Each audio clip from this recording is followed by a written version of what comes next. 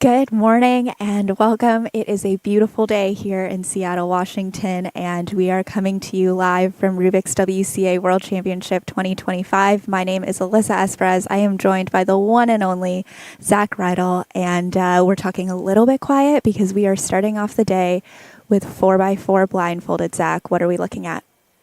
Well, really, there's only so much to look at. We do have a ton of fast competitors here, but far and away, there's really one competitor. There's a 1%, yeah. And not just at the World Championships, but really in the world. Stanley Chappell. Stanley is far and away the best four-blind solver, arguably, maybe of all time. I think definitely of all time. Stanley is going for a three-peat here, I believe. Yes. Going for 3 straight 4x4 World Championship victories. Absolutely, and notably, the only people to do that, Felix Zemdegs, Kevin Hayes. Yesterday, we saw Max Park do it, and now Stanley Chappell will be the 4th person in WCA history to have a three-peat in a World Championship event.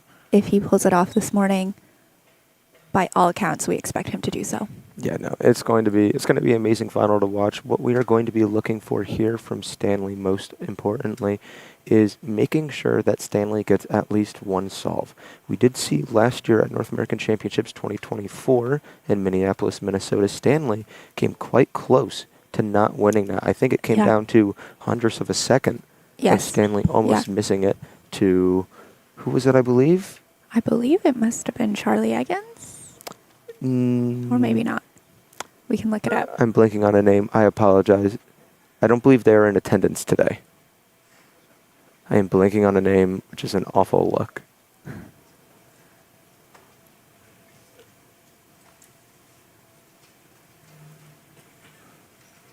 Elliot Kobylanski Oh, there we go. came quite close, yes, within Yes. half a second Yep. of Stanley's time there. Here on the screen now, you see, I believe this is Ryan Eckersley. It is. Inspecting, well, not really inspecting. Again, with blindfolded solving, the memorization step is also factored into a solver's time. So right now we are seeing Ryan inspect or memorize the cube. Going to take note, donning the blindfold at around 38 seconds.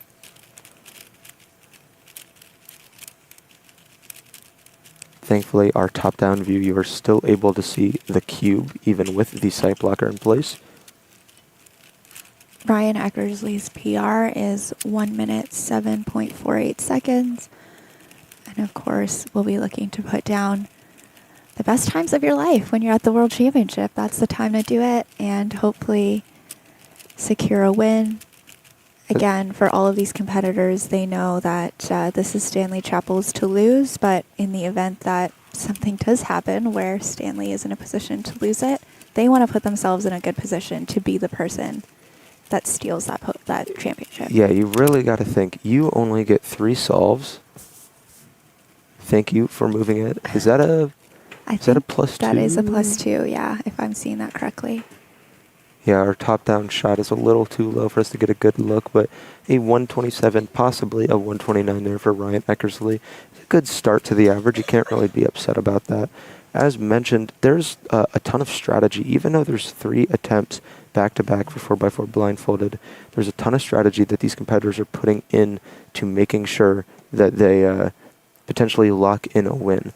On the rare occurrence that Stanley triple DNFs, we saw only within the last year, he has only triple DNF'd for blind twice. Yeah, and he competes a lot. So we're really going to be looking for these competitors to try and be able to sneak their way onto the podium. Ryan Eckersley, definitely a favorite for making it onto the podium.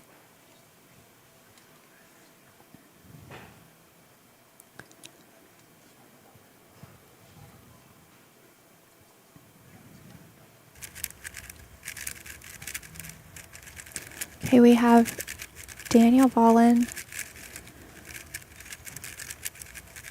coming up, and the overhead cam we have right now, we believe, is Stanley Chappell. Well through execution already at 42 seconds, and Stanley was the first and currently continues to be the only solver in the world who has done this event in less than a minute. say we're hopefully going to get a front shot of Stanley here for you guys. Yep. And there it is. 59.76 for Stanley Chapel. 59.76. Unsure A what's going on. success, and most likely Stanley Chapel has just secured the World Championship. I was going to say, no one's even come close. I know there is, what is it? I remember last year in Minneapolis, Stanley Chapel put $1,000 on the line to the next person to get a sub 1 4x4 blindfolded single. So if we see someone pull one out here, not only will they take the prize home, hopefully away from Stanley, but they'll also be able to get a nice, cool $1,000. Daniel Wallin is our third seed in this event here at the World Championship. And from Sweden, we'll be looking for a podium placement here. I see a lot of solved centers on the scramble. I see just about, like, it looks like 2 on each face, or maybe it doesn't match orientation well, but a ton of solved centers means less for these competitors to have to memorize. We did just see Stanley get a 59-second solve on this scramble, so we'll see what Daniel can put down here.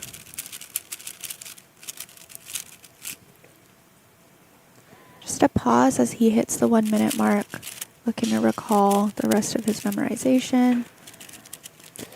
Yeah, it looks like we're really seeing. I think it's fairly certain that we're going to see Stanley Chapel as our 4-blind world champion, even after just one solve. Yeah. So right now we're on the lookout for 2nd and 3rd place. Looks like Daniel has forgotten his memorization here. He'll try to recall that, but of course, as he tries to recall his memorization, the clock ticks. I was going to say, as you chase that memo, you got to wonder, it is taking a little bit of a toll on your brain to make sure. It is taking a toll on your brain to make sure that you can recall information, and that might be a hindrance towards your next attempts. Sometimes it might just be worth it to stop to solve, remember what you missed, know how to correct it for the next one, and then wait for your next attempt. As you see, crossing the 2 minute mark here for Daniel, that is very uncharacteristic for him. His times that he's typically looking for, 1:30 or better. I was going to say, you really got to wonder. There we go. There's the DNF there. You got to wonder what he's thinking there.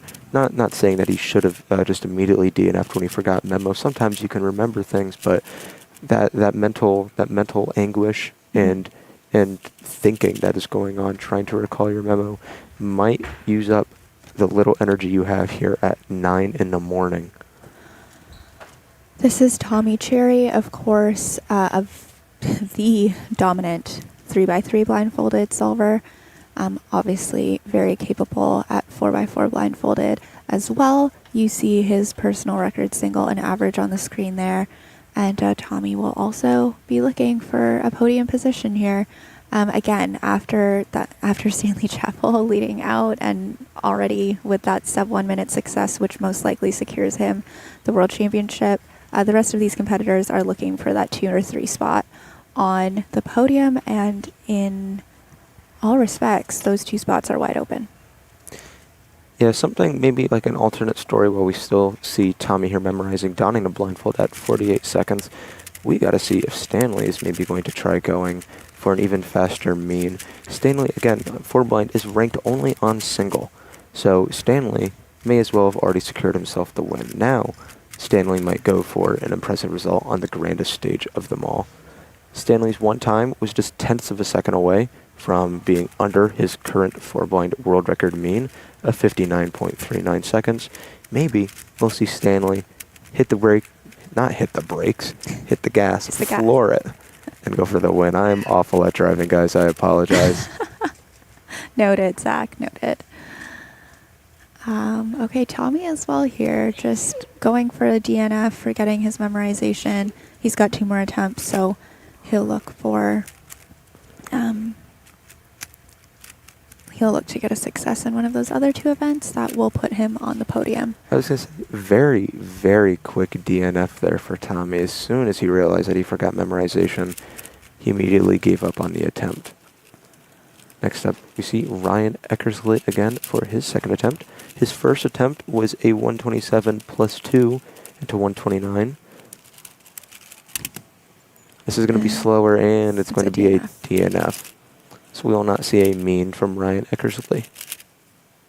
Again, it is only ranked based on single, so these competitors aren't really worried about getting a mean, especially on a stage as full of pressure as the World Championship stage. This is Charlie Eggins from Australia, a personal record single of 123. Does not have a four-blind mean, notably. So Charlie, also another one of those competitors who will be looking for a podium. We will follow along in the top right as we get set for Stanley Chappell's second solve. He's already wearing a smile on his face. Yeah, he knows. He knows he doesn't really need to try all too hard from here on out. He's already got the win. I know Stanley has been putting a lot of pressure on himself, but frankly, when you are the greatest of all time in your field, you gotta wonder if maybe the nerves start to go away. Stanley Chappell will be our world champion. We will take a look if he will be our world champion who also sets a world record while doing it. A donned blindfold at 20 seconds there for Stanley Chappell. Again, during 4x4 blindfolded, memorization is factored into your final time. So every second counts. Big pause here for centers. But centers do appear to be solved for Stanley. Moving on to corners. Corners look done. Now we're onto our wings. Very quick turning here. Some head shakes, but looks to be progressing well through this solve. Let's see if it's solved at the end here.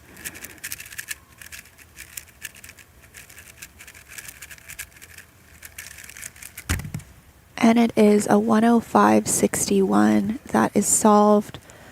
Very impressive for Stanley, although he looks maybe a little frustrated knowing he probably could have gone some more, but seeing some head nods here, he's still quite happy with that result. So we cut back to Charlie Eggins. There's the jazz hands from Charlie. Not Charlie, Stanley Chappell. Charlie Eggins has crossed the 2-minute mark here on this four-blind solve. And it does look like, though, it will be solved at the end. So Charlie, no, it's not. I got tricked by the back. Off by 3 centers. Again, one wrong mess up during 4x4 memorization, and the entire solve goes awry. Daniel Volin, donning the blindfold at about 42 seconds here, did have a DNF on the first solve for getting his memorization. So as he looks to get a success that will put him in contention for the podium, this solve could be it here. He's moving well through his execution stage.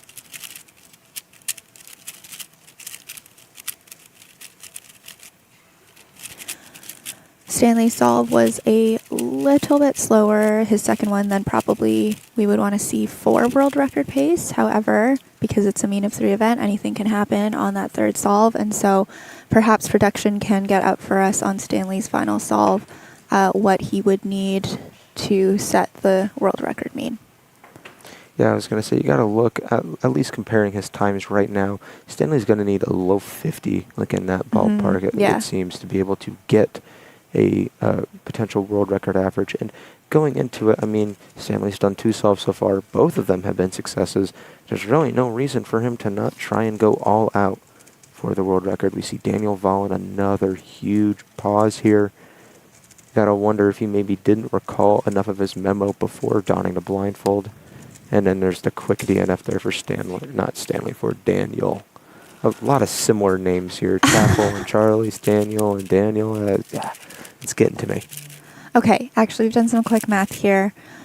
For the world record mean, Stanley will essentially need a solve close to the world record single, which is 52.8. So it's not impossible, but we'll just see what the scramble looks like. No one else has seen it yet, so we don't know.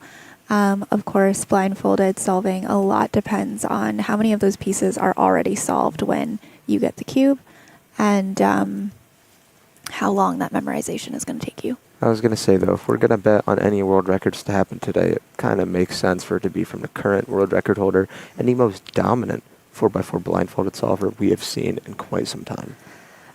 Yes, it would be quite. It already is quite the feat to three-peat the World Championship, which Stanley will do here at the World Championship. But can he put a little bit more on it? We will see. Don blindfold there at 1 minute and 2 seconds as we see Ryan Eckersley come up to the blue stage. And I think out of all the times we've seen so far, Ryan is far and away favorite for second place. Yeah. Right now, second place is actually wide open. There's that 129 that we saw from Ryan Eckersley. We did see off-stream Manuel Gutmann with a 133 DNF he seemed extremely frustrated with. Yeah. Manuel also quite in the running for the three blind. Manuel is a podium. very, very experienced solver, an experienced World Championship solver, has been on this stage many times and knows what it takes. Okay, we are getting set for Stanley's final solve. Once again, needs a 52.77 for world record mean. That is very close to his world record single of 51.96, so it would be quite extraordinary for him. In the words of himself, being Stanley Chappell is an unfair advantage. Correct. He has plot armor, Alyssa. Let's see what he can pull off here. Let's obviously see big white block there at the top Yeah. he's using for centers, as well as green there on the front. Should hopefully make center memorization all the much easier. Now it looks like he's on to memorizing wings. And a 20-second blindfolded John there. Very quick. He's going to turn fast. Stanley is a very smart guy. He knows exactly what needs to happen here. He's already secured the World Championship. All that's left on the table right now is the world record, and I have no doubt that he's going for it, but we're about 10 seconds away from passing that time that he needs. Oh, but we look awful close, Alyssa. I don't think that we're going to see it. No. Maybe we could still see a sub 1. Nope, because that would still be quite close to world record. Quite lucky. Big pause there at the end. But it's a solved cube, a 101.58 for Stanley. There's Points the point. out to the crowd. Again, the fact that we're kind of like, oh, he didn't get the world record while becoming the world champion just shows his dominance. Wait, hold on. Stanley Chappell just got a 4 blind mean on the biggest stage of them all. Yeah. That is going to far and away beat everyone else's single solve. Absolutely. Like, there are no words for this level of dominance that we see from Stanley Chappell. In fact, I think Stanley, as you mentioned, he's put money on the line to say, like, the next person who gets a sub 1, like, I will personally send you a check, cut you a check. And, I think for Stanley, there's like a level of like, this is a bit boring. I want someone come for me. I remember I was commentating clock finals with him at North American Championships, and he was like, I've been feeling a bit washed, and that's not good going into a major. So having the gusto to put his own money on the line is quite bold. We do see here Michael Tripodi, one of our lovely commentators, also quite the excellent 4x4 blindfolded solver. Michael's first solve today during warm-up at the hotel was, I believe, a 119. There we go. So we could be seeing some amazing solving here from Michael. I know it would mean so much to Michael to be on the podium here at World Championship, and he is certainly capable of it. So let's see what time we have here. I'm not sure if we have had other solves from him yet, so we may have to go and ask. Say Donna blindfold at around 52, 53 seconds there. I feel like that was a bit of a slower memorization for him. I'm not too familiar with Tripodi splits. He might be playing it safe here just to hopefully get a single, which could mean a podium result here. Again, I'm not even sure what's the fastest single we've seen so far by someone whose initials aren't SC. We have Daniel Vollen as well in our top right who we're following, and Daniel has double DNF'd, so this is his last solve, and pressure's on. You've got 3 chances to get a success. Daniel has not done it. Speaking of, Michael looks extremely close to solve here. Great position. 139. Let's take a look. It is good. It's good. 139.62.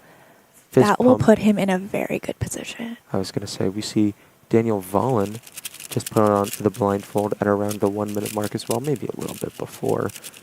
But he's going to need quite the fast execution to be able to keep up. And here we see a huge pause. Memorization recall. Daniel might have forgotten where he's at in his memo.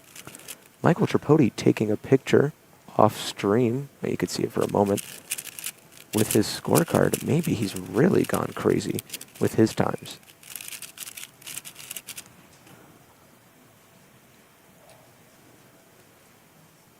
A big pause here for Daniel, and he's going to pass the time that Michael Tripodi just set, so that will take him out of podium contention for sure.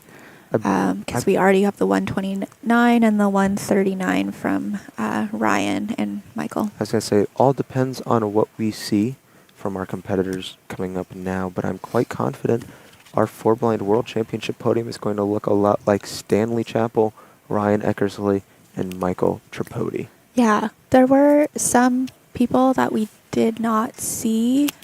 We didn't see all of Charlie's solves, and we did not see All of Tommy's solves. all of Tommy's solves. So we'll take a look at that and await results to come in. We also didn't see all of Manuel Gutmann's solves, so we saw the one where he was feeling pretty frustrated with a DNF, but otherwise we did not see anything else from him. He does look quite disappointed in his performance, so I'm thinking that maybe we did not see a success, or at least a fast success, from Daniel Vollen.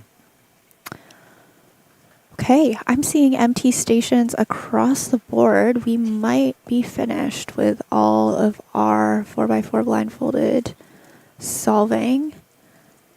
And Lou's like, yeah, we're not going to see another one there. Let's take this time now to maybe recap some of our results from our finals yesterday. Absolutely. Just a very chill day yesterday, right, Zach? I don't know. No big deal. I got kind of bored. I know. There's nothing to see. Joking aside, 4x4 finals, we saw, I think Kevin Hayes may have been more excited for Sebastian Weyer than Sebastian Weyer was for Sebastian Weyer.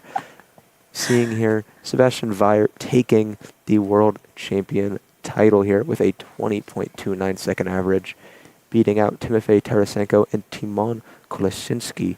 Sebastian, as soon as, if you go rewatch the stream, don't watch it now because we're still here, of course, but Sebastian was absolutely ecstatic when he found out that he was our 4x4 world champion. Absolutely. We've got a European sweep on this podium.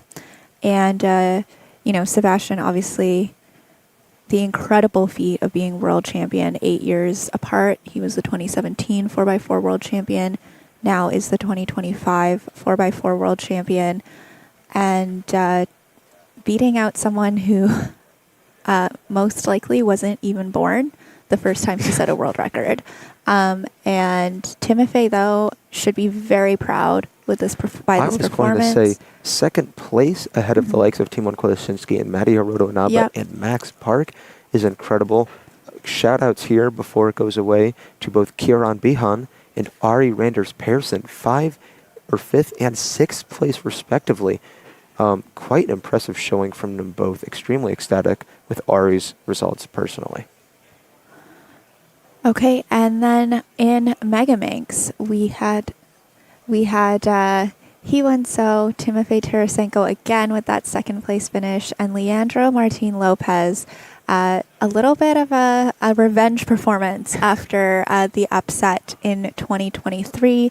Martin very, very happy with I remember this seeing performance. the entire community that was built around LML back here As soon as he found out that he was the world champion, everyone was jumping up and down, celebrating him. Team Argentina going crazy. Absolutely. An incredible Mega Minx finals. All right. And then next up, we had 2x2 Cube. Walk us through it, Zach. 2x2, we saw an extremely dominant performance from our world champion, Sujin Feist. An amazing 2x2 solver. We knew going into this that we were going to see some amazing 2x2 action, and boy, did we see it. We also saw in second place Yihong Wang with a 119 average, and in third place Zen Kanani with a 1.2 average. The entire World Championship podium within 0.03 of a second of each other is absolutely insane. But we do see, I believe Sujin would call his World Championship title Ung, as in objectively optimal. I don't know. I'm probably not using it right, but I know he was going ballistic after he found out that he won the World Championship. Oh, Incredible performance from all of our 2x2 finals. Absolutely. And then we closed out the evening with 7x7, and we'll take a look at those rankings. 7x7, again, came down to the last solve. I think most of our finals last night came down to the last solve, which is obviously the dream scenario. Max Park, no surprises there. Our world champion with a 143.23 mean, bouncing back after a pretty rough semifinal for him. So it was great to see that. Team 1 Koloshinsky in our second position, and rounding out with Lim Hung, who was very happy. He was very happy to close out the podium with a 148.59 representing Malaysia. Timofey Tarasenko set 2 NRs in this round. Didn't quite crack that podium, but you're not going to be upset, Zach, when you set a national record in a world final. It falls short of the podium, but he put down his best solving. Absolutely. And someone who is absolutely deserving of a shout out here. You see him there in 8th place, Kevin Hayes. An amazing showing. Second, if maybe like a North American podium here, behind Max Park, Kevin still showing that he still has it. He is beating the Unk allegations of being too old. He's still in it. Kevin, an amazing solver. Again, as the rankings go on, we did see some more performances. Again, top 8 all being sub 2, or top 7 all being sub 2, and top 8 all being a very low 2-minute mean. Mm-hmm. An incredibly fast 7x7 finals, but what do you expect? It's the World Championship, Alyssa.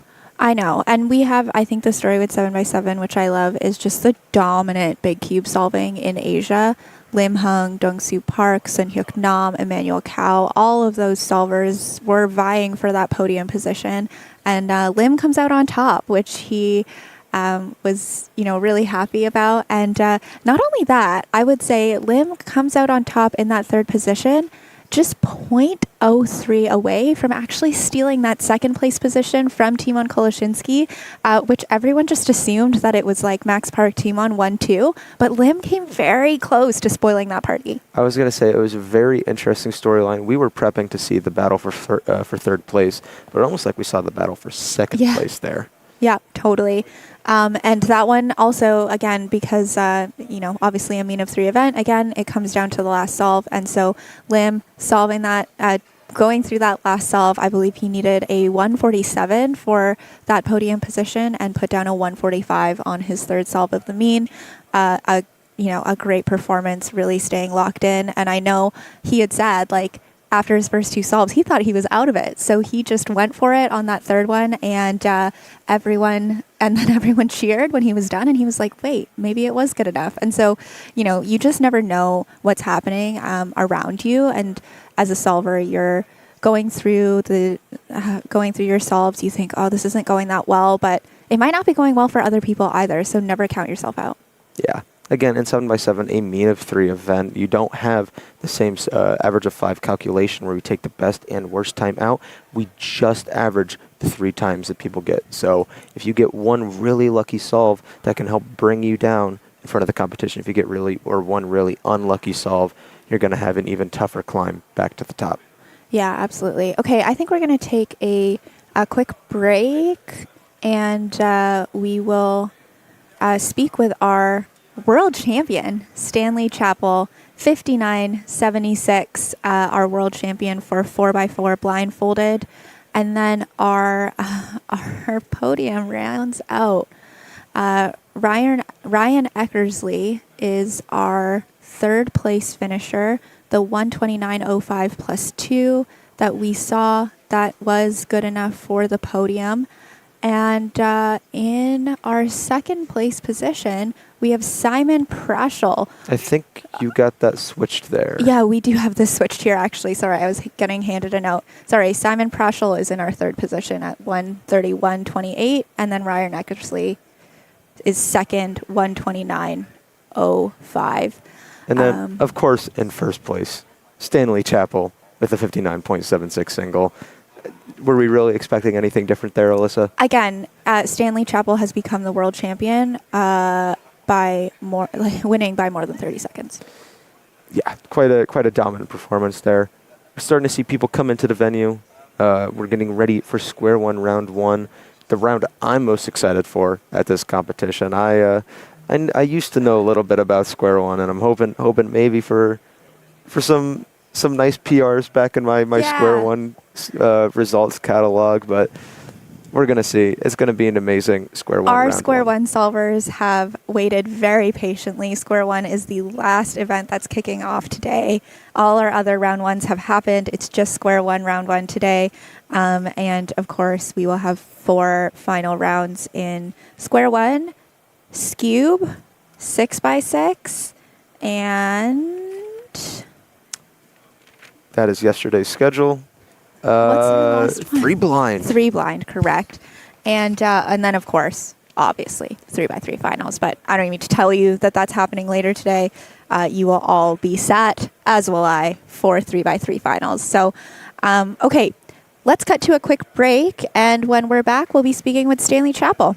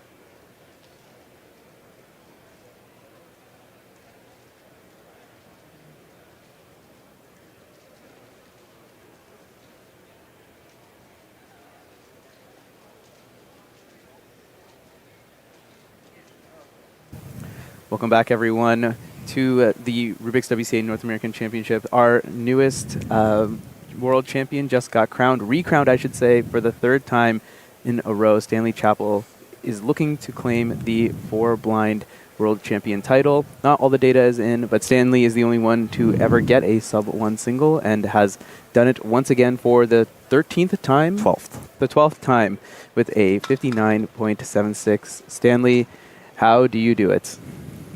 Well, I think Laser Monkey already asked about this one. He has some insight on that one. But yeah, I mean, I just practice this event a lot, which is a pretty rare. It's a pretty rare thing. I mean, this is a frustrating event to practice. It is. You get mountains and mountains of DNFs, and especially with the memo technique, that's kind of the white whale of the event for everyone, called one passing, which is where you memorize the entire cube and never review any of the memo. You just go straight in. That's really hard to do for a lot of people, and it's really frustrating to get used to. But once you get over that hump, you know, it renders you like massively ahead of the field when most people are really struggling to climb that hill. Yeah, and four blind, of course, a significantly more complicated event than 3x3 blindfolded. Of course, 3x3, you have your edges, which are different. On four blind, you have wings, so that's like double the number of pieces that you have to memorize. Corners, largely the same from what I understand. Yep. But then you also have the center pieces, and then, in three blind, we don't memorize the centers, but four blind, you have to memorize all of those pieces as well. How are the scrambles today? Because you also got a mean as well. Yeah, so the scrambles were actually quite good. Yeah, nothing I can complain about. I think they were better than my world record mean set for sure. But it's worlds finals, and also my cube was feeling like a little bit weird. It was just a little bit faster than I would have expected. So my turning was not really on its game today. But it doesn't matter. It's okay. Got a 59 solve 1, can just like chill out and just enjoy the moment after that. Yeah. I think it's been a couple years at this point. You put out a bounty for others to get sub 1. You want to update us on the status of that? Yeah, so the current status is that nobody has claimed the bounty. There has been no movement in second in the world since the bounty has been posted. For those who are unaware, the next person to get a sub 1 official single in four blind with a couple of easy extra restrictions will get $600 from me personally, and then the next two will get $300 and $100. So if you're looking to make a quick buck in cubing, I'm your guy. I don't know about a quick buck. Certainly a very difficult event and very, very difficult to get to that level. Especially, as you mentioned, it's hard to practice. How do you keep your motivation up when you just DNF a lot? It's just the nature of the beast.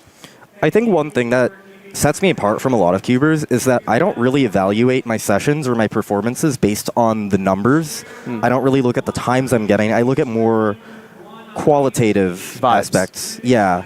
If I'm getting DNFs that feel like they're making progress, or I'm remembering more, or that are closer, I can really internalize that very easily and think that that's like really, that gives me a lot of motivation, even if the number or lack thereof with a DNF is the same. And do you think that's like something that others who are also practicing like blindfolded or other like high DNF events should kind of aim for? Just kind of like vibe it out? I think that's generally the best mindset to have, yeah. I think especially in very luck-based events like 2x2, for example, you don't really want to evaluate your averages based on how good they were numerically, but rather how well you handled the scrambles, right? So how does it differ doing four blind at like the world stage compared to your typical PBQ competition? Because here, while everyone does their best to be quiet, certainly there's like noise going on, people from all the way on the other side of the room. So how do you kind of deal with that? So my general thing with championships is that I'm decent at blocking things out unless they're like really kind of, if it's just sort of like a background murmur, I can absolutely just block it out. It's more so if there's some like outburst that it's bad. And thankfully, these crowds are generally very good about only keeping it as like a murmur. And so I'm able to kind of just lock into my own sort of universe while I'm solving. and just make it about, just it's just my little world where I'm just trying to solve a 4x4 blindfolded. Yeah. Yeah, incredible stuff, Stanley. Your second world championship, your second world title in this world championship. How are you feeling looking forward to the rest of the events? You still have Skube. You are the defending world champion. Looking to make a run there, perhaps? Yeah. I mean, I'm going to get 1.3 average in finals. We're going to take our second Skube world title. Yeah, stay tuned. What else are you looking forward to, just like as like a spectator?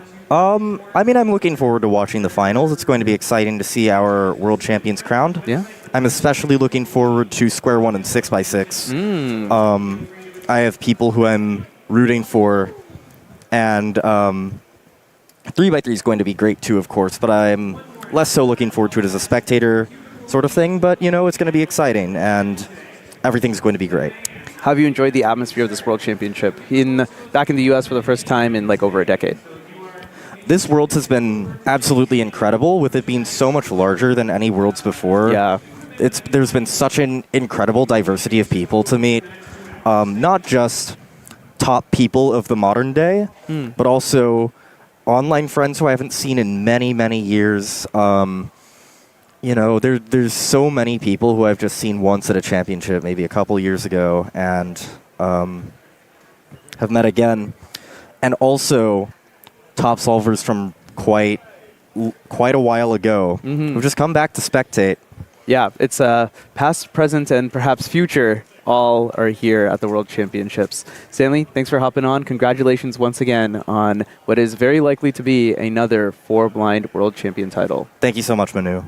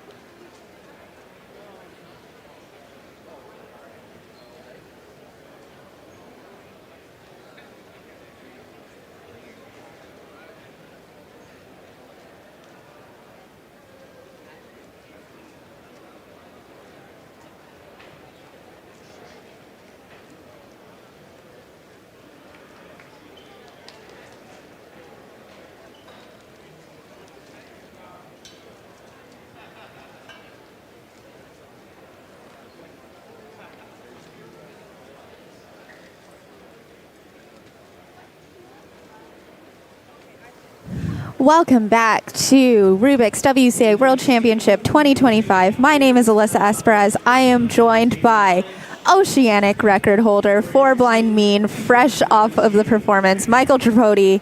Congratulations. Hello, hello. Thank you very much, Alyssa. You might have heard me on the stream a couple times over this weekend, but it's nice to be able to do well in the competition as well. Obviously, stream is massive priority at the moment, but being able to perform on stage is also very fun.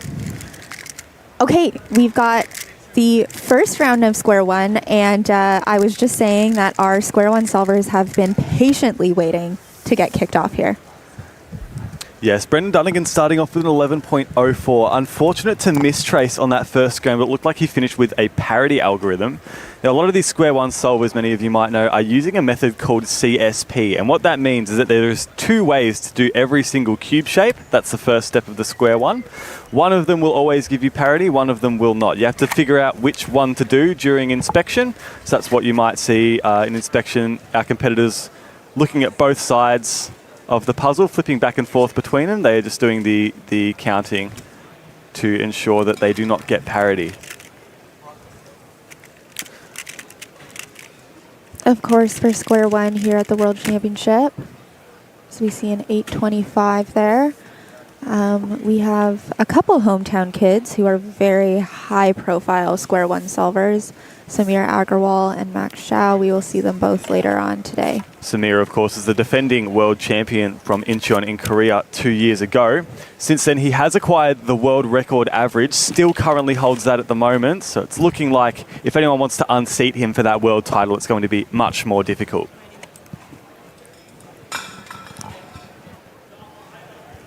Got Anshu Chenru. Interesting to see the colour schemes that some of these competitors are using. Regular Square Ones just come with yellow on top and white on bottom. There's some customization that can be done with some extra black pieces. So a lot of people just swap out the yellow for black for extra contrast. Some people prefer what's called the Bumblebee style setup, which is yellow and black. Interesting. There's Anshu. I believe she is the female world record holder currently with a somewhere in the 6.2 range for the average. We've just seen on the graphics. We'll be hoping for good times there, and we'll try and get as many of those on stream as we possibly can. Absolutely.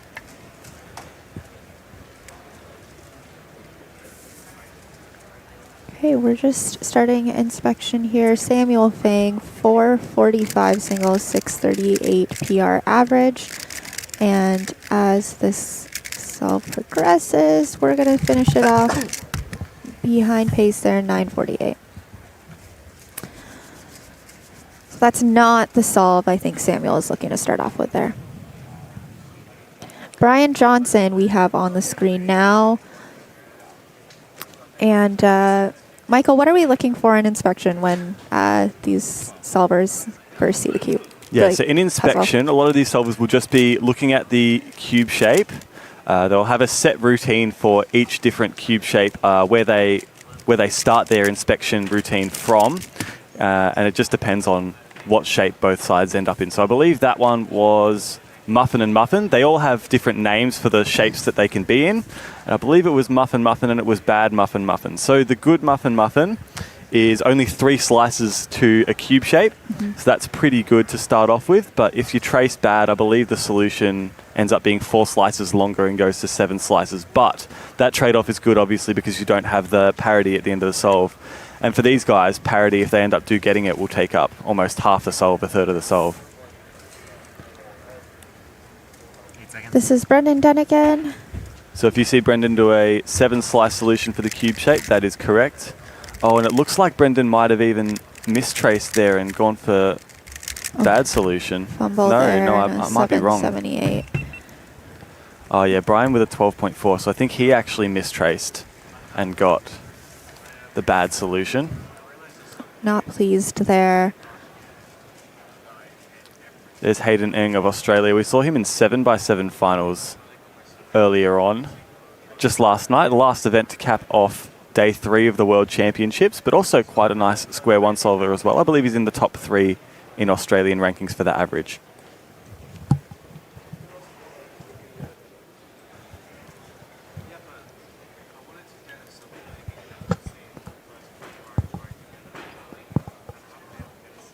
All right, we are continuing along with square one, round one.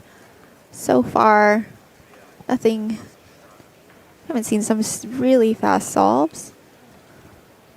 But again, in this first round, we are just kicking off square one today. So just getting our first solves down and hoping for a big day. Okay, Brian Johnson here. And a little bit better on pace here, 6:35. Brian Johnson, one of our solvers with a sub-6 average officially. Notice a lot of these cubers are also using a method called OBL. So regular beginner method for solving a square one is just to solve the corners onto the right side and then later on solve the edges onto the right side. And there are advantages to that one as well. You get some decent look ahead into the next step if you do it that way. But what has been shown to be the best method overall is just to solve the whole of both layers in just one algorithm. And similar to cube shape parity, all of those shapes will have their own names. And Shuchenaru here coming up for her second solve. Once again, the female world record holder in this event. Except Tracy now looking like that second scramble. So you should be seeing the 3-slice solution here if tracing is correct. I'm not sure if that was, but we'll soon find out. And yep, 8.55 there.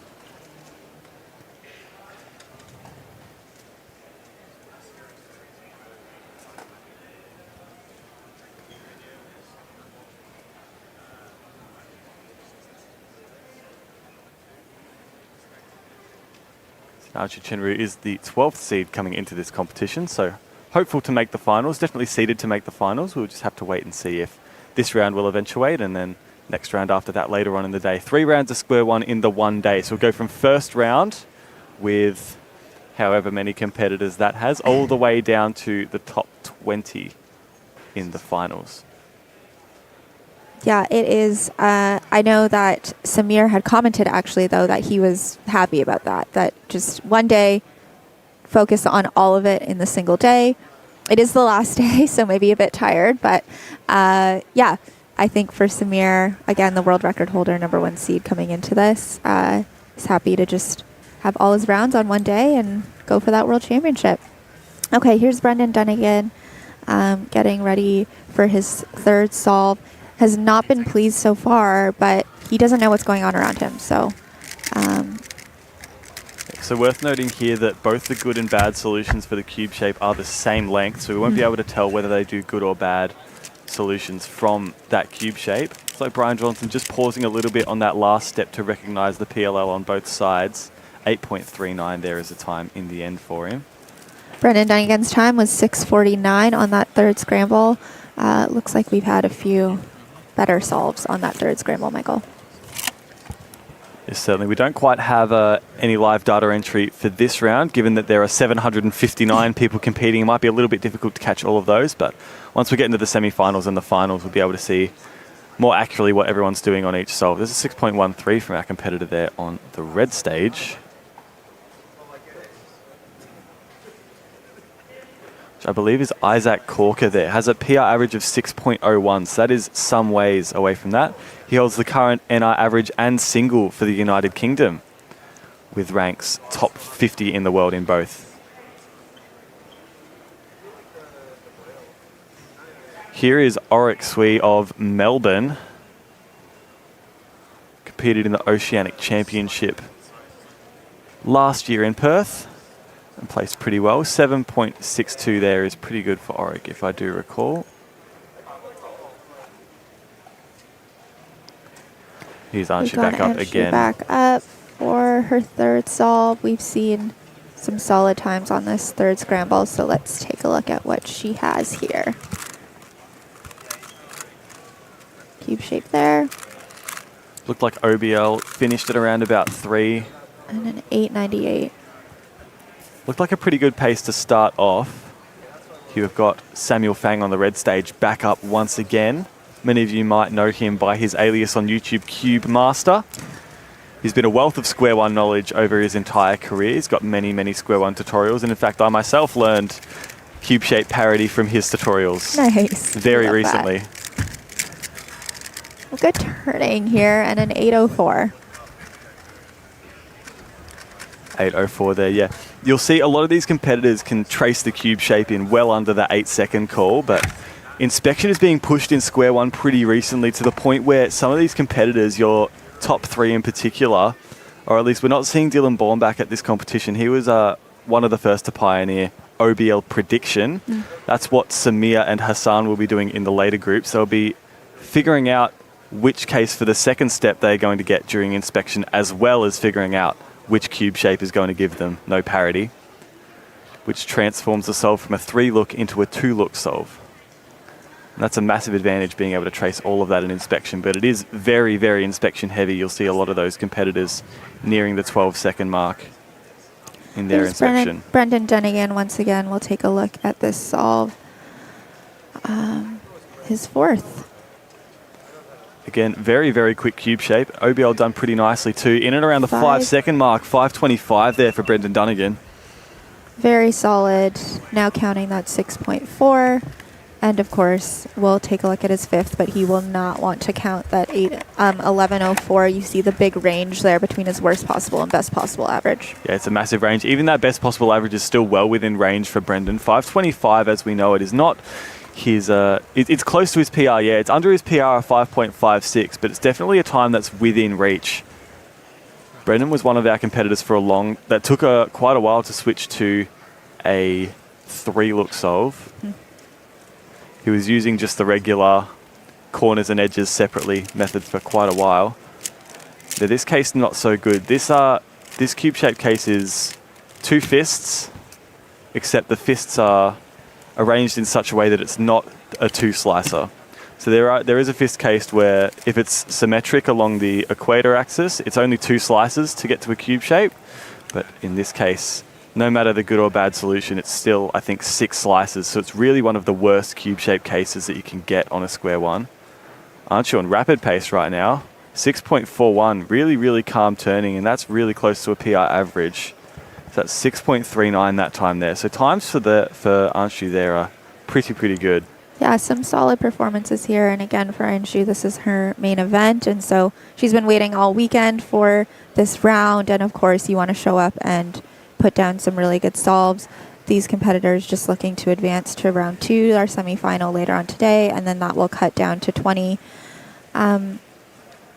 Michael, Square One is such a unique event. And really, I feel like, I don't know what your perspective is on this. I'm curious. Like, not many transferable skills between this event and any of the other events. No, definitely not. You would see a lot of transferable skills in, for example, from like 3x3 to the bigger cubes, obviously because you're reducing to a 3x3, and there are similar skills there depending on what method you use. But for Square One, I think it's just such a unique puzzle, and the fact that it's got such a restricted move set, for example, that right-hand side only turns a full 180 degrees.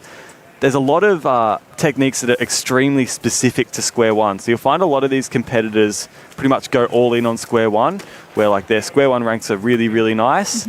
And then maybe some of those skills transfer over, like, you know, good turning principles and so on and so forth, but you won't see as good marks in other events. Absolutely. I would say Max Shao is maybe the interesting one, where I'm always kind of surprised how good he is at 3x3, given that he's known as a top-level Square One solver. Yeah, Max is one of those competitors who just has such a wide range of events that he's good at. And not that it's an anomaly over Square One solvers, but you said it, the transferable skills just kind of aren't really there. So we see the 4x4 blindfolded results come up right now. Here we go, yeah. Stanley Chappell with another 102 mean.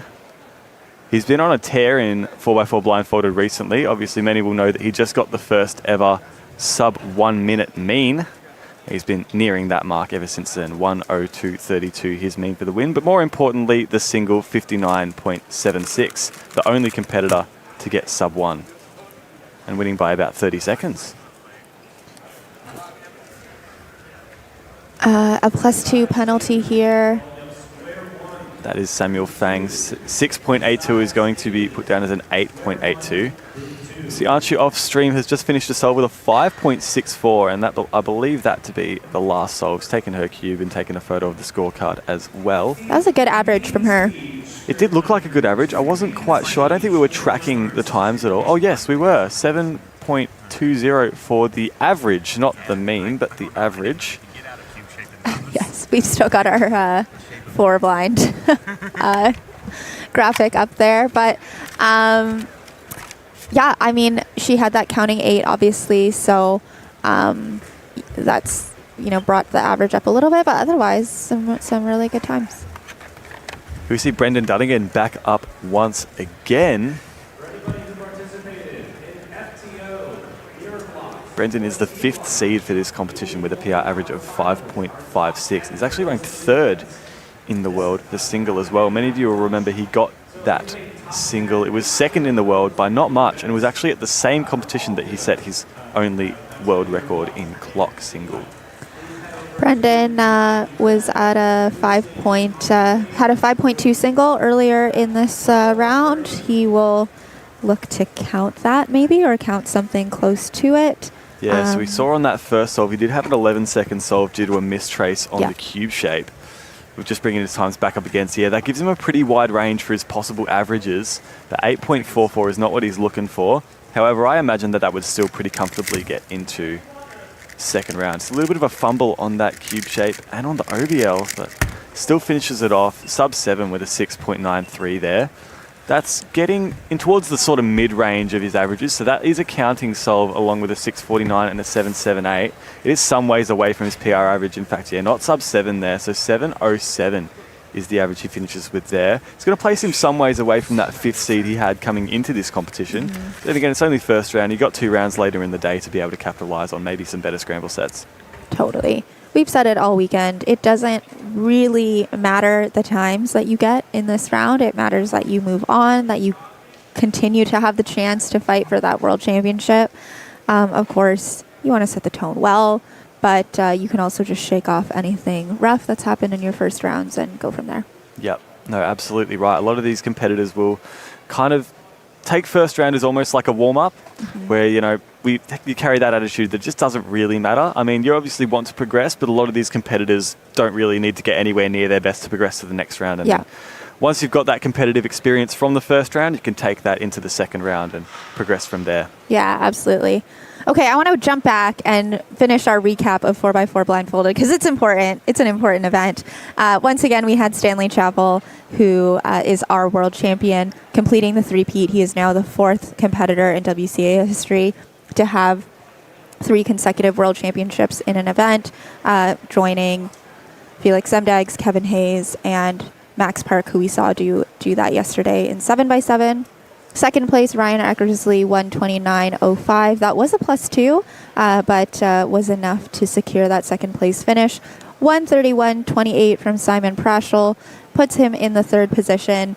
And Michael Tripodi with a best time of 136.94 Who's that is guy? that 4th place finish, but a oceanic record mean while you were at it.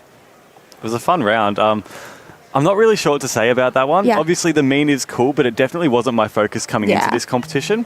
I knew that if I got a good single, I would definitely be in with a shot at podium. Obviously, 136 is not the most fantastic time for 4x4 blindfolded. I wouldn't say it deserves to podium at a world championship, but I definitely wasn't that nervous going into the last solve because my focus was always on getting a fast single and the mean just wasn't really on my radar.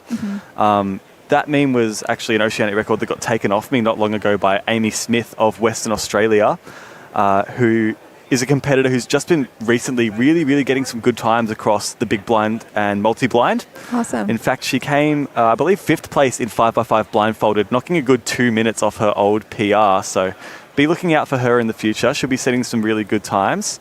But yeah, it was really nice to get some competitors from around Australia doing really well. In particular, I think that's the first oceanic record from a person from Western Australia for, I think, 7 or 8 years or something like that. So it was really, really nice that we could share around the OCRs a little bit. And yeah, it's nice that I think it's nice when you have other people kind of pushing you to those records, right? No, it's 100%. no fun if it's just like your own record that you're breaking over and over again, which I think Stanley feels a little bit. Yeah, I think Stanley's trying to kind of encourage a little bit more competition. Obviously, he had that bounty that he announced, I think about 1.5 years ago, where the next 3 people, I think, to get sub 1 on 4x4 blindfolded the incentive is a cash prize, actually. I think up to $1,000 worth of cash prizes there. As we move into Group 2 for Square One, we're going to be seeing the current world record holder and naturally first seed for this competition, Samir Agarwal, with a world record average of 4.63. It's his second world championship and podiumed in the last world championships. A 4.58 Wow. on that first scramble here for, I believe that's Gaizarian. That might be a national record for Israel. Oh, congratulations to Knocks it Guy. down from a 4.9 single, which is 45th in the world, to a 4.58 for What are you Guy. seeing here, Michael? Looked like a 4-slice OBL there, and extremely quick recognition. I would imagine a little bit of luck necessary on the PBL. Yeah, it looked like a 4-slice PBL cancelled into flipping the equator. Obviously, if you do not flip the equator, that is a DNF. But 4.58 is a massive chunk taken off that world record. Oh, not world record, sorry, national record for Israel. 4.58 average now puts him into the top 30. It puts him exactly 30th in the world. That's a great single here that we're seeing. And obviously just taking it all in. And looking at the ranks as well, that puts him ahead of Martin Velle-Egdal of Denmark. He had a 4.59, so only gets it by 0.01 of a second, and that actually puts him top 5 in Europe as well. Oh, actually, you know what? I'm just seeing in chat that potentially stop the timer a little bit early, Michael. That's what we're talking about here, and it might actually be a DNF. Yeah, getting confirmation here that he Yeah. might have. Yeah, I think you're right. He could have stopped the timer early. It would Let's be take a look unfortunate. We'll again. see on the top-down view here. Yeah, I think you might be right. Yeah, we've got that yellow light on the timer, so definitely. Oh, Oh, that's so unfortunate for Guy. It looked like a good solve regardless, but 4.58 is unfortunately going to go down as a DNF. So all that talking up we've been doing of a new national record single and the best possible start to his round now goes down as the worst possible start to any Yeah. average. Just a did not finish. things can swing fast here at the World Championships. Yeah, it's definitely one of those events where just, I think it's entirely scramble dependent, but it looked like the cases were still pretty good on that scramble. We're going to have David Epstein on stream right now. Fellow Australian here. A fellow Australian here. His seed is a little bit misleading, and he won't mind me saying this one bit, but he has not practiced square one for well over 2 years at this point. So his seed is still the current oceanic record of 5.37, but I don't think is going to get close to that in this particular round. He is, of course, a former world record holder. In 2021, he set a 6.34 average for his first world record. And then a year later in 2022, a 4.40 single at wonderful Williamstown 2022, a lovely competition that I happened to attend. I love that. This a 6-second solve there, though, so not anything too bad there. Definitely not right too on bad. I pace, think yeah. that's a time that at this moment he would be pretty happy with. Yeah. And here goes the one and only Our very own Zach Rydell. Wowee. All right, we're going to be seeing all of the stream team on stream right now. Here goes Zach Rydell. He's been pinching my stack mat to practice some square one. He, of course, is one of our competitors using the cube shape parity method.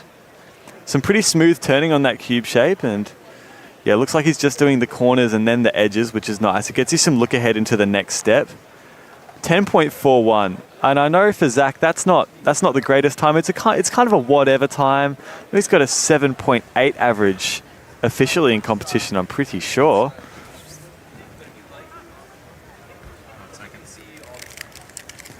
Here goes Rasmus once again. That looks like it was pretty good pace, but just a lot of lockups on that PBL step there. It looked like absolutely express until that point. It's still under his PR average, which I believe is also the national record for Denmark. He has a double win at the European Championships, does Rasmus.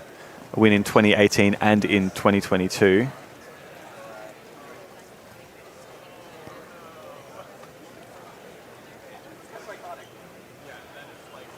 All right, and here is David Epstein's second solve. Surprised us a little bit on that first solve with a 6-second solve. Looks like this one's not going to be on the pace, but then again, I don't think we expected that to be too similar to what he got. 12:02. And he's definitely not tracing the cube shape either. He's just going for the best cube shape solution out of the two. All right, here we go. This is the competitor we've been waiting to see in this round. Samir Agarwal, the current world record holder, our #1 seed coming into this event. Samir has said his goal is not just to be the world champion, it's to win every round at this competition.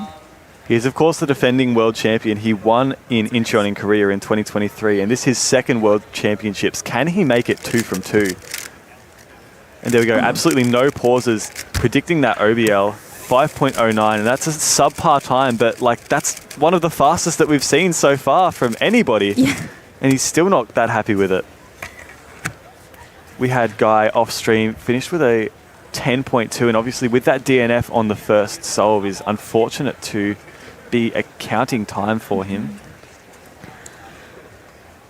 Samir holds himself to a very high standard, and so obviously one of the fastest times we've seen so far, but a head shake. And, you know, I think Samir also needs to kind of pace himself throughout this day. It's still going to be a long day for all of our square one solvers with all 3 rounds happening today. Once again, this is just the first round of square one happening right now, and so he still has a semifinal, and if all goes well, as we expect, a final ahead of him today. There's definitely going a bit of fatigue there. It is the last day of the World Championships, and a lot of these competitors have been just about competing all day, every day. Yeah. So 3 rounds of square one at the very end of the competition. For those of who main the event, it can be a little bit of a tough task. Speaking of someone who's been competing all day, every day, this is Luke Garrett, a well-known all-rounder. I think he was in like 3 finals last night or something like that. 878 from Luke Garrett. And as we see that, I think we are about to take a break and transition to speak to our FMC world champion, Levi Gibson. And so we will cut over to Manu, who's going to lead us in that interview in just a second.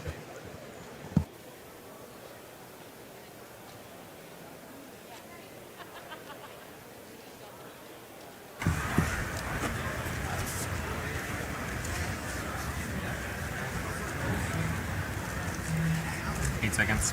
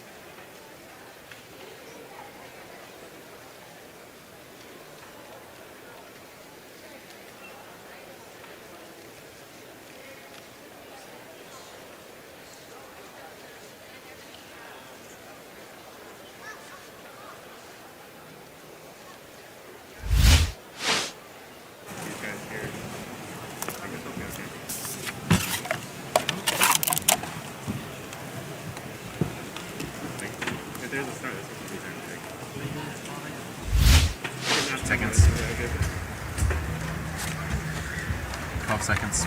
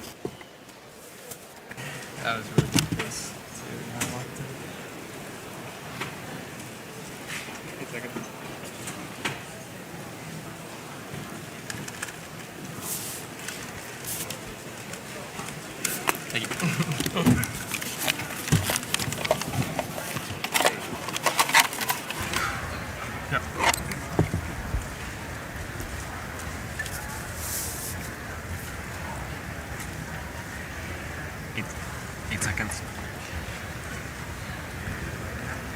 Welcome back, everyone. I'm here with Levi Gibson, winning their first World Championship in FMC. Levi, welcome to the stream.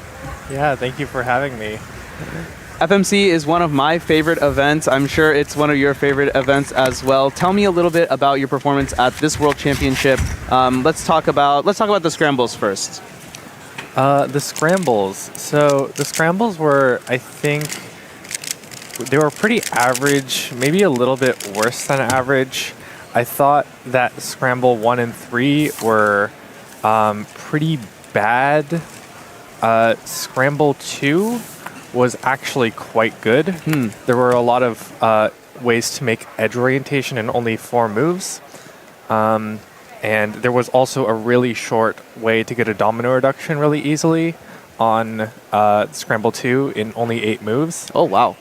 Yeah, and so the scrambles were pretty average, but yeah. Okay. That's really interesting. DR in 8 moves, that's certainly pretty good. What made scrambles 1 and 3 particularly bad, would you say? Any 4-move EOs? Any good DRs? Scramble 1, I honestly don't remember it that much. Yeah, it was several days ago at this point. Yeah, and my solution was just really weird. I submitted my solution at like 30 minutes in, so I didn't really get to explore the scramble very much. But it didn't have a lot of EOs from what I can remember, and I couldn't find any amazing DRs also.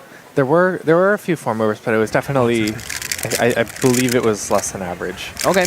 I guess when you are doing attempts, like what length of DRs are you aiming for? So usually it's going to be around 10 moves, although recently I've started doing more 11-move DRs. Because if you have one 10-move DR, that could be just as good as finding like 3 different 11-move DRs, and maybe one of those 11-move DRs gives a lucky finish. Yeah, totally. I'm realizing now that we're talking about DR, EO, and everything. We haven't even explained the method. Now, of course, FMC is a little bit different than doing like a speed solve. Since you have an hour to like try and find the best solution, we have different methods to do that. And I mean, you're the world champion. Do you want to explain like the overall basics of DR, HTR, and whatnot? Yeah, so DR and HTR is like a new method that's been coming to top level solving as of late in FMC. And it really works just like any other method. So first you do the first step, which is called domino reduction. And domino reduction is basically you get all the white and yellow stickers facing up or down, and all of the E-layer edges in the E-layer. So it's basically like reducing the 3x3 to a square 1. So then you can solve the rest with R2, L2, F2, B2 moves, as well as like U moves and D moves. So, and then afterwards you want to reduce to something called half-turn reduction, which is like if you scramble a 3x3 using only half turns, like R2, L2, F2, B2, U2, D2, that's half-turn reduction. And then the last step is to just solve the rest of the cube just with half turns. Yeah, and I guess breaking it down into the smaller steps makes it easier to be able to find, okay, well, maybe you can find 11 moves or whatever to DR, and then from there you can figure out what to do as opposed to just solving the whole cube straight up. What motivated you to start like learning FMC, like more serious techniques, and just continue to get better? Yeah, so I think the thing that motivated me was that I was like good at it, because I've never felt like very naturally talented at any of like the speed solving events. Like my best ranking ever in a speed solving event is like 95th in the world for square 1 back in 2019. That sounds pretty good to me. Thanks. But, you know, with FMC, you don't have to rely on like quick turning. You don't have to rely on split-second decision-making, on look-ahead. You can really just take your time and focus. It's really amazing. Yeah, yeah. Why should people get into FMC? I think a lot of people think of FMC as, oh, I don't want to take a test for an hour. I don't like doing it in school, so why would I do it for fun? What makes FMC fun, I guess? FMC is really fun. So I've never been addicted to gambling. However, I think FMC is a very similar feeling, because it just gives you that exhilarating feeling, you know? So you are spending this hour and you're so locked in on this and you have no idea what you're going to get. It's very luck-based, which is really fun. Yeah. You know, like it gives you the same exhilarating feeling you get when, like, I compete in 2x2, when, like, anything could give, like, a 4-mover or something like that. Yeah, I personally, it's a really weird feeling because I also feel like I'm going to the lotto.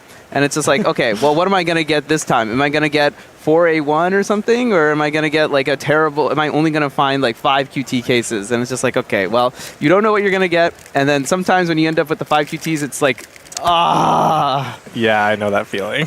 But then very occasionally you end up with like 3-move HTR. It's like, okay, awesome. This is something here. And then it turns out to be terrible floppy. And like, okay, well, Yeah. I spend way too much time on that. How do you kind of like manage your time during an attempt? Like, do you have like set limits? Like, I know a lot of people do like 10 minutes for EO, and then the next 20 minutes to find DRs. Do you have a system like that? Actually, you hit it right on the head. Okay. I take 8 minutes to write down EOs.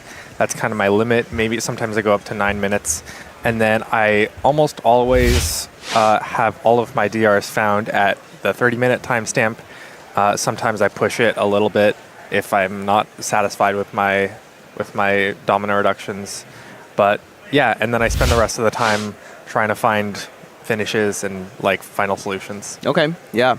Makes a lot of sense. I do want to discuss a little bit about the format of FMC at this World Championship, which is a little bit different. I don't remember what it was at the last one or at NEC, but here we had attempt 1 on day 1, attempt 2 on day 2, and attempt 3 on day 3.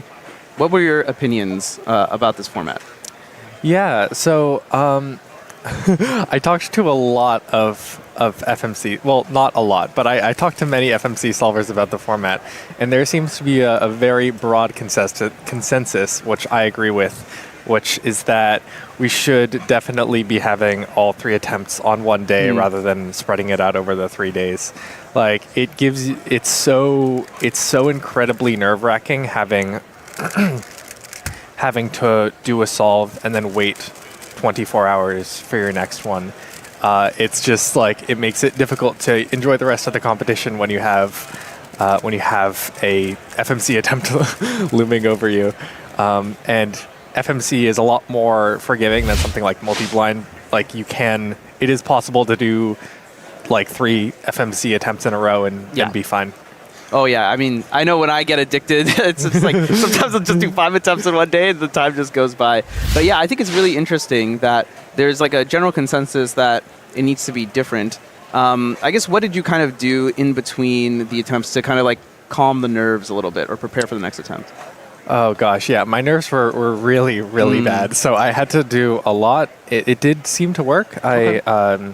I skipped coffee. I have this essential oil, which I keep on me at all times. It is lavender scented, and I just smell it when when I get nervous. I do breathing exercises. I'm sure there's more that I'm forgetting. I sleep well. I try to do as much as I can to make sure my nerves are calm. Yeah, certainly. After you got the 16 world record single, congratulations on that, by the way. Thank you. And then from there, the North American record, 21 flat. You've now gotten PR 20.33. That is WR5 results. You've had some amazing success in FMC recently. What do you contribute that to? Gosh, I mean, I've been practicing a lot because I've been taking a gap year before going to college. So I've just had so much time to practice. You know, I've dropped my global average from like 23 moves at the beginning of the year to like 21.6 moves at the moment. So I've just been practicing a whole heck of a lot, and also I feel like on the scale of FMC solvers, I've gotten a lot more lucky than a lot of other people, which I'm grateful for. And I also have access to a lot of rounds, which is also really nice. Yeah, certainly. Of course, I think the FMC is like the scramble-based event because there are some scrambles where like, 16 is possible, and then there are some where it is just completely impossible, and there's no way to know. It's that gambling factor once again, perhaps. One thing I also want to discuss is FMC has seen a lot of growth at least in some interesting ways. At the last World Championship, in order to podium, you needed a 24.00 mean. At this World Championship, you needed 24.00 to qualify. So FMC has changed quite a lot over the last several years. What do you attribute that to?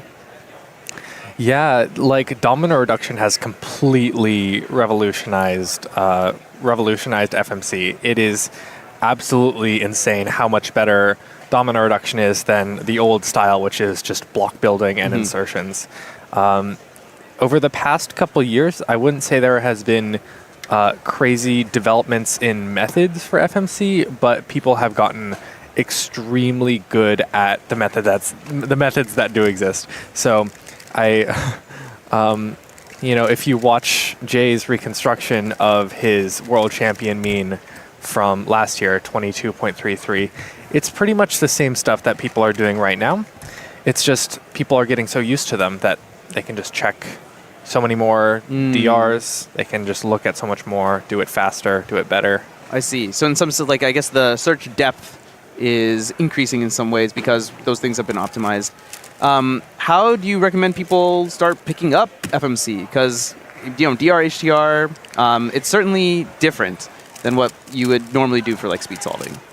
Yeah. So shameless plug right here. I just released the cubing.gg FMC course. It's currently on sale for $125, and it walks you through domino reduction, half-turn reduction, everything you need to know to get good at FMC. It starts from beginner to advanced, and it's a really great resource. If you would like a free resource, there are, I think, I'm sorry if I'm butchering this name, Yuri Ryabov from Ukraine has a bunch of documents. Yeah. Hitchhiker's Guide to FMC, Hitchhiker's Guide to HTR, which I've heard are good, although I haven't read them myself. Well, I can definitely vouch for those because I continue to reference those all the time whenever I'm just like, man, this just did not work. What's going on here? What do I need to do better? Yeah, totally. Yeah, that's something that I've noticed as well, is that the resources seem to multiply, like literally multiply. Like every year, there's just more and more stuff that's coming out. In general, how has this World Championships been for you, like vibes-wise? Gosh, it's been, well, I've been really, really nervous the first 3 days. Yeah. It's been very, very not fun, I'm not going to lie, having the stress of the attempts weighing over me. But, ever since the third attempt, it's just been absolute vibes. Like, I've been loving it so much. I'm finally starting to enjoy the event.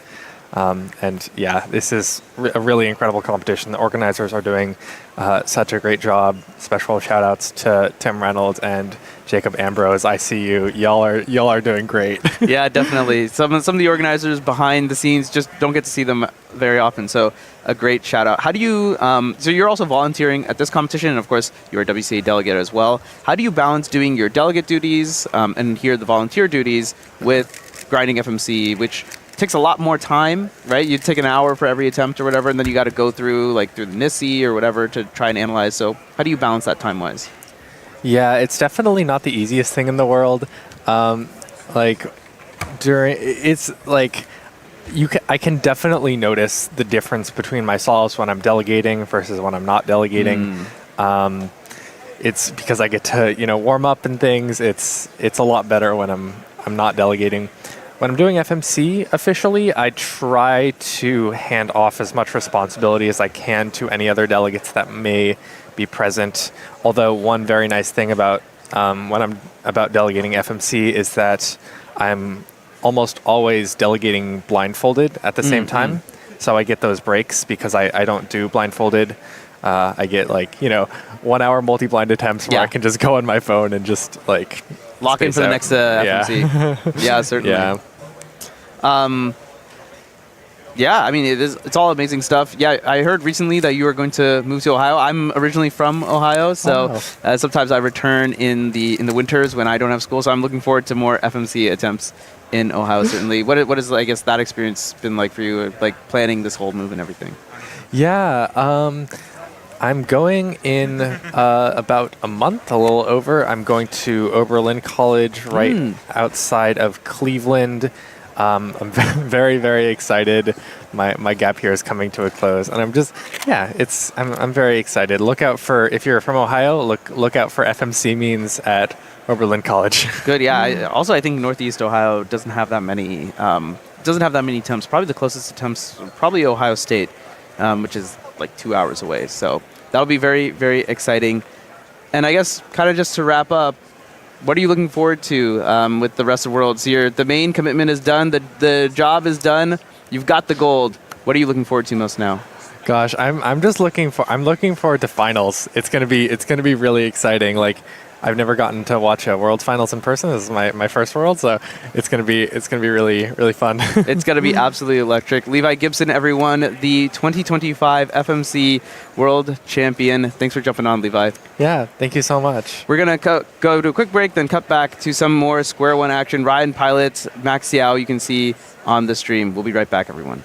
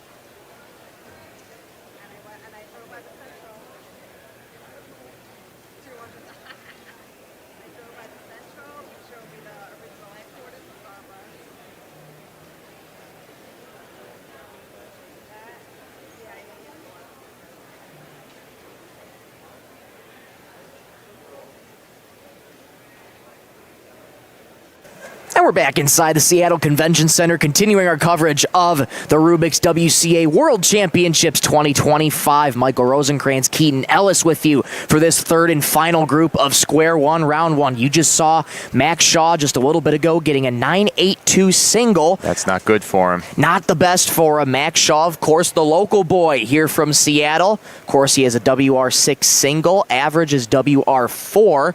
And here... This is Daniel Karnock out of Princeton, New Jersey, going to Rutgers for a music performance master's degree right now. One of the most prolific Square One solvers out there. We also have Ryan Pilot coming out of Texas here. Ryan with world record single. Ryan getting a 654 on that one. And in that world record single, Keaton, you and I were talking about it off the air. It was the cube state was solved with zero parity. Yes. That's massive. Yeah. Ryan getting quite lucky on that one, but of course getting lucky is never a crime, as the old saying goes in cubing. Hey, sometimes you're better lucky if you're good, right? Yeah. And the best make their own luck. The best do indeed make their own luck. This is Hassan Kanani. Hassan with the highest chance to win the World Championship, 51% in simulations coming into this. Hassan, a product of my local region, the DMV, coming out of the Virginia side of things. Also part of the Kanani family. Of course, he has his brother Zane Kanani competing here today. Hassan set the former Square One world record single back in Rochester Fall 2022. That time was a 434. Of course, his PR single now is a 3, and he's looking pretty good for OBO right there. He'll put it down with a 546. Pretty good stuff from Hassan. Now we switch over to Max Shaw. 589 and 982, a 563. So another mid-5 for Max for his third solve. Yeah. All 3 rounds of Square One are today. Some people seem to be okay with this. The stream team had some conversations with Samir Agrawal, one of the other top Square One solvers at this competition, and he seems to be quite okay with that. And I was talking with a lot of people about Square One before the day started today, Keaton. It's really such an interesting puzzle because when you're learning other big cubes, you have the lessons and the algorithms that you can learn from 3x3. But with Square One, it's a completely different mindset. It's almost like it's in its own little world. So actually, some of the algs do transfer to 3x3, but they're completely useless on 3x3. Who needs to do a J-perm on the top and the bottom? So it's almost, it's a completely different set of algs. It's literally just algs. That's the main thing. You do cube shape and cube shape parity, and then after that, it's how many algorithms can you know? Can you orient all the pieces in one step instead of two? Can you permute all the pieces in one step instead of two? That's a 774 for Ryan Pilot, so 4 of his 5 solves are done. So he's going to look at a BPA of 672 and a WPA of about a mid-7-ish region. Now we have Hassan back up.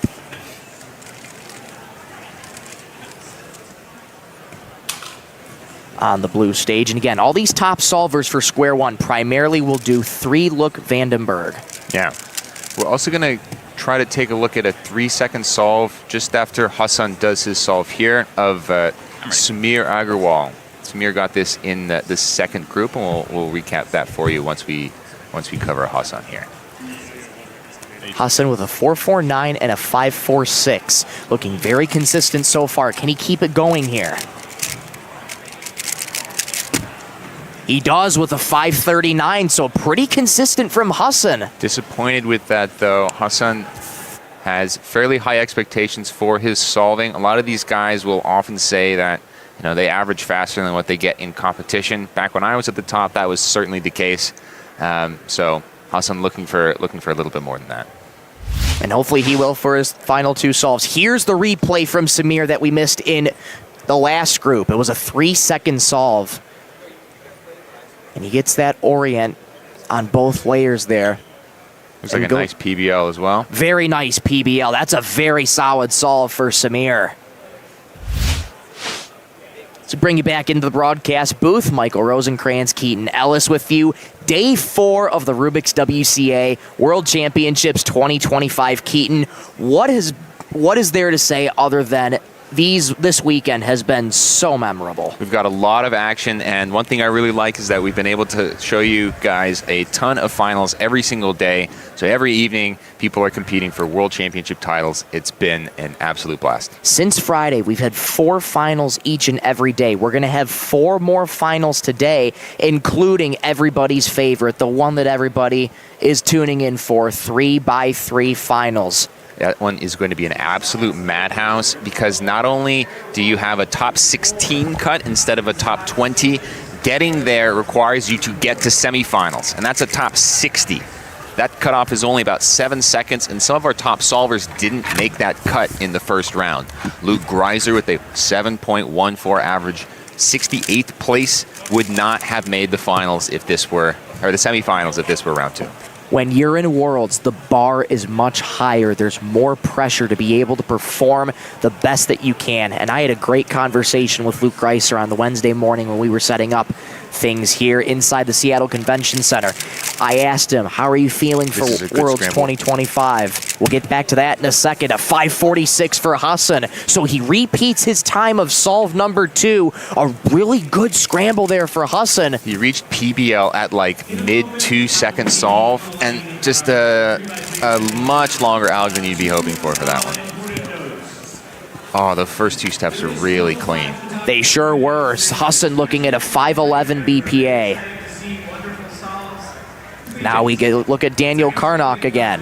Counting for CSP, trying to make sure you avoid parity by doing the correct number of moves during cube shape. It's a 6.16. So he keeps 3 6-second solves in a row. Started out with that 8-second solve. And he's looking at a 6.58 BPA, 7.37 WPA. For those of you lurking on the internet, you'll know Daniel Karnock as Derpy Cuber. Yes. Used to make lots of fun, cute videos, then got very serious about Square One. He's got a world record from 2018. He also has a couple of world championship podiums under his belt. So He's definitely setting some high standards for himself. I actually was on the flight here with him, and he was like, I want the podium. That is awesome. So there's his mindset right there. The mindset is clear for these competitors at Worlds. They want to be the best that they can be. No questions asked. And that's the part about being able to control the mental game. It's all a mental game when you're solving each of these puzzles. Here's Max Shaw for his 5th and final solve. Again, he's looking at a 683 BPA, 742 WPA. What can he produce here?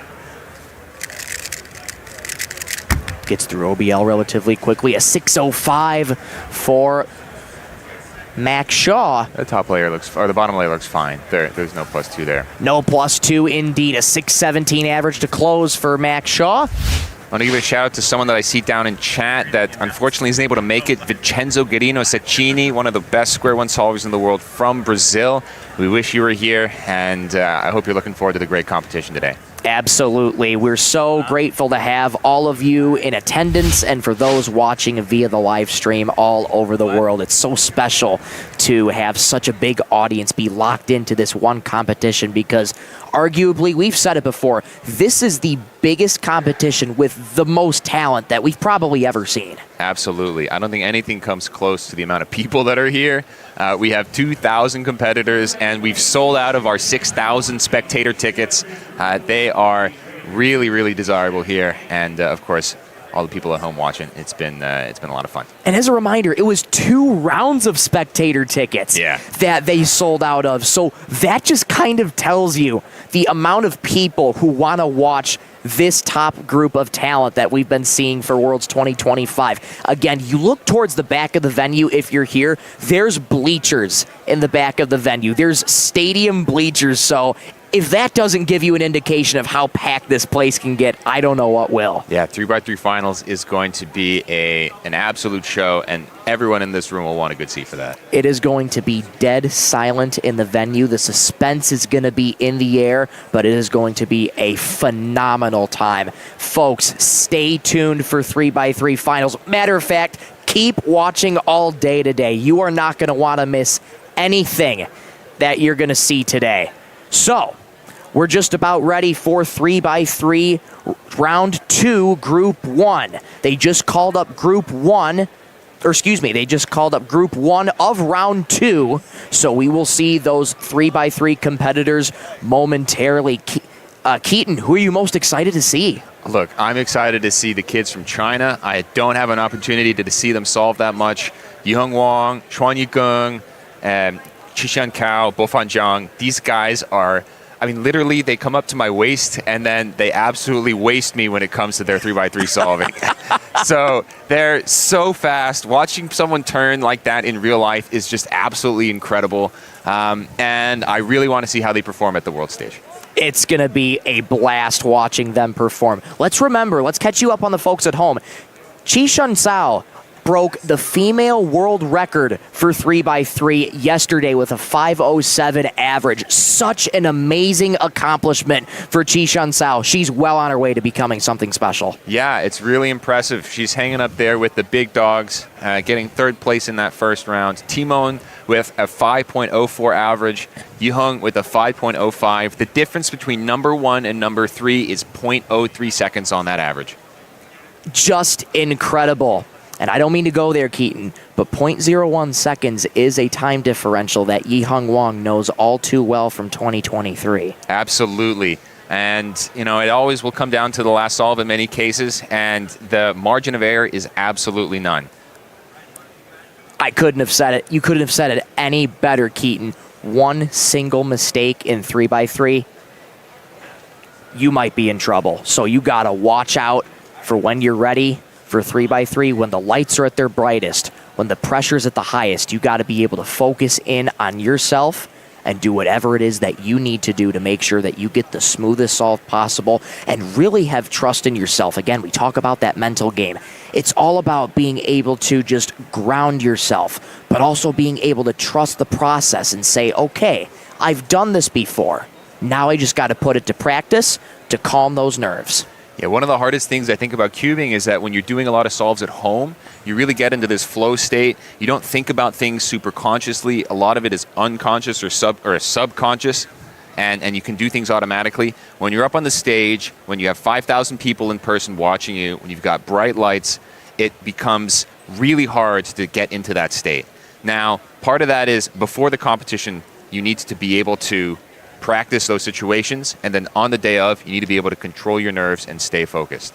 Absolutely. Here's your look at 3x3 first round. Timon again with a 5.04. Yi Hung with a 5.05.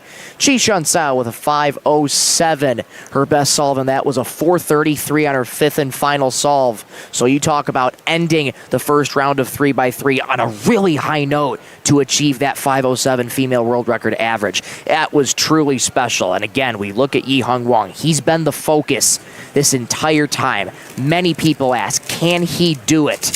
And this competition, he has such high pressure on him, but there is a lot of optimism that he will, in fact, get this done. Yeah, he's definitely the favorite to win. Chun Yi-gung is also very high up there in terms of win probability. Otherwise, there's a huge pack that's going for that third place podium. And now we start our look at the first group of the first look at 3x3, round 2, group 1. As we continue on most of the day today. There's a 6.12, just a little bit off the mainstream stage.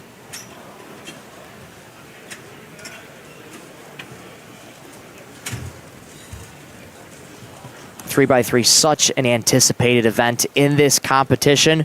Had the first round yesterday. Now we're getting a look at Juliette Sebastian out of France.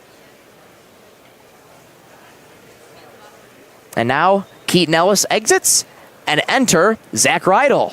Hello, hello. Zach, great to have you. Yeah, awesome. Thanks for having me. I'm super stoked to be able to help commentate 3x3 second round. I unfortunately did not make the second round. I kind of sold a little bit, but that's all good. There's going to be a ton of great solves to watch here, so I'm looking forward to that most of all. Lots of great competition and solvers to look forward to in this next group of 3x3. Juliet currently inspecting for solve number 1. Here she goes. A little bit of a pause around the 4-second mark, but still puts it down with a 5.90. I was going to say, that pause around the 4-second mark was to recognize ZBOL, which Juliet executed quite skillfully with a 5.9. Looking pretty pleased with that. 7.11 here. Now on the other side. Little to no reaction, probably expecting that, or maybe a hair displeased, or potentially trying to keep down the nerves. We'd have to see more times from that competitor to get a better gauge on how they feel. Again, we talk about that cutoff point for 3x3 semis. There's even a larger stakes at hand to be able to perform as best as you can, because if you don't make it to semis, it's the top 60 that move on to semis. So there's even more pressure on you to do well. I was going to say, most of our events over this last weekend have had advancements of top 120 to semis, and 3x3 cuts that in half. So we're really going to be on the lookout for some fast solves here. Competitors got to give it their all. 870 does not look too thrilled with that. Yeah, not the greatest solve there. 8 seconds. And now we jump over.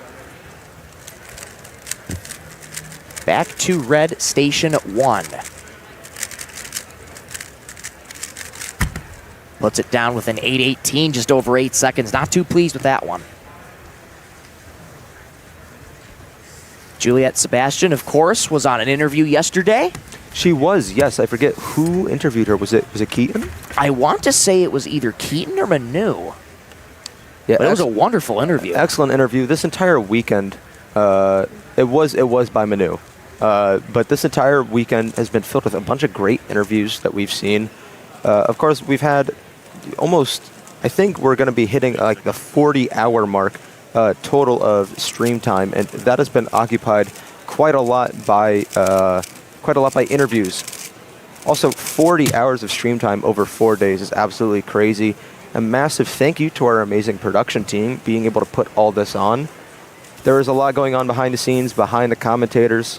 Thank you. Could not be able to do this stream without them.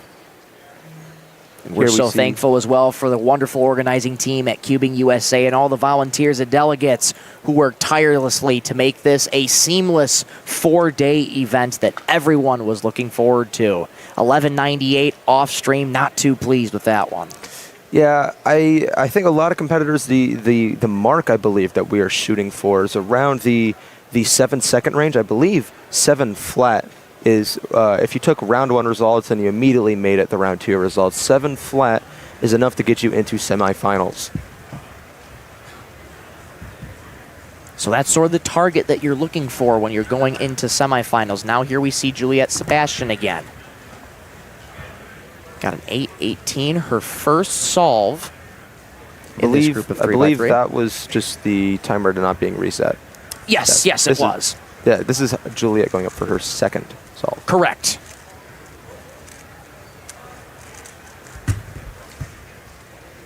It's always so interesting to see how different cubers approach their mental state and how they warm up. Yeah, I was going to say we see a ton of different strategies. We see here Juliet opting for a very calm, deep breathing approach. Myself, I just got done competing in square one. I was quite nervous for that. Just made sure to give my judge a fist bump before starting inspection every solve, hoping for some good karma. Everyone's got their own little tricks. Let's see if it pays off for Juliet. 580. I did see her go straight from F2L into, I believe, maybe an OL skip, winner variation, something. I know, but solving the last also solved OLL. So quite a good solve there for Julia. Again, on pace for that sub-6 average. Yeah, she's starting out very well. A 590 and a 580. 8 seconds.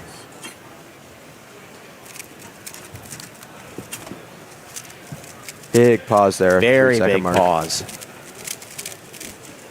Yeah, this is gonna be a solve that he's gonna want to put past him. A 10-0 it's a DNF, and a DNF. That is a DNF. That is unfortunate. So definitely one he wants to put past him.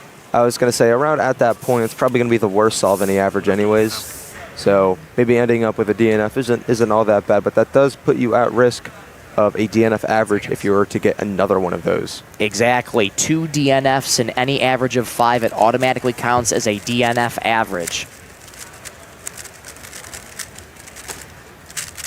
Very smooth turning, couple pauses. Couple pauses, M slices at the end for a 762. Yeah, quite fast turning. Again, I believe that was faster than their first attempt, so at least on better pace. Here we see Caleb Wolf done, I believe. We'll get word on that in just a few moments.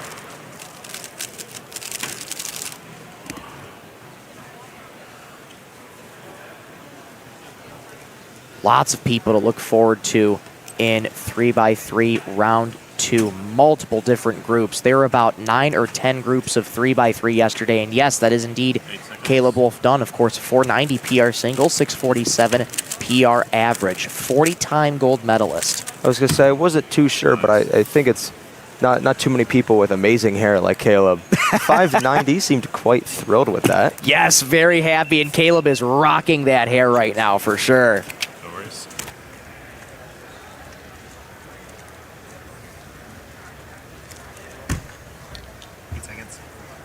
8 seconds of inspection time gone. 12 seconds. Trying to see if he can find maybe any pairs there, but here he goes. Little locky there at the end, a 764. I was going to say, that PLL execution did take quite some time, but even now to 764, picking up the pace a little bit might be enough to give that competitor the push they need to be able to qualify for semifinals. Again, we are shooting here, matching round 1 results. We're shooting for any average under 7 seconds. Any average under that should be able to get someone close to, if not on the bubble, for semifinals. 799. Yeah, so as we take a look at the rest of 3x3, there's 4 different groups today in round 2 of 3x3. Featuring Lucas Kuchai, Gabriel Alonso, Ibanez Miranda, Jack Pfeiffer, Zachary Cribb, right by Jaden McNeil, and so much more, including Yi Hung Wan, Jishan Sao, Timon Koloshinsky, and Xuan Yi Gong. Yeah, it's going to be quite the amazing round 2. Do not go anywhere.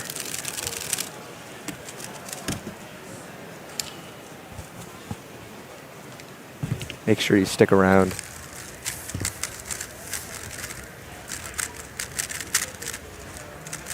A little bit of a pause there around just the 6-second mark. Continuing there at 9:37. That's going to be one he wants back.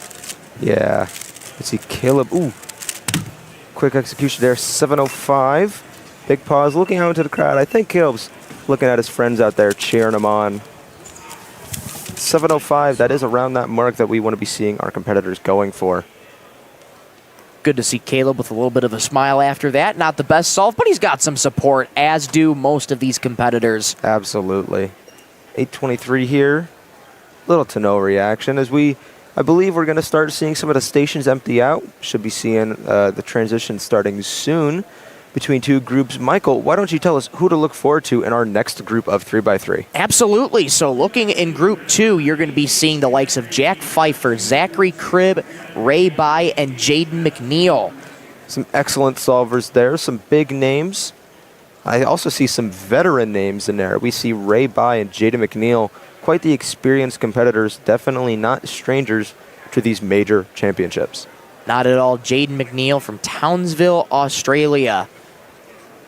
Cubing coach around the world. And back in 2023, he placed first in FMC with 22 moves at Worlds 2023. Quite an impressive result. Fortunately not able to repeat that at this World Championship, but still quite the talented FMC solver. A little bit of a pause there to recognize 8:41. I was going to say, at least quite the quick PLL execution. I imagine they saw what slowed down their time last solve and were able to change that up for this attempt.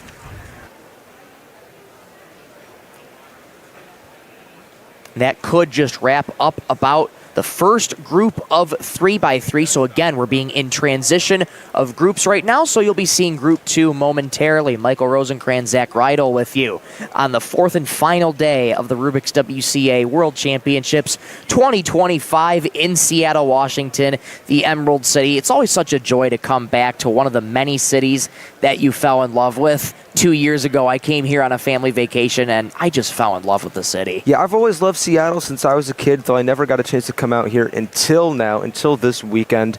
And here we are. We've gone through all 4 days of the competition. We have hit Championship Sunday. We have seen a ton of our world champions be crowned, but we still got more today. You do not want to go anywhere. Get yourself some snacks. Get yourself a beverage or two if you want. Heck, get multiple snacks, multiple beverages. You want to keep yourself tied over for what is to come later today. I was going to say, especially if you're looking to watch 3x3 finals, you might want to get to the venue and get yourself a seat now. I already see chairs out there filling up with competitors. We're going to see a full packed house. I wouldn't be shocked if we're going to see people hanging off the bleachers back there just to try and be able to get a good view of our 3x3 finalists. And keep in mind, there's 4 more finals before that. Yeah, we are going to be seeing the likes of Skube finals, Square 1 finals, 6x6 finals, and 3x3 blindfolded finals. Going to be quite the hectic day. It looks like we have a +2 here to end off, so a 950 for Robbie Villarica. We did see just there off stream a 720 for Titus Sutterfield. Out of timer got reset before we could get you a good view of it, but definitely some impressive times we're seeing from competitors.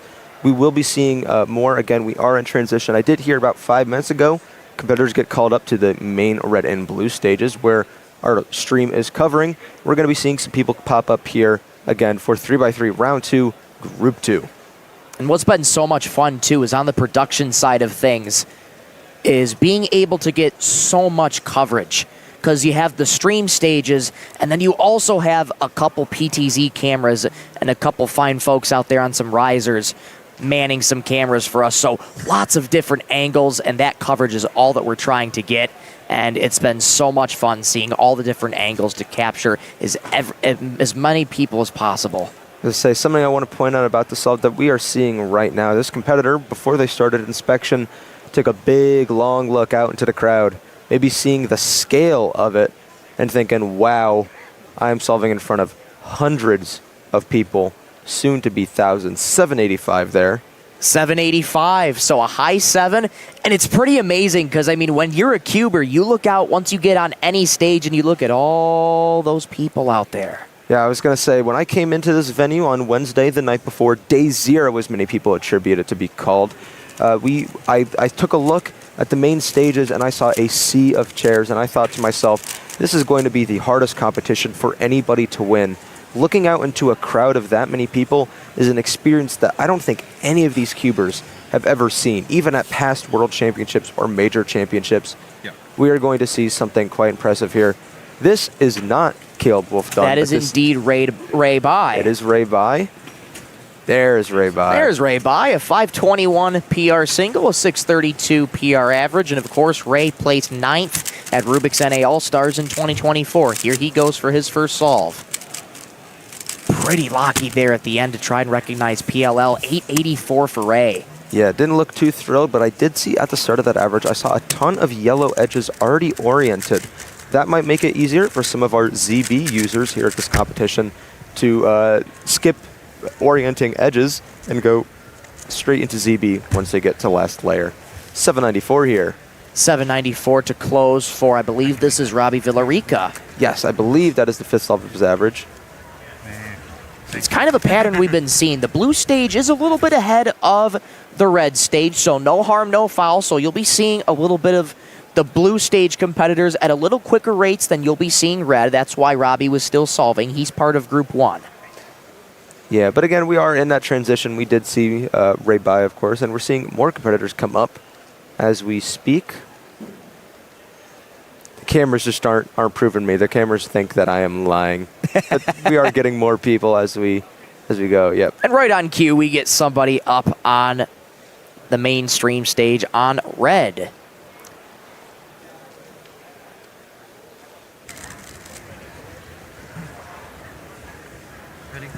And this is also part of Group 1, I believe. Yes, this is still Group 1 on the red stage, but it will be moving into Group 2, probably near the end of the solve, if not right after the solve. Trying to see if we can get a good look at his scorecard. Looks to be this could be the 5th and final solve.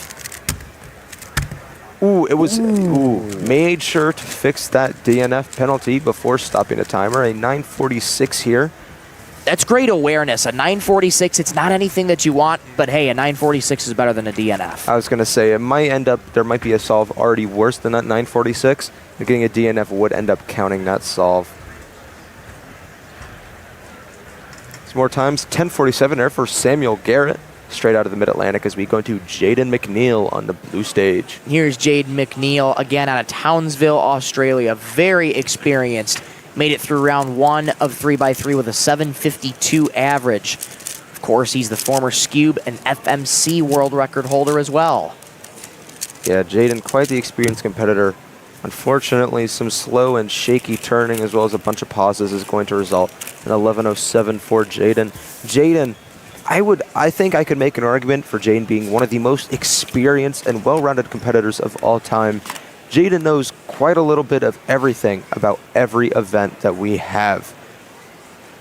And what's so impressive about Jaden as well, you mentioned it, Zach, he's been competing for so long. I'm trying to remember his WCA ID. I want to say it was in the early 2010s, though. Yes, a 2012 WCA ID. Yeah, so quite experienced competing for 13 years, as well as he has started to take on a delegate role in his region in Australia, maybe finding some new joy pursuing that route. We do see here on the blue stage our 4x4 and 5x5 blindfolded world champion, Stanley Chappell. Stanley Chappell, just known for big cube blindfolded. He's just incredible. I don't know how anyone can do blindfolded. It's always just so impressive to watch. And you have guys on 3x3 like Charlie Eggins, Tommy Cherry, and here we see Stanley getting a 765. Not too pleased with that one. Yeah, he doesn't look too happy, but again, his main roadblocks in this competition, being both 4x4 and 5x5 blindfolded, are out of the way. So I think Stanley is going to start taking it easy. Ray Bai on the blue stage. Ray for his second solve, pretty smooth out of the gate. A slight pause as he recognizes PLL, a 716 for Ray. Not awful. I'm sure Ray is looking for much faster. Again, a lot of these competitors are looking for sub-7 coming into this. See, not Ray's solve, but quite the fast solve it sees here on the blue stage. 611, that competitor is ecstatic. Very thrilled about that. It's always so fun to watch cubers either break their PR or get a solve they're really, really happy about. It gives them, that reinforcement that they can do this. And you know what? As long as they improve their times and keep getting better, that's what matters. Exactly. Jade McNeil returns to the blue stage. And also Jade McNeil, not to be a bearer of somewhat bad news, he's also known for a failed sub-4 single. It would have been a sub-4, but he stopped it at a 490. Yeah, quite unfortunate, but I mean, hey, things happen. Cubing, a land of infinite possibilities. Unfortunately, that means that there's going to be some bad ones in there too.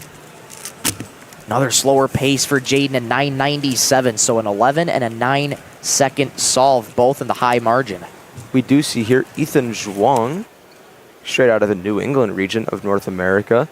We did see Ethan have almost quite the impressive showing in 2x2 finals yesterday. If it weren't for an unfortunate timer stop, we could have seen Ethan Zhuang on the World Championship podium. Zhuang puts it down with a 968, not too thrilled about that one. There you see his single and averages, 623, 772, respectively. Yeah, Ethan being more of a clock and 2x2 main when it comes to events, more so the sprint events, I guess you could say. But still, again, quite an impressive solve there. 933, and we return to Ray Bai. Yes, Ray is one of the top competitors that we saw in 3x3 one-handed. Unfortunately, not making the podium for that. Again, with a ton of competition going on, it's quite understandable. But I guess right now, shifting perspective to solving from one hand to two hands. Ray going in for his inspection of his third solve.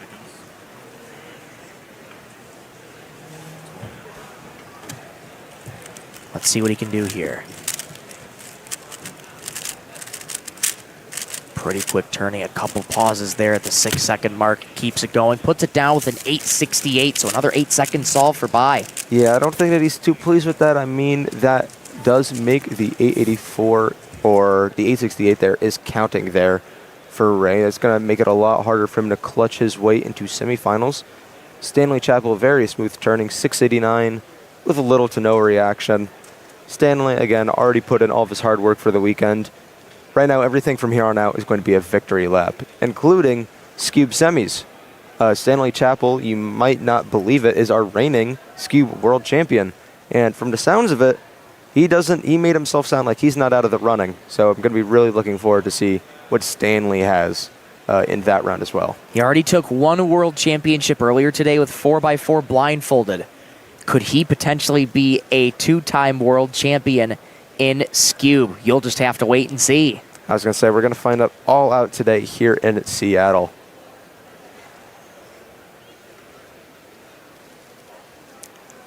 And off stream here, looks to be George Sholey, if I'm not mistaken. Yes, a wonderful Rubik's ambassador. See what George can throw down here.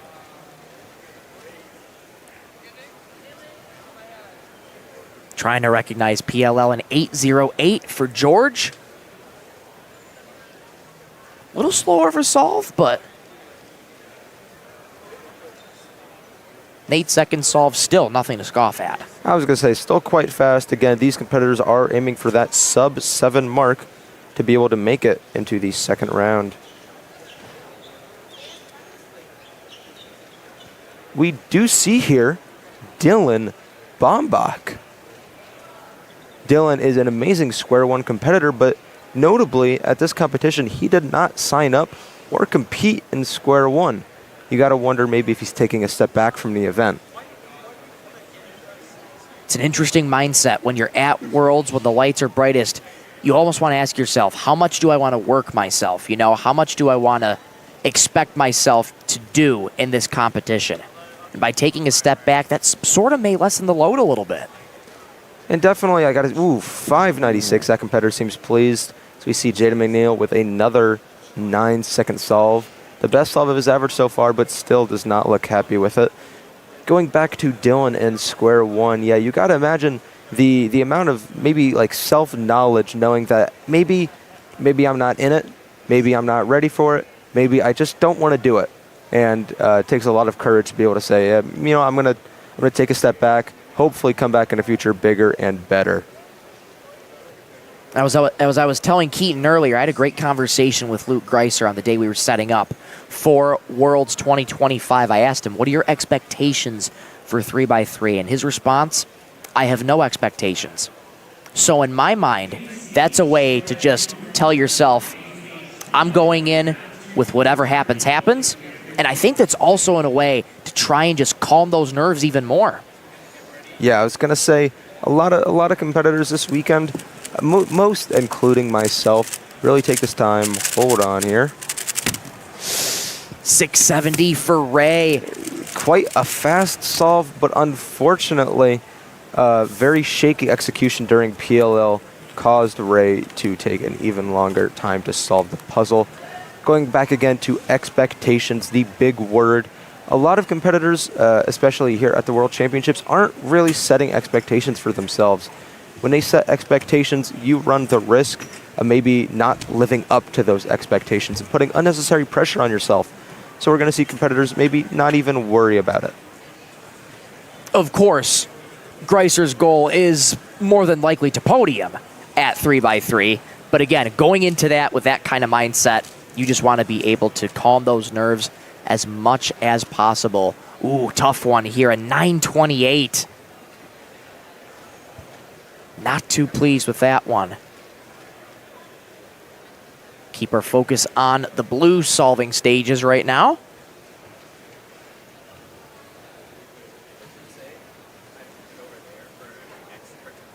Take a little bit of time to recognize PLL there, a 972. I'd say a little bit of a head nod there. Probably not too pleased with it, but yeah, you could see that head shake there.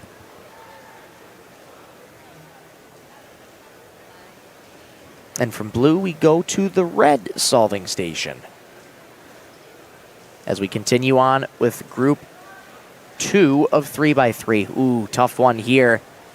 And a soft tap of the timer, 991. I was to say, as soon as you see someone solving and the cube goes from up above the timer to down in their lap, they maybe admitted defeat early on. Hey, this solve is not going to be what I'm aiming for. I'm just going to try and make it as comfortable as possible. Back on blue, we see Ray Bai here for his 5th and final solve. 751 BPA, 823 WPA. What can he produce here? Let's see. Very quick turning out of the gate. Another quick pause, though, to recognize still going at it. Puts it down with an 1136, or that looks like a +2, actually, and it is. Ooh, I was going to say far and away the worst solve of Ray's average, giving him the worst possible average of, I cannot see the time from here if you can read it out. 823. 823, that is going to be quite far and away from what makes semifinals. Quite unfortunate for Ray Bai. Especially from a guy who took 9th place in the top 10 at North American All-Stars back in Minneapolis in 2024. I was going to say, we also did see Ray Bai at U.S. Nationals 2023, just 2 years ago, in the final round of that. So again, it is the World Championship. We got the best competitors. Everyone has been trying to outperform each other and live up to their expectations if they have them. So it's going to be quite a difficult competition to make semis at. 779 for, I believe that is Beth Lee of Singapore. Yes, that does look to be Beth Lee.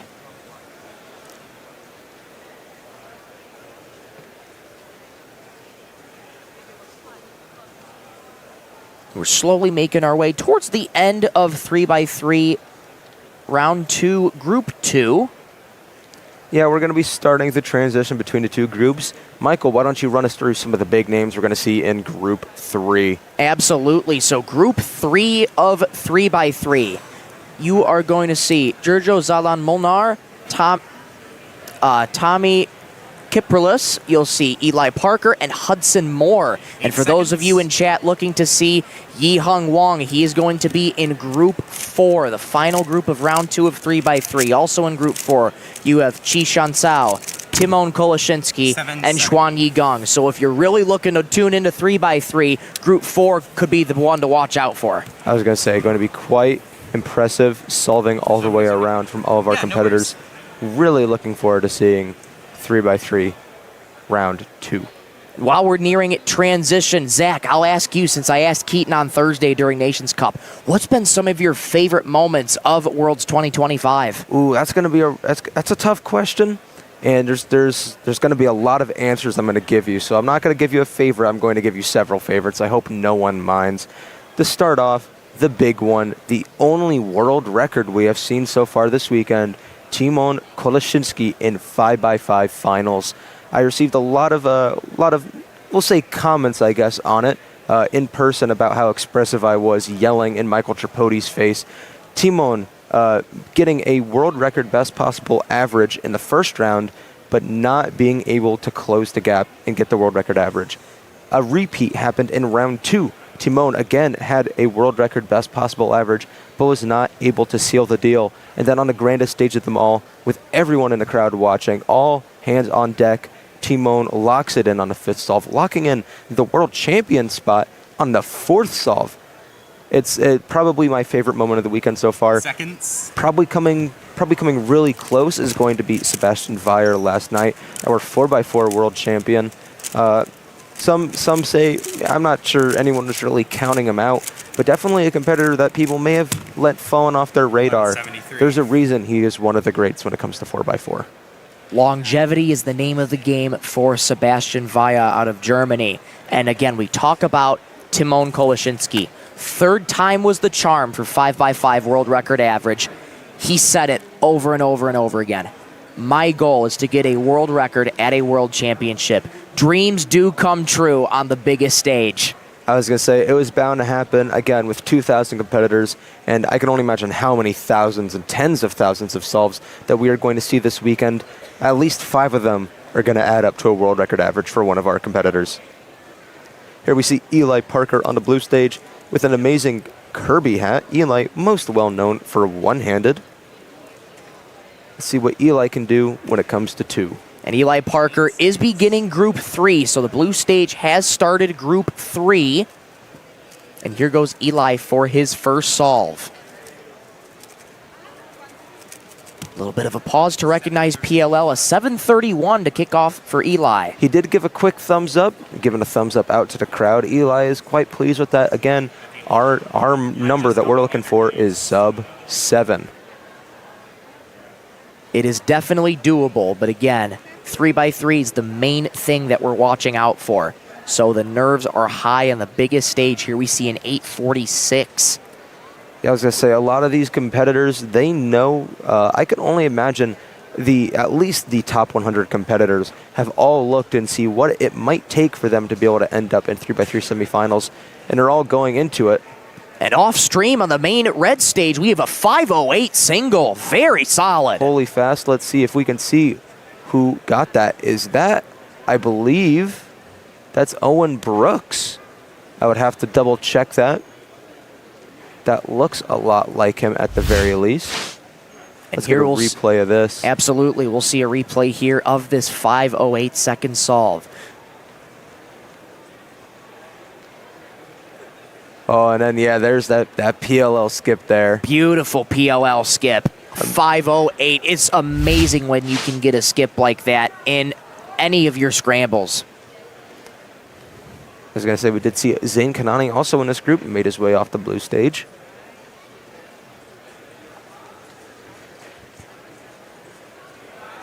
Jack Pfeiffer here. Jack Pfeiffer beginning Group 3 for the red stage. He made it through the first round with a 7:52 average, and he also was in 7x7 finals last night. He was, Jack, a very well-rounded cuber. Pfeiffer with a 5:13 PR single and a 6:43 PR average in 3x3. Few M slices there to cap off a 6:28. So a low 6-second solve to kick things off for Pfeiffer.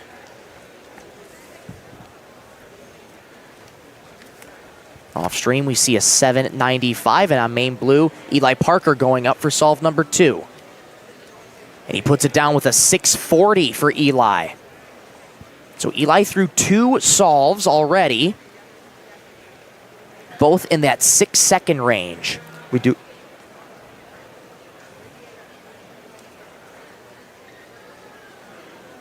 Here we see a 733. Therefore, Dylan Cosson. So good buddies with Jack Pfeiffer, who we did just see.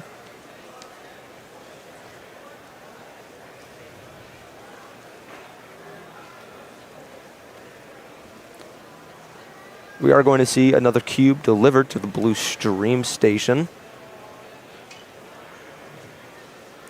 Got a bunch of solves going on right now. It is probably the busiest point in a day. Most people competing at one time. Ooh, very, very slow execution. 933. Tough one there, and off stream on main red, we get a 662. There it is, yeah. And there's that 662 to close things out. I was going to say again, sub 7. That is what these competitors are shooting for. Looking at the round 1 results, a 7.0 average is what would make semifinals if that were the round 2 results. So a lot of these competitors are going to be looking for an average time underneath that. 8:01, about a second off the mark, as I was saying. Maybe took a little bit of time to recognize PLL there. Otherwise, pretty smooth turning, I thought, throughout. Yeah. Here we see Rami Sabahi, former 2x2 world record holder, quite an experienced cuber, making a maybe not a return. He's still been quite active. Let's see what Rami can get here on the red stage. A little bit of a slow pickup to begin. Recognizing PLL, it's a +2, so that's a 914. We did see Rami jokingly draw a tear coming out of his eye. I really hope that Rami's able to make it to semifinals. Rami, one of the most electric cubers to watch, maybe not just for solves, but also purely for reaction value. See Eli Parker here on blue. Eli on solve number 3. Very quick, a 515! Ooh, explosive reaction there from Eli Parker. I'm not sure how close it is to PR single. Hopefully we can get that up for you guys.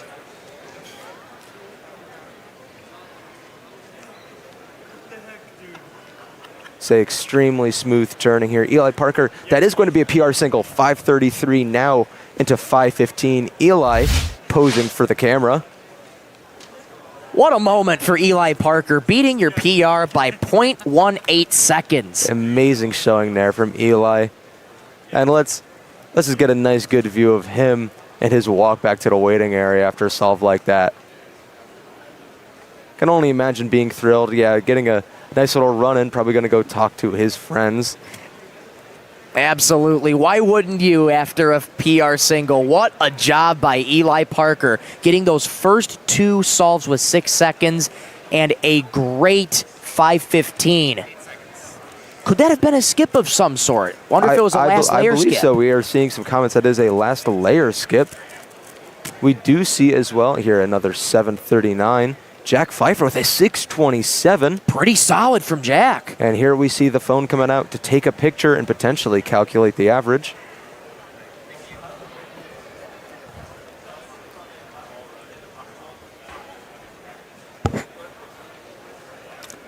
Jack in his walk back to the waiting area. There you see Pfeiffer's personal records again. 513 single, 643 average. So that's something we're going to watch out for, is that average.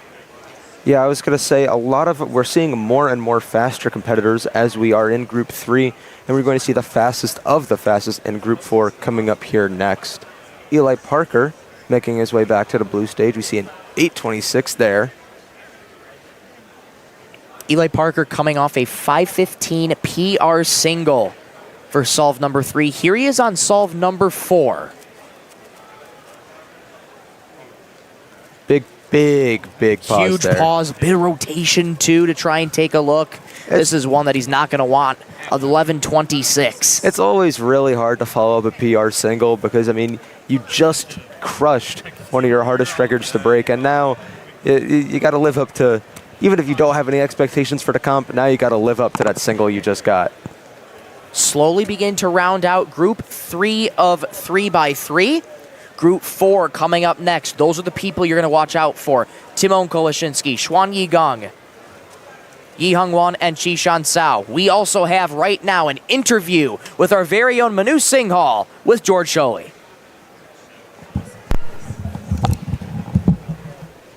Hey there, everyone. Day 4 of the Rubik's WCA World Championship 2025. Here with George. George, how was your round? Mixed. Yeah, I kind of started off not too well, and then I ended up locking in at the end. But I think it will be like sub 7 for semis, and I was like just over, so probably not. But yeah, it was a fun round. We'll see. Best of luck either way. Yeah, we chatted a little bit on day 2. It's now day 4, the final day. How's your experience been so far? You know what? Like, you sort of get into a rhythm, and you like then suddenly don't want it to end after like the first day where you're so tired. You kind of get used to it, and then you just like want it to keep going. Yeah, I've loved it. Yeah. It's just great to see it, like seeing the finals now and everything. Just like everyone getting excited. 2 finals is going to be insane. I'm excited. Yep, it's going to be crazy. You've summed up my experience very well. Day 1, tiring. Day 4, I can't believe it's already here. Yeah. What do you think we're going to see in 3x3 finals? Fireworks? I hope so. It's just going to be like, I think it'll be similar to last Worlds, where it'll just be like so unprecedented, and we'll just like suddenly be seeing like it really, really close, and it will just be, the best. Yeah. Awesome. George Scully, everyone. More 3x3 action to come up. Thank you.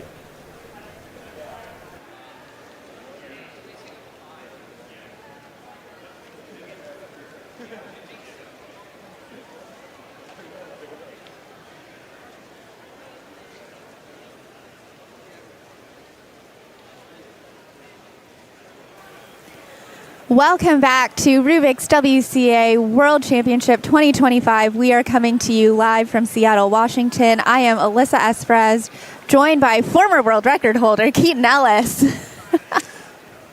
Keaton, how are we feeling today? Good. We are on the one of the last groups here of 3x3 round 2, group 2. I just completed my results. I got a nice average. First time competing in a suit, 761. I'm very pleased. That, however, is nowhere close to what you need in order to make the semifinals today. The cutoff from round 1, 7.07. Again, like I mentioned to Michael earlier, people such as Luke Greiser did not make that in the first round, so the bar is very high, and we're looking for these guys to need to perform here. Yeah, it's one of those things where semifinals maybe used to be kind of a given if you were a top-level solver. It is not the case here. People will be fighting, and we are about to see the big names coming up in Group 4. Yeah. The second round of 3x3 is split up, so all of the fastest solvers will be in the final group getting the exact same set of scrambles. Yeah.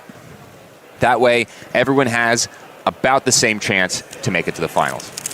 Absolutely. And I don't know about you, Keaton, but I was a little bit surprised that we didn't see a sub-5 average in the first round. Yeah, there were a lot of people who were close. 3 solvers within 0.1 seconds of that. I can chalk it up to nerves a little bit, but also getting a sub-5 average is really hard. Yeah, I can't do that for a single. So the fact that we had quite a few people just barely miss it, but only just barely so, means that, if you want sub-5, you're going to have to work for it. Our first round results, Timon Koloshinsky led out with a 504 average, followed by Yi Hung-won 505, just 0.01 behind. Qishan Cao, setting the female world record, 507, is in that third place position. Shen Yigang, 517, Max Park, 536, and Maddie Hiroto Inaba, 560. That was your top 6 coming out of the first round. And all 6 of those names, people that personally I think we could see on the World Championship podium. Half of those names will not be on the World Championship podium. Absolutely. These guys are all fantastic. A little further down the list, some names to look out for. Felix Zemdegs, having some performances that he wasn't quite happy with in 4x4 and 7x7, and you could see it yesterday. comes back for 3x3 round 1 with a very solid 596 average. Right below Felix, we have Luke Garrett with a 602 average, and that's solid. I think that, we're probably looking at the cutoff for finals being a low 6. So if Luke can do that, I think he will be safely into the finals. You never know, but that's kind of the time that we're looking for in the first round. That cutoff time was 6:34 was that magic number to make it into the top 16 for 3x3 finals. Talking to some of the top competitors, they feel like 6:34 is a little slow. So it may just be first round jitters. It may be the fact that 3x3 round 1 happened fairly late in the day for some competitors. I mean, my group wasn't called until 4 o'clock. Yeah. So in the morning here, people are fresh. People should have gotten their full 8 hours of sleep. Hopefully. And should be ready to go for a long day today. 3 rounds of 3x3, also 3 rounds of square 1. This is not a competition where you can take a day in between your rounds. You have to be ready to perform on this championship Sunday. Absolutely. But once again, we are not quite looking for that 3x3 finals qualification yet. In this round, what we are looking for is a spot in the semifinals. The semifinals is top 60. That's what we've been talking about all morning. A very, very aggressive cutoff for the semifinals, but that will allow everybody in the semifinals to be in this room stationary at our 6 stages that are in this room, and just the room next door, but like quite close. We will see everything happening all at once. And the cutoff, Keaton, for top 60 in the first round was 7:07. Again, maybe feeling that that's a bit slow. That is slow. It does leave out a couple of people, though. Like I mentioned, Luke Greiser not making that in the first round, needing to go a little bit faster. Taking a look at some of the results that we have so far, coming in from the first groups, we have Juliette Sebastien with a 5.98 average. Nice. Clearly going to make the next round. That time will make finals almost certainly if she got it in the following round. Dongsu Park, who we saw last night, just barely getting kicked off of that 7x7 podium, coming in with a 666. Caleb Wolf done with a 701. That one I would be a little bit on the fence for. I think some other names to look at that were just outside looking in on that top 60 in the first round. Dwayne Ramos, who is a former Oceanic champion for 3x3 from New Zealand. Samir Agarwal, who his attention will be on square 1 today, but is a great 3x3 solver as well in his own right here in his home state of Washington. I think it would mean a lot to him, potentially, to be in that semifinal here at World Championship in his home state. Yeah, recapping square 1 a little bit, Samir with a very nice 392 single. However, his average is 612 because he's counting an 8.58. That's not what you want to see going into square 1 semifinals. That average places him 3rd. Oh my God, he has an 8, counting 8, has a 6 average in his 3rd place at in round 1. So the guys that are above him are really tough, but Samir is, oh my gosh, he's fast. He is very fast, and you know what? I know, and I think Samir would be open about that he's disappointed with that performance in the first round, and will be looking to bounce back in the semifinals. Yeah, talking to Samir, he was one of the people that seemed fairly comfortable with having 3 rounds of square 1 in one day. Yeah. He seemed to like that. He was able to take some time off and just hang out with friends on Thursday before competition really ramped up for him starting on Friday. So he should be fresh, and it's clear, he's clearly showing it. Just 1 solve away from an absolute incredible average. Yeah. We had a continental record, a double continental record in the first round of square 1. David Okorosoko from Nigeria. I believe you spoke with him yesterday absolutely. or 2 days ago, Keaton, and setting an African record of 737 average, 660 single in square 1 in the first round, putting him in the 13th seed, which would be a finals appearance for Nigeria. Very impressive. Also very fitting number here in Seattle, a 737. Yes. But yeah, talking to David, he was prepared for square 1, and it seems like he performed very, very well. Great stuff. Also some national records. Denmark's national record, 573. Netherlands from Rasmus Skube. And a Netherlands national record, 669, Vincent Chan. I think it's always just a good feeling to set a record at a World Championship. Yeah, Rasmus has been around for a long time, part of the string of, I believe it was 18 consecutive different people had held the square one world record single, starting with Bingliang Li back in the early 2010s and going all the way up until Max Xiao was able to get a second time just a couple of years ago. Max Xiao also at a home state Worlds, and will also be looking for a solid performance in square one today. Okay, let's get started. I believe this is now our first solves in this final group of 3x3. We will try to catch as much of it as possible for you, starting with Zhuanyi Gang right here. The world record single holder, 305, looking at inspection, tells us that he is looking for up to 3 or 4 F2L pairs in inspection, but a little bit of a fumble at the beginning, and yet still a 582. Yeah, an uncharacteristic pause for Zhuanyi. Zhuanyi, known for getting an incredible insight into his solve during inspection. I interviewed Timon a couple of days ago, and he mentioned that there are occasions where Zhuanyi can one-look the solve aside from AUF. So aside from the very last turn, he can one-look everything in inspection, which is an incredible talent. This is Timofey Tarasenko looking to put down a good time, and let's see, it's a 621. Not going to be quite happy with that. Yeah, but for these guys, I think the most important thing is just to make the next round. That's the mindset going in, and as long as you are not absolutely messing things up, Yeah. you know, you want to just clear the madhouse that is this round. Top 60 is something that, you know, some of these guys, even if you just have a couple of bad solves, is going to kick you out. So You don't take any big risks, for sure. You don't take major risks here. Timon Koloshinsky, of course, we all know him. 366 PR single, 467 PR average. And gets to a ZB there, 546. Looks like a fairly standard solve. I was also talking to Timon a couple of days ago about his own solving, and he's trying to switch and has more or less switched to ZB as a full method, which requires you to have all of your edges oriented once you get to the last layer. So you want to keep an eye out for that. The only exception would essentially be if he gets a fairly easy OLL, something like a Soon or a Fat Soon or a Fru Rough, something that, you know, you don't have to really do that many turns in order to get through. All right.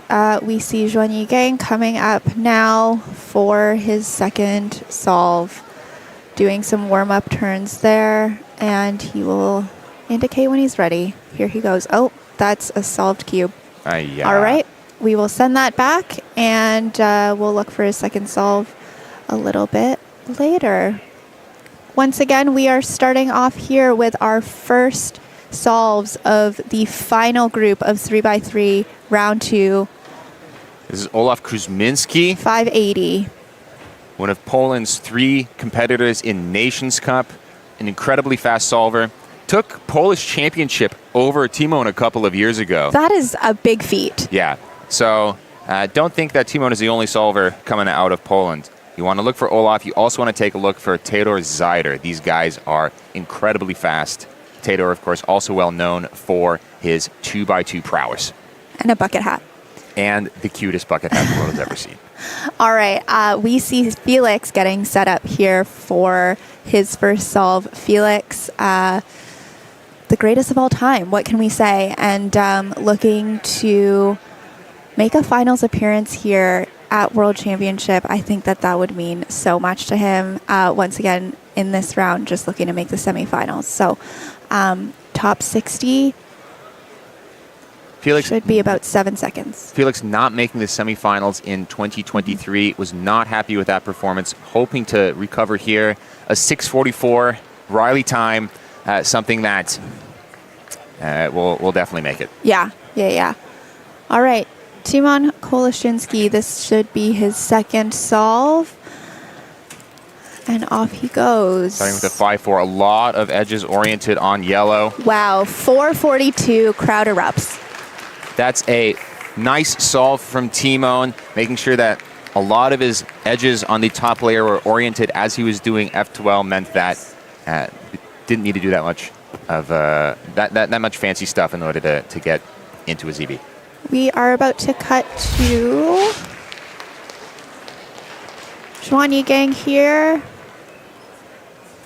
I don't know what's going on here because, oh no, that was a replay of him getting a solved cube earlier. Okay, here we go now.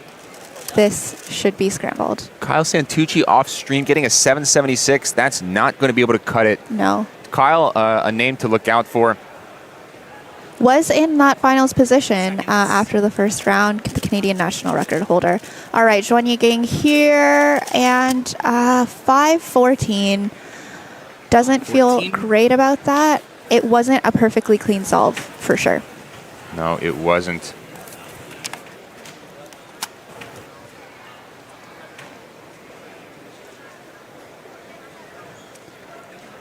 We are hearing that Neo Quara's got a 485 single with Rude. Neo, our one-handed world champion, honestly didn't believe. We also have a 482 from Olaf Kuzminski, so we're seeing some fours starting to come out. Not just Timon that's getting them. The standard is insane in order to make this final. And if these guys are getting good scrambles, it means that the cutoff time is going to be even lower. You're right. My scrambles were nice. In Group 2, they were pretty good. But, Group 4 is going to get different scrambles here. Each group is going to have a separate set, so everyone plays on the exact same difficulty level.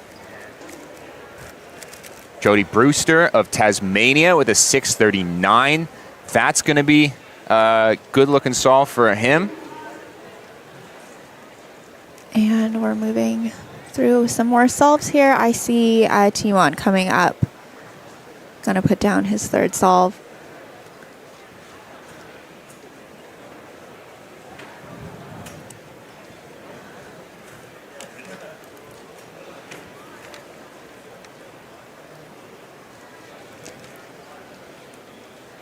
All right, Timon Koloshinsky getting ready with his inspection time. Oh, he's changing orientation multiple times. That's never a good sign.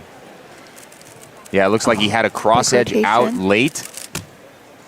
6:14. That is, it's funny that that's just very uncharacteristic for Timon, especially when you look at his other times. 5.4, 4.4. He gets, I mean, again, obviously he could count that, no problem, but, he probably won't. That's the funny thing. Does not have been a very good scramble. You could see him change his orientation multiple times.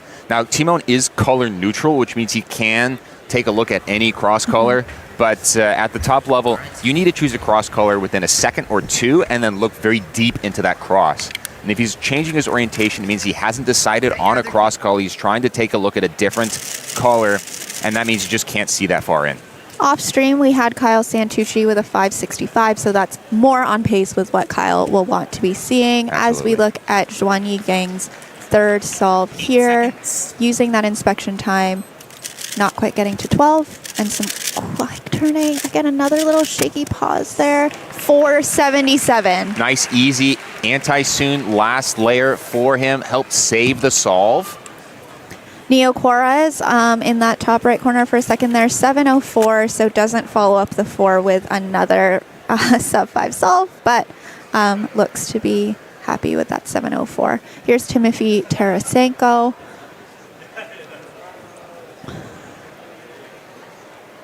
Getting ready to start his solve there. That's great. Only one orientation, or only one rotation. One rotation is optimal for F2L unless you get a little lucky, and the fact that he was able to do that means that that is going to be a nice, smooth solve.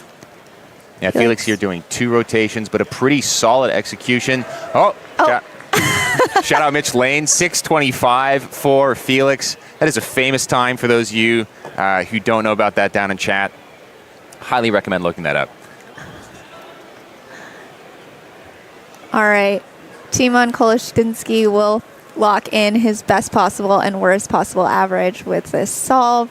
Timon is well on his way to that semifinals appearance. Decent looking set of oriented edges on both red and I believe orange. There's only one orange oriented edge there, or attached edge to the center. So lots of options here. I saw that block. He's doing white.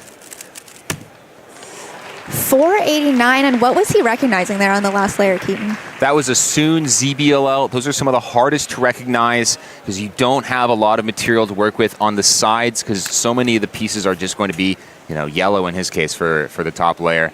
He did have a nice red corner attached to the red edge, which means that he's able to play around with that. Timon, of course, known for his sophisticated solutions. He can insert that and then find another edge to pair up as a pseudo slot. Of course, Timon, very well known for that from his early days in 2019. Zhuan Yigang coming up for his fourth solve, will also lock in best possible and worst possible here. Again, also well on his way. Kyle Santucci in the corner, we see 6:28. So these times that we've seen so far from him should be trending well towards a semifinals appearance. Yeah, Kyle, I believe podiuming in CubingUSA Nationals 2023. Correct. So it's not his national championship, but it is the biggest competition of the year in North America. A 5:18 from Zhuan Yigang. He doesn't seem too pleased, but gives a quick nod and says that's going to be enough. Yeah, that'll be fine. He'll make it to the next round. He won't get a sub-5 average. I think the only one we have right now is the BPA from Timon, but that's not guaranteed with the 6:15. All right, here is Yiheng Wang. We have not seen anything from him yet, so I believe this is his first solve, and we'll take a look at what we see from the favorite for the world champion. The favorite by far, looking only with his left hand. Seems to be looking pretty deep. He hasn't changed the orientation, but is looking around the cube. Great execution. 346 from Yiheng Wang. Essentially no pauses in that solve in its entirety. Young with a huge pop-off, really playing off the crowd energy right there. Yiheng setting the tone right from the beginning. He is here with one purpose in mind, to win the world championship. It's extremely impressive stuff. Timon needing to deal with the crowd noise afterwards as well. Pretty comfortable solution, getting to ZB recognition at about 3.9. Okay, we're going to get a replay here of Yiheng Wang's 346 solve that we just saw. Break it down for us, Keaton. Yeah, taking a look here. By the way, this is slowed down, so this is not the actual speed. Oh, he had a nice PLL skip right there. Hard to see in real time.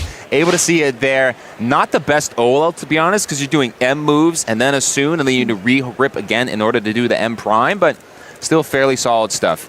This is Qishen Zhao, who set the female world record in the first round, and a very solid solve to get things off for her 580.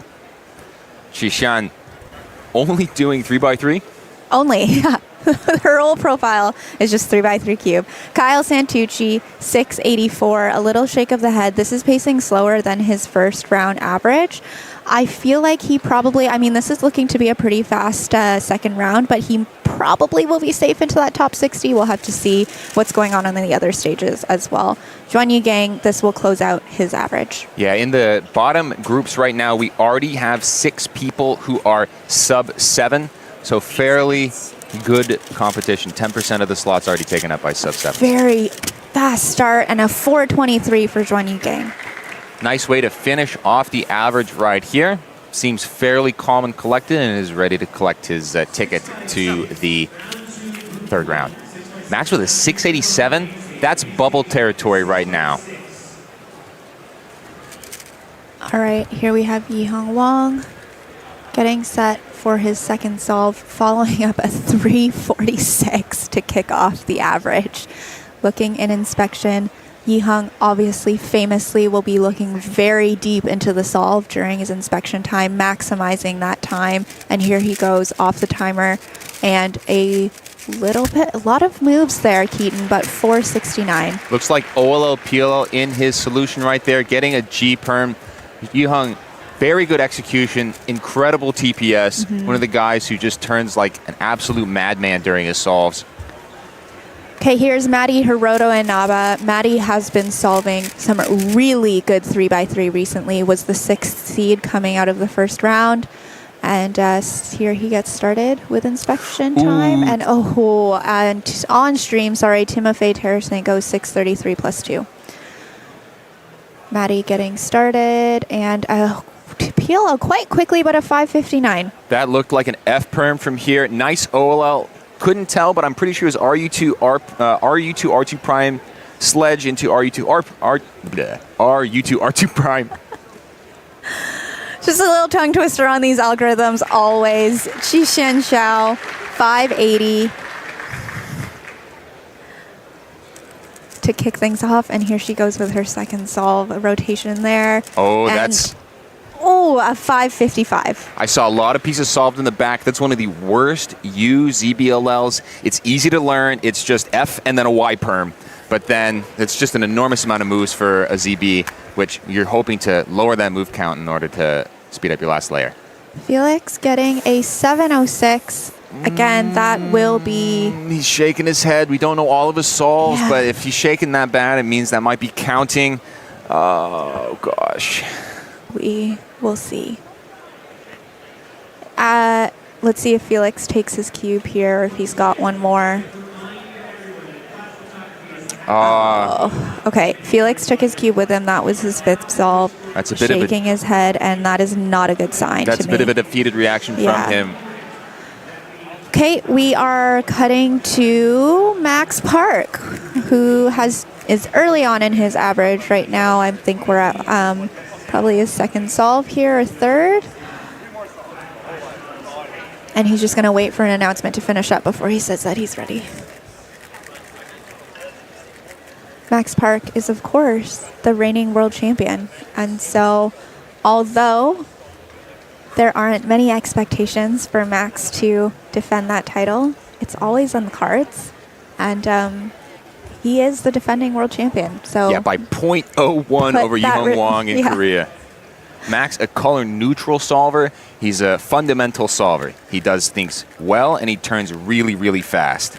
Been learning some more ZB. That is a little bit of a pause there, deciding whether or not to do a lefty alg for the WOLL. I don't like that one. Again, another one that's easy to learn, but takes an enormous amount of moves. Able to transition into the J-perm nicely, though. 643 is good enough. Again, just a reminder for everyone, you cannot win the World Championship in this round. Yeah. But you can lose it if you don't make the next round. And the cutoff here is just about 7 seconds. Lexi, one of our Rue solvers here at this competition. Bit of a disappointing performance so far for this for a podium spot at Euros last year. Very pleased with that 515. He's got great turning and extremely fast last 6 edges. this is Olaf Kosminski, who had a 4-second solve earlier, and so a quick one will count. 561 there, and getting some applause from the crowd. Okay, Yihang here getting set for his third solve, starting off extremely quickly. 346, 469. Yihang expecting to put down, as this is trending, probably a sub-5 average, which we did not see in the first round. Choosing yellow took about 5 seconds to choose an orientation, which means he doesn't get to see in as far. 556. That looked like an N perm. Again, that's an unlucky case. You do RU, R prime U, and you do a J perm. So it's definitively slower than that. 556 is slow for Yihang, I'll just say it. Yeah, but it's, you know, if it doesn't count, or if it counts, it's still not a bad time. Neo, very pleased with his average, 553, 570 PR. Again, Neo has been to fewer than 10 competitions and is already a world champion. Yeah, Neo very pleased. Had the privilege of speaking with him after his win on Friday night, and what a great moment for Neo, for his friends and family, and the Philippine Cuban community. Okay, here Max Park goes, and this should be the third solve that we've seen from Max Park.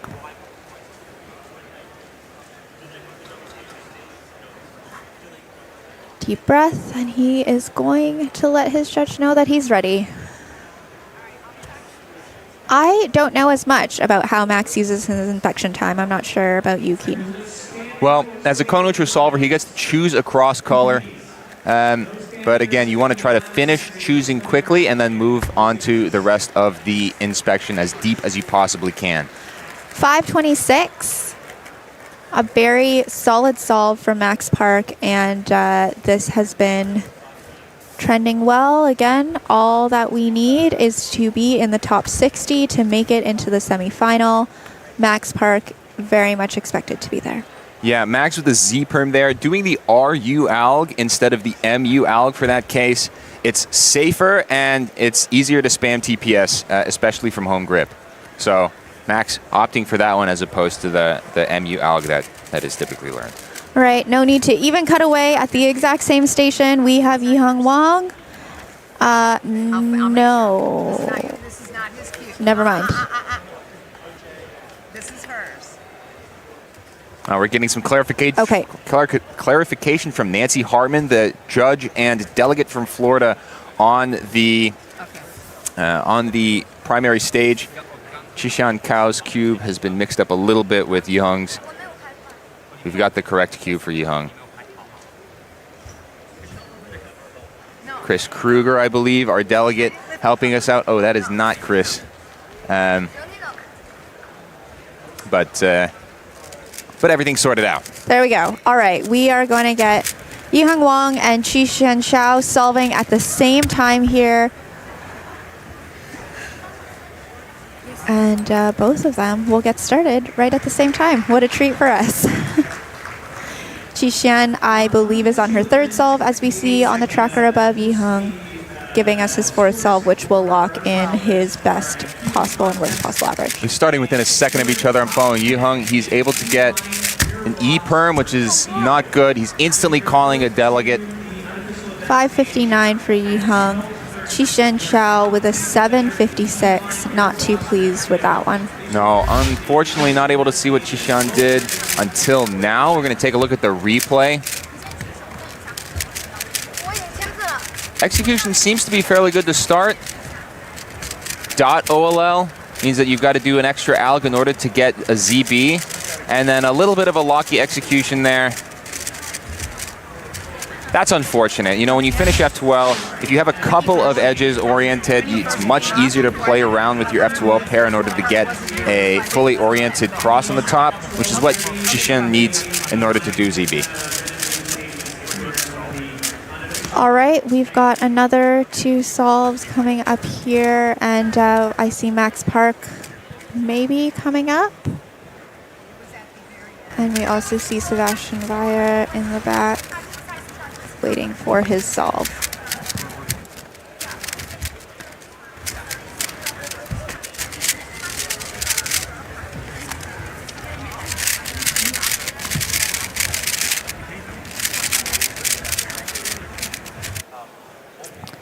All right.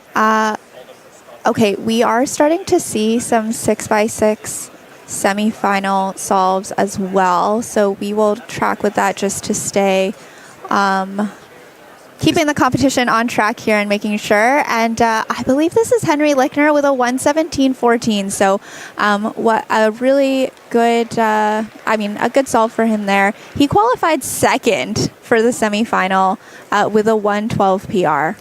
That brought down by a 103 single. Again, every solve counts in 6x6. Henry Lickner shaking his head after that one, but a 117. Look, this is the semifinals for 6x6 that we're starting up at the same time. That's a time that'll get Henry into the finals. I think this is Bofan Zhang, I believe, 6:49. And Felix going directly from a disappointing 3x3 second round, which we will await the results for. Needing to shake it off right away and focus on this 6x6 semi. Yeah, Felix with the 120 average in the first round for 6x6, placing him 10th. Holding the cube very close to the body. We can see it neither in the front cam nor the overhead cam. Felix making our lives just a little bit more difficult. He'd actually come into this competition with a series of OCR averages and singles. First getting a 111 and then a 109 single. So breaking 110 is always a very nice thing for him. Got fourth last World Championship, 123. I think his best placement overall for that competition in any of the finals. Interestingly, here we have Max Park, who I believe is still on 3x3. So Max Park will have a quick turnaround into that 6x6 semi right after this. Absolutely. Fortunately, for 6x6, scrambles are always important and they matter quite a bit. But they matter a little bit more on 3x3 than they do on 6x6. So even if Max gets a separate set. That's a nice execution from Max, tying Yihong Wang's time. 5:56. I think Max is trending for a comfortable mid-5 average here. It's 118.90. 118.99 from Felix in our top corner there. I think he'll be pleased with that. I also think that that will probably be, times like that will be pretty safely into the final. Yeah. Felix, of course, probably would have made 7x7 finals as well were it not for a pop that locked up his cube. I think it took about 15 seconds off of his average, or added 15 seconds to the time, which was enough to knock him out of the finals. He had a 2:15 average and placed 22nd place in 7x7. Yeah, just a heartbreaking a pop for Felix there. And, you never like to see it when a pop is the difference maker on a mean. Varun here finishing up with the 132. Not happy about that. Varun, a standing solver from the days back when he was a 12-year-old child and standing was the only thing that he could do in order to reach the table. Speaking of being a 12-year-old child and standing up to solve, although Yiheng has been sitting down at this competition to solve. So taking a look at his final solve here, BPA is well under 5 seconds. There's an orange corner attached to the green-white edge. So green, white, orange. Might see Yiheng take advantage of that. Very quick. Fast. Oh, 4-1-4 from Yiheng Wang. Nice. It'd be nice to get a replay on that. It looked like he did a lefty U2 plus U-perm. Good job. Congratulations. Yeah, able to make use of that corner right there. Double sludge into double sexy. And then, lefty J-perm in order to finish off the solve. So Yiheng will give us a 480 average in the second round, heading into the semifinals later today. By all accounts, I would expect that to lead out this round, but we will await the results and see what's happened. Max Park is getting set for his final 3x3 solve.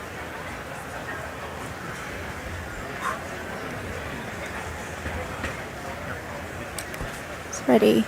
And it was the exact same scramble that Yiheng just got.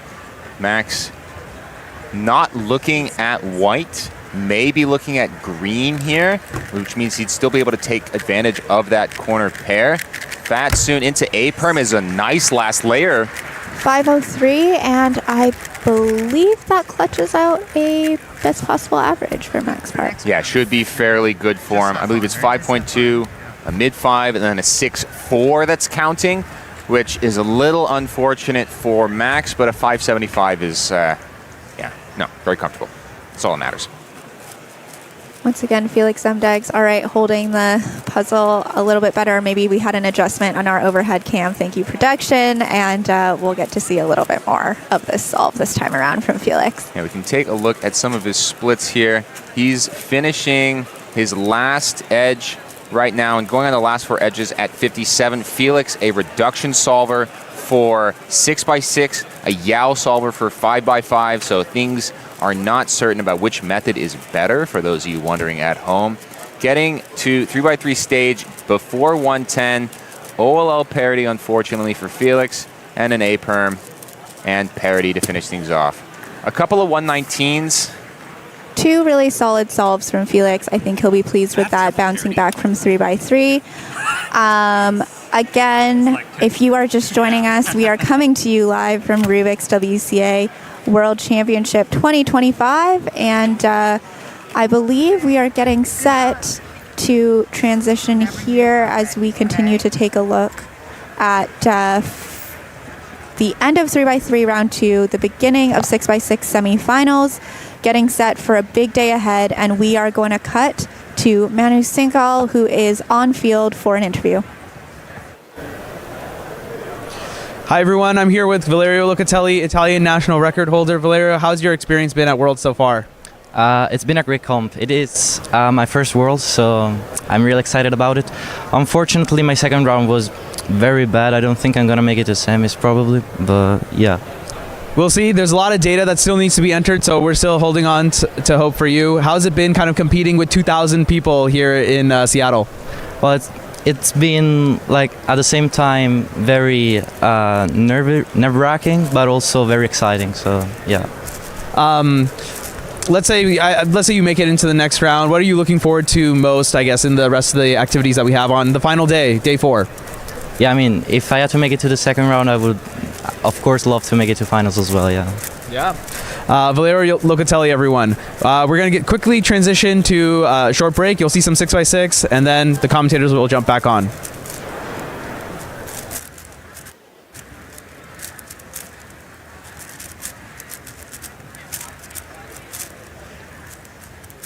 All right, everyone, we're still going strong on 6x6 here. Thanks, Manu, for a fantastic interview with Valerio. This is Timofey Tarasenko right now, just about to start 3x3 stage, finishing up his last edge here. Has a parity case at 118. This is a little bit slow of a solve for him.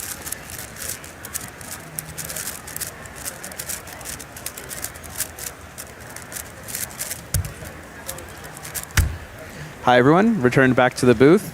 It's Manu Singhal, Keaton Ellis, How we doing, holding down Manu? the fort. An insane group.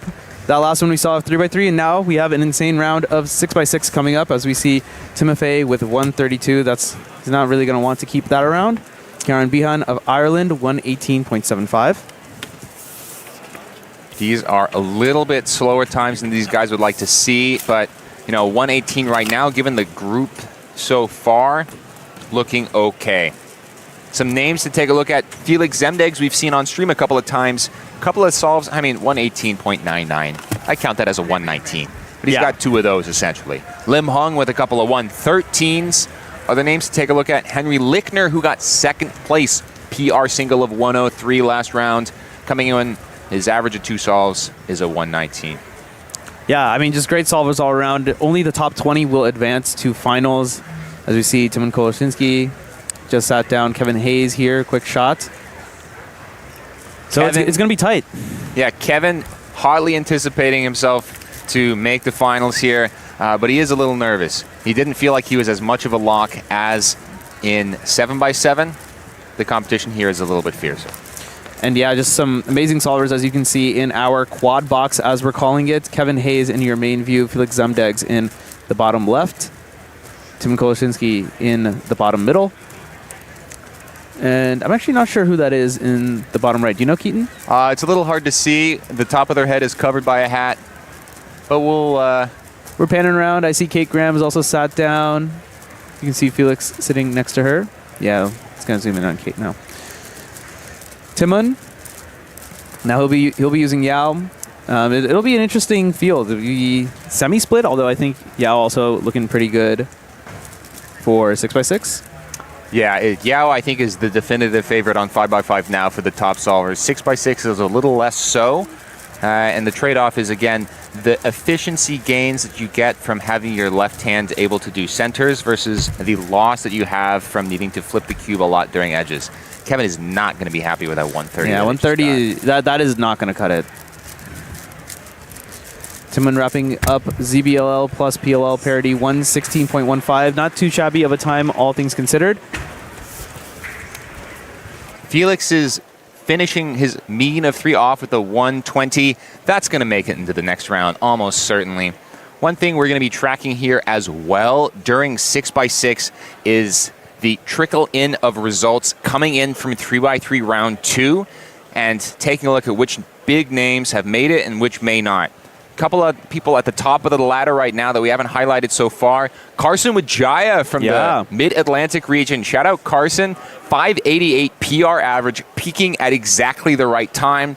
Juliette Sebastian, we covered earlier with the 598. Luke Greiser, maybe coming back from the comments that we were talking about on stream about not making the cut if it was the first round. Coming back strong, 602 average here. Yeah, and these the 3x3 times, they are not being entered live, so we will have to wait, and we will update you as they trickle in. We're watching Kate Graham now. She will be backing herself, trying to make 6x6 finals.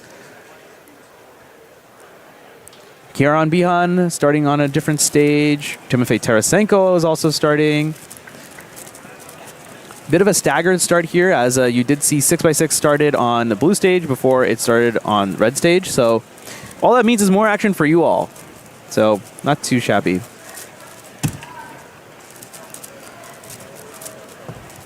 $126 for Kate. She's not going to be pleased with that one. No, that's her final solve as well. The best of the 3, which means it's unlikely that she's going to make this final round. Yeah, that's tough. That's tough. Some results coming in for 6 already. Arhan Serene, PR mean with a 120. Yeah, that's the right time. The semifinal can't win if you're not in that final 20. Yeah, taking a look at Kieran Behan here. Prolific Yao user. Been doing it forever. Yeah, I mean, was like the main Yao user. Really helped to popularize it. Of course, does green with Yao as he goes into 3x3. Interesting hesitation there. It looked like on Ola 1:16, the one being covered, it's not 16 seconds, 1 minute 16 seconds. Timofey is going to be wrapping up his solve. Looks like he ended up with some kind of OLL parity. And 123 for the Tiny Titan out of Russia. Yeah, unfortunately, his first time is not going to be able to cut it unless he gets something real hot on this last one. A 132 leaves him out of the final right now. Yeah, that's actually pretty crazy. Pretty crazy. Of course, very similar to as we were commentating on 7x7 final last night. All 3 solves will count. There are no times that get dropped. So if you have a bad result, it's unfortunately going to be all over in a flash. Madi Hiroto Inaba from Hawaii, 124.19. Timon has sat down now. He'll be looking to defend his world champion title, winning it in somewhat dramatic fashion in Korea in 2023. 8 seconds. He'll need to beat Lim Hung, though, already in with a 114 mean of 3 solves for 6x6. Lim with a nice performance in 7x7 yesterday, taking the bronze medal home for a 2nd world championship in a row. Just narrowly losing that silver medal to, well, the person on your screen right now, Tim Koloshinsky. A great solve coming in from Kaiwen Wong. Looks like that was off-stream 112. That puts his mean of 2 solves at 114.94. If he can continue that pace, he's looking to be in the top 20, certainly maybe even the top 5. We're also getting in a huge number of results from 3x3 round 2 at the same time. 21 people have been confirmed. Right now, 666 is guaranteed. Chuanyi, of course, with 503. Timon with the 520. Alexei Svetkov, 555. That's really close to his personal record of 5.50. He is looking pretty good. Peaking at the right time, indeed. Some other names, Neo Juarez, Michael Nielsen, Sung Hyuk Nam, Dylan Miller. These guys have all made it at this point. Felix Zemdegs, though, down with a 6.96 average, which means he is on the bubble for that final round right now as results are coming in. 116 solve for Timon Koloshinsky. Let's see what that gives him. What is he counting? 116 was his last one, so twin 116s. It's not too shabby for him. As we watch Kevin Hayes now. You'll remember he had a bit of a poor solve coming in earlier. Trying to find it amongst the sea of names. 130 was his first solve. So looking to improve that. Of course, Kevin using reduction method. Just like Max Park, who is also sat down for his solve. That we'll see that coming up shortly as he warms up. On a different station, Kieran Behan. It's about 58 seconds through his attempt.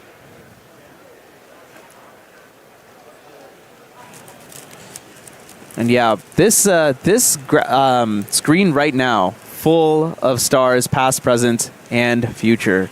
Amazing stuff. How many world championships do we have? How many world championship podiums do we have in this way right too now? many to count. Way too many to count. 120 for Kieran for his efforts. Also, he would have wanted something probably a little bit better than that. A 118 is fine. He'll make it to the next round. You're right. No yeah. national records for him, unfortunately. mission accomplished for now.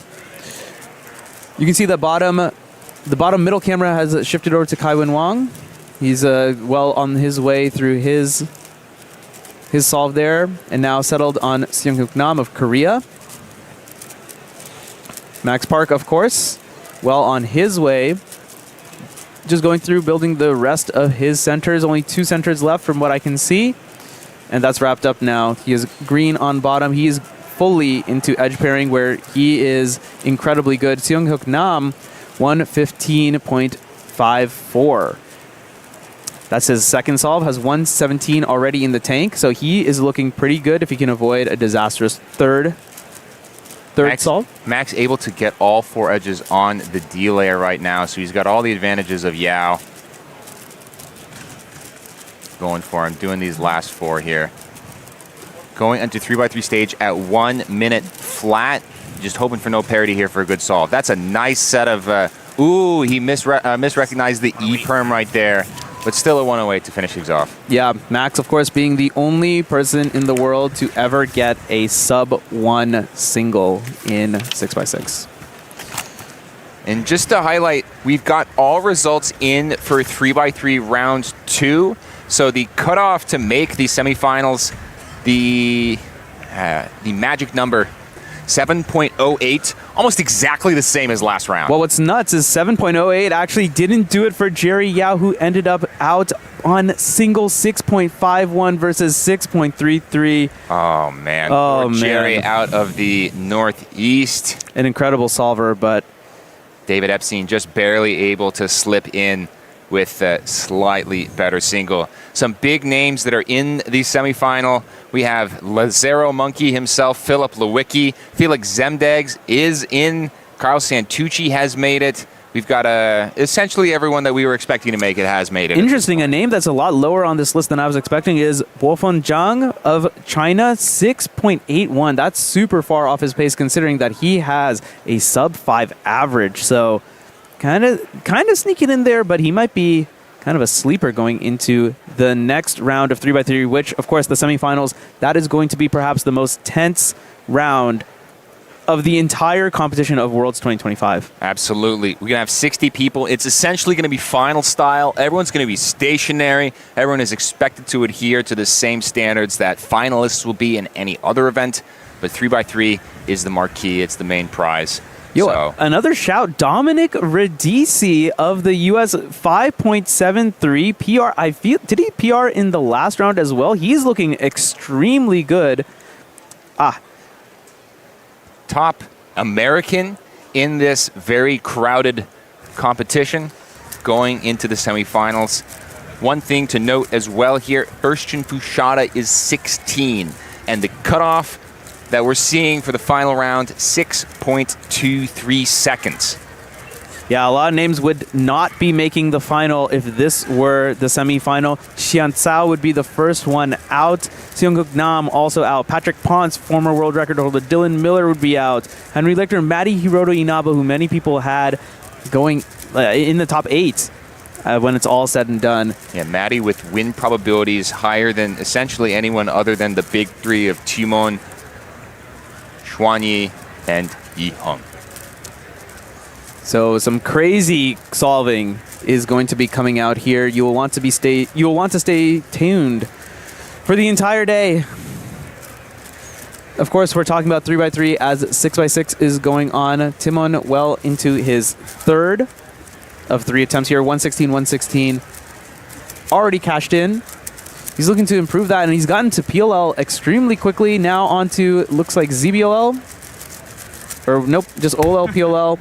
And instead, 114.09. He's going to end up with a very, very solid 116, very low 116 or a very high 115, very comfortably safe. Kevin, 128. Not going to be pleased with that performance. That will not make finals. Right now, looking at our projected rankings, first one out is Jack Larson Baxell, setting a national record for Sweden with a 127. We'll have to see if that will end up making it in at the end of the day. Max now He's the only solver, I think, in this field for whom that is quite a bit off of his normal solving pace, 115. But with the 108 already, basically no one is going to be able to catch him unless Emmanuel Cao of Singapore puts in a particularly good solve. And that's probably off stream, as we see most of the stations are actually empty at the moment. Most people are done with their solves. We're still waiting for a couple to be entered. Dongsu Park from Korea has a time left. Patrick Ponce is still in the mix with a time left. We've seen Timon's last solve and just waiting for it to be entered. Yeah. We're doing semi-live data entry here, so they will not pop up at the same time as you see them on the stream. Instead, the cubes and the scorecards will be delivered back to the scrambling area, and that is where all the times will be entered.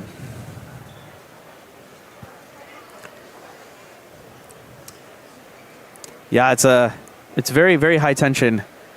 As the semifinals, making it to Worlds Finals, it's a huge accomplishment for many speedcubers. Many dream of this chance, but unfortunately, there are some who can make it, but that also means some are going to be left out. Yeah, there are only 20 slots in this 6x6 semifinal. We're seeing Patrick Ponce go here on his last solve. Patrick looking pretty good so far. 119, 124. Yeah, he's currently the mean of those two, 121.66.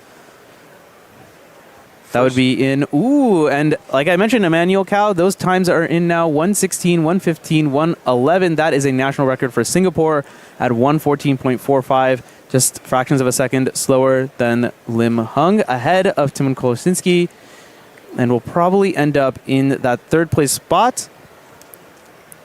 Seong-Hook Nam, in order to overtake that time, would need 104 is what I'm seeing on our screen here. 8 seconds. Not quite sure about that. That would be an incredible solve. Seong-Hook can do it. He's got world record average in 6x6 before. Yeah. Has a 102 single, so. And I'm sure he's gotten times like that at home, but on the biggest stage, it's not quite the same conditions as competing at home, is it, Keaton? No, at home is a lot quieter. It is a lot easier to stay focused, and in particular, it's a lot easier to let the subconscious mind do the things that it's supposed to do. When you're at a competition with the bright lights and 5,000 people in front of you, everything just requires your immediate attention. Things become conscious a little bit more easily, and that's really hard, especially at the top level. And not to mention, of course, thousands of you all watching wherever you are in the world as we bring to you day 4 action, finals action of the World Championship here in Seattle. Taking a look at Max's last solve here. He's finished edge parity at 102. Oh my gosh. 105. 105 flat. 105 flat. That would be a chocolate solve in Europe. That's a sub 110 mean. He's running laps around competitors in 6x6 the way that he did in 7x7 last night. Yeah. I mean, I'm not going to say generations because it's not, speedcubing hasn't been around that long, but it certainly feels like generations. Max has been the favorite to win all of these big cube events. You saw him in 7x7 indeed, just taking it without really much issue. And he's showing why he is the best in the world and why by a pretty large margin he is quite good. Only one person has been able to challenge him recently. That was Seong-Hook Nam. But in NAC, the North American Championship, obviously, Max able to get the world record average back. Interesting little bit of lore, if you will. During that, Seong-Hook Nam was sitting right next to him, and as he got that average, he goes over to Nam and says, "Sorry, Nam, your world record was good," or something along those lines. So, Max a little bit with a flair for the dramatic as well. Looks like most times are in. Right now, Bruno Lee Chak Kwan from Hong Kong, China, 126.72. Amazingly, Vishwa Sankar from Georgia, the state of Georgia in the United States, 126.73 is on the bubble. He will be bumped, unfortunately. He's one of my friends, so feel for you there, Vishwa. That's extremely unfortunate. We're still waiting for Christopher Sun's last time here. Christopher Sun with a 126.77 mean of 2, which means that he has one last time that will determine whether or not he is going to be, that is determining whether he's going to be in the finals or Burno. But we are starting Skube here in, this is Skube semifinals. Indeed. And I think we will see a change of commentary. So we will quickly transition, and you'll see us back, hear us back shortly.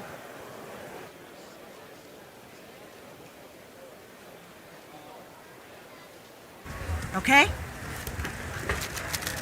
203.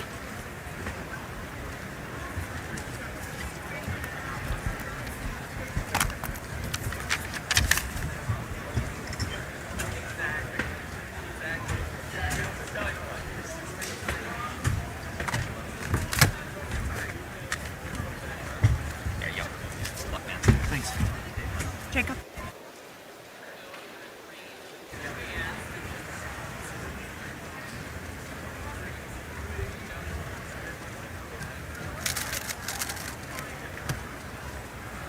I'm ready.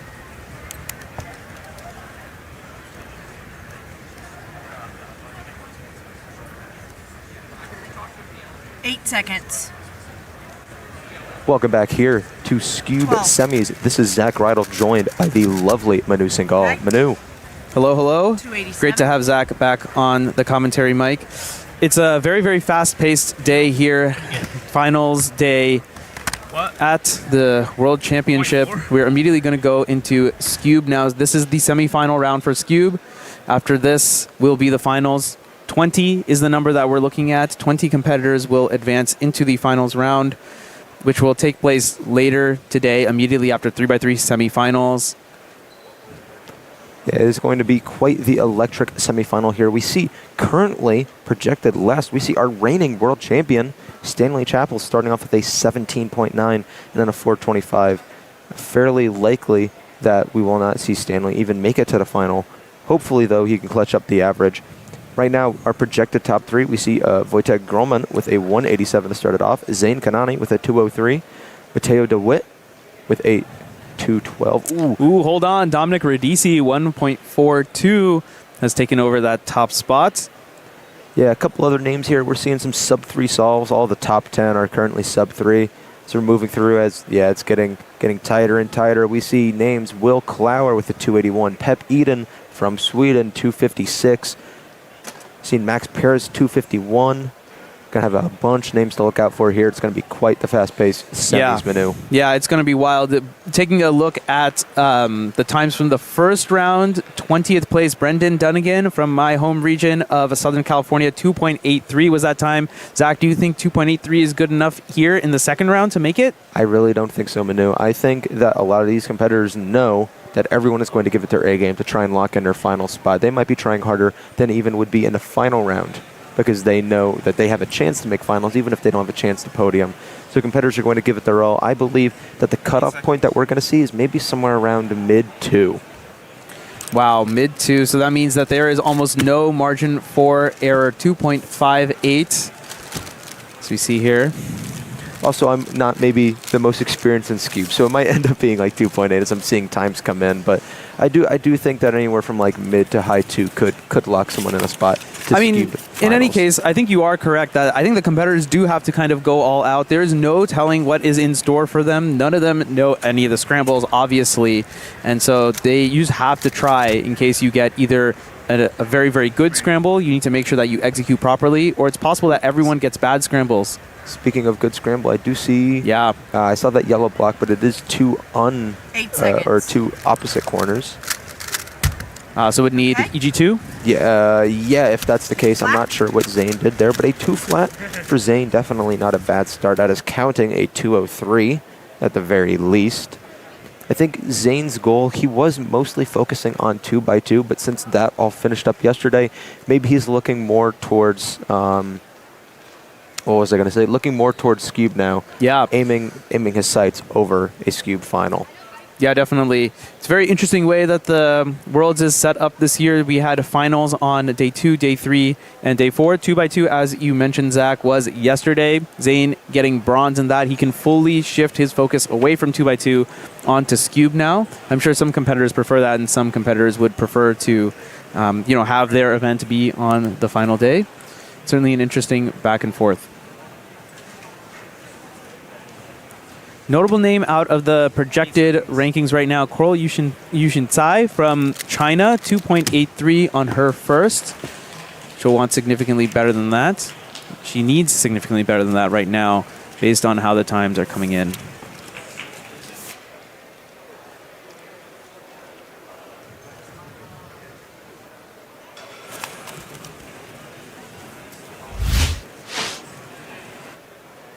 Yeah, look at that turning there.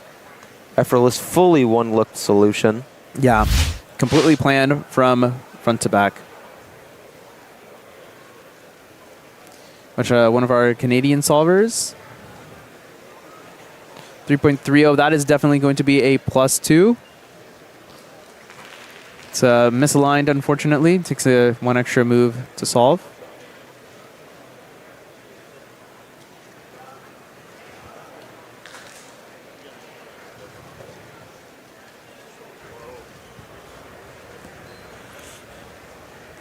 Seconds. Okay. 276 there and a head shake. 276. Trying to make sure. We see so many top names in here. We're really starting to lose track of the who is who. Yeah. I mean, the field for every single event is incredibly stacked, and of course, Skube is no stranger to that. I do think that all the competitors should be getting the same scrambles here. I think everyone is in the same group for Skube. Yes, indeed. Only one group. That is, of course, because Skube is a scramble-dependent event, as most of the shorter events are. So I need to make sure that everyone has the same access to the same difficulty of the scrambles. As you see, Ignacy Samoledsky get 203. He's the current world record average holder.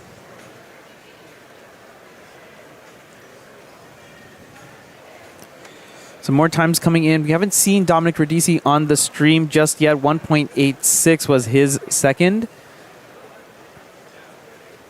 So he has 142, 186. He's leading the projected rankings as you saw there before it cut away. We're going to see coming up back here. Ooh, 223. Fist pump. Quite happy with that solve. Back up here on the red stage, we have Coral Yushin Tsai.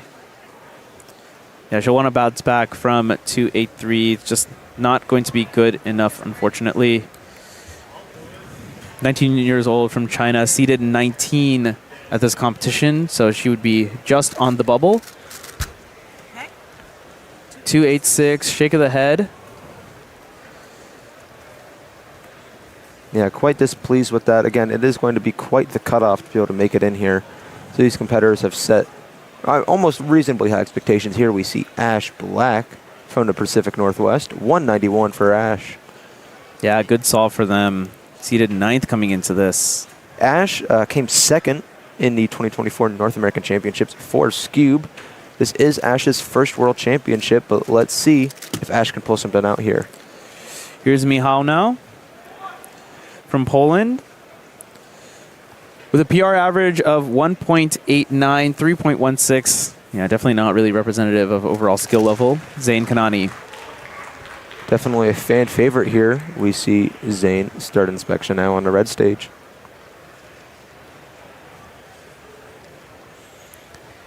Couple stages away from Zane. Ooh, 169. 169, quite the nice solution there. Very smooth turning, and we see also coming up here, Brendan Dunnigan. Yep. Definitely a little biased when I say I'm rooting for him. I mean, how can he not? He's an amazing person to talk to and an incredible solver. 325 though. Yeah, he'll want that one back. On a separate stage, Ariel Benchrit from the United Kingdom getting a 2.9. Seems like the scrambles are just not there, Zach. I was going to say that, but we do see currently entered in the first average in Anthony Lafourcade from France with a 173 French national record. Wow. Quite impressive showing. Maybe we have some more to see with these next couple scrambles, Manu. Yeah, perhaps maybe the front half, we had them in the first half, right? And maybe we're all going to come back here. I would certainly love to see that. Off stream, Simon Kellum, 1.94. Good comeback from a 13-second solve. Switching here to Parker Traeger from the Mid-Atlantic region. Parker was first in Pure Mink semis, but unfortunately was not able to hold up that performance in finals. 252 there for Parker Traeger. Yeah, and as we're kind of looking at where the bubble is sitting right now, 257 is the current projected average that will make it into the next round, which would be the finals, of course. Ooh, we do see currently projected fifth Wojtek Groman has a DNF on his third solve. Yeah. Currently, that only counts at 213, but that means any other solve from here on out could count in his average. 8 seconds. Yeah, it's the trap. Definitely don't want to spring that. Ooh, an incredible 1.58. Not sure who this competitor is, but an extremely well done job. Perhaps Oscar?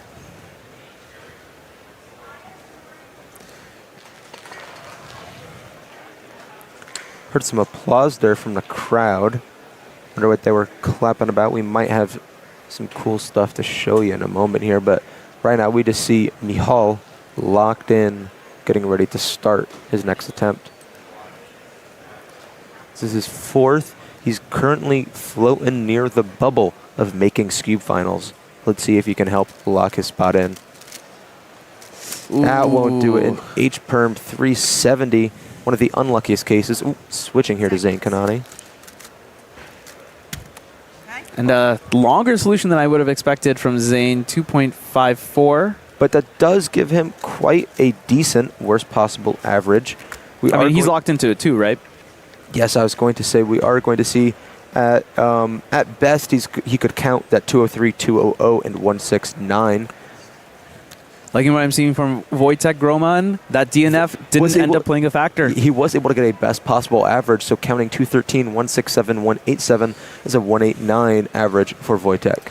Yeah, that's good. That's great to see. The DNF just completely take it out of the equation. Fourth place right now in the projected rankings, Alex Rosado from Spain, 196.171. Or excuse me, 196.183 are his counting times, 190 projected average. We watch Ariel Benchurit and Brendan Dunnigan. Brendan taking his time, making sure that the announcement can stop before he starts inspection, being able to provide a little more focus for him. Indeed. Yeah, competitors want to put their full concentration in. Although we see Ignacy just getting started anyway.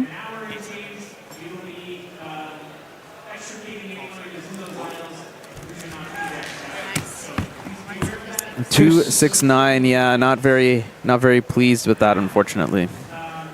As I say, looks quite upset with that solve. They say, ooh, Ignacy is on not great pace here. Currently does not have a single time under 2 seconds. Yeah, that might be rough. Here, Brendan is finally going on the red stage. What can Brendan cook up here? Do you see anything in particular? Hard to tell from this angle entirely. Oh, man, and unfortunately, the exec error also. Skube, such a hard puzzle to turn 408.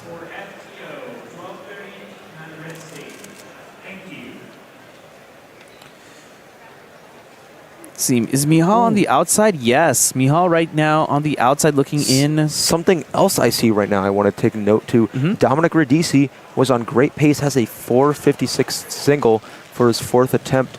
That could end up counting either a bad time or the worst possible average for him would end up being 285, which is sitting outside the bubble. Ooh, and a good comeback from Michal. That's what he needed as he was sitting at 27th. With a 167 doing the 6-7 has been floating around this competition a whole bunch of new. I still have no idea what it is. I've seen so many competitors do this motion. Zainkanani 327 air. Doesn't look too pleased with it, but it's going to be worst possible average. 219. 219 feels pretty decent. 219 should be able to lock him in a spot into the final round. Just maybe not one of the top seeds going into it. A couple other competitors have wrapped up. Braden Roten, 226. Max Paris, 235. Another Spaniard, Jaime Calzado, 242. And on your screen right now, Ignacy Samoledsky to keep his place and make the finals. Can he do it? 227. It's solved, but he is falling to some of the nerves. The pressure of Skube semis. Yeah, he's going to count that. We'll see. Noriyuki not starting the timer on that attempt. That is going to be a DNF for Noriyuki. That will be a worst possible average of 234. Still should be okay. Still within the bubble to make finals. Should be okay. But definitely calling it pretty close.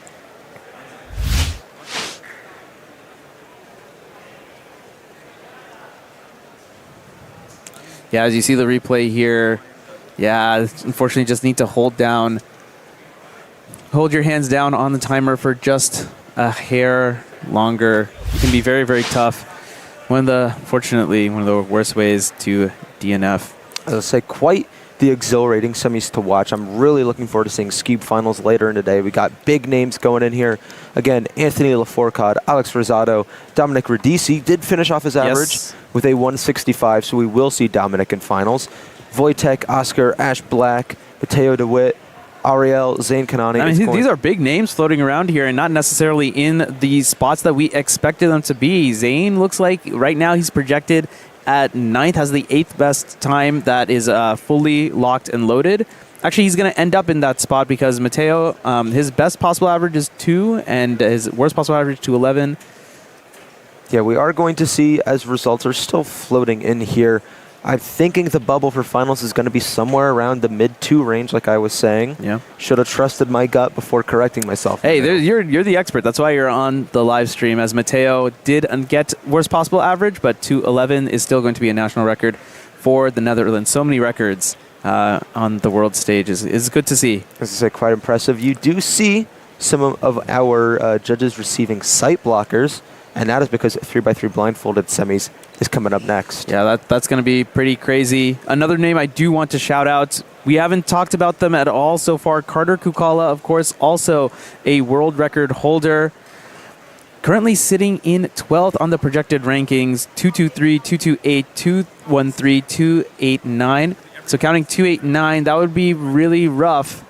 Worst possible average would be 2.47, just barely making it in at this stage. 245 we see now in the projected ranking. 260 from Daniel Vedel Idal be out.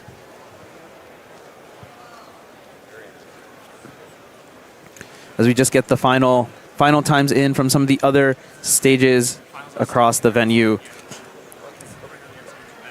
There are 20 locked-in times right now. Jacob Levy of the United States, 2.03 personal record. Great time to get your personal record.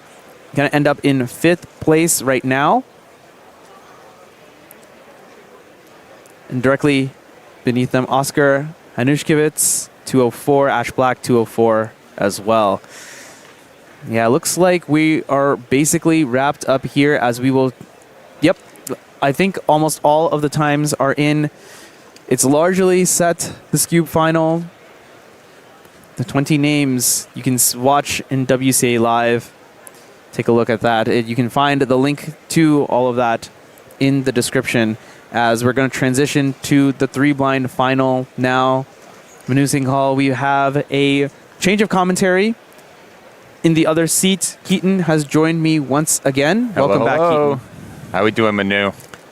Well, we saw a pretty nerve-wracking Skube round there. Zach was looking at mid-2 to make it, and yeah, he was pretty spot on. Now, blind is going to be crazy. Remember, it is best of 3, not an average of 5, not an average mean of 3 event either. very, very high chance of DNF. We really hope that we don't see triple DNF from any of our competitors, so they might be safetying just a little bit, but even your safety is going to have to be pretty darn fast if you want to make it into the finals. Absolutely. Blind is all about the scramble here as well. How many algorithms does it take in order to solve? So the fewer they are, the more chance you'll see at a really crazy time here. And if we're going to see a crazy time from anyone, it might be Tommy Cherry, 15.42. Shaking his head did not feel good. An extremely fast memorization phase. We saw him, he was executing at like 8 or 9 seconds. That'd be pretty typical if you wanted to get a 20-second solve. So amazing work from Tommy Cherry, of course, the world record holder, former world record holder, Charlie Eggins, sitting down on the stage. He will be backing himself to get gold in the blind final later today. Both of these guys with 12-second solves blindfolded. This includes, of course, the memorization time. Just incredible stuff. The cutoff that we're looking at to make the next round, assuming that you don't DNF, you want, which it looks like... That's a corner twist. Manuel Gutmann just did, which is not good. You're going to want about a 20-second solve. That's going to be able to make it into the next round. Yeah, I wonder if we can see any sort of replay on... Wow! Absolutely. Production is shushing us. We're having too loud of a reaction here to Charlie Eggins' 12.96. That's an incredible time. Oh, if you guys want to follow along, the venue is doing jazz hands in order to we should cheer really, while also switch over to that. While also staying quiet. If you guys want to follow down and chat, any of the hand emojis would go wild. Oh my goodness. Do not do what I just did. And if you're in the venue, make a loud noise. I'm sorry, everyone. Sorry to all the blinders out there. Jazz hands is also applause in sign language. So you get to play along there and make sure that you don't distract anyone with loud noise. Yeah, 12.96. Charlie Eggins guaranteed to make the next round now. I mean, it kind of makes sense why Tommy's time was, Tommy's memorization was so fast. Looks like maybe some just exec or recall errors gave him a 15, but a 15 is still a solved cube, so he's is basically guaranteed to be in now. Taking a look at a 22 here from one of our Chinese competitors. 22, probably not going to cut it based on the results that we're going to see. So far, we've got some of our first solves in here. Not everyone is going to have live data entry, but 22 would place you at 10th place. Yeah, Charlie Eggins, Tommy Cherry, Noah Swore at the top right now, all with 15 or better singles in the first attempt already. I think these guys can sort of cruise now. It will be very, very, very unlikely that they get kicked out of making it. Yeah, once you get a 15, you're good. Now your goal is to either go for a good average or go for a good mean or go for a good single. So you can be a little bit riskier. You can take a little less time to memorize everything. Especially for Charlie, world record mean might be on the cards. Yeah, Tommy right now dropping the donning the blindfold at about 6. That's a corner twist. It looks no, like that's off by two corners. So yeah. Taking the risk doesn't pay off. That's okay. You made the next round. He should be good either way. It looks like Manuel got a 16. Not sure if that was solved or a DNF. It's all happening so fast. It's a little hard to catch. Manuel Gutmann, we're not seeing. And of course, again, semi-live data entry, so the times will be a little bit delayed from what you see here. On your screen now, you see Gianfranco Huanqui from Peru. You might be asking, Huanqui, I heard that name yesterday in the Mega Minx final. Yes, it is the brother of Juan Pablo Huanqui. So some power brothers in Blindfold and Mega Minx. Gianfranco choosing blind as his main event. He can visual corners, which is something he showed off to me in 2019. One thing that we also want to keep track of here. 1829? That's fine. Okay. Noah Swore, 1548 and 1705. Those are well below his PR mean. So there's some potential here for some nice results coming out. Charlie, can he capitalize? Wow, 5-second memo? Can he capitalize on the 12 he already has? Oh, he's looking good. He's on extremely good pace for a world record mean. Oh my gosh. Charlie Eggins from Australia, everyone, 13 flat. So he's got 2 times that are about a second underneath the current world record mean. He's going to need a 16 or better for world record here, not just first place. Wow. Incredible stuff from Charlie Eggins.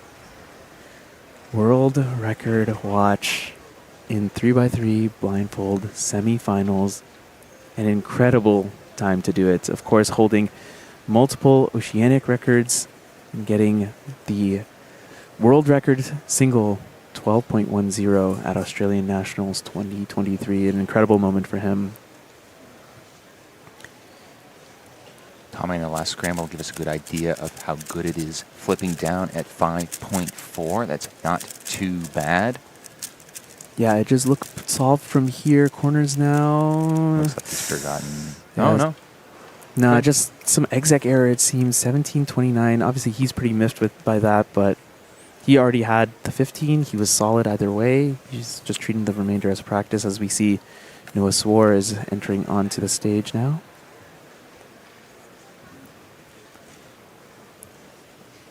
We're hearing from our production team. 16.19 would tie the world record, so anything better than that should break the world record. So keep that number in mind, everyone. 16. Seems like the scrambles. Noah Swore is about to get PR average here. Yeah, that's PR mean for Noah. Not happy with it, but counting a 15, not too bad. Yeah. Yeah, Charlie Eggins.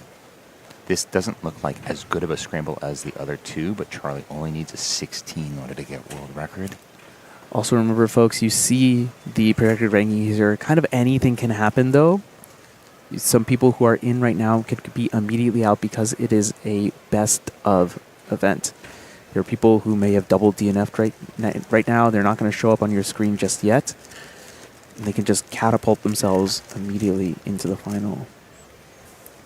Manuel Gutmann should already be in 1677. It was a solved cube, indeed. So not too much risk for him here.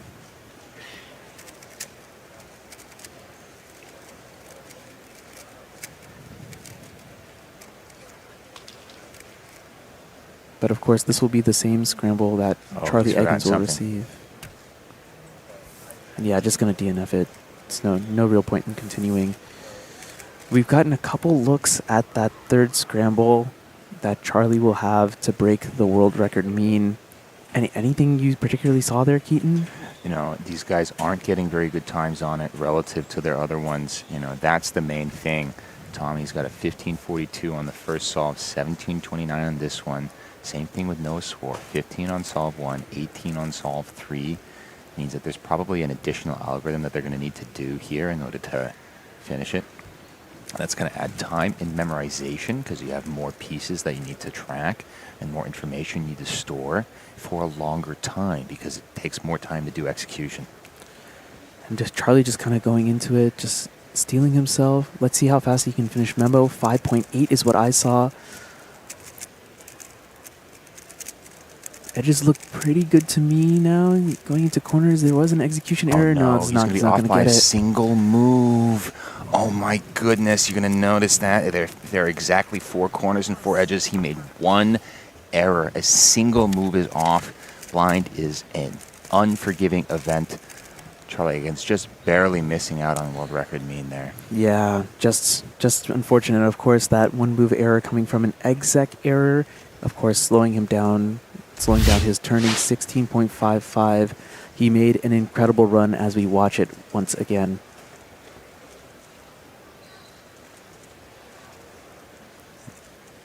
Yeah, you can take a look. Edges seem to look good, and then at the start of corners, it seems to be there's one move off.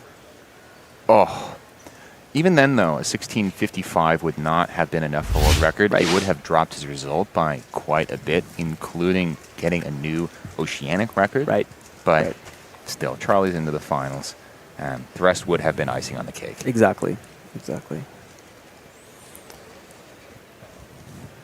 Charlie, of course, doing all of his blindfolded work in addition to being a prolific YouTuber and online presence. Yes. And being part of, I think, the biggest cubing family I've ever seen. Mm. Something like 18 members of his family went to a single competition. Oh, wow. And you can't just use the last name of Eggins in order to call something out. Explains why he is better known around the world as Checkins. Yes. The one and only. Couple of names that we see who look like are going to make it into the final. Charlie Eggins, Tommy Cherry, Noah Swore, as we mentioned before. Stanley Chappell with a 15.94 on that last scramble to make it in. Jeff Park with a 16.53. That was on scramble number 1. Ben Barron from Israel also getting a mean 1776 on the last one. Calix Tang from my alma mater of Berkeley. Go Bears. 1779 for him. Jens Haber is on a pretty good pace, 1810 on the first one, 1783. Watching him right now flip down at about 8 seconds. A little bit slower here on this solve. Yeah, it looks like a little bit more methodical, too, on edges. There is one edge on the dealer that didn't look solved to me. There's that blue one in the back, and yeah, indeed, it's a 3-cycle off. It's a bit unfortunate. A couple of guys here. Jeff Park, that Manu mentioned, former world record holder, former U.S. national champion back in 2017, 2018. Took a long break from cubing and is coming back. Yep. And is still able to perform at 3x3 blindfold at the top level. Yeah. So good to see from him. Very impressive stuff coming out of Jeff. Yeah, and there's a name, like I said, then they can show up from anywhere. Jake Klassen after double DNFing, 1846. Here's Gianfranco now. It's like, yeah, just one move off at the end, but plus 2 twisted corners. Gianfranco, 1829 on the first, should put him in pretty good position to make it regardless. Also want to shout out James McDiarmid from New Zealand, the Kiwi, getting a new New Zealand national record, 20.61 mean. Fortunately, the times themselves are all around that 20 mark, 2003, 21.5, 21.64. So 2003, will that end up making it? Currently sitting in 19th position. It's very, very close. Krzysztof Bober, Poland, 1916. We only have one solve in from him. But with a 19 already, I'm not super worried about him. Yeah. One other name I want to highlight here, Liam Chen. A couple of 18s here. Dark horse competitor at this World Championship from my alma mater of the University of Maryland. Go Terps. Looking to see him do well in the final as well. A couple people that are outside who still have a chance. Timothy Castle from right here in the Pacific Northwest. Actually looks like his final solve at DNF, unfortunately. So going to remain outside the top 20. Carter Kukala, who I interviewed earlier on stream, 25.15. One solve left. Tianyu Zhao from China, also not completely in, but past this point. Ooh, interesting. Aiden Kainalu Ebueno. We saw him get a 16 at the warm-up competition. One solve left, 2 DNFs going into it. We'll see what happens there. Of course, Kaiwen Wang, whose name you've heard a lot this weekend. Just the one DNF and no other times in so far. Looks like we also see Michael Tripodi. You've seen and heard a lot of him, I'm sure. 1971, slotted in at the 18th position right now. Should be fairly pleased with that one. Yeah, it'll be good to see him getting 4th place in 4x4 blindfold. Yeah, 2 world championships in a row. Yeah. And yeah, we're just waiting for the final times to come in. After this, we will move on to yet another semifinal. That will be Square 1. You just saw Square 1 round 1, so a little bit of a fast turnaround. Hopefully you all are getting your fill of Square 1 content today. Yeah, we saw a 3.92 out of Samir Agrawal. Yeah. But unfortunately had a 6.12 average due to the fact that he had a counting 8 in that average. 4, 5, 8. Yeah. Very unfortunate stuff. He's in 3rd place right now going into these semis. You can see the full list of names. It's right here, if I can get my hands into the right position. Ryan Pilot of the United States, he's going to be warming up for square one now, of course, having the world record. 1887 on his first, qualified him, is basically guaranteed to qualify him at this point. I don't think that there are many times left. Martin Vedel Idal of Denmark, one of the best all-rounded solvers in the world based on some of ranks. Also going to make it in. And yeah, just cleaning up the final times, getting them all in. And of course, as I mentioned below, you can follow along with the times as they are entered via WCA Live. The link for that is in the description.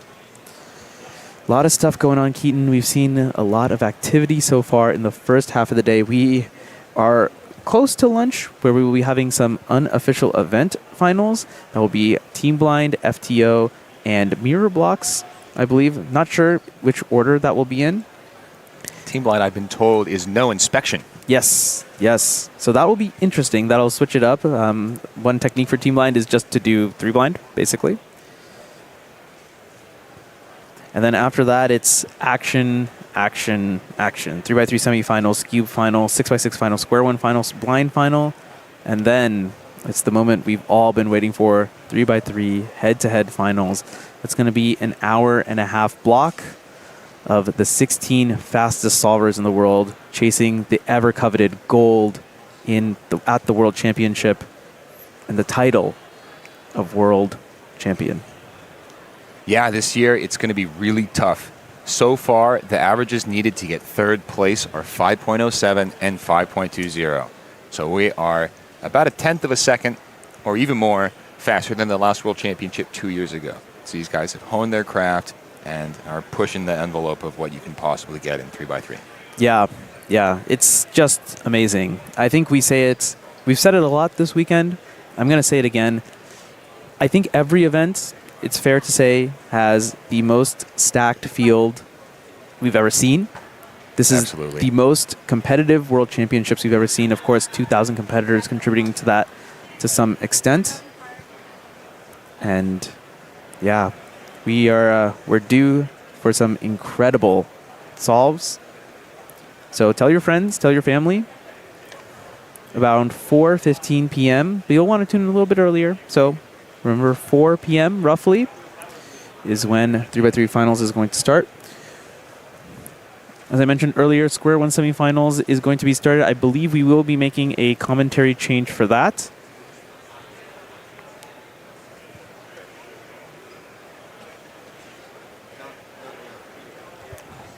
But in the meantime, we'll go to a quick break as we recap some of the rounds you can see on your screen. We'll be right back with square one shortly.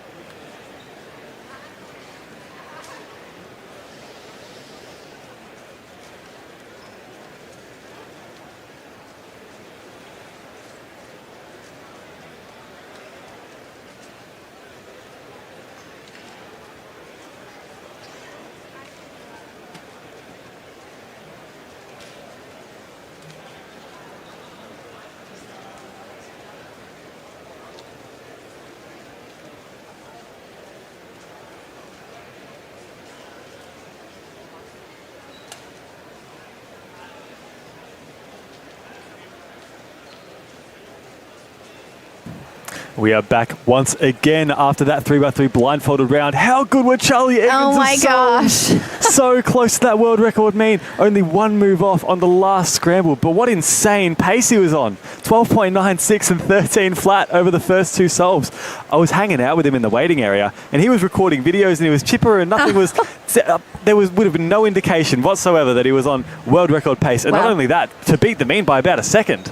That was absolutely unbelievable stuff from Charlie Evans. He has slotted himself for the time being in first place over the defending champion and world record holder Tommy Cherry by almost 2.5 seconds. It's absolutely insane. Won the first round, has won the second round even more convincingly, setting itself up for a wonderful final later on today.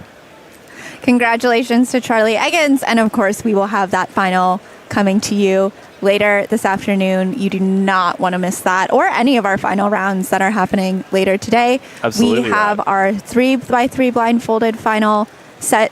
We have our 6x6 final set. We have our Skube final set. And right now, in just a few moments, we will work on getting our square one final set. So a few surprises from that first round. There were definitely a few surprises. We saw Samir Agarwal, the current world record holder, finishing in third, some ways away from his personal record, certainly not solving up to his best, counting an 8-second solve in that average. If not for that, he would have convincingly won the round. A 3.92 single, definitely the fastest that we've seen in that round. But winning the round, Hassan Kanani, he podiumed at the last World Championships and hoping to do better this time around. In second place, the Dane, Rasmus Stube Detlefsen, with a DNF in his average as well. Absolutely. And, I know Samir, the world record holder, definitely wanting to look to bounce back in this semifinal, would have liked to win every round, he said. So here he did not win that first round, and he'll look to set the tone in this semifinal as ahead of the final. Yeah, we knew that was his goal going into the competition, to win every single round of Square One. But given this is the day 4 of one of the biggest competition ever seen, and certainly the biggest world championship we've ever seen, I think we can forgive Samir just a little bit for slipping a little bit in that first round. Obviously, he's progressed very, very convincingly. We hope to see him do well in the semi-finals, and we'll pan to his solves when they come up. But yeah, setting himself up very well. Although it might not be that first place that he was aiming for, we should still hopefully see him lay down some good times in the semis and hopefully in the finals later on today. Absolutely. All right, we are getting our first square one semifinal solves rolling, and we have 20 spots in the finals up for grabs. There is always heartbreak when it comes to this. Semi-finals, this is where the champions are made. We've seen some of our top competitors across these events falter in the semi-finals, so it's by no means a slouchy round. Still have to get the job done. The cut line after the first round was 775. Isaac Corker from the United Kingdom was on that bubble, as we like to call it, and so we will be looking for that time again. I feel like for a lot of our events, Michael, the cutoff in the first round and the semifinal have actually been quite similar. Yeah, we definitely saw that across the board. I think the only outlier in that regard would have definitely been Pyraminx. We saw an uncharacteristically fast semifinals in Pyraminx. Sometimes the scrambles can have a little bit of a say in that. Yeah. But I think in semifinals, typically the pressure's on, especially for those people on the bubble. They might not perform up to their par purely because it's just such a high pressure situation making finals. It really is a make or break moment. So we might see a little bit slower than that first round. Typically, a lot of these solvers not feeling that same pressure in that first round. So we'll see how that changes in this semifinals. All right, here we have Hassan coming up with his first square one solve. Was the first place finisher in the first round. Yep, and the former world record holder for single as well. Square One once had a streak where 16 different people held the world record consecutively. And Hassan was one of those people. I remember him beating the world record by, I believe, only 0.01. Either that or his record only getting beaten by 0.01. Here we go. We've got a barrel shape on top. Hassan doing that OBL black on top. 6.09. Unfortunately, a little bit away from his best, and also some ways away from what he got in the first round. Here goes Brian Johnson, one of our cubes using the Bumblebee color scheme with yellow and black. Choosing that to customize his square one. A little bit of a pause to recognize the PBL, but into it pretty fluidly. 8.95 there for Brian Johnson. Again, we're looking at that 20th position being a high 7 in the last round. So 8.95, that is not going to cut it if Brian stays on that pace.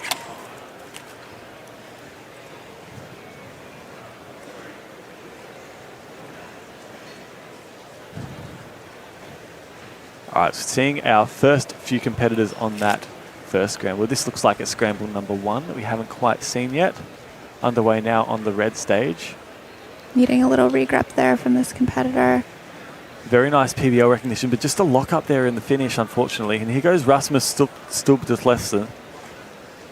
Okay, so yeah, it's a barrel and a fist. So usually for the bad cases, it's one extra slice to avoid the parity. I'm not sure what case. See, the problem is these guys do it so fast, I can't even tell whether they're doing the good or the bad case. It's just so fluid. 6:04 there as well on pace, and there was Samir Agarwal's first solve, 5:01. Definitely the fastest that we've seen so far in this round, turning his tables from the first round where he finished 3rd uncharacteristically, he would say.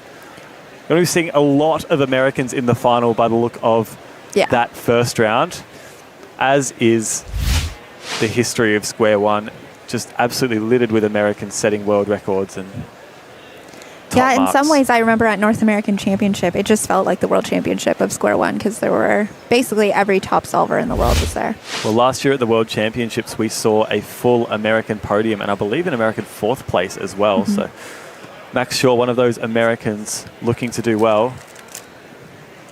Believe he did not podium at the last World Championships, although he was the world record holder at the time. A little bit of a fumble to finish that solve. 6.83 there for Max Shaw. Max finished 7th at the 2023 World Championship, fell off the podium, and would like to, I think, redeem that performance here in his home state of Washington. There's Zaid Chowdhury there with an 8.07. Unfortunate to +2 out of a personal record earlier in the first round. So hoping for redemption in the second round and hopefully possibly even a finals berth if he does well enough. Looks like some pretty aggressive turning on that square one and maybe just a couple of lockups in the PBL. Getting Hassan Kanani's next solve. Hassan did finish 3rd at the last World Championship, so no stranger to the World Championship stage. One of those Americans that you mentioned, Michael, who was on that World Championship podium in 2023 and looking to repeat or better that performance here. Hassan is another one of our people using a 2-look solving method, so predicting that second step during inspection along with avoiding parity. So you'll see him very seamlessly getting into that OBL and a lock-up to finish, but still a 5.08. So I think that tells you that that solve definitely could have been even better, but it is among the best that we've seen so far this round. Hassan Kanani, incredibly talented square one solver.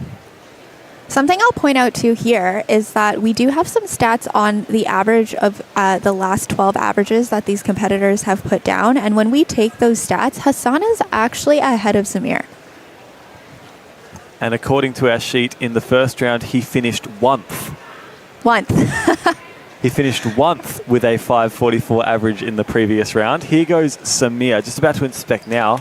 One thing you'll also be able to notice is that they are using very interesting cube covers for square one. You'll notice the little notches across the midsection of that cube cover. Just ensures that none of the pieces can turn while inside the puzzle.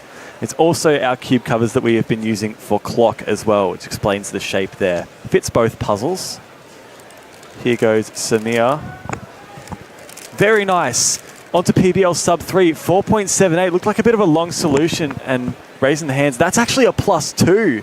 Unfortunately for Samir, we've got that on the top down, so it's going to be a 6.78. That is unfortunate for Samir. We are expecting to see him do well at this championship. But yeah, you saw that extremely seamless, re-gripless transition into the OBL. And then it looked like even when it just hit the table, moved a little bit. That's something that can happen with square one. The magnets are in some funky places, so occasionally some bumps can knock pieces out of the solve state.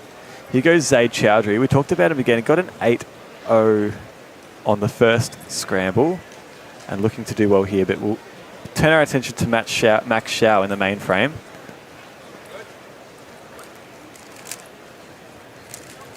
Didn't quite get that first turn off right away when he came off the timer, but a solid solve here, 541. And Zaid Chowdhury in the top right with a 9.15. So as we get to these third solves, we'll start to see a picture of where we could be trending on these projected rankings. Right now, Hassan Kanani leading out, just 2 solves though. Yeah, Hassan Kanani, familiar position at the top of the table. We saw him obviously winning the first round. There we see Zaid Chowdhury right on that bubble for the time being.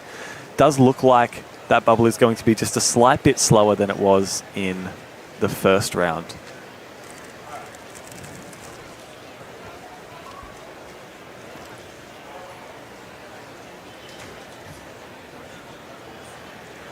Okay, and on our screen we have Rasmus currently in the third position, just 1 solve in, and so we'll take a look at this second solve. Interesting enough, Rasmus never a world champion in square one, although there was one point there where he was very clearly the best solver in Europe. Amazing solve there, 4.57 for Rasmus. Last World Championships finished 11th place, so was some way off the pace and made way for the Americans to dominate there, but he's looking to get in the shake-up himself this time around. Got Samir on blue stage with the orange cube cover, ready to begin inspection. We'll cut to that at another time.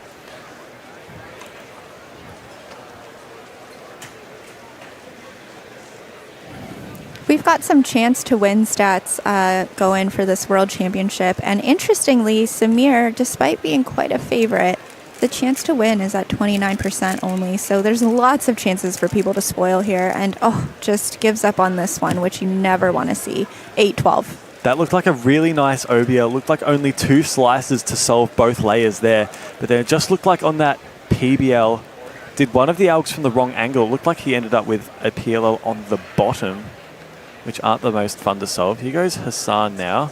It's like we've got Scallop and Fist. And underway solving now. Another fluid transition into that OBL. 609 there for Hassan. It's a little bit unfortunate there.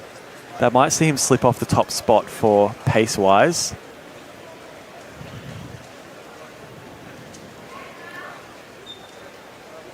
And in fact, yes, we see Rasmus up top for the time being. Has a 604 and a 457. So that 457 really carrying. An average time so far of 5.31 puts him around about 0.3 of a second clear of Hassan. Yeah, and you really do see here on our side tracker projected rankings just that American dominance in this event. There are so many American flags just along the side on that top 20. And Rasmus, as you said, the only one kind of in that top 6 looking to spoil an American sweep on this podium. It's looking like Zaid Chowdhury might have gotten a duplicate scramble on this one. He does have his camera to support that, so we'll wait for a delegate to come around and give their verdict.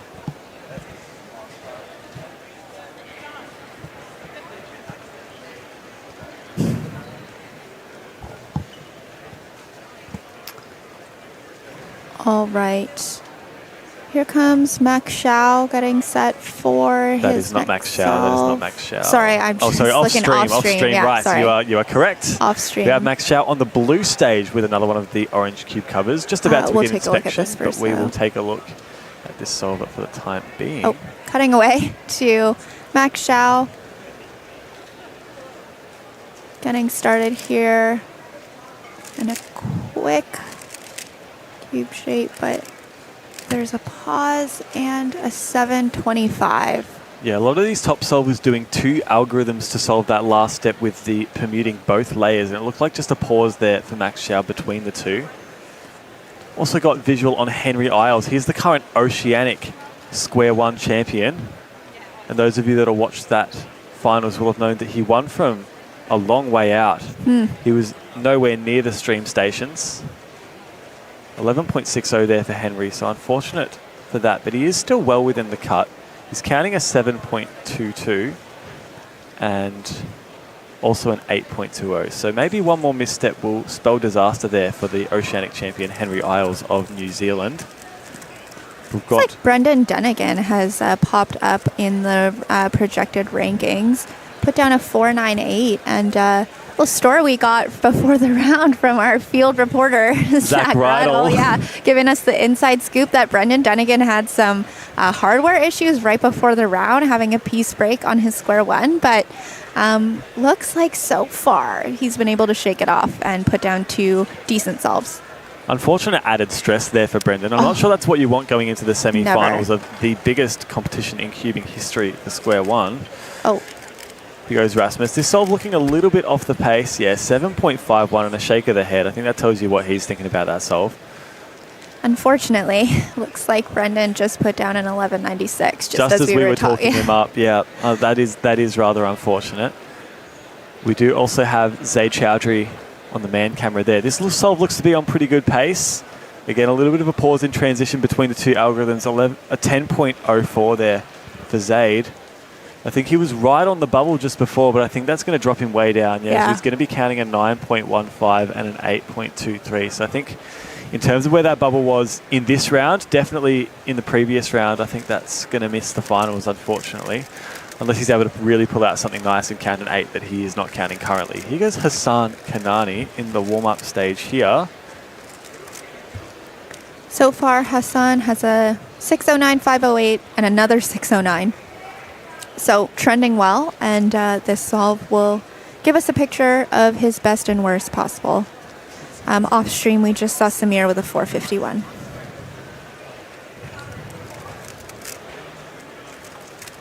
Looked like Hassan not predicting that OBL. It is a pretty awkward cube shape, especially if it's the bad case. You slice into some really not great cases to get rid of parity there, but 5.43, it looked like he was able to bring it back, even despite not predicting the OBL there. And I'm just seeing in the live results, we have Ishir Panun from Canada setting a national record. 750 average for square one. If I'm not mistaken, and I should know this better, Michael, but it's been a while since the Canadian national record has been broken in this event. Seeing some national records early. Here goes Max Xiao. He's onto PBL sub 3. That looks like a pretty nice solve. 5.40 is trending in the right direction for Max Xiao. That is only just his fastest so far. So he is now counting a 5.41 that he got on that second scramble, and giving him some nice ranges in that best and worst possible average. There's Max Xiao, of course, the former world record holder, was the first to bring the average to sub 5. Currently sitting on a 4.91 PR average. Yeah, it's nice that we've got that roving camera able to kind of get inside that waiting area there and really see what this competition's like for the top competitors. There we go, we've got Rasmus once again. The Dane still in top 3 pacing. Pacing second at the moment, but Samir is still pacing first, having done that fourth scramble and gotten a 4.51. So let's see. Oh, it looks like that's not going to be for Rasmus. Not a similar time at all. So Rasmus is going to count a 7.51. So that's definitely going to put him out of that top 3 pacing. It's a bit of a disaster there on that solve. Looks like some of our competitors laying down good times on that fourth scramble, but Rasmus unfortunate not to capitalize there. This will be Samir's final solve, and a little bit of a range here with his best possible and worst possible because of that 812 that we saw on the third solve. So his worst possible average will be a 664 if we see anything above an 812, 543 if he gets a low 4. So let's take a look. I think anything middle of the road here, Samir would be fine with. Worth noting as well, even if he gets his best possible average here, Hassan cannot win the round. It's looking on great pace, 5.38. So that is obviously going to be a counting solve, along with a 678 on the second scramble, which is a bit unfortunate there for Samir.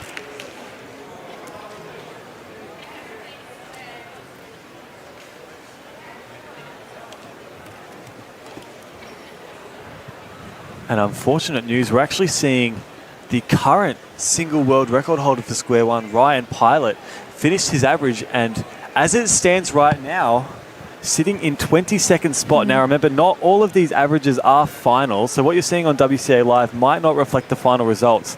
But as it stands right now, Ryan Pilot pacing in 22nd place, and that would not make the finals.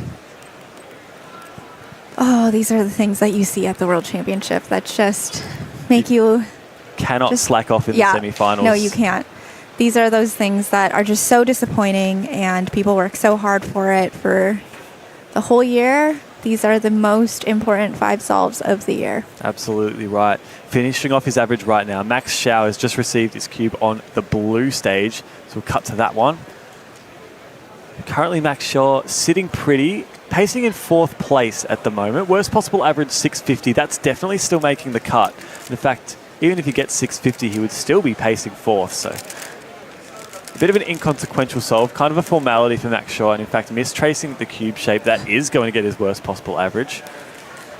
I should stop putting the commentator's curse on people. Max Schau, that worst possible average, 650. But yeah, as we mentioned before, still pacing 4th. Felt like no matter what there, he was still going to be pacing 4th. Here goes Hassan to finish the average. Best he can do is finish... Oh, actually, no. He can take the win for this round if he gets a good time here. That's a 5:31. So that means he's counting a 6:09, 5:43 and a 5:31. I think that's going to put him right around that contention for the top spot once again. It would crush Samir's dreams, not even winning the semifinals. Story here.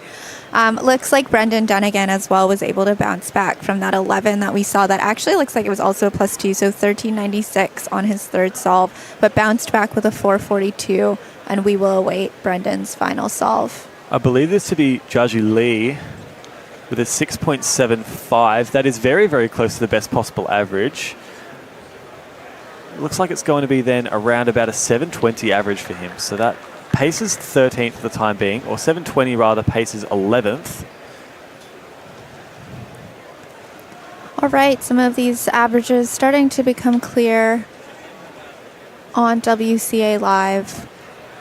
Just kind of take a moment. It's always a good moment when we have a little lull here, just to say a shout out and thank you to our data entry team at this competition.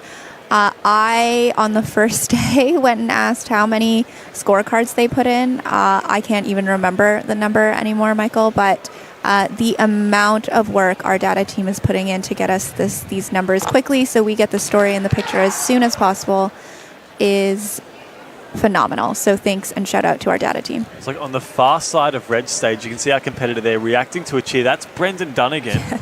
What has Brendan done? It's unfortunate that that station is a little bit far away from our remote control cameras. It's not quite sure what the average is here. Brendan Dunnigan was pacing 3rd and had a 442. He's actually counting a sub-5 in that average. Yeah.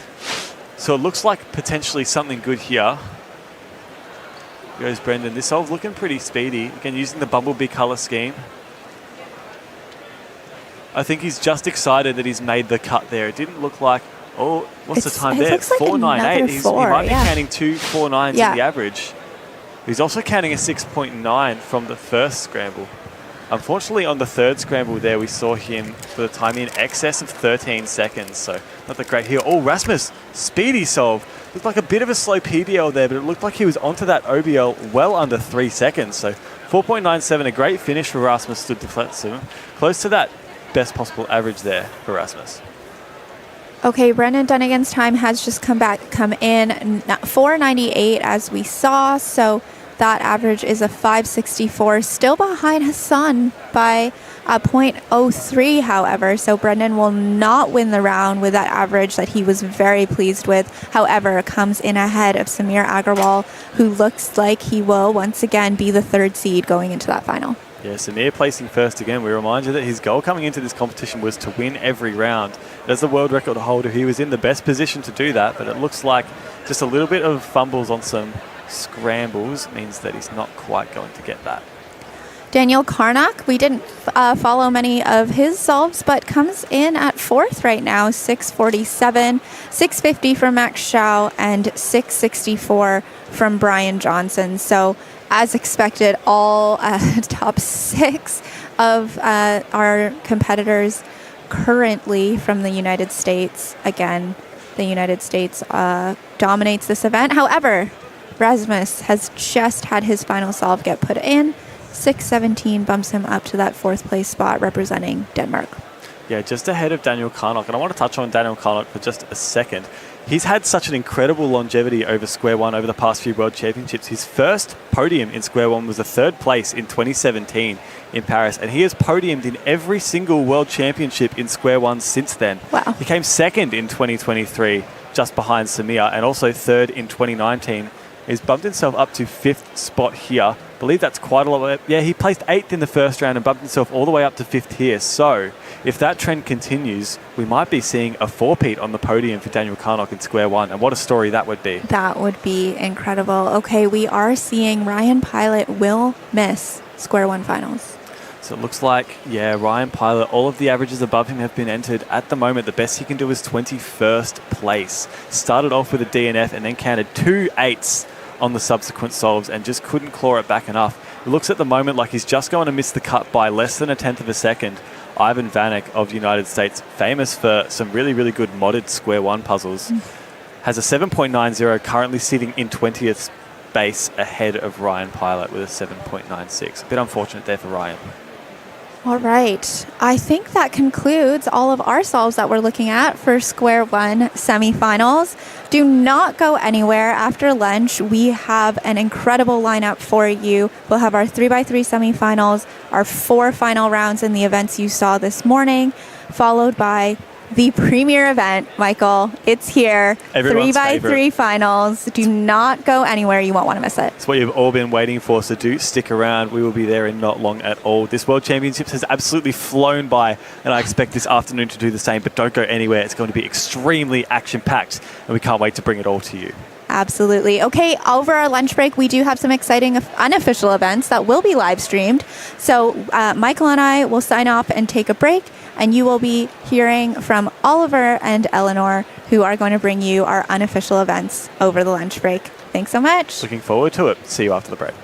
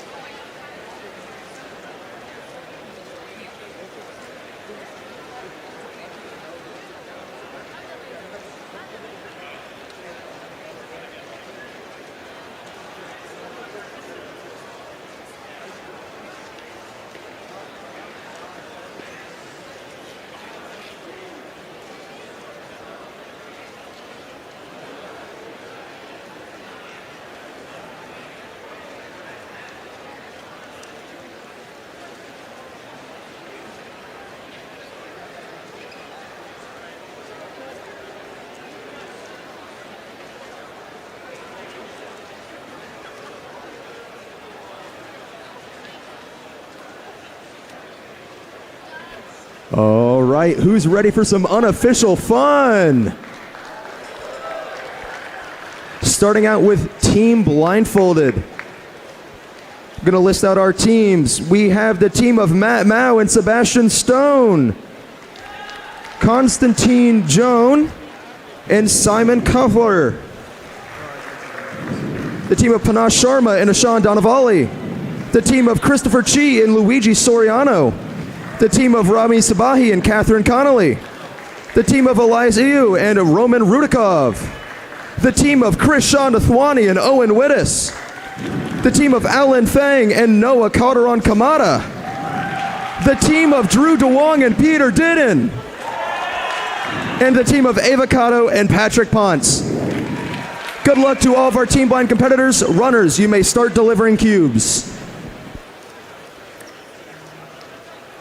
Hello, you are with Alan O'Sinner and Oliver Wheat here, ready to start Team Blind, which is the event where one competitor is blindfolded and the other person tells them essentially how to solve it.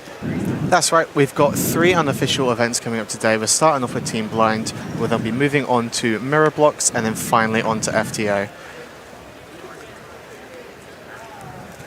Right now we are watching Drew Duong and Peter Didden. They placed second in round 1. With an average of 26.90. So a lot of these Team Blinders are using CFOP, and that's because inspection... and that is a DNF there for Drew and Peter. It looks like Peter told Drew the wrong PLL or executed it from the wrong angle. And we've got Patrick and Ava going up now. They are the top seed in round 1 with a 21.76 average. So over 5 seconds faster than seed 2. Ava and Patrick are the world's best inspection-less team blinders. Starting off with a 20.25, that is better. Very strong start there for Patrick and Ava. Incredibly strong, beating their best time from round 1 there. The best time from round 1 was actually an 18.26. This is better than their average from round 1. That's their PR single, so that's the best time that they've ever achieved competing. Good start. That's like, I think that's better than yesterday's single. You'll see that Patrick stands over Ava's shoulder. Patrick has told me that he always solves over the right shoulder. It means that it's better for right piece recognition. It means that Ava can do more R and U-turns, which are more ergonomic and helps them out slightly.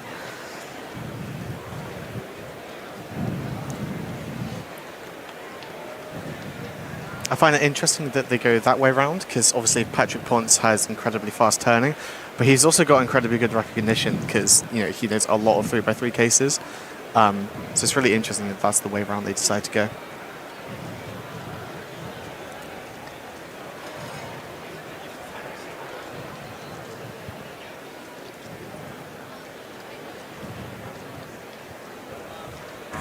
We are back now to Drew and Peter.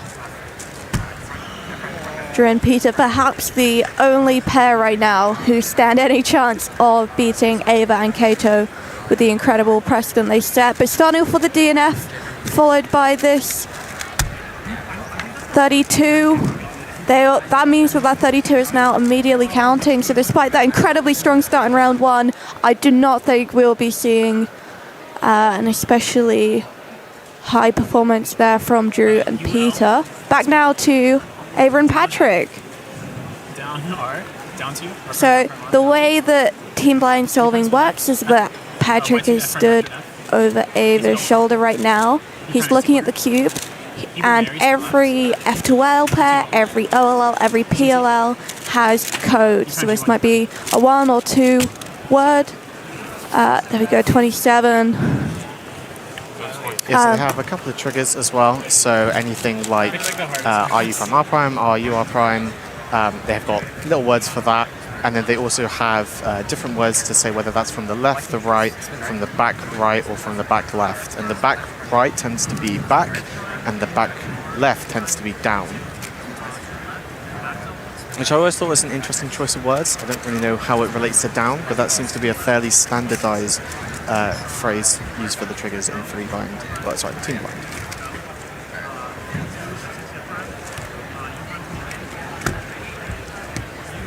Drew and Peter now beginning solve 3.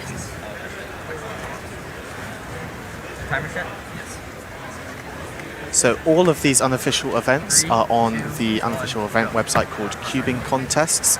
That's where CubingUSA has used for a lot of their unofficial events at previous major championships.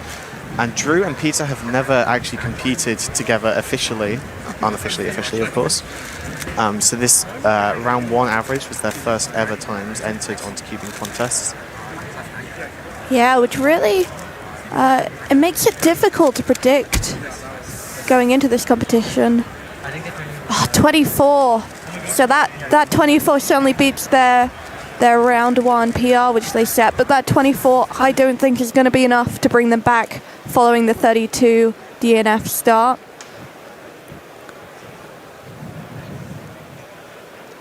We're now watching Noah Calderon-Kamata with Alan Fang talking over his shoulder.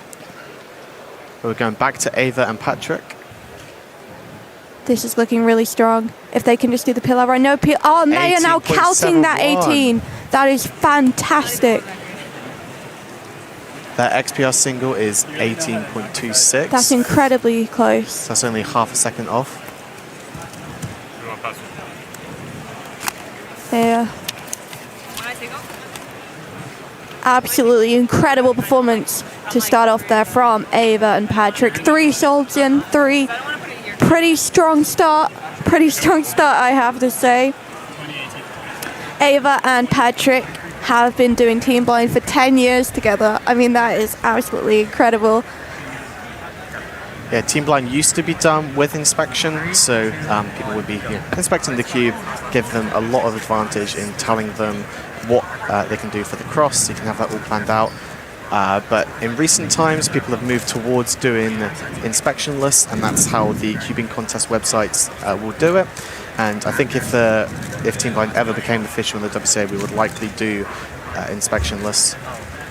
Removing inspection from Team Blind really changed the game, because before that, it was the blindfolded solvers who were taking that lead. They were able to memorize the cube during inspection, give the memo, the letter pairs over to the solver, and then they would execute that. So this has really leveled the playing field between blindfolded solvers using blindfolded methods and CFOP and RU and other cited methods, which is really, really awesome that there are so many different methods now that are all viable for Team Blind. Yeah, it's definitely still viable to do the blindfolded method. However, I don't believe that many of these top competitors are using it, because it is so much harder when you don't have inspection. 25.9 there that they are not happy with. Maybe they messed up at some point during the solve.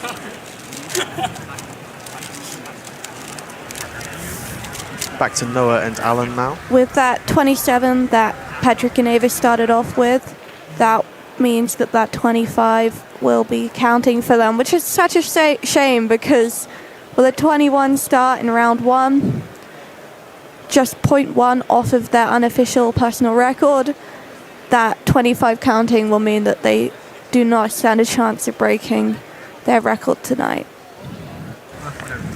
That's just practice. All right, last off. I feel like a sub 20. That was the goal, right? This high as well. Back now to Drew and Peter. Yes. 3. So the disadvantage that CFOP has with Team Blind inspection lists, of course, is that crosses are very difficult, because we tend to build our crosses on the bottom, but that's because we have inspection, so we can look at where the cross is going to go, and we put it on the bottom to avoid doing a rotation. But in inspection lists, it can be really quite difficult for the person who is looking at the cube to see where all of the good cross pieces are. Where Patrick and Ava have an advantage, that is that Patrick is a completely color neutral solver, which means that as soon as that cube comes out of the cover, he sees what color is on top and he picks that as his cross color. That way he can see all of the pieces closest to his cross, and he flicks it to an X2. And that was a 17.15 for Ava and Patrick. That is a new PR for them. And a new unofficial world record single for Team Blind on cubing contests. Wow.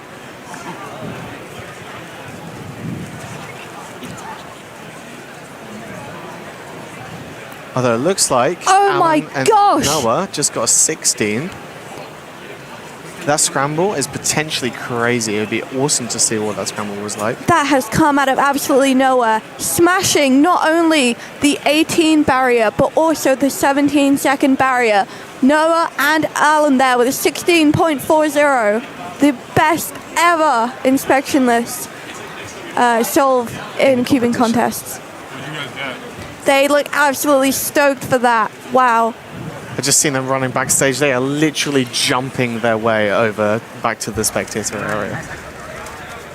So perhaps that scramble was really crazy. It'll be really interesting to see what Drew and Peter can get on this last scramble.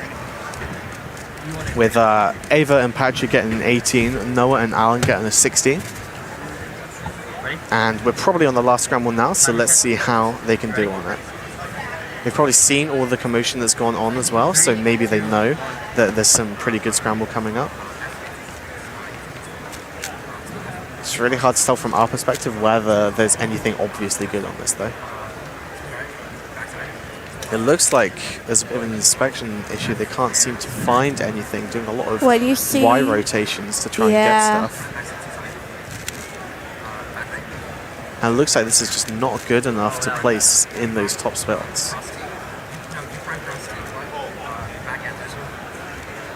I think they might have just messed up OLL there, I'm not entirely sure. That's a royal shame for Drew and Peter after how well they did in round 1. That's them now counting a 32 and a 34. I don't think that will be enough for podium. We'll have to wait and see. We'll get more teamwork. It will also be fun to see how Noah and Alan did on the other solves. We saw their 16, but we didn't manage to capture any of their other solves, so perhaps another high performance there. Yep, so you have to check out Cubing Contest, I think .com is where all of the results are being entered. It might be a little while because, of course, the data team are on their lunch break, but certainly sometime later on this afternoon we'll be able to see all of the results that have come through for all 3 of these unofficial events.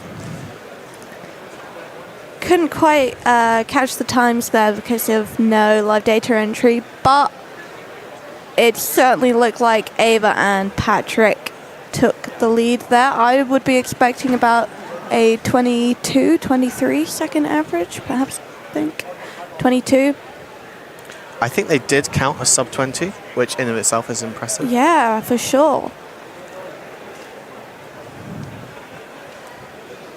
That will be really, really awesome for them. They have, I think, put the most amount of work into Team Blind of anybody else at this competition.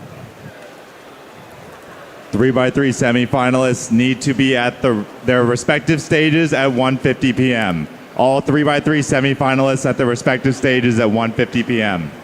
What's awesome about Ava and Patrick is that they've been friends since 2012, so that's 13 years now.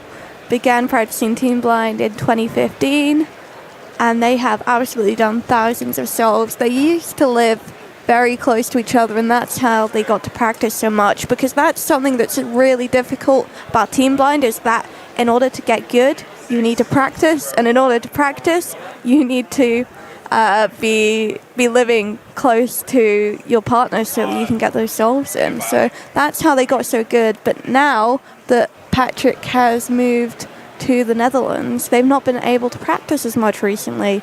So Patrick was saying how him and Ava are a little bit rusty. They've done some warm-up solves here at this competition, and hopefully they've gotten themselves back on track a little bit there.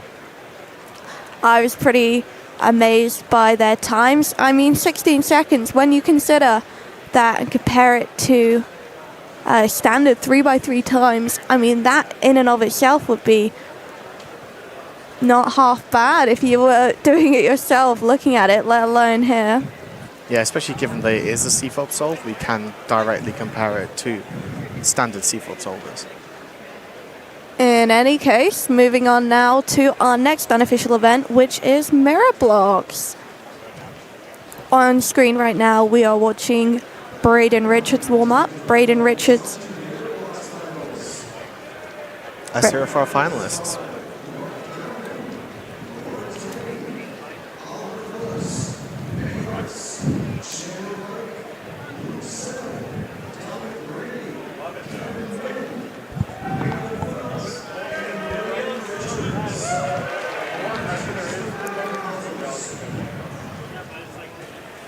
On screen right now, we are watching Braden Richards. Braden Richards placed first in round 1 by 0.7, or in fact 8, with an average of 13.25. Braden also has the XWR as the known single of 10.07, so no sub-10s as of yet in the world, and the XWR average of 12.42. So mirror blocks is like a 3x3. However, instead of distinguishing pieces by color, you instead distinguish by shape. 15.28 is not a strong start there from Braden, who averages around 13-14 seconds. And here we have Kevin Min with, I think, a 27. Kevin seeded 4th into this round. And now watching Nathan Phillips, RC2. In round 1, he placed second with a 14.07 second average. That broke his previous record of 3 seconds. And despite not being happy with that, that's a 14.90. That beats Braden's first time. I certainly went into this round thinking that this would be a no-brainer win for Braden. Yep, but Nathan started off as world rank 4 for this event in average. And with that 14.07 average he set in round 1, that now places him at world rank 2. So we do now have the world rank 1 and world rank 2 going up against each other head to head. Might be nice to fill in our viewers a bit more about mirror blocks, because mirror blocks is one of those events that I don't think people know much about, especially at the higher level. And that's probably because everyone can do it. Like, it's just a 3x3 shape mod. Anyone who knows how to solve a 3x3 can solve a mirror blocks. It's very good fun. But maybe a lot of people don't go much further than just regular 3x3 solving. So tell us more about it. Yeah, so with mirror blocks, there are 2 major kind of camps. There is small side first and there is big side first. So the mirror blocks is off axis, which means that certain layers are thicker or thinner than others. Small side first right now is what we'll be watching. I think all of the competitors in this final do. Yeah, it looks like Kevin is doing small, big side first. Actually, there we go, yeah. Because we can see there are smaller sides on the top.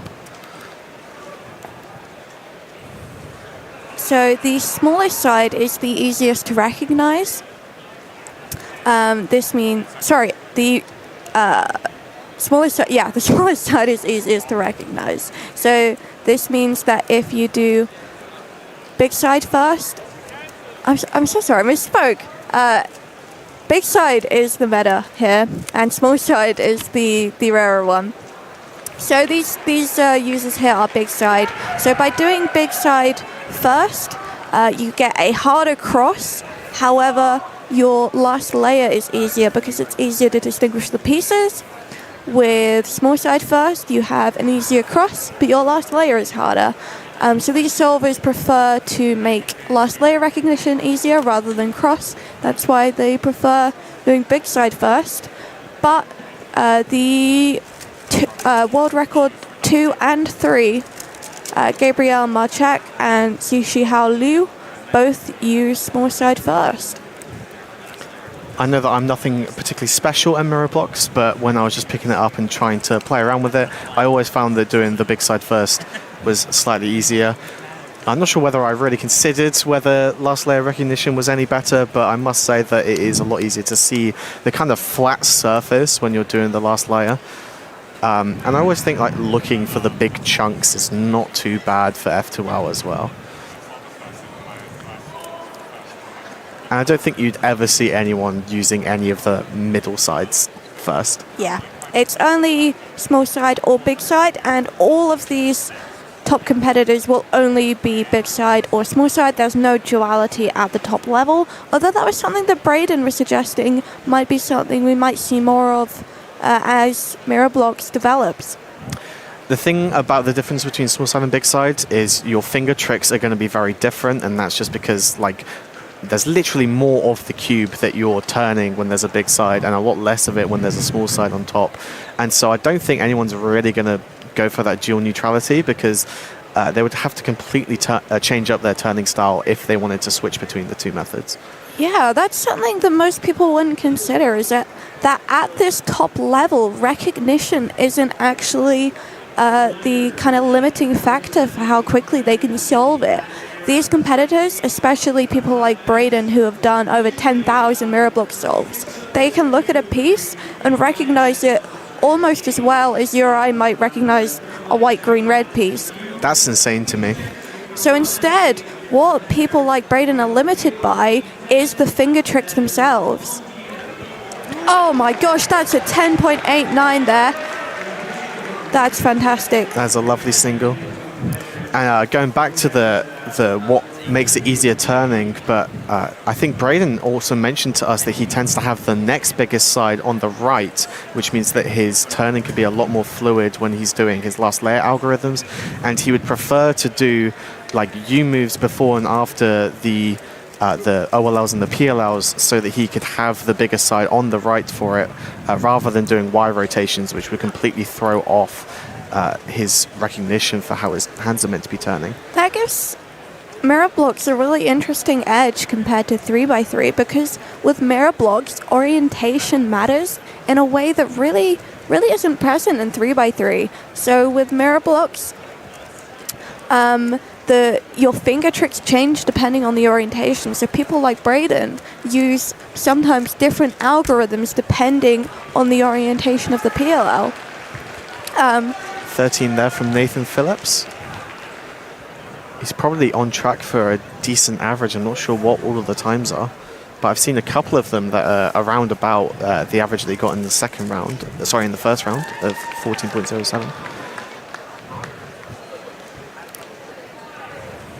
A couple of things that are also hard with mirror blocks is things like U2 flicks, because as you turn the first U, your finger kind of gets closer to the center and it makes it really hard to do the second U move again. So this means that sometimes a U2 versus a U2 prime might feel different, and it also means that M moves are hard, which is why we're not seeing any Ru users right now for mirror blocks. If you've got a mirror cube at home, just go and try and do an H perm on it, like with M moves right now. It's really hard. The middle slice just disappears as soon as you start turning it. And I mean, I use M moves for my U perms, but if I was doing mirror blocks, I would have to switch to the RU versions. And here's something that might confuse a 3x3 specialist, but during mirror blocks, you can do... No! Oh, completely fumbled that ending there. Looked like that could have been a sub 10 there for Braden. Oh, that is devastating. Still a 10.3, and that means that his previous 10.8 is counting. I'm not sure if it's a plus 2. Is that a plus 2? It doesn't look like they're reacting, although I'm trying to see whether they're... It looks like they might be like writing a plus 2 on the scorecard. no. Oh, that could have been a 9-second solve. That was on track there for 9.5. That is a plus 2 confirmed. Oh, Braden. I tell you what, as a delegate, I'm pretty used to making plus 2 calls. I'm not sure I can make a plus 2 call on mirror blocks. There's not the right things in place to be able to tell that I would typically look at. So, yeah, I'm glad that the judge was able to determine that. I don't think I was able to. Yeah, it didn't look like one from my angle, but that's because of how similar all of the different angles can be. And that's what makes mirror blind specialists so... I mean, awesome, really, because they're distinguishing such, in some cases, very small differences in width and using that to solve the puzzle. Another popular variation of mirror blocks is to do it entirely blindfolded, so that's from inspection all the way through to the solve, and you do the whole thing with a blindfold on, and that's because, of course, you can feel the difference between the pieces rather than having to look for them. I don't know if any of these competitors have any speciality in that. I do have a friend who at one point had the WR single for that. Yeah. And it's awesome watching him do that. He's actually blind himself. And it's interesting how Mirror Blocks Blind is actually an accessible event for actually blind for real blind cubers. people, yeah. Being able to feel those differences makes just a huge difference to people who are unable to see colors properly. Even though we do allow for textures and everything, it can still be just quite difficult to recognize very quickly. It's pretty incredible watching Braden solve, because Braden can essentially solve a mirror block like a 3x3. So that means he knows all of his OLOs, all of his PLOs. Incredibly quick recognition. He's telling me how he can do X crosses, and he knows most of his ZBLOs. And finishing off with a 12 there. That's surely got to be a win there for Braden, despite that tragic +2 earlier. Oh, that's XWR. Oh, he's just figured out his XWR. I just heard over the mic. I'm not sure what the average was, but we do have a new unofficial world record in this event. We've just seen an unofficial world record in the Team Blind single, and now we have an unofficial record for mirror blocks average. Very, very exciting. And congratulations to Braden. Braden has been putting in a lot of work ahead of this championship, and it shows. As has Nathan Phillips, who we're watching right now. Nathan has been absolutely grinding mirror blocks ahead of this. That's how he managed to drop his PR by nearly 3 seconds in round 1. I think we will be expecting a podium from Nathan, despite that 16 which we just watched, which I'm really hoping is not counting for him. He's not happy with that. As I was saying earlier, and I don't think I got to finish because we watched that tragic 10-point or sub-10 fail, but something which might confuse 3x3 specialists is that during mirror blocks you can do, or in fact you not only can do, but the meta is to do one-sided PLO recognition. So that means that you look at the U face to recognize the PLL, and you can do that because the shapes are all different. So the shape and the layout of that U face will change depending on the PLL. But that makes a lot of sense. Yeah, but once again, orientation comes back, and that means that each PLL from each angle will look different. Because sometimes, if you were to do it from a U2 away and have it be on, say, red instead of orange to use colors, that would mean that instead of the headlights poking out and the edges being in, you'll have the edge poking out and the headlights poking in. So that means that you've got to recognize different shapes and different ways that the same PLL can look. You know what? I never actually realized that before, and that makes a lot of sense for why I've gotten so many misrecognized OLLs on Team Blind. Looks like we're moving on now to face turning octahedron, aka FTO. Of course, it's got this name because there is a very similar puzzle called the corner turning octahedron, or CTO. But it's generally thought that the FTO is a much better puzzle, much more interesting puzzle. CTO is quite an easy one. I think it's pretty much on the same level as basically Skube or Pyraminx. Up now, we are viewing Dan Pastushkov, who is the reigning US Nationals 2023 and North American Championships 2024 champion. If he can pull this off, this will be his 3rd championship win in a row. But his first at the World Championship, because to be fair, this is a world first. 16.95 there to start off for Dan. That's almost exactly in line with his round 1 average of 16.91. And now we have Aiden Bryant up to solve.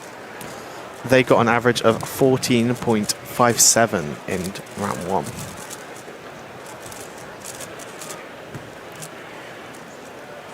It's looking like 11 seconds to get to L1L3T there. On track there for a 14.7. Once again, FTO is one of those puzzles that I think your average cuber might not know especially enough about compared to the official events. FTO is one of those events where there's a big movement to have it recognized as an official WCA event. And people that we're watching right now, people like Aiden Bryant and Dan Pastushkov, they are some people who are making massive strides in this event, as well as some other people who didn't make this final. People like Ben Streeter, who developed the method that these competitors are using, a method called Ben Cisco. So all of the competitors we're watching right now use the method Ben Cisco. There's been a lot of development, in fact, of Ben Cisco recently. A couple things. One called One Look 3 Triples, which is where you do the last step, the 3 triples, which are a bit like corners, combined with edges, a bit like that. You do it all in one step. So a triple almost seems like an F12 pair then, would you say? It's like a corner paired up with an edge piece almost. Yeah, I suppose so. Aiden, who is not up right now, we're in fact watching Dan, but Aiden is the only competitor at this competition who uses 1L3T. And a fumble there at the end of Dan's solve for a 17.7. Back now to Aiden. Another cool thing about FTO is originally there weren't really many good FTOs on the market. There was like a really bad Lan one, and then some other one that you could mod a Dino Cube, I think it was.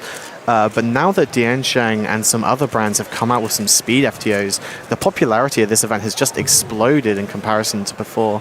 Ooh, that 18.13 for Aiden is not what he will be looking for. He is a solver who averages in the region of mid 14, 15, so that 18, not Aiden's best. We're going to hope that that doesn't count.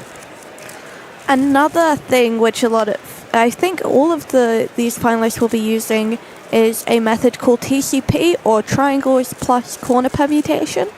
So your intermediate solver will end up with a corner permutation, which is essentially an A-perm or something similar. These top players will combine doing their triangles with doing that A-perm. And this is something which Aiden Bryant pioneered. And that's actually something which sets Aiden apart from Dan in some ways, because Dan, in fact, was reluctant to pick up TCP. Interesting. That's something which he only learnt recently. And he, in fact, doesn't know all the cases yet. So we might see some TCP cases from Dan, which he doesn't know. As a low-level FTO solver myself, I was basically just saying, oh, well, you get an A-perm 2 out of 3 times, which means 1 out of 3 times I'm going to get lucky and not have to do an extra ALG. And yeah, I started thinking that FTO was quite a luck-based event, just based off of stuff like that. Although, if we're using stuff like TCP, then you're stopping that from being a luck-based event and making that more just like there are some cases that are luckier than others, sure, but at least we have an algorithm that can solve the whole thing. We're looking now at Jonathan Rittenberg with a 14.52. That is a new XPR single, unless he got something better earlier this round. Given that he got a 15.01 in round 1. We have seen some pretty incredible solves from Jonathan. So Jonathan went into this competition in 10th seed, managed to drop his personal record average by 3 seconds in round 1. Jonathan hasn't competed unofficially in FTO since last September. So right now we're watching nearly 9 months of improvement from Jonathan, and it shows as he goes into this round in seed 3. Jonathan will be looking for a podium, I think. Back now, however, to Aiden. Some quite lucky turning at the end there. I think he's pretty disappointed with how that turning turned out. Still a 14.19. To explain a little bit more about Cubing Contests, is an unofficial website that hosts unofficial official competitions. So most of these competitions happen at official WCA competitions like this one that we're in right now. But it requires the organizers to have set aside some time to do some unofficial events and then upload them to the website. And a lot of organizers will be reluctant to do that because that time could be spent doing official events that people care more about.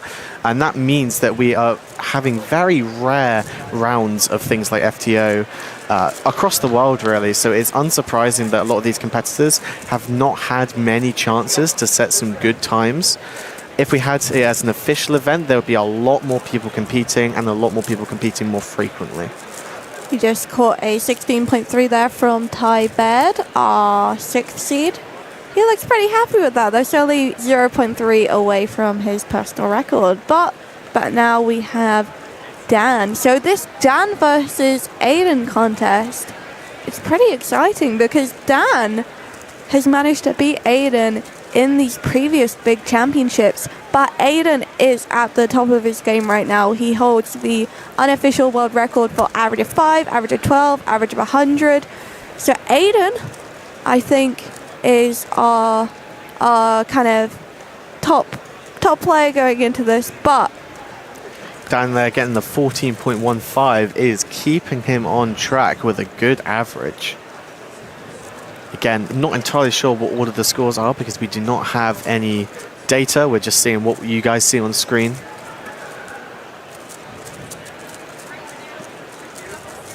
Aiden has been practicing FTO recently. Meanwhile, Dan hasn't had much time to practice. And Aiden says that they've been doing FTO since 2020, which is 5 years dedicated to this unofficial event. They must be really hoping that this gets added officially at some point. Dan has been doing FTO since the late 2010s, 2019 or so, 2018, a bit before Aiden. So when Aiden got into FTO, Dan was the one who held all of those unofficial world records. Now Aiden got into it in 2020. He quite quickly began to climb up the leaderboard, get some unofficial world records of his own. Dan and Aiden then traded world records for a while. Oh, and the 16.17, and I mean, a lot of people would be really happy with that time, but he knows that he's going head to head with Dan, and he knows that that's not good enough to beat him. I mean, Dan just got a 14, Aiden's now got a 16, and Dan looks like he's getting another solve up just now. This is certainly an underperformance from Aiden, which is really sad to see because Aiden has been putting in the work and Aiden knows he can achieve some good results. Hope that everyone's enjoying watching these unofficial events on stream because we are literally watching the best in the world versus the number 2 in the world, and it could be either of them who takes this title.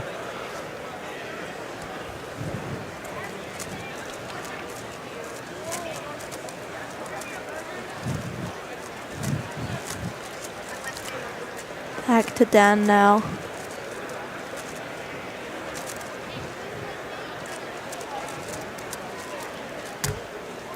Oh, and a 17 there. That is not going to be particularly good.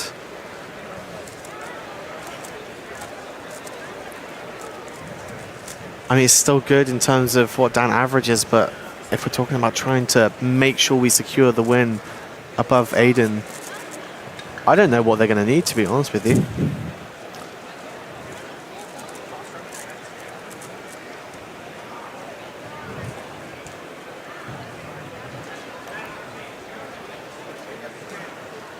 We've actually got 2 pairs of competitors in this finals, both from the same area. From the same area as Aiden in Maine, we've got Chandler Pike. And from the Bay Area, California, as well as Dan, we've also got Jonathan. So Jonathan and Chandler got into FTO after Aiden and Dan. But as far as I've heard, they've been a bit like mentors to them in terms of FTO. And now here they are, the 4 of them, in seeds 1 to 4. Oh, that is a good solve from Aiden with a 13.74.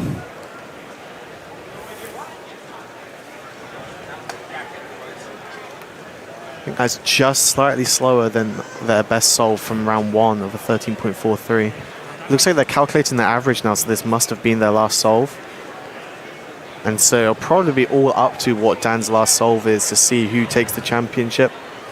Of course, we're not going to know straight away. You're going to have to wait and look this up on Cubing Contests in maybe a couple of hours once Data get the chance to enter all of these results. And then at the end of the competition, at the end of today, I think we will be announcing the winners and the podiums for these unofficial events. And that will confirm who these guys are.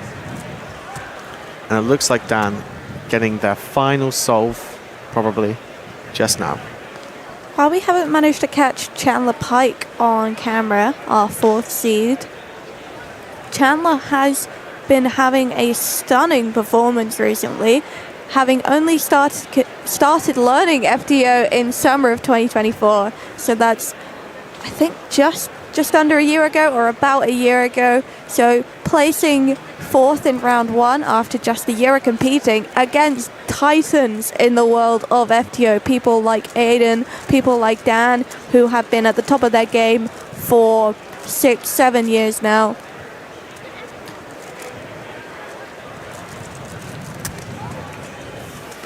And the 17 to finish off. Dan knows that's pretty good. You can see by their reaction. Not sure if it's enough for the title. He's definitely not sure if it's good for the title. So looking out to the crowds, I think the crowd might have been calculating these averages a bit better than we have.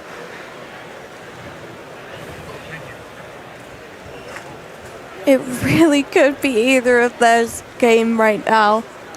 I'm actually on the edge of my seat right now, trying to know which of them took that title, because they both want it, and I feel like they both deserve it in their own way. So we are wrapping up the unofficial events now. I hope everyone has enjoyed watching this part of the stream. Yeah, let us know in the chat which of the events you enjoyed, which of the events you think should be added to the WCA, if any. All of them? None of them? Let us know. So coming up, straight after this, we're going into the 3x3 semi-finals. Ooh, that's going to be so fun to watch. That will be intense, because the top competitors from that will be going into our final. The head-to-head finals of 3x3 is going to be the biggest thing. That is scheduled for 4:15 Pacific time, and we will see exactly which seeds everyone comes in the semi-finals. Of course, going into this round, we got Yi Hang with the only sub-5 average, and then followed by Zhuan Yi. So the two Chinese competitors are at the top where they usually are. And then after 3x3 semis, we'll be moving on to all of the rest of our finals, which will go Skube, then 6x6, Square 1, 3x3 blindfolded, and finally our 3x3 head-to-head finals. You might see some upsets in the semi-finals. We've certainly seen some upsets in some other events, some really fantastic competitors. You only have to be off your game for one round, and that's you out. You are not proceeding to the finals, and you do not have another chance to prove yourself. Yeah, so obviously we'll see all of those top 20 competitors. What we won't see is the people who came 21st to 25th, and we won't see how disappointed they are. We won't even know who they are, basically, but there are going to be a lot of disappointed people who have just missed out on those finals, and they're probably going to be really upset about it. But let's focus on the positives. We're going to get 20 awesome competitors, 20 of the fastest people in the world will be making it through the semi-finals that are coming up, and they will be progressing to the head-to-head finals. I'm so excited to watch all of it. All eyes will be on Yi Heng, I think, in our semi-finals. Yi Heng, absolutely top in the world right now. And he's on the top of his game. But in round 1, Timon was our first seed, which was absolutely, I mean, nobody saw that one coming. Yi Heng was the fan favorite in the 2023 World Championship, where the nerves got the better of him, and he did not manage to come away with the title of World Champion in 2023. So Yi Heng will need to keep his nerves calm, be at the absolute top of his game. If he can just pull off a classic Yi Heng, we will see him stood right in the center of our podium this evening. Yep, so we're going to be going to the 3x3 semi-finals. I hope you all enjoy it.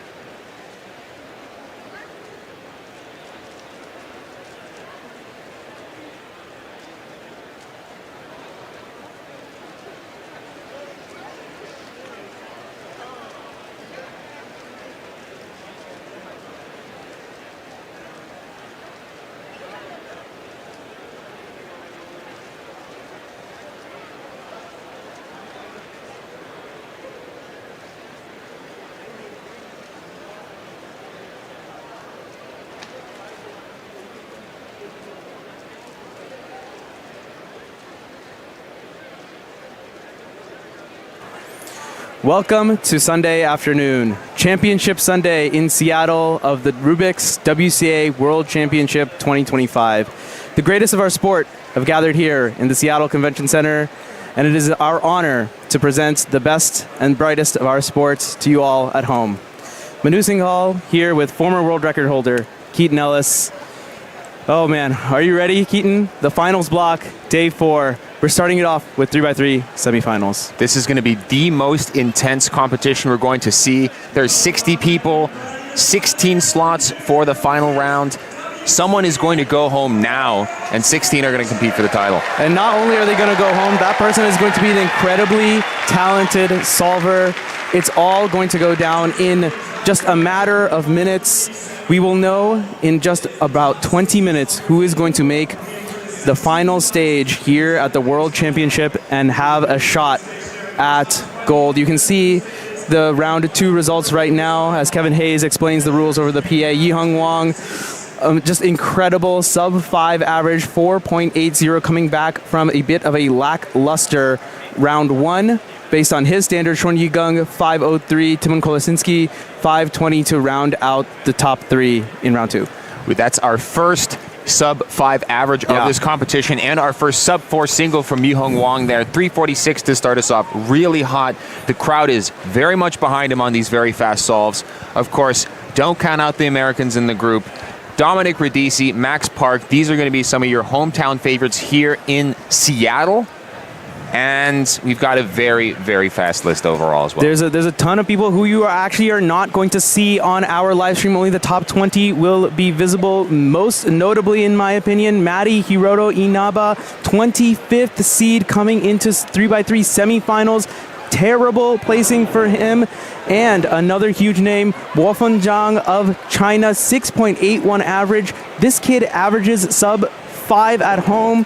A horrible average for him in the last round. He needs to make a huge comeback if he is to make it in one of the 16 coveted spots that will make it into 3x3 finals at the very end of the day. Our 2 top seeds, who else would you expect? Yiheng Wang sitting here on the blue stage. He is the world record holder in terms of average, 3.91, the only one to ever get a sub-4 average in official competition. And on the other side in the red stage, Sean Yigung, also of China. He currently holds the 3x3 single world record holder, the most prize of the world records that we track in the World Cube Association, 3.05. Both of them slightly different methods, but one thing in common, incredible solvers, incredible speed. You are going to see a show. These guys are separated by single by 0.01. Yiheng has a 3.06. A couple other people you want to take a look out for. We're seeing him on screen right now. Timon Kolosinski, our current world our current world 3rd placer, coming in. Talking to him earlier, he said he'd be happy with a podium here, given how tough the competition is. Of course, we know he's wanting to go for the gold. You can never count this guy out. North American Championships, North American All-Stars, Euros 2024, an absolute star of our sport, and he's been here in the big moments. He's had big moments himself already and is gunning for the world champion title. Also from Poland, you can see on screen right now, Tedor Zajder, one of our youngest competitors here in this final. Yesterday in 2x2, not making the top cut.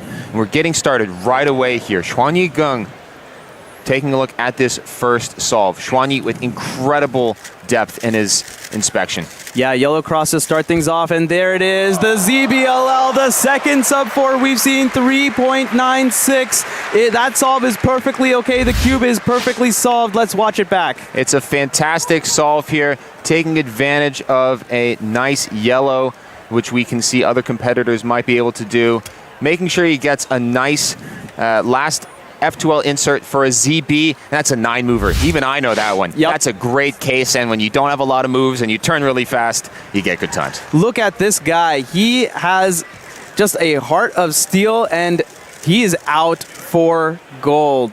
Timon Kolosinski has his cube. Looks like Yi-Hung Wang waiting for his. We're seeing results come in by the second. Seong-Hook Nam of Korea, a fan favorite, 5.32 on his first. The time to look for here as the cut for finals is about a 6.3. If that's what your average is, you'd be looking at least on the bubble to make it in.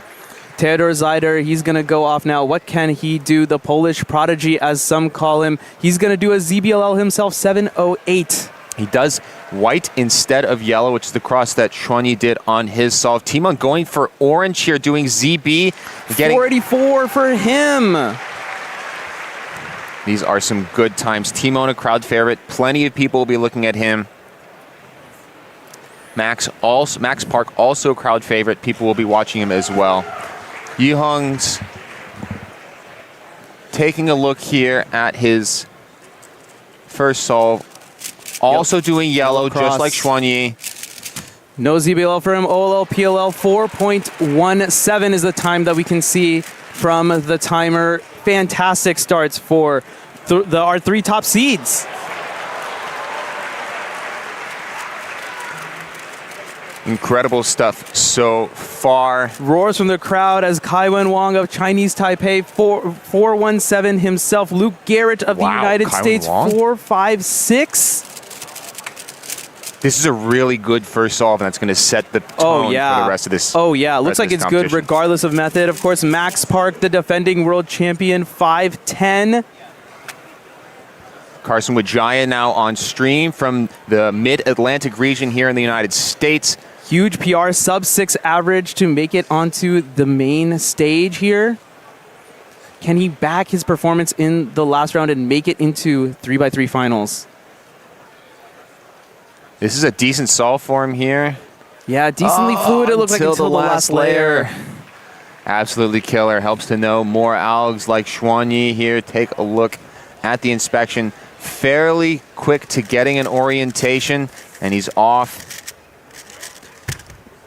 Another 9-mover. Another 9-move last layer. Again, if you don't have a lot of turns to do and you turn really fast, you're going to get incredible times. 464, amazing start for Chuanyi Gang. He is on pace for a sub-5 average himself. One of the guys who's in the hunt for a sub-5 average, this man, Luke Greiser, an incredible talent from here in the United States. Amazing mental fortitude. Can he get it done? Can he do it? Make it on to the world's finals stage. You'll hear intermittent bursts of applause from the crowd as the competitors are staggered. They do their solves at similar but different times. We see Maddie off stream with the 4.93. That's good for him. He's not on the main stage because he didn't make it into the top cut. Luke Greiser going now on his second solve. This is really fluid. He's going to get a 5. Yeah, 590. Solid start for him. Theodor Zeider with the double shaka. 631. Dylan Miller in 20th place. He was on the outside looking in. 552. That's exactly what he needed. 534 on his first. He is on great pace. Right now, these look like a decent set of scrambles. The top cut is at the 6-second mark. This is much, much faster than the first 2 rounds. Yeah. The competitors are out and they're performing. See Frishian Frishada, 827. That's going to be pretty far behind the pace, of course. There are some who will advance, and the glory will be theirs. Unfortunately, there will be many who will be heartbroken. Right now on the outside looking in, Patrick Pont slated, projected to be 17th. Chishan Chao at 19th. Felix Zemdeg's 24th. Remember, unlike other finals, which are top 20, 3x3 finals is more demanding. It is a top 16 final. You can see Timon stop his solve there. It seems like he might have gotten the same scramble. We're not entirely sure. As we get more information, we will deliver that to you. Our top seeds are all warming up, trying to stay loose. Juliette Sebastien, an incredible solver from France, previously held the European record 4.44 second single, trying to calm her nerves on the world's biggest stage. Speaking of amazing solvers, Timofey Tarasenko the tiny titan from Russia. What can he produce here? Looks like looking pretty good if he can just close it out. No, That's an a amazing rough lockup. execution on the R-perm right there. Wow. 9:52. Unfortunately, the nerves just getting to him. A lot of people had him as a favorite to make finals. Here we are, Young Wang now. Solve number 2.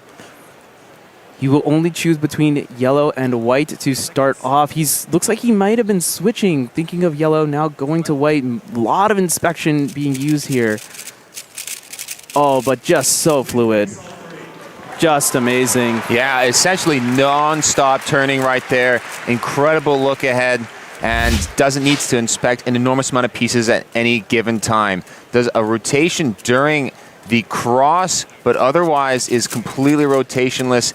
Instant transition into that OLL, and no pause at all for that nice U-perm. Wow. From talent to another talent, Shunyi Gung, remember he has the sub 4. He could count an incredible time right now. 4.53, you hear the roar from the crowd. He's still slotted in second place in the projected rankings, as that 4.53 is guaranteed to count. Doesn't have a solve over 5 seconds yet. Essentially an entire second faster than last year's World Championship. Timon also with a 9 mover there, looking like he did a similar solution to Xuanyi on that second solve. Yep. Receiving the correct scramble this time, also getting an L ZBLL. Theodor Zeider from Poland. What can he produce for us here? Max Park on the third solve, getting 5.50, an amazingly consistent solver. He should make the finals. Theodor, some great turning, and with amazing look ahead. He's going to get a good one. A sub 5 for Theodor Zeider. That's going to put him quite a bit up higher in the projected rankings. Has it counting 6.30 right now. Luke Greiser as well with a 5.36. That's looking good for him. 2 counting 5s. Yeah. Cutoff is looking to slip a little bit here to about 6.24. Oh, and the rankings keep moving up and down by the second, by the millisecond even, as we watch Dylan Miller now. He's got 2 good times already. Can he clutch up, avoid any lockups, major mistakes? A little bit locky, 6.48. He's not out of it. Not too bad. Young Wang. Oh my goodness, his second sub for 3.62. He is unstoppable. He is counting 4.17. Keaton, if he keeps this up, he's going to make a run at the world record once again. That's absolutely insane. He's on that pace right now. Needs a little bit more, but nice transition into OLL and then PLL. Very clean solving right here. Amazing work on the left-handed J-perm, solving from that angle. He's exceptionally good at using his left hand, where other competitors are very right-hand algorithm dependent. Yeah, the standard J-perm, doing it righty is one of the best algorithms. The lefty J-perm, if you're doing the R prime UL prime alg, which so many of our competitors do, or variations of that, you're going to have to be doing both left and right hand solving. Being able to get your left hands dominant enough in order to do the lefty J-perm alg instead is going to help out a lot. You're going to see Timofey Tarasenko here at 4th place in the projected rankings, 5:30 with his counting time, and an excellent counting time. Unfortunately, he does have a 9.52. He cannot count any bad times. There is no more margin for error for Timofey. A little bit of the lull in the action on our stages as we update you on other times. Madi Hiroto Inaba on the 3rd, 6.12. Luke Garrett, 6.27. Felix Zemdeg's back in it now, 5.13. He's counting 6.11. Wolfram Zhang, 6.11, 5.34, looking really good, but a 13.07. That is just as bad as not solving the cube at all. No margin for error for him as well. It's an extremely tight semifinal. Chishan Chao currently on the outside looking in. Please Same with Theodor Zeider. We are waiting, by the way. Each competitor needs to finish a solve before the scrambles are allowed to go up for the next. Yeah, just making sure that everyone gets the same scrambles with no leaked information. Of course, any sort of leakage would be huge. A ton of information can be gained for solvers at this caliber. Shon Yigang is the first that we will watch. Yellow Cross is his choice. How good of F2L is he going to get? The ZBLL, lot more moves, 560. A little bit disappointed coming out of that one, but worst possible average, 492. We'll see our second sub-5 average here today. Oh, man. Timon is pacing. Can he recognize the ZBLL fast enough? Slow recognition, 604 and a little locky. Remember, Timon is still on his third because of a same scramble. So he's going to be a solve behind everyone. You have to wonder what that does for his mental. Just got to keep it locked in. Olaf Kuzminski, one of the competitors near the top right now, has a counting 5.4 as his second time here. And looking pretty fluid into last layer now. A-perm 623. He's fist pumping, but I think he's on the border right now. If he gets worst possible average, I don't think he's guaranteed. And here's Young Wong just flying through, but way too many moves. Very long solution, a little bit locky too. 538. Luke Greiser on the blue stage as well. 537. Look at what it means to him. A huge smile on his face as his average is shaping up very nicely. Worst possible average, 566. That is guaranteed incredible. A slot in the finals at this point. Max Park, 535. You can see sitting next to Timofey there. He's got a smile on his face. Oh He's no, locked Felix in. with a 901 on his fourth solve. Oh, wow. He needs to BPA. Timofey now, because he had that 9, he's also fallen down. 576 is projected. 553 is best possible, but 701 would surely put him out of it. Luke Garrett, 493. He's locked himself into a sub-6 average as well. Yi-Hung Wang with his 538. No world record is possible anymore. 4.03 BPA. And Shunyi has also given himself a guaranteed sub-5 average. Dylan Miller with an 870 on his fourth. That's going to be really tough. He really needs to BPA 578. I mean, looking at the times that are coming in, Xian Cao getting 499, a sub for herself. 576 best possible, 625 worst. We are waiting. Timon Koloshinsky has his fourth solve. Everyone else looks like is on 5 for the most part. Notable names that are outside right now. Kyle Santucci of Canada, one of the fastest turners in the Western Hemisphere. 614 is his best possible average. You have to think he's going to need to put that up to have any sort of chance. Alexei Svetkov is sitting right on the bubble. The only Ru user in the top 16 right now. Actually, no, Neo Juarez of the Philippines. 5.96 is his best possible average, but 702 worst would surely doom him. There are quite a few competitors whose BPAs are putting them in the top 16, but worst possible averages would not. And Bofan Zhang, his BPA is 608. Even with that, he might not make it. That would be a huge omission from the top 16. Shunyi now, solve number 5. Sub-5 average is guaranteed for him. Another ZBLL, 5.31. Some light applause from the crowd. Timon Kolosinski, he is on solve number 4, remember. We'll get his best possible after this. Looking like very good turning. That's a good time from Timon. Amazing solve. That's guaranteed himself a slot in the finals. He's got a 5.4 average at the worst. Looking at another sub-5 possibility. Yep. Max Park, 506, slightly off stream, 532. He is locked in. He should easily make it into the next round. Young Wang now, solve number 5. As Seunghyuk Nam posts 6.28, 611 is his time. Bofan Zhang, 637. He's finished. Oh man, it's going to be really tough for that to make it in at this point. Theodor Zeider, 549. You can see in your top right. Great solve from him, 577. He's made it. Timofey has concluded his solve, and he's made it. Young Wang, 526. Looks a little upset with that solve. Of course, not his best work, but he was comfortably in it. 4.58 seconds. Shishan Cao, best possible average with a counting 499. She's going to make it into the finals. With a 433? Neo Juarez, his 8th competition or something, 555 at his last. He looks like he's going to make it sub-6 average. Luke Greiser going to get a Y perm there or an N perm on that last solve. Worst possible, but he should be good regardless. He's going to end up with 566.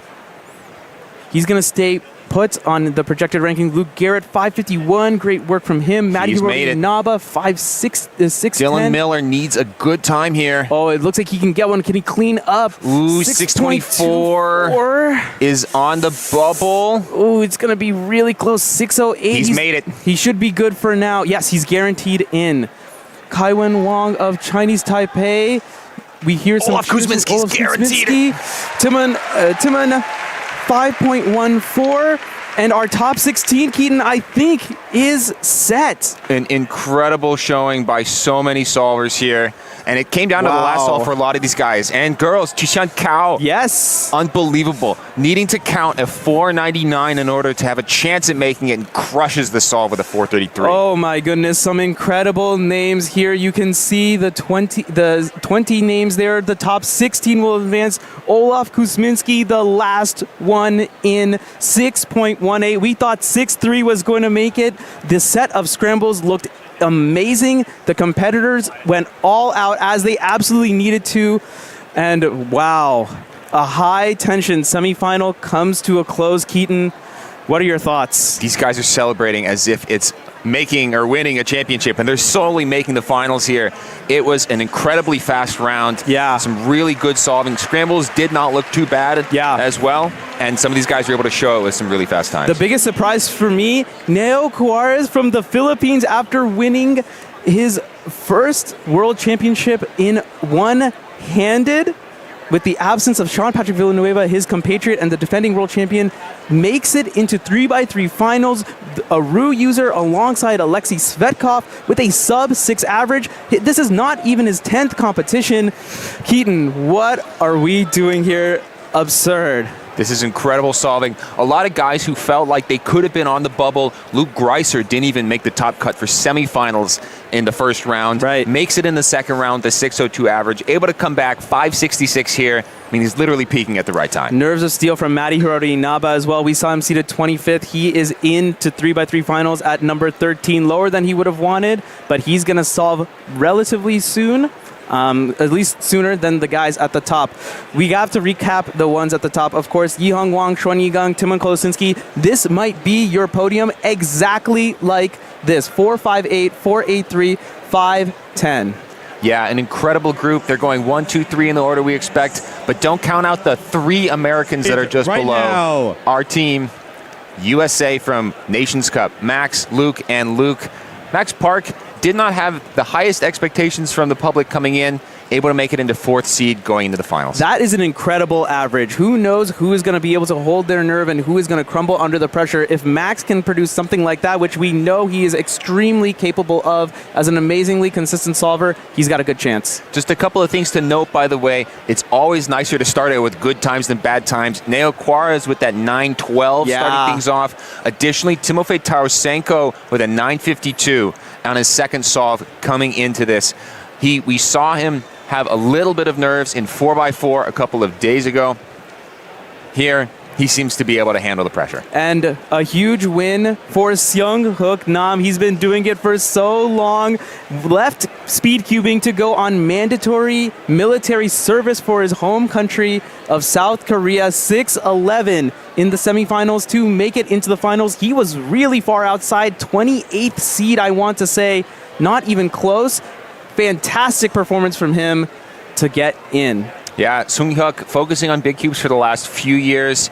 Not really known as a 3x3 solver anymore, but it's clear that he's able to perform at the top level. And I mean, yeah, just incredible turning. You have to watch him. Again, huge shout for Theodor Zeider, Dylan Miller, Alexei Svetkov, Kaiwen Wang, and Olaf Kuzminski, rounding out our top 16. You will see all of these folks later today in what is going to be the greatest 3x3 finals the World Championship has ever seen. Absolutely. Oh man, Keaton, a ridiculously entertaining round, but there are more finals to come. This is the finals block after all. It's non-stop action. We are moving to now the Skube final after a quick short message.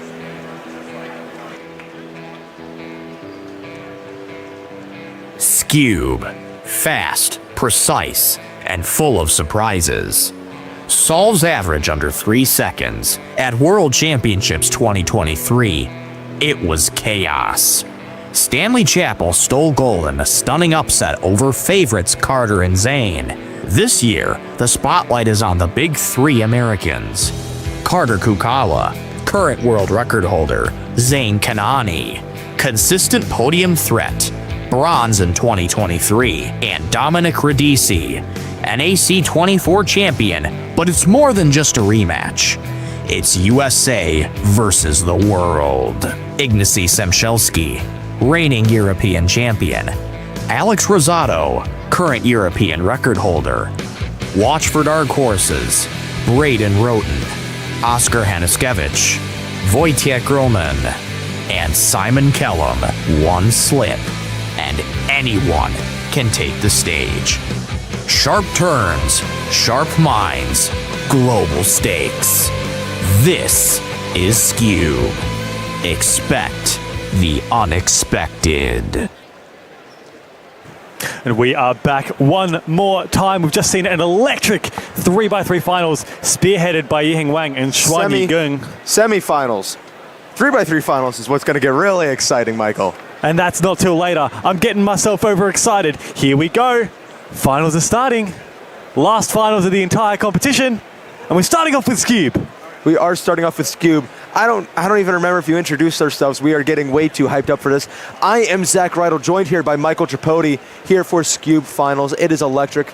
Results from the second round up on the screen. We see Alex Rosado taking the lead with a 184 average, followed by Dominic Radici with a 188. Dominic has been on a crazy run since the North America Championships 2024.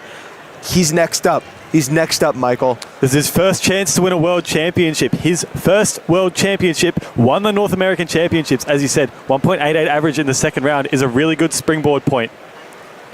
Yeah, no, we're seeing like some amazing solvers here in Clock Finals. Just to get into top Skube 8. Finals, rather. Skube Finals, my bad, dude. We're all over the place. Just to make it into Skube Finals, you needed, pull up the results, please.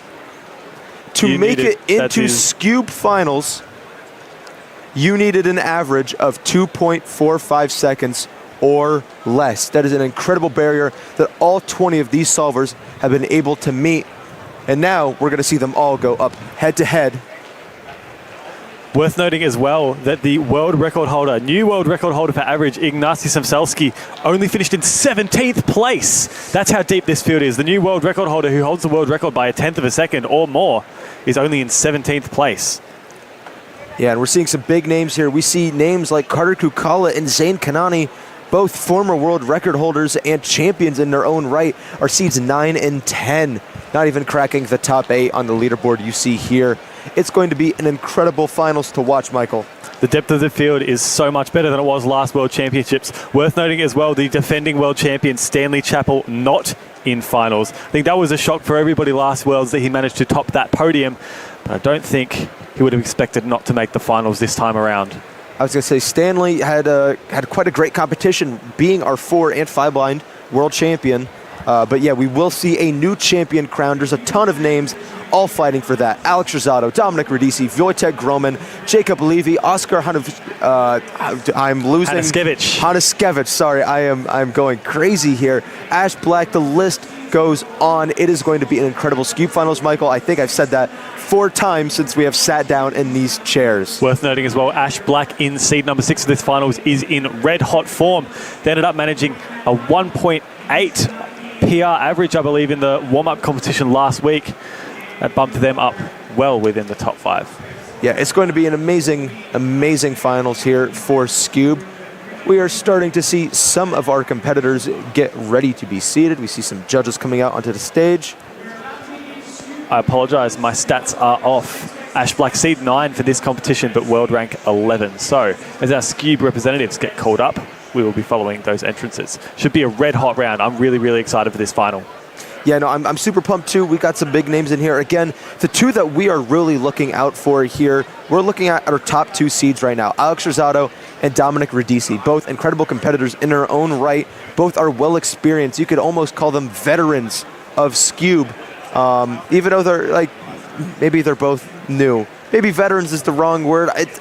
It doesn't matter. They're both extremely experienced. You can see how excited I am for this finals. I'm really looking forward to this, Michael. I can see it on your face. We're hoping that it translates to you guys at home. This Skube finals, the first finals we're seeing today to wrap up the competition. I don't believe these top 2 seeds have ever faced off outside of this World Championships. This is a bit of unknown territory here. We're about to see them go head-to-head for the first time. We're also seeing a lot of names here, and with just about every name that's here, a ton of these names have yet to see the crowd that is out there right now here in Seattle, Washington. I mean, every chair is filled. That is maybe a quarter of all the people out there. I mean, it really goes back out there. There's bleacher seating out there, and the bleachers are filled. All right, we are going to start getting ready for our Skube final walk-ins. Don't you go anywhere. Fireworks are about to go off. Finals. Here are your finalists. In our 20th seed, representing Belgium, Elias Melgomre. In our 19th seed, representing Poland, Michał Denkiewicz. In our 18th seed, representing Spain, Jaime Calzado. In our 17th seed, the current European champion and current world record holder, representing Poland, Ignacia Samselski. In our 16th seed, representing the United States, Dean Jacob Adamo Seskind. In our 15th seed, representing Australia, Max Paris. In our 14th seed, representing Japan, Noriyuki Okada. In our 13th seed, the current Asian champion, representing Chinese Taipei, Qian Jun Yang. In our 12th seed, representing the United States, Braden Rotten.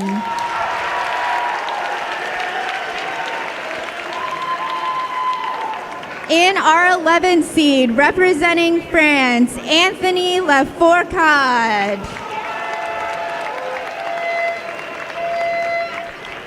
In our 10th seed, the second place finisher at the last World Championship, a 4-time world record holder, including the current world record single, representing the United States, Carter Kukala.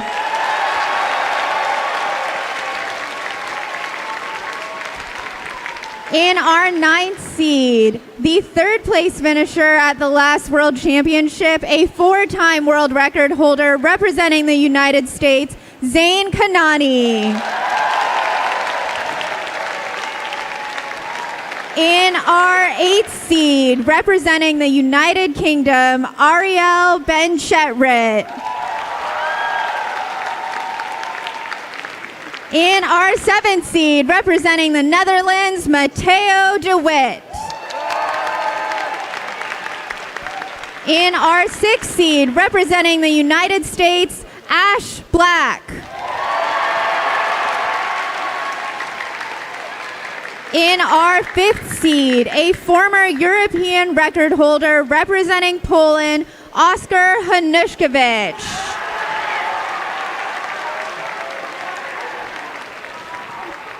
In our 4th seed, competing in his first major championship final, representing the United States, Jacob Levy.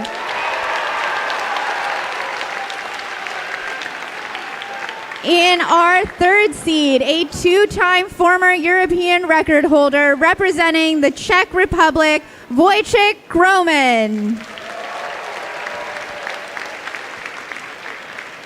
In our 2nd seed, the current North American champion, representing the United States, Dominic Radici.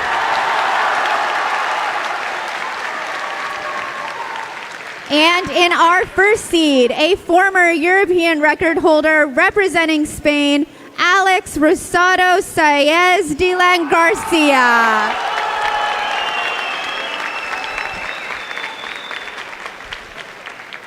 Good luck to all our finalists.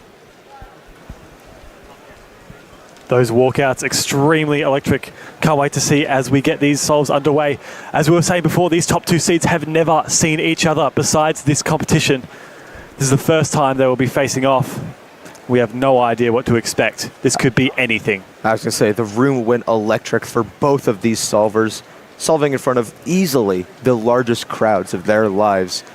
We're going to see who is able to handle the nerves, who is able to find the best solutions, who is able to turn the best, and who is the best scuber in the world, Michael. In front of the largest crowd that Speed Cubing has ever seen. We cannot wait to get these solves underway.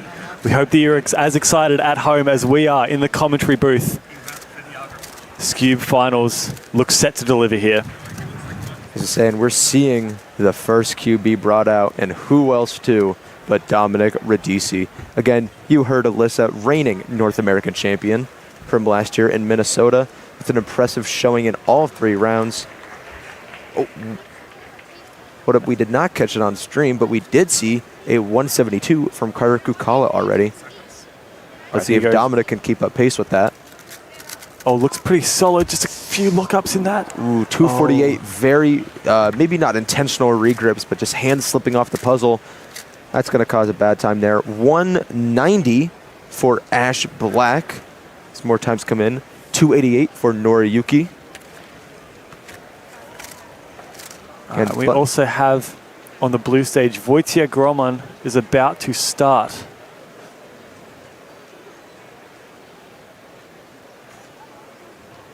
Wojciech, this is their first World Championship.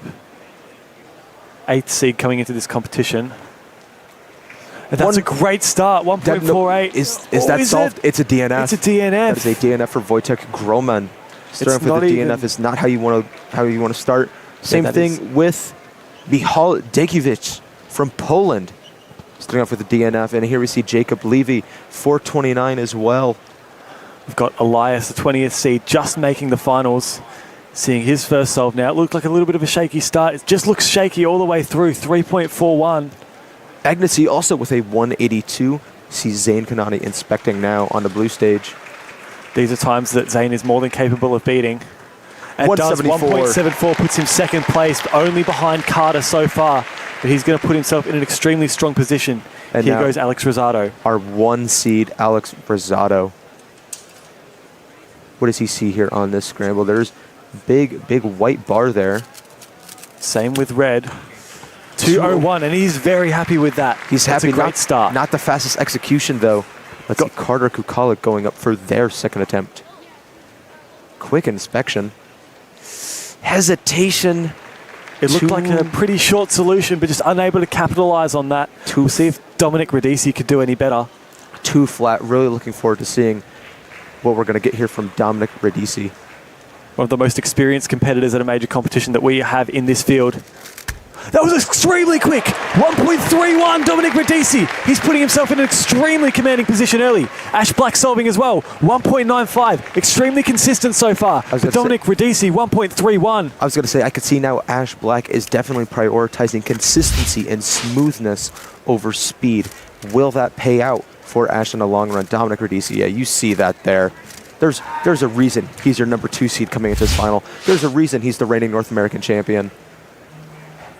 I've got Zayn Kanani here. Zayn Kanani started off really, really nice. 1.74. That was the second fastest that we saw on that first scramble. We're going to see if he can replicate a performance similar to Dominic. That will put him in an even more commanding position than Dominic right now. A bunch of more times coming in. Anthony Lafourcade with a 165. Michal Dekiewicz with a 168. William Levy with a 171. And Zayn Kanani with a 167 to add to that list. It's still fast. It's not as fast as Dominic, but he's putting himself in a really, really nice spot. Both of his solves extremely consistent. The fastest consistent solver we've seen so far. A big reaction from the crowd. We'll wait to see what that solve was, but here we've got Alex Rosado. Didn't do so great on the first scramble by his standards. 201 there. One of our last competitors set to go for this scramble, number 2. Also someone we haven't mentioned yet, Braden Roden out of Colorado in the United States, starting off with 187 and 150, projected second currently. As you see on the live tracker there, Braden Roden in second. Yes, you are correct, Zach. Going to be trying to bring some of their solves to you as well. We've got Alex Rosado, Dominic Radici off stream with a 2 flat.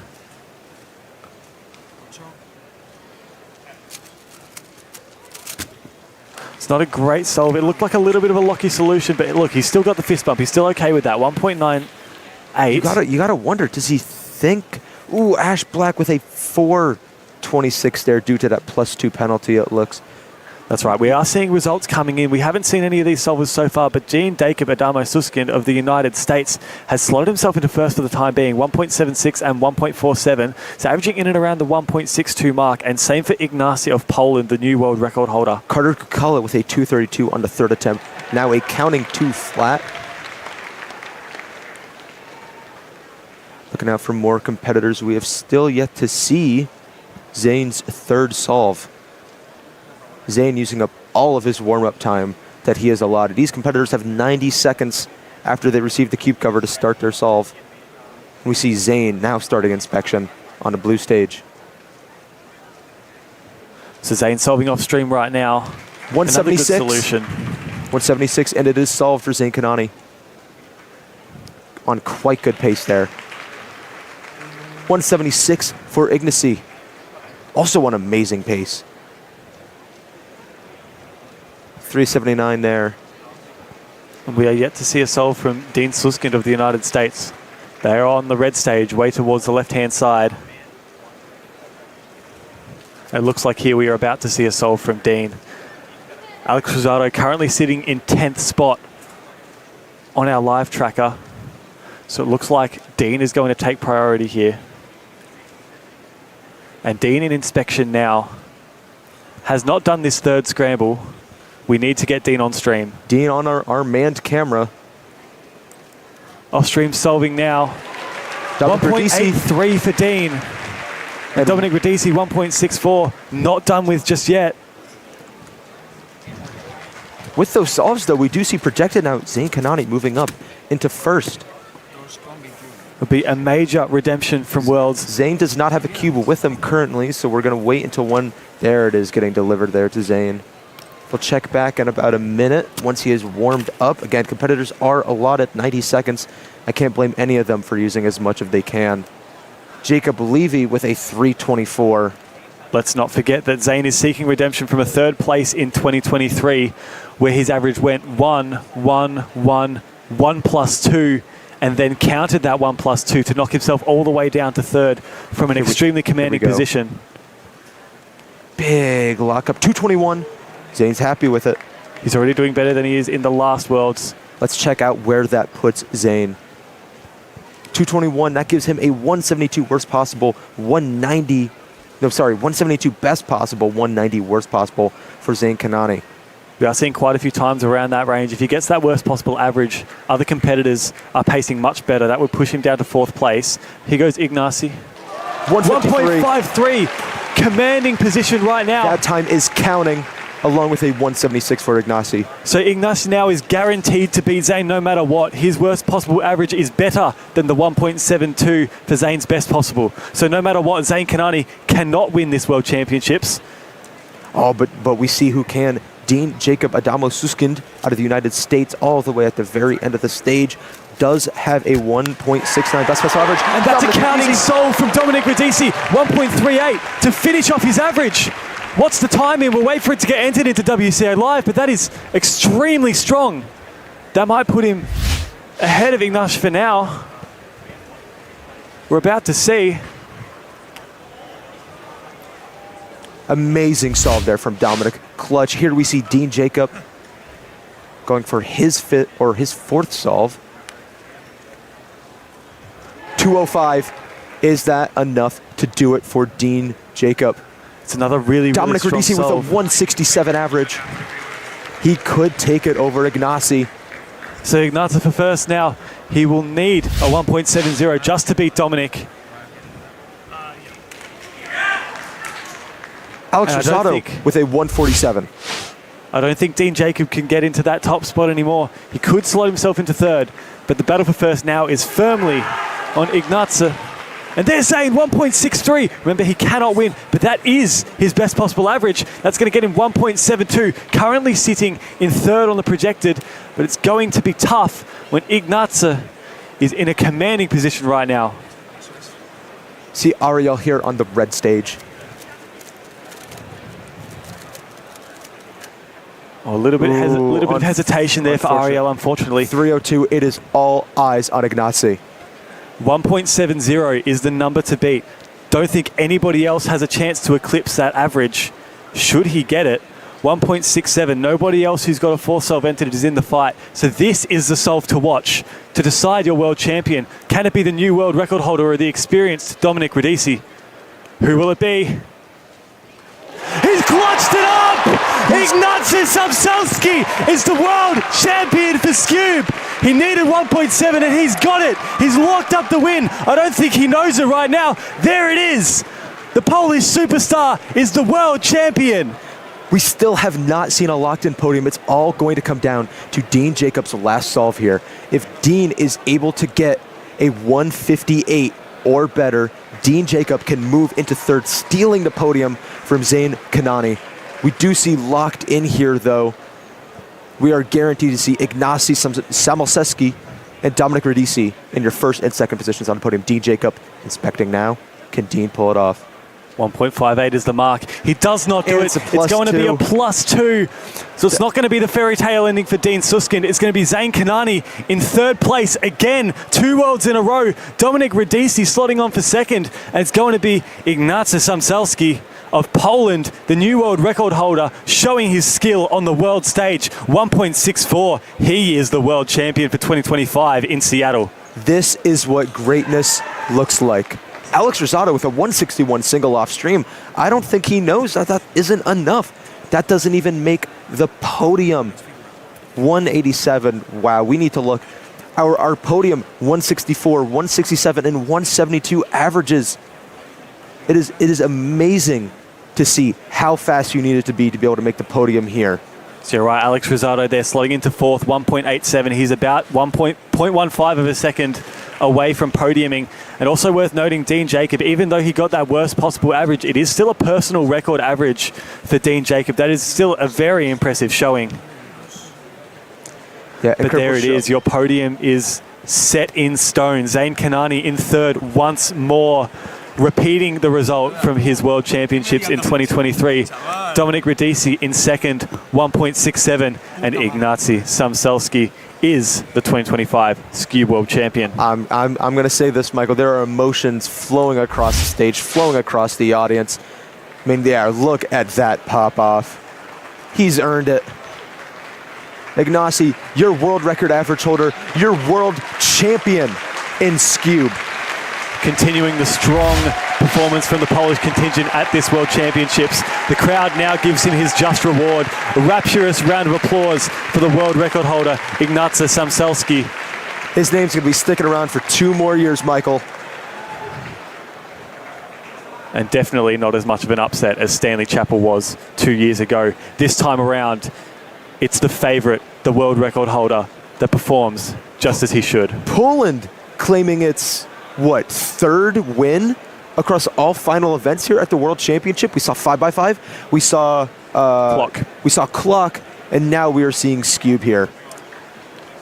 What an extremely dominant performance. We'll be passing over to Alyssa Esperaz for that interview with Ignacy shortly. Please, 6x6 finalists, if you are not yet up at the red stage, you need to report immediately to the red stage. 6x6 finalists. Now to Alyssa with the world champion. Ignacy Samselski is your Skube world champion, coming all the way from the 17th seed, world champion. Ignacy, how are you feeling? I'm so excited. I knew that I can do it, but it's how I can say it's over my just dreams. So I don't know. It's so good. Congratulations. How much have you been practicing leading up to the competition? Before Worlds, a lot. It was the biggest goal, probably, I don't know, maybe the biggest dream, and I did it, so I'm so happy. I'll let you do this in Polish. Just thank everyone back home and give them a shout out. Okej. Dziękuję swoim rodzicom oraz wszystkim znajomym, którzy mnie wspierali. Dziękuję tato za Compstyle oraz za to wszystko, co zrobiliście. Thank you very much. Ignacia Semselski representing Poland, your world champion for Skube. Congratulations.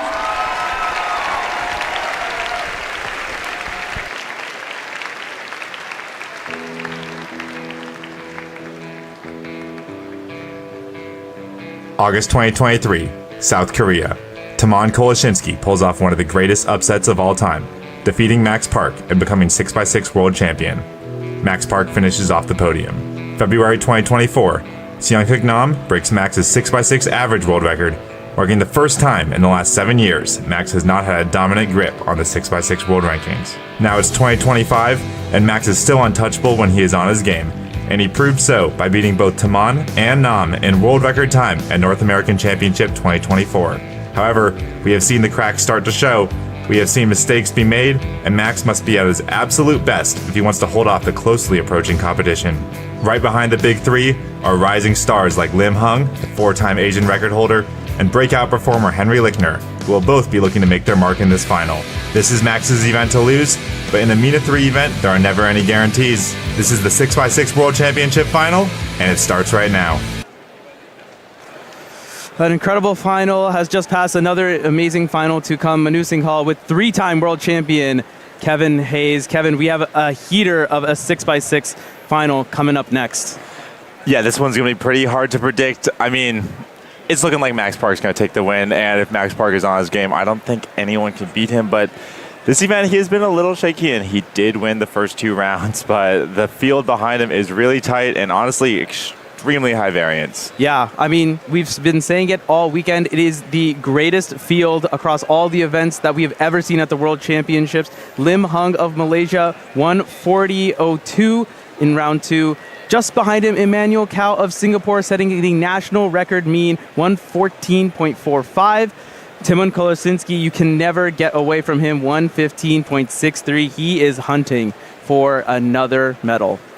Yeah, behind him also Nam in 115.89. We have 5 cubers under that 116 barrier. But right behind him, I think the big story that we might be looking out for, Henry Lichtner down in 8th place right now with the 120. Pretty medium performance in the semifinals. It wasn't like he had a pop and then 2 good solves straight across the board around the 120 range. But the big story in round 1, 103, 122, 110. I mean, that's wild for someone who only like 8 weeks ago had a PR of 120. He had 3 114 averages at a random local in Chicago earlier last month, and then 112 in round 1. Obviously, the nerves have gotten to him. He was 3rd seed in 5x5 finals. Did okay, but definitely underperformed. 7x5 finals, he did pretty poorly. And then 6x6 semifinals also did poorly, but the capabilities are there. He honestly looks like he can contend with the top players. He honestly might be one of the ones who has the most chance of knocking Max off if he's on point. 103, 110 singles. Obviously, I think Taman and Lim and Emmanuel and Nam, it's crazy how many names there are. Lim was last night in 7x7 finals. He was mad about all 3 solves and got 3rd place. Yeah. These solvers have an extremely high standard for themselves. Actually, an interesting thing to note about Henry, when he was competing in 6x6 semifinals, he very specifically did not want to be placed on the stream stage, perhaps wondering if there would be extra nerves there. So we never know. Perhaps an intentionally subpar performance? Maybe. I don't really think so, though, because you know what an intentionally subpar performance would look like? It looked like 111, 111, 135.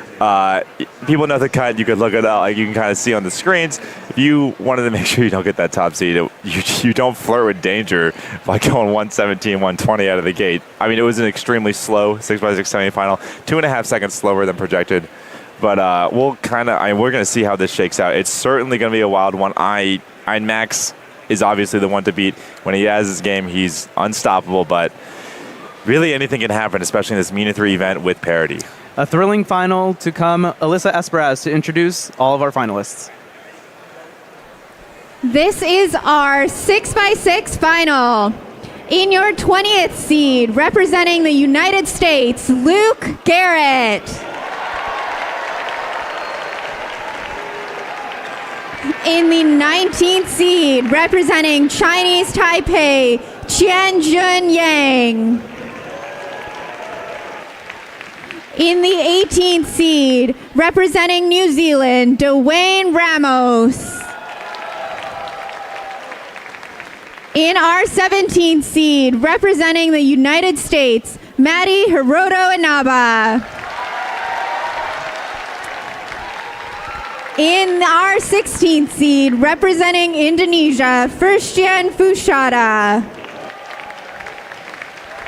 In our 15th seed, representing Switzerland, Richard Delacoste. In our 14th seed, representing the United States, Benjamin Wei.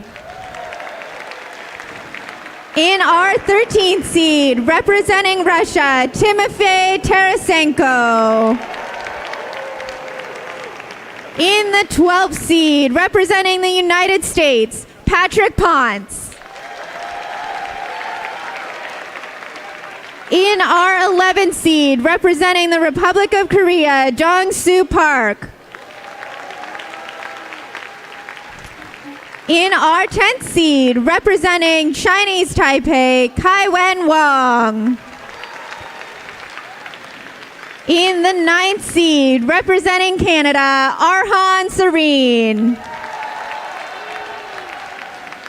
In the 8th seed, representing the United States, Henry Lickner. In our 7th seed, the 2011 world champion and a 14-time world record holder, representing Australia, Felix Semdegs.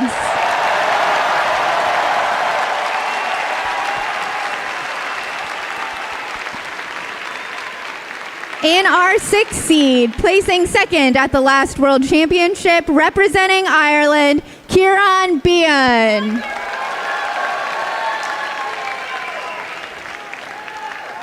In our 5th seed, placing third at the last World Championship, a former world record holder, representing the Republic of Korea, Sun Hyuk Nam.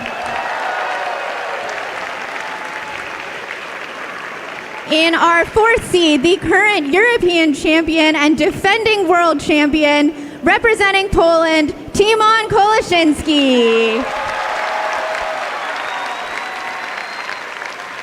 In our 3rd seed, a 11-time Singaporean national record holder, setting a national record mean earlier today to qualify for this final, representing Singapore, Emmanuel Cao. In our 2nd seed, a 27-time Malaysian national record holder, representing Malaysia, Lim Hung.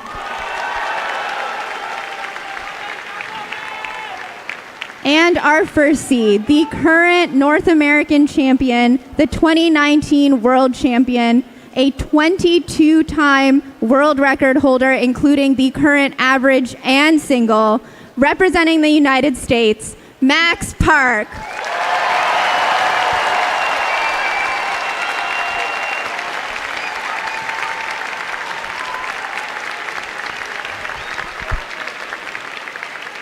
Good luck to all our 6x6 finalists. An incredible set of fantastic finalists have gathered here in Seattle. Who will win the 6x6 crown? On the left, the reigning world champion, Timon Koleszyński. On the right, perhaps the greatest this event has ever seen, Max Park, the only one to ever get a sub-1 single, multiple sub-1 singles at that. I mean, you can see it right there on the stat. Timon Koleszyński, the defending world champion, but 6 wins to Max, 1 to Timon. Obviously in the most important rounds thus far, but everyone knows Max is the favorite. He's the only one that can really reliably get under 110 mean. The other contestants have both Nam and Timon, but it's like a single sub 110. Not actually, I think Nam's the only one who has a sub 110. Nam, yeah. Yeah.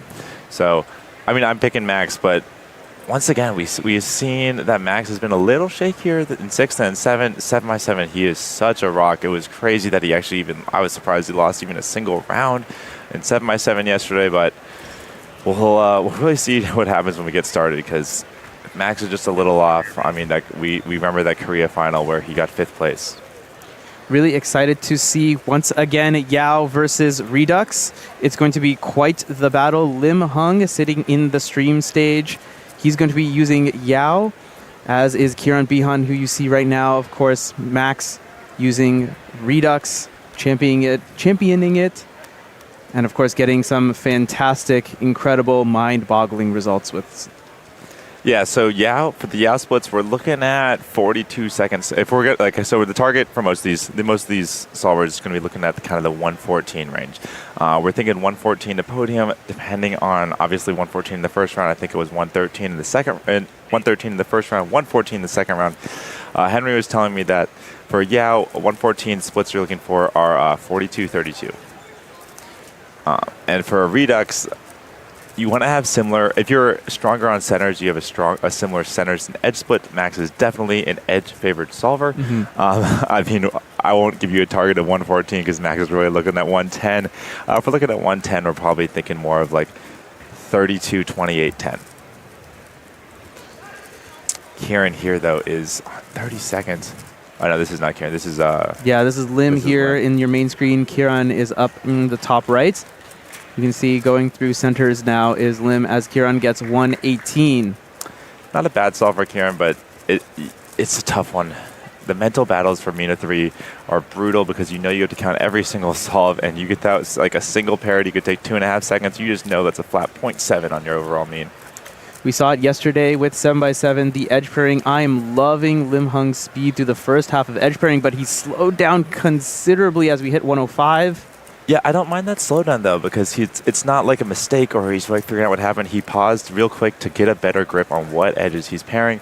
Sometimes it is hard to continuously go, and not a great start. The PLO parity for 118. Timon Kolosinski, also Yao user, is getting off for his first. Oh, a lot of pauses on these centers. You should literally never, ever pause when you're building your centers. It is extremely easy to build centers. Edge is an entirely different story, but centers are so easy. And here we are, Max Park. He is off to the races himself. Max, very strong center builder. He's not the most efficient. He turns extremely well. Due to the fact that centers are pretty easy to turn continuously on, what you're looking for, the difference maker is how efficient can you build your centers. There's a lot of different cases and there's different ways in which you can start.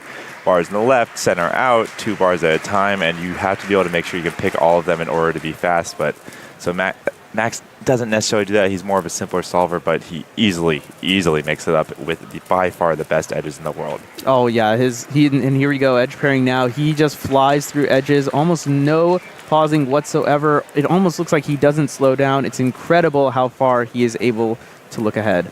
Yeah, as we can see, Max with a 32-second split on centers, which is honestly pretty pedestrian for someone of his caliber, but we'll see if he can bring these edges back, although I don't know. This one's not looking too great. Yeah, this is not great. I feel like there's like exec errors here. It looks like he's almost like misgripping sometimes as we go into last 4 edges and now 3x3 Never stage. Mind. He's so good. I mean, 29-second edges is not amazing, but Max Park with his amazing 3x3 stage is going to end up with a 113. And that's going to put him pretty far ahead. But, Kevin, on the screen, we see Henry Lickner, 111.18. He is the leader after 1 solve. All right, maybe Henry was sandbagging first solve. Oh, my God. Henry, I'm really rooting for him. Up and coming. Well, he's up and come now from, like, America. This is so wild. Just an absolute meteoric rise. Already been, this is now his 3rd Big Cube final. Pretty question, like as we mentioned before, pretty big question mark. How is he going to do? But can he hold it together? 111. He does not know he's in the lead, but he knows that he is already hitting the pace for that amazing average. The problem is you just have to know that an average of 5 events, you have that 1 solve you can just not count, and just having that cushion, even though in an average of 5 event, you know you need to get 2 good solves to count a fast solve, that's not that big of a deal, while mentally having that safety net is huge. The other thing, as the viewer, we know that 113 is not Max Park's best time. We are almost certain to see some more fireworks come out of him, which means Henry is going to need to keep up the pace. 2 seconds ahead right now could vanish in an instant. Yeah, Max is the only person who can basically dig himself a hole and then reliably climb out of it. A 104 single is, I mean, it's fast for Max, but honestly, a no parity solve could easily be 104 with nothing special happening, and that will bring his mean way down. He could count a 119 and he still win handily. We're watching Lim Hung in your main screen. Henry Lickner in the top right. Okay, Lim with a 40-second split, very solid. Yeah. Lim has a very interesting way of holding the cube. He often holds like the top part of the cube with his left hand and does D moves and wide D moves with his right, which is extremely unusual, but he makes it work very well. It's honestly a very unique way of solving and executing on big cubes. It feels like he's on pretty decent pace, Oh, wow, almost at yes. 3x3. Yeah, this is 3x3 stage now. He should be looking for something significantly better than 118. Yeah, there's the last layer now. Almost 110, not quite going to get there. PLL parity once again. 112, much, much better from him. He's also looking to put on a run. I'm seeing the same thing we saw in 7x7 finals last night from Lim, though, is like absolutely disaster execution on 3x3 stage. I think it was like a 102 reduction with cross solved. It's Yao, and it takes him 10 seconds to finish with PLL parity. Great reduction, but like you can't. It's like this is the world final. 112 is not good enough, especially when you started with the 118. So many names are still in contention. Seung-Hook Nam, one of them, 114 on his first. He's going to look for another one, trying to keep up that pace as there's a lot of good solver. Chan Jun Yang from Chinese Taipei, also getting 112 PR for him. 128 in the first, though. Yeah, hard to see how he's going to fit into the picture. And we have our leader right now. Henry Lickner is going. He is a pretty deep under the table solver, so we will keep an eye on him. But he's got a chance to make a crazy upset from a 120 PR just 5 weeks ago to the world title. Like, it's the inverse of Sebastian Weyer. The kid has been good for about 6 weeks. It's the stuff dreams are made of, but he does need to finish the job. Yeah, Nam is going to look like he has a good one. 3x3 stage solidly. He's looking at not quite sub 110, but certainly a good continuation from the 114 he had. 113. He's solidly in second place, it seems, at the moment. So Nam famously got his first world record in 6x6 mean about a year and a half ago. It is his only world record. He had a 107 mean, which was absolutely crazy for him at the time and is still his best average to date. But we have, Taman, 115, 110. It is really tight. It's absolutely anyone's ball game. Wow, yeah. And Lickner with a 116. Okay, so it's obviously still in it, but I mean, we are so tight. Taman Kolosinski, 112.9 projected, and 115.6 is sixth place right now. And 6x6, a couple parodies, a really good solve. Low 1 minute solves are possible, and all of a sudden you have gotten back in it, and Max is trying to crush his edge pairing right now. There's still a lot of edges left. Last four now? No, he's not crushing his edge pairing at all. Oh, This is awful. no. Okay, he had really easy last four edge case to kind of save it, but like... He needs to come back a little bit on 3x3 stage if he's going to get sub 110. Yeah, it looks like... Oh, could happen. No, PLL parity is going to play spoiler once again. 111 for Max. Suddenly, it feels like everyone is kind of in. Timon with 115, 110. He has a 112 mean of 2 right now. That's only half a second behind Max's mean. No, Max got bailed out there by an easy last four edge cases. His edges were honestly like really weak, which is so strange for Max. We saw it a little bit like at different times in this competition on some of his 7x7 solves. His edges were so strong last night, but right now I don't know what's going on. Like, I'd expect him to be running away from this field, even though the field is quite impressive. Let's see Lim's last solve. I mean, yeah, it looks like there are 2 guys vying for 1 right now, and kind of 4 that are sitting in the second pack. They're looking for 3rd, maybe 2nd, if one of the guys at the top mess up. Lim, that looked like a huge exec error on the 3rd. On the 2nd Yao edge, and he's going to be put pretty far behind now. He really needs like a 105 in this solve, and he is nowhere near the pace. I mean, definitely his chances of winning are going to be dashed. He's going to probably need a lot of help, though, from the people ahead of him to make a mistake on this last solve if he wants to get on the podium. Yeah, if Nam continues the pace he's currently on, Lim would need 110, and this is not looking like it's going to get there. So many edges are left as he's at 54, 55 seconds now. No, Lim flipped at 48. He's off. Like, he's on pace for like, I know for 120 right now. This is, I mean, it's just. It's disappointing. It's unfortunate. I mean, he did get the 7x7 podium last night. He's obviously very happy about that, but he's capable of a lot more. 1:15 coming from Dongsu Park. 1:18.65 is his mean, as Lim is going to wrap up now with an unfortunate, not even close. This one, PL parity 2. Kieran's still in it. Oh, Kieran got 112 in the second solve. So we have a few people still in it. Nam is doing well. It's Max, Taman, Nam, Henry, and Kieran are the people still in it. Everyone else is projected 18 or worse. Obviously, some of these currently lower ranked cubers could get a low 1 minute solve, but it's pretty unlikely. We have Nam and Taman on their final solves now, as everyone is on the same cadence and will be wrapping up in the next couple of minutes. Yeah, it looks like Kieran will probably finish before Nam. He's about a minute into his solve. We're looking for him to bring the cube up any second now. Kieran wants a chance. He needs to start moving his hands upward because he's a little bit behind. It's not gonna do it. Uh-oh. No, he needed 111 to overtake Nam's current pace. That's a tough one from Kieran. He had a terrible last solve in 7x7, and it looks like the same thing is happening in 6x6. He is officially off the podium. Out. That's rough. 2 repeats of the exact same style of Mina 3 for Kieran. Nam now just finishing up edges. He should be moving to 3x3. Yeah, here it is. You can see his turning has significantly improved, going a lot faster, but he's also going to end up with one that this is going to be his worst one very comfortably. Oh, no. All right, Lichtner and Taman now. What's going to happen? Everyone is doing pretty poorly in this last solve. Taman just finished edge pairing. He's at 101 on Redux. Taman could win. Yeah, Taman has a good chance of winning here. Can he parity 106. Oh, a little locky. 112.68 is going to be his time. He's going to get a 112 mean, and it's all up to Max. Let's go switch to Henry. No, it's up to... No, we have Henry as well. Henry and Max.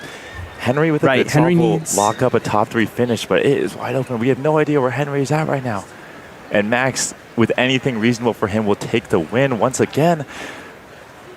Can he stop Taman from getting back-to-back world titles? Is Henry on OLL? Yes. Needs to wrap up the solve as soon as possible. 113.56 from Henry Lichtner. It's going to put him in 3rd place. Henry Lichtner, 114.09. He's going to get 3rd place at his first World Championships. Congratulations, Henry, barring a 1:0.59 second, barring a 1:03 from Timofey or Emmanuel. Or a 120 from Max, but that's realistic. Realistically, Henry is locked up 3rd. Yeah. Max is 113.58 for the win, 122 for 3rd. Let's get the overhead cam on Max once he gets going. Henry is 99% chance going to be in 3rd place. Yes. Congratulations to Henry. What a meteoric rise from just a couple months ago. And Taman Koloshinsky in 2nd place currently, but Max still has to get a 113, which is no gimme. Taman could repeat as 6x6 world champ. Timofey 114, he's going to end up in 117 mean. The podium is largely set here, actually guaranteed to be set. It's going to be 2 Americans, 1 Pole. The only question is, what is the order? It is almost certainly going to be Max Park at the top. He just needs to finish this out. 113.58 is the time to beat. Wrapping up first, all centers now? 29-second centers from Max, and Max's he's looking centers. Good. Those are amazing centers by anyone's standards, and Max has relatively weak centers. He's on amazing pace. His edges have looked a little... Those are some great edges, and they're all on the D layer now, so he doesn't need to do Z2 anymore. No, this is a free... Like, if he doesn't close this out, it'd be like a huge choke on this solve. Like, if you give anyone all 4 edges solved on D layer at 40 seconds, it's... Here we go. Here's the reduction now. Even Max Park has locked it up. He should get this even with double parity. There's the OLL parity. PLL parity now. 110.78. Max Park is going to be the world champion, his 2nd world champion title, taking it back from Timon. Had it in 2023, his 2nd one here in 2025. An incredible job by Max Park, Timon Koloshinsky, and Henry Lichtner for the bronze. Congratulations. Let's definitely get Henry. Make Henry get in. Congratulations to Max Park, still proving that he is the king of Big Cube. 6 and 7 wins, a little tight in the 6x6, but a dominant win in 7x7 last night. Timon Kolosinski, just a picture of excellence, very consistent across all of the end by hands, getting a second place after a second place in 7x7 last night and a win in 5x5. And Henry Lickner from a 120 PR just a few weeks ago to third on the world's podium with a 114.09. An absolutely superstar breakout performance. The world is bright for him going forward. He's clutching his heart right now with Alyssa. You can't believe it. I don't think he understands. No, he's so trying happy. to take it in. He's so happy. And incredible scenes from here in the Seattle Convention Center. The emotions all coming over. A great story is Henry's. All right, Max Park is your 6x6 world champion. Timon Kolosinski in second place. And rounding out the podium, Henry Lickner, the United States, third place at 6x6 in the World Championship. Henry, you competed one other time this year. You came to that competition and your PR at the time was like above 120. You showed up, you put down a 114. You just put down a 114 now to clutch out a World Championship podium. I see so much emotion. What's going through your mind right now? Honestly, I thought, during my last solve, I started messing up so bad. Everyone started clapping. In my head, I was just if I get a good solve, they're going to start clapping for me. That's all I can think about. I can't believe it. What has gone into your preparation for this moment? Honestly, just a lot of solves. Making sure that my hardware is good. My best friend Ethan Cho, he is really the only reason I was able to get these results. He makes his own big cubes, and they really made the difference for me. Awesome. Henry, congratulations. You have a World Championship podium. 6x6. World champion podium for Henry Lickner, third place. Timon Kolosinski in second, and your world champion, Max Park.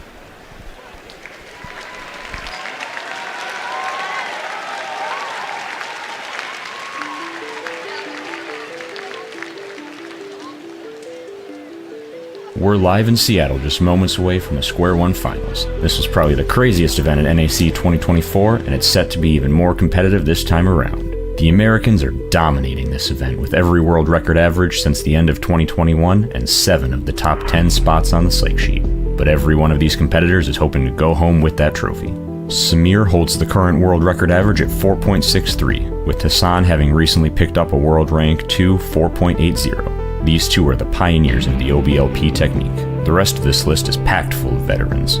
Former world record holder Max Schau sits at world rank 4, one of only 2 people here to have held both the single and average world record. Daniel Karnok is hoping for his 4th straight world's podium. And don't count out Brian Johnson for a podium spot. His seemingly bottomless PBL knowledge could tip the scales with the right scrambles.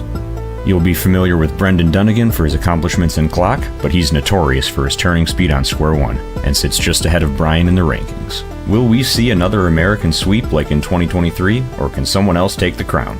There's only one way to find out. Square One starts now. All right, we are getting set for our Square One final. These are your Square One finalists. In our 20th seed, representing the United States, Jack Pfeiffer. In our 19th seed, representing the United States, Anshu Chenaru. In our 18th seed, representing Hong Kong, China, Liu Yik-young. In our 17th seed, representing the United States, Christopher Chi.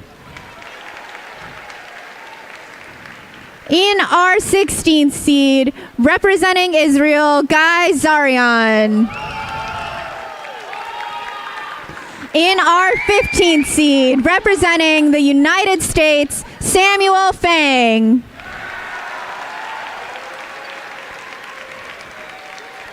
In our 14th seed, representing Canada, Isher Panun.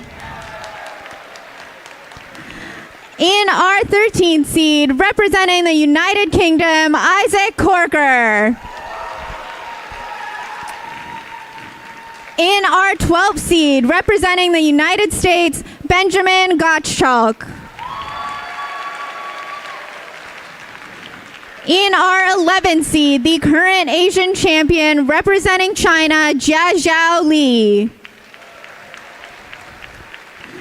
In our 10th seed, the 2019 world champion representing the United States, Aiden Bartlett.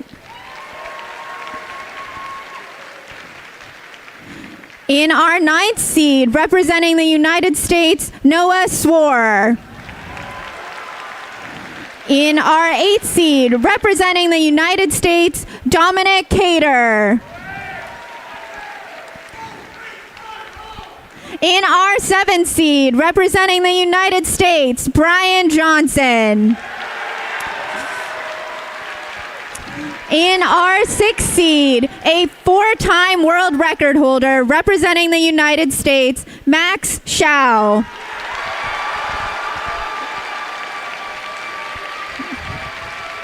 In our 5th seed, placing second at the last World Championship, a former world record holder representing the United States, Daniel Karnak.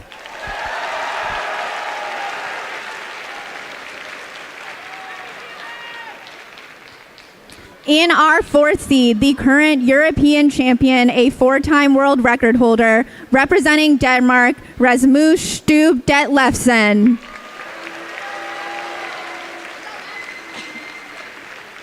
In our 3rd seed, the defending world champion, a 4-time world record holder including the current world record average, representing the United States, Samir Agarwal.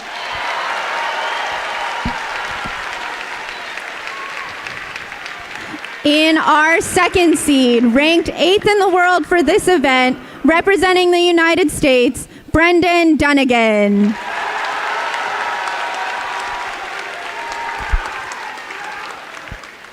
And in our 1st seed, placing 3rd at the last World Championship, a former world record holder representing the United States, Hassan Kanani.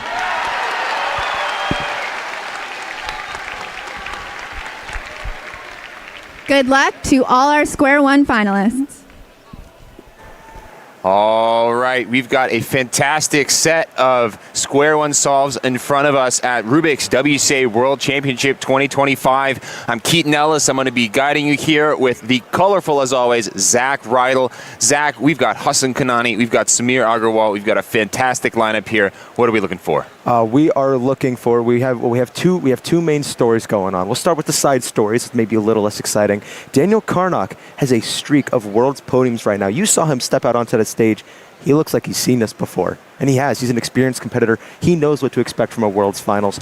And then you have, as you saw on screen, Hassan Kanani and Samir Agarwal, incredible competitors in their own right. Both of them, both being former world record holders. Hassan finally looking to maybe cement himself in Square One history. Hassan has still yet to win a major championship, and Hassan's going to see if he can do that now.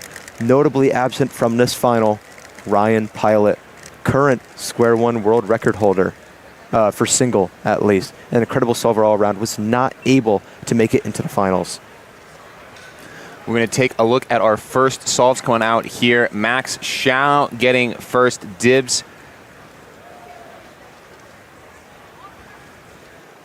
Doing a nice OBL there, and then looks like there might have been an execution problem with PLL.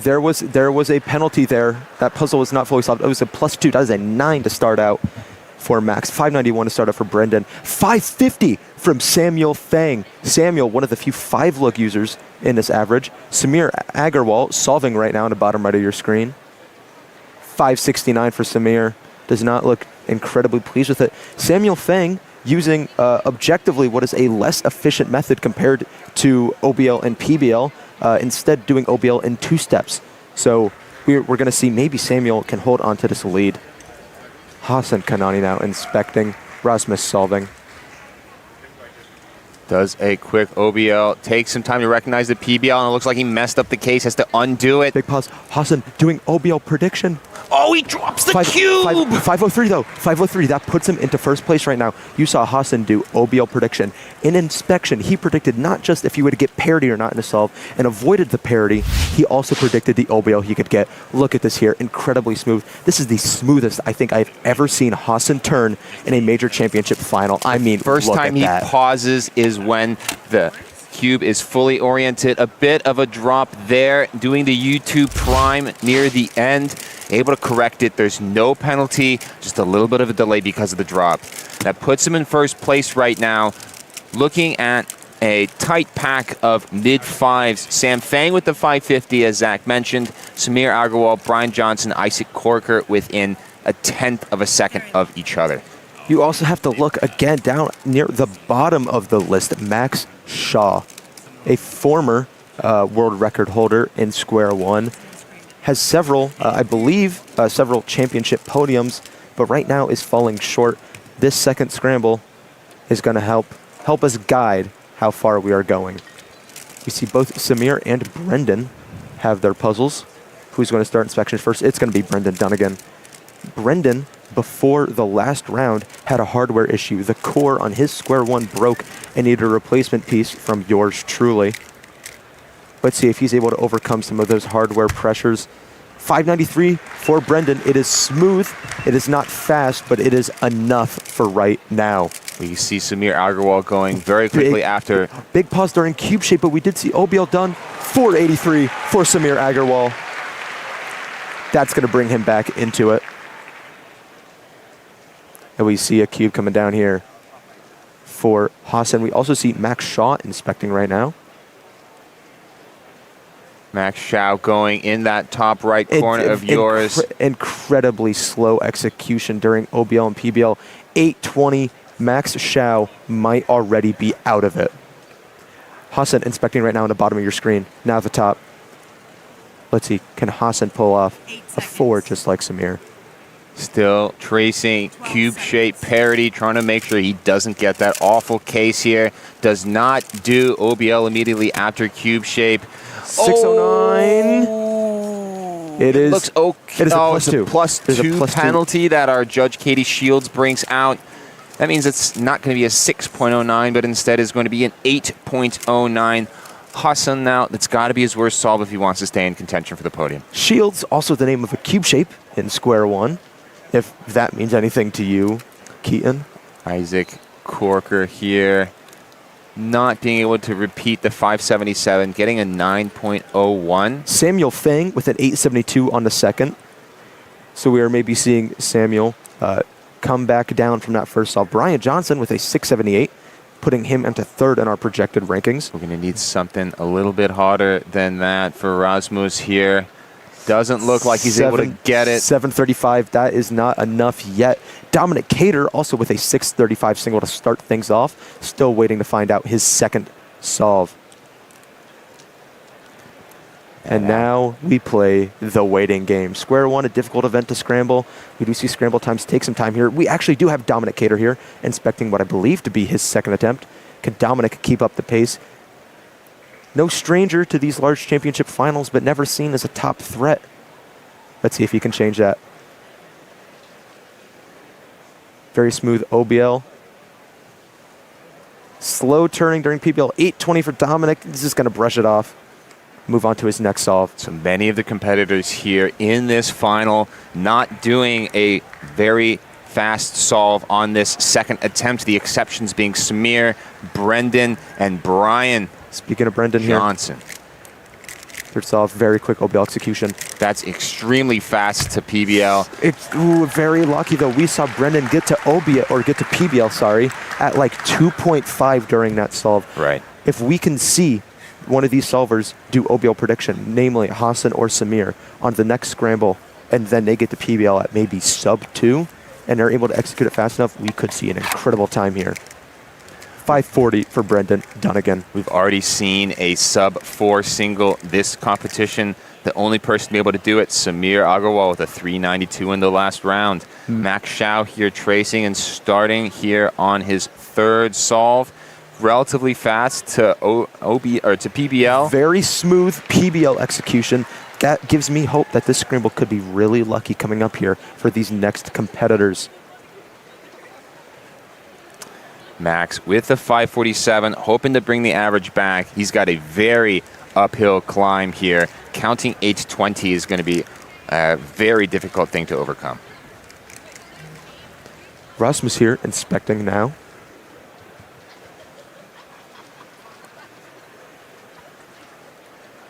Taking his time. Rasmus also an OBLP user. Let's see if he does it here.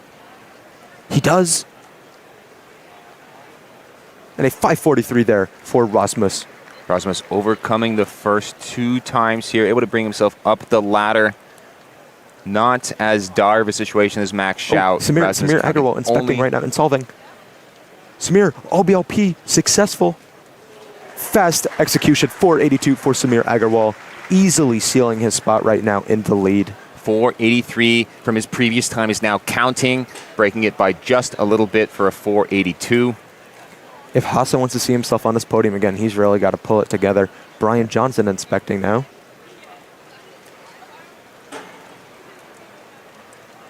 Brian Johnson, 1 solve ahead of the pack. He's on solve 4 right now.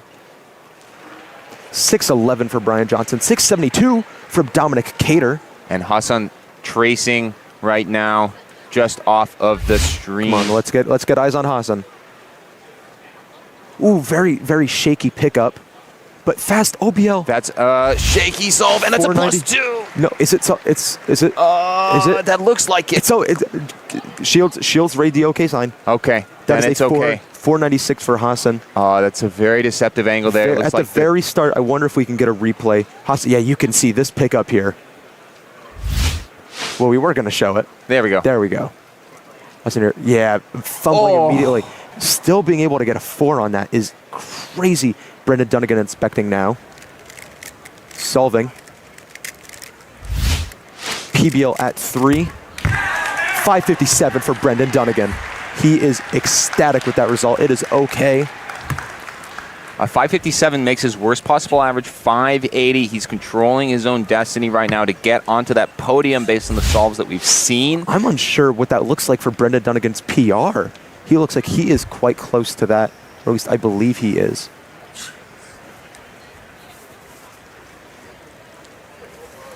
Seeing more and more solves come in.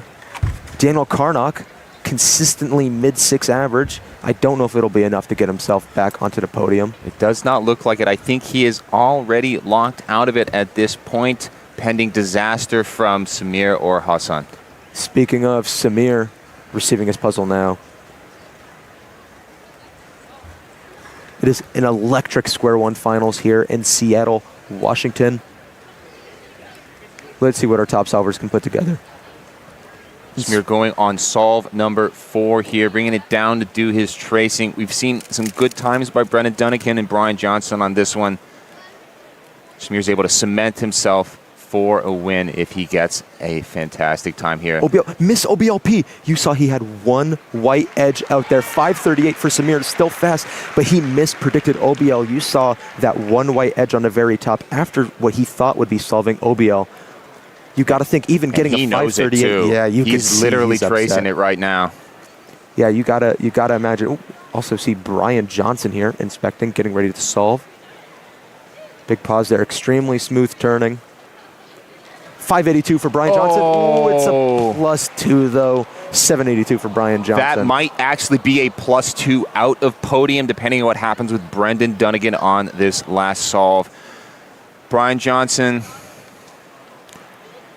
Hassan Kanani now getting warmed up here. Also see in the bottom there, Dominic Cater, currently projected 4th, but still, you can see anything from this final. Hassan Kanani inspecting his 4th. Now, if Hassan can predict OBL correctly, we don't know what PBL he's going to get. It could be really lucky. Let's see. This is the same scramble which Samir mistraced on. No OBL prediction there. 602 for Hassan. I think that means that, well, yeah, Samir Agarwal has won the World Championship on solve 4. Yeah, Samir's guaranteed. Doesn't need a 4th solve. Dominic Cater with an 858. That is going to end up counting another 8 from Dominic Cater. Samir Agarwal guaranteed to be your world champion. Brendan Dunnigan inspecting now. Doesn't know it yet. He still thinks that there's something that someone might be able to do. Doesn't have to worry at this point. This should be a victory lap for him. Brendan Dunnigan. Very shaky going into this last solve. 691, he doesn't care. Brendan Dunnigan with a 580 average, currently projected 3rd. Brendan Dunnigan may earn himself on a world championship podium for Square One. The last thing Samir to solving now. determine is Hassan's 363 for Samir Agrawal, best possible average. That is a 5:01 second average. I mean, it's a victory lap. I mean, we knew he had it locked in, Kian. What else was there to do but to do it in stunning fashion? We could see here, it is not guaranteed. If Hassan gets his worst possible time on this average, we are going to see Brendan Dunnigan in third place and Brian Johnson in third. Hassan needs a time better than 7:59 to be able to guarantee his podium here. Incredible solve by Samir. Showing it again on the stream. Instantly getting up and celebrating. Rasmus also inspecting this. Rasmus, an OBLP user, might be able to find the same solution that Samir just did. Let's check it out. Rasmus needing a really good solve here. Does the OBLP. Big pause before PBL. It won't be enough. 568 for Rasmus.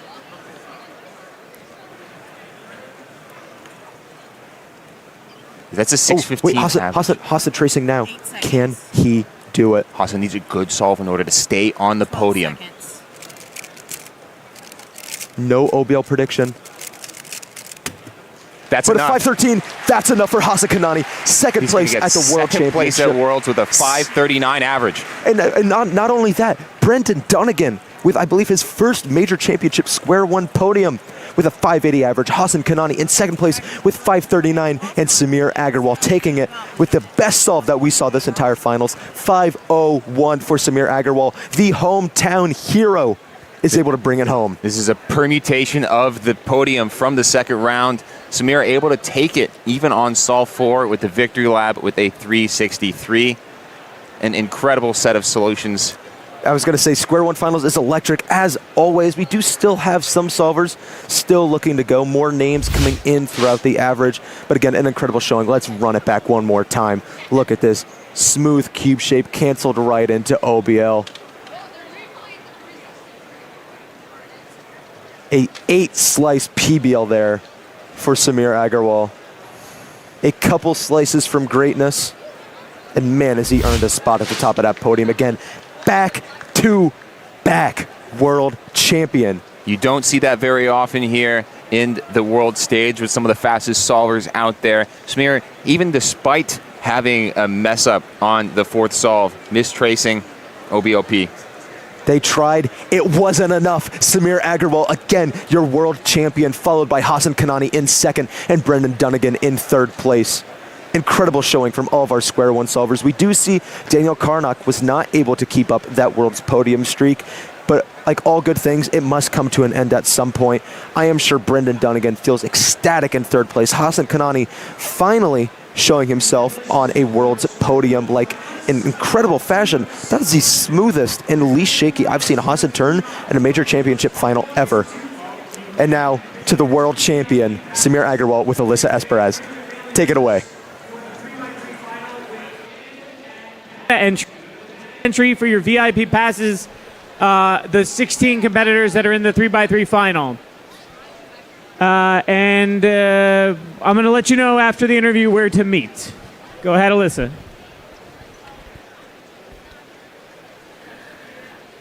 Samir Agrawal, you are at your hometown Worlds. You are the defending world champion, and now you are once again the world champion for Square One. How's it feel? It feels really surreal. I'm very thrilled and ecstatic for this opportunity. First round, third place. Second round, third place. But this is the one that matters, and you are the world champion. Walk me through this day, and as you were going through this day, how you were preparing for this moment. So I was actually reviewing some OBLP cases earlier today, just hoping in case they happen to come up that I can pull through on them. And funnily enough, I got one of them and got it wrong, but I guess it didn't matter. The average still panned out really well, and I'm very thankful for this opportunity. Awesome. Give me some thank yous and shout outs that you want to give. You're at home, but I'm sure there's people in the crowd and watching at home that you want to give a shout out to.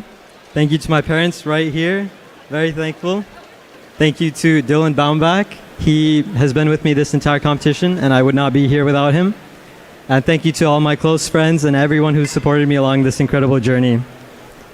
Samir Agarwal, you are the Square One World Champion. Congratulations.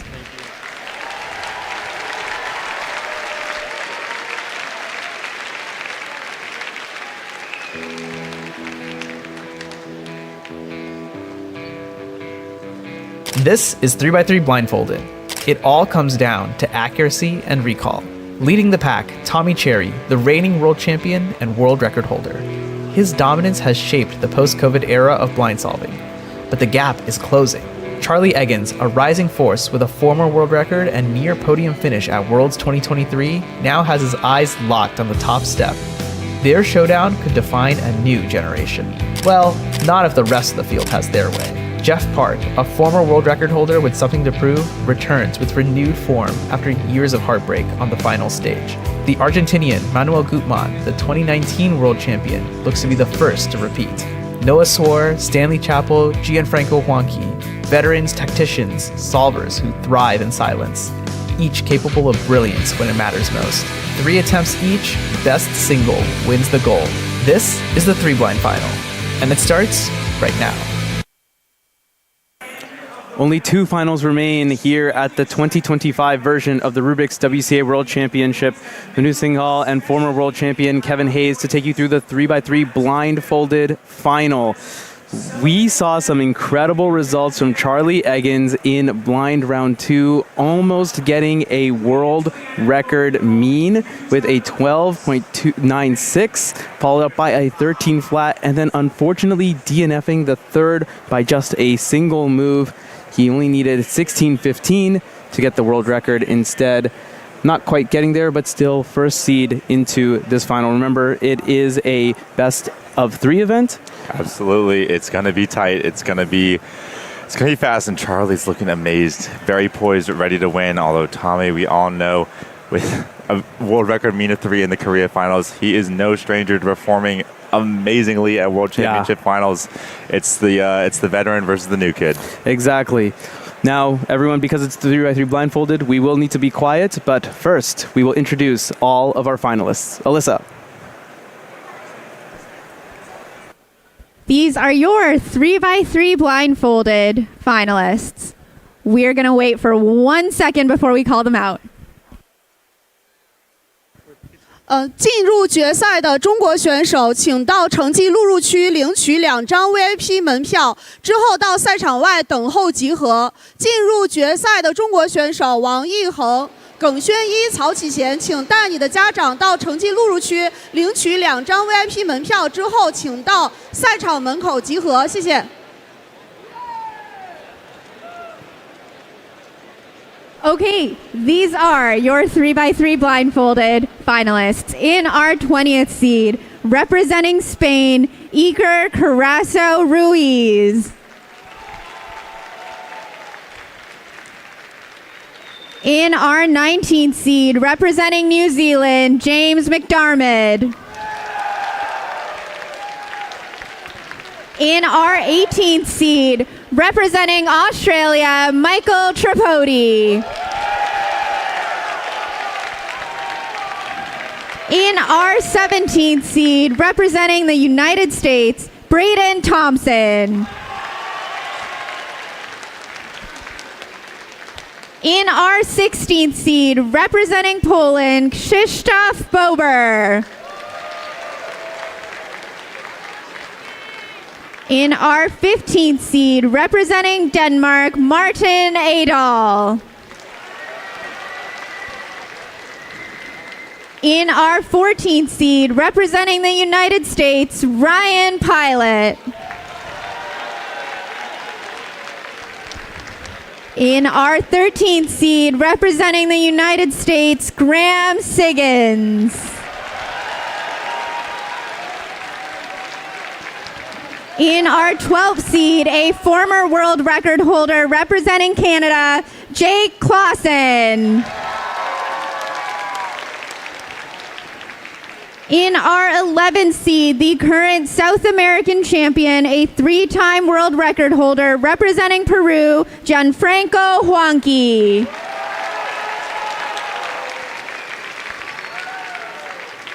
In our 10th seed, placing third at the last World Championship, representing the United States, Liam Chen. In our 9th seed, representing Germany, Jens Harber. In our 8th seed, representing the United States, Calix Tang. In our 7th seed, representing Israel, Ben Barron. In our 6th seed, the 2019 world champion, representing Argentina, Manuel Gutmann. In our 5th seed, a 5-time world record holder, representing the United States, Jeff Park. In our 4th seed, today he became the 4th person to be a 3-time consecutive world champion in 4x4 blindfolded, in the 4x4 blindfolded event. Representing the United States, Stanley Chappell.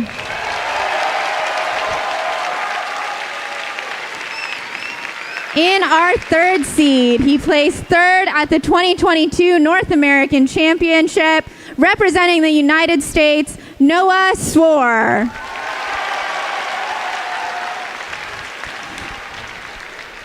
In our 2nd seed, your current North American champion, the defending world champion, and 11-time world record holder, including the current average and single, representing the United States, Tommy Cherry.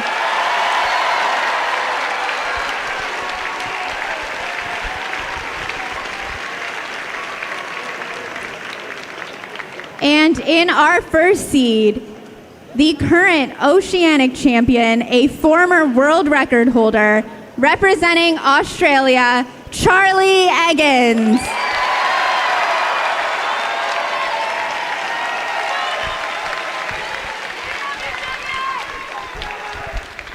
Once again, we remind you to remain silent throughout the duration of this round. Good luck to all of our finalists.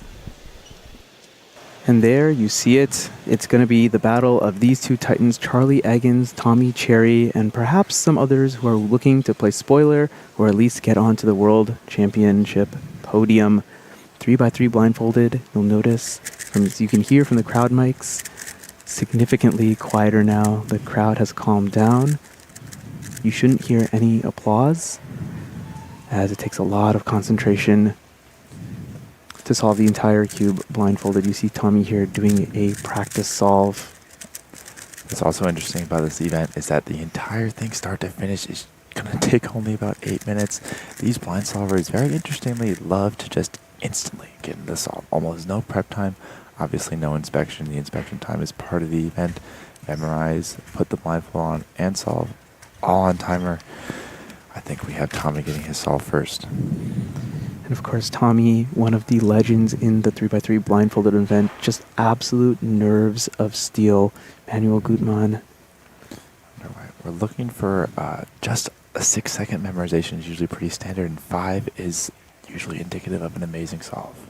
Yeah, just like that. That's pretty solid. Can he continue it and get at least a success? Yes, 16.87. That's a good start for him. 16.05.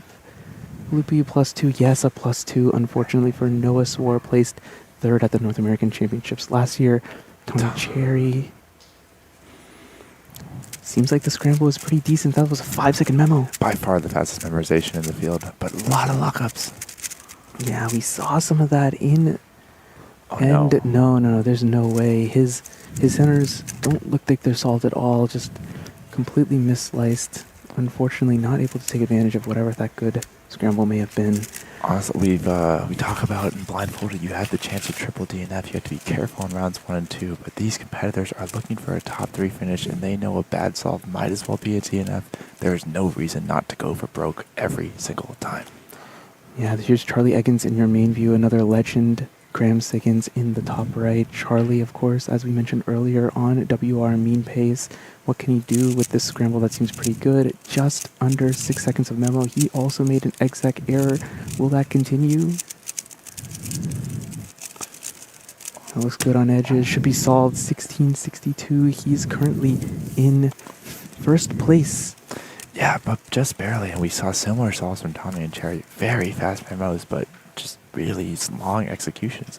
An 11-second execution from Charlie is very slow. A 5-second memo is usually indicative of about a 13-second solve. Yeah, we have times for about half of the field. Roughly half DNFs have gotten successes. 30.08 by Michael Tripodi, the slowest of them, but he at least has one time on the board. Right, there's almost guaranteed to be a couple competitors who triple out in this round. The rate of DNFs will definitely be much higher in a Worlds final where there's no reason to ever save G, and you know the competition's so fierce you have to blitz it out. Yeah, here we go. Here's Emmanuel Gutmann now. He's done it before. Can he do it again? No, this one is quite slow, and he's forgotten his memorization, unfortunately. Looks like it's not going to work out for him anyway. It's interesting about this, too, as well. When you have a success at 16, it's a little bit of that cushion as well. You know that maybe on a bad day, that's good enough. You can, we say they're already going for broke, but you can go for even more broke. Indeed, perhaps even a world record. No Sword DNF. He has an 18, currently sitting in third, but he's going to want a bit better than that. For insurance, Calix Tang, United States, 18.22. He's just outside of the podium. This is a slow final so far. We're almost halfway through. And the best solve is a 16.6. Tommy and Charlie at the same time. Oh, wow. Incredible stuff. Tommy memo at 6. Checking slightly faster. They're almost on identical pace, but Tommy, no.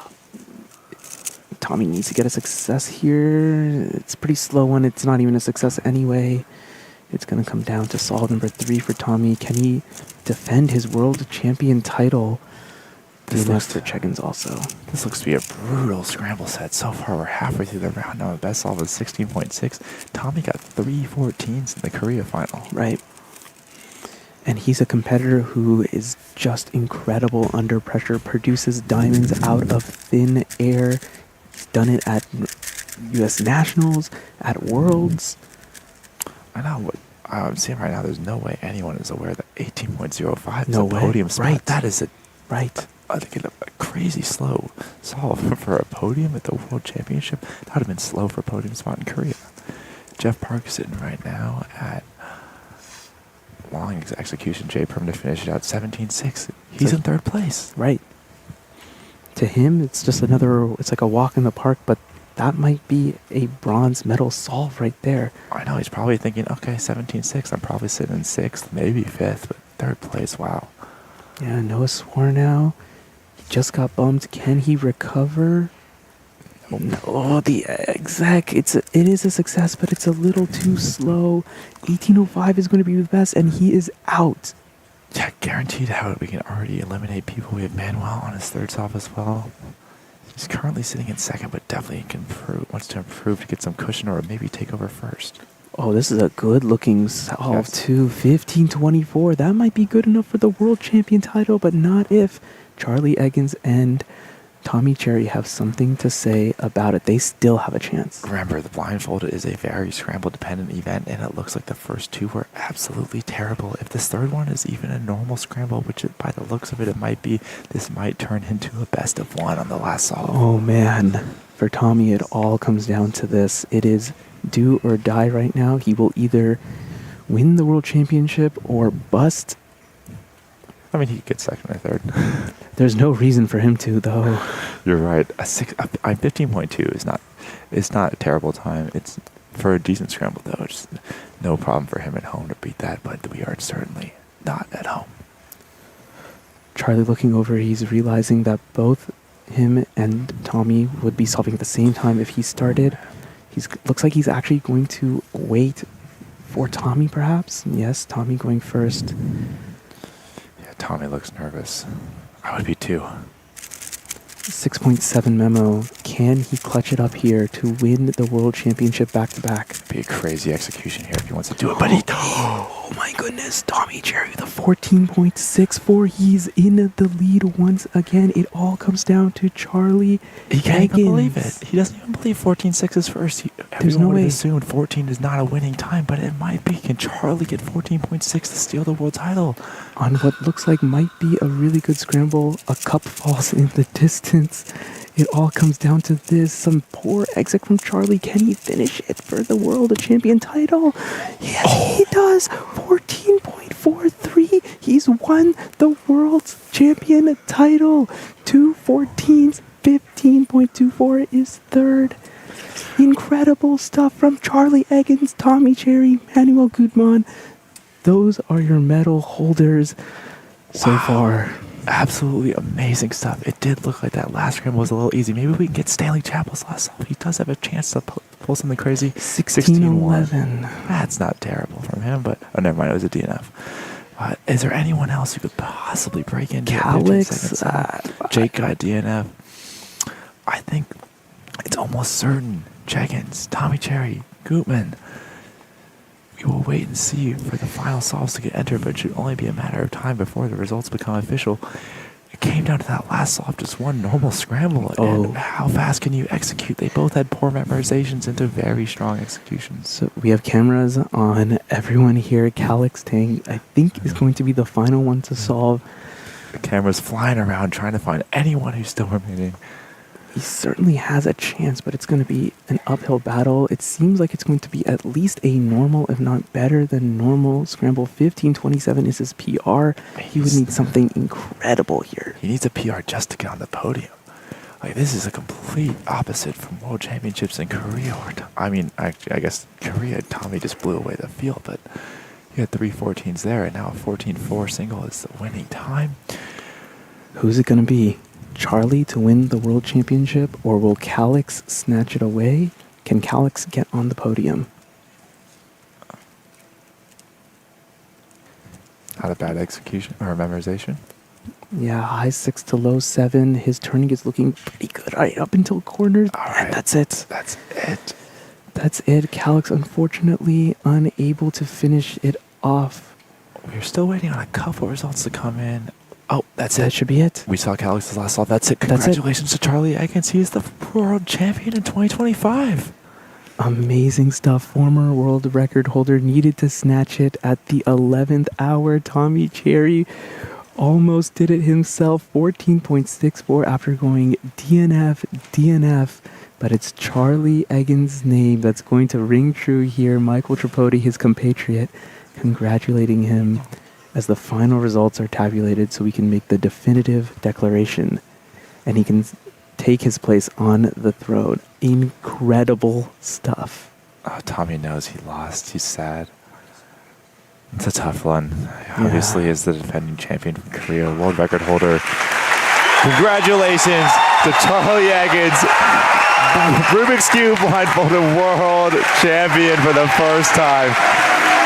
Oh man, the Aussie crowd here is ecstatic. So many Australians came all the way out to Seattle to root for their fellow Roos. And it's Charlie Eggins, the young gun, came onto the scene, former world record holder and now world champion. An incredible resume he's piling up. Still a good job from Tommy Cherry getting that second place. Obviously not quite the result he wanted, but at least he's still taking home some hardware. You're the world champion. How's it feel? Feels insane, dude. I can't believe it.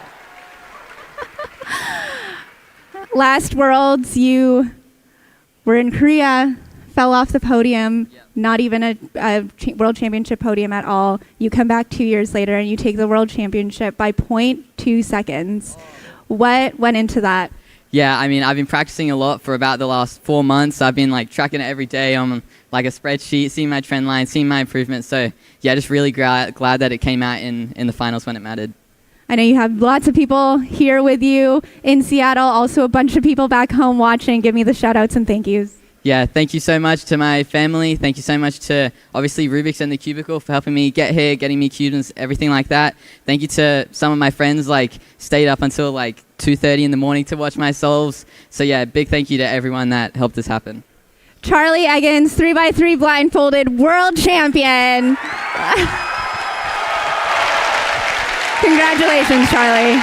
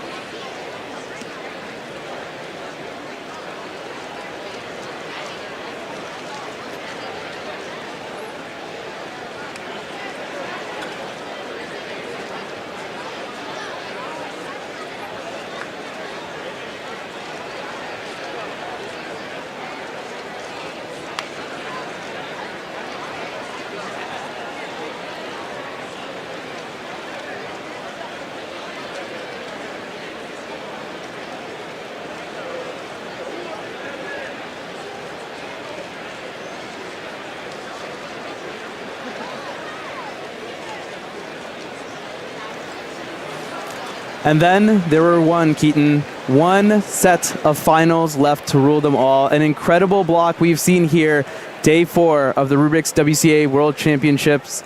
Before we get on with 3x3 finals, let's recap some of the world champions, the newest world champions. First, the Skube block, Ignacy Samolenski of Poland, 1.64. Incredible consistency from him, just taking it over Dominic Radici and Zain Kanani. Needed to clutch it on the last solve with the 1.64. Extremely tight podium here. Less than a tenth of a second between Ignacy and a third place. Going on to 6x6 final, of course, there was only one person who was ever going to win. Max Park, of course, of the United States. One of the greatest solvers of our generation, especially when it comes to big cubes. 111 was his mean. Timon Kolosinski in second with a 112.86 mean. Fabulous stuff from him. An incredible solver in his own right. And Henry Lickner, a breakout star over the last several weeks, 114.09. PR average in round 2 in order to make it into the finals at one of these top seeds. Has had some trouble with pressure in the past, was able to bring it back here, needed to clutch it on the last solve, and was able to with an incredible 113.56. As I mentioned earlier, did not want to sit in the stream station in round 2. Perhaps that helped him get a different seating, and well, it doesn't matter. The results speak for themselves. 6x6 podium, 2 Americans, and 1 Pole. Square 1 finals. Now this one, a full sweep by the Americans once again for the second World Championship in a row. Samir Agarwal, Hassan Kanani, Brendan Dunnigan, 5:01, 5:39, 5.80. Really goes to show how important community is. These guys able to work together, able to generate algorithms together, compete together.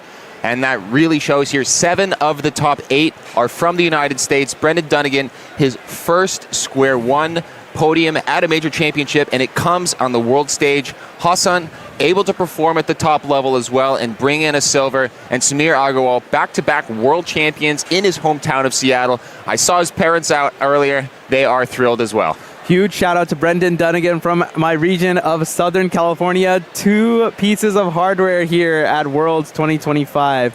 All right, and the final that you all just saw, 3x3 blindfolded, an incredible test of patience, skill, memorization, execution, every single positive adjective you can name. And who else would come out on top? Charlie Eggins of Australia. He's done it before, getting the world record single, and now he can add world champion to his resume. It all came down to the last solve with definitely the best scramble out there. Manuel Gutmann finishing his time first, the 15:24. We saw Tommy Cherry after that, and we're all jumping for joy here. And then Charlie Eggins coming in, 14:43, an incredible way to finish this blindfolded final. Just incredible stuff. Shout out to Michael Tripodi from the commentary booth, getting 8th place, making it into the 3x3 blindfolded finals. He was originally supposed to commentate in my position, but instead was out there smashing records and such. Too good. He's just way too good, man. Great work to Tripodi. Whew. 16 finals have come and gone. 4 days of competition. There is 1 more block left. 3x3 finals. 16 competitors are left. Who will become the world champion? And of course, during our closing ceremonies, we will have a very special announcement from the WCA. You'll want to stay tuned for that as well. For now, we'll kick it to a short break. Get your popcorn, get your ice cream, get comfy in your seats. It will be 90 minutes of non-stop action here on the world stage in Seattle. We'll see you all soon. And don't forget, we'll have a very special guest joining us as well.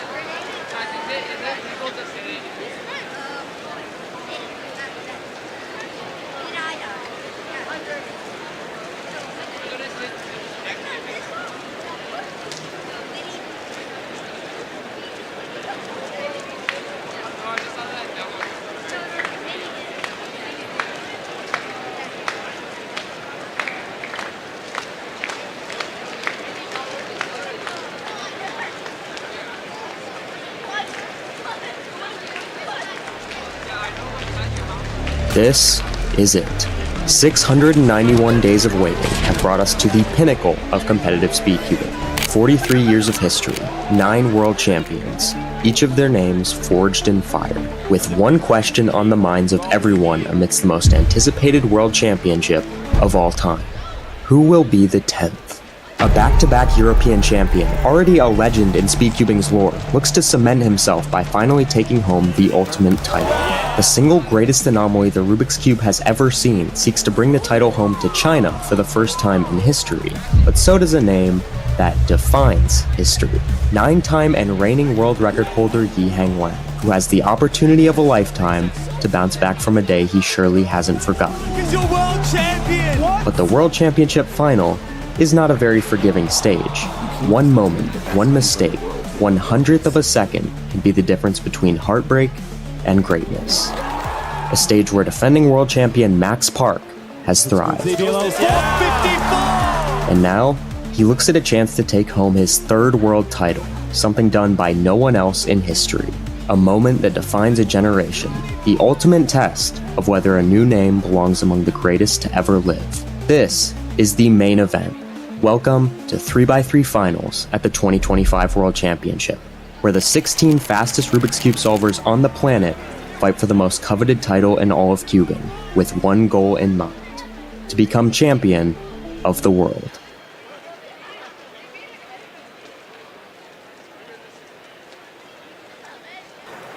$1,823 people entered this edition of the World Championships here in Seattle. Only 16 remain.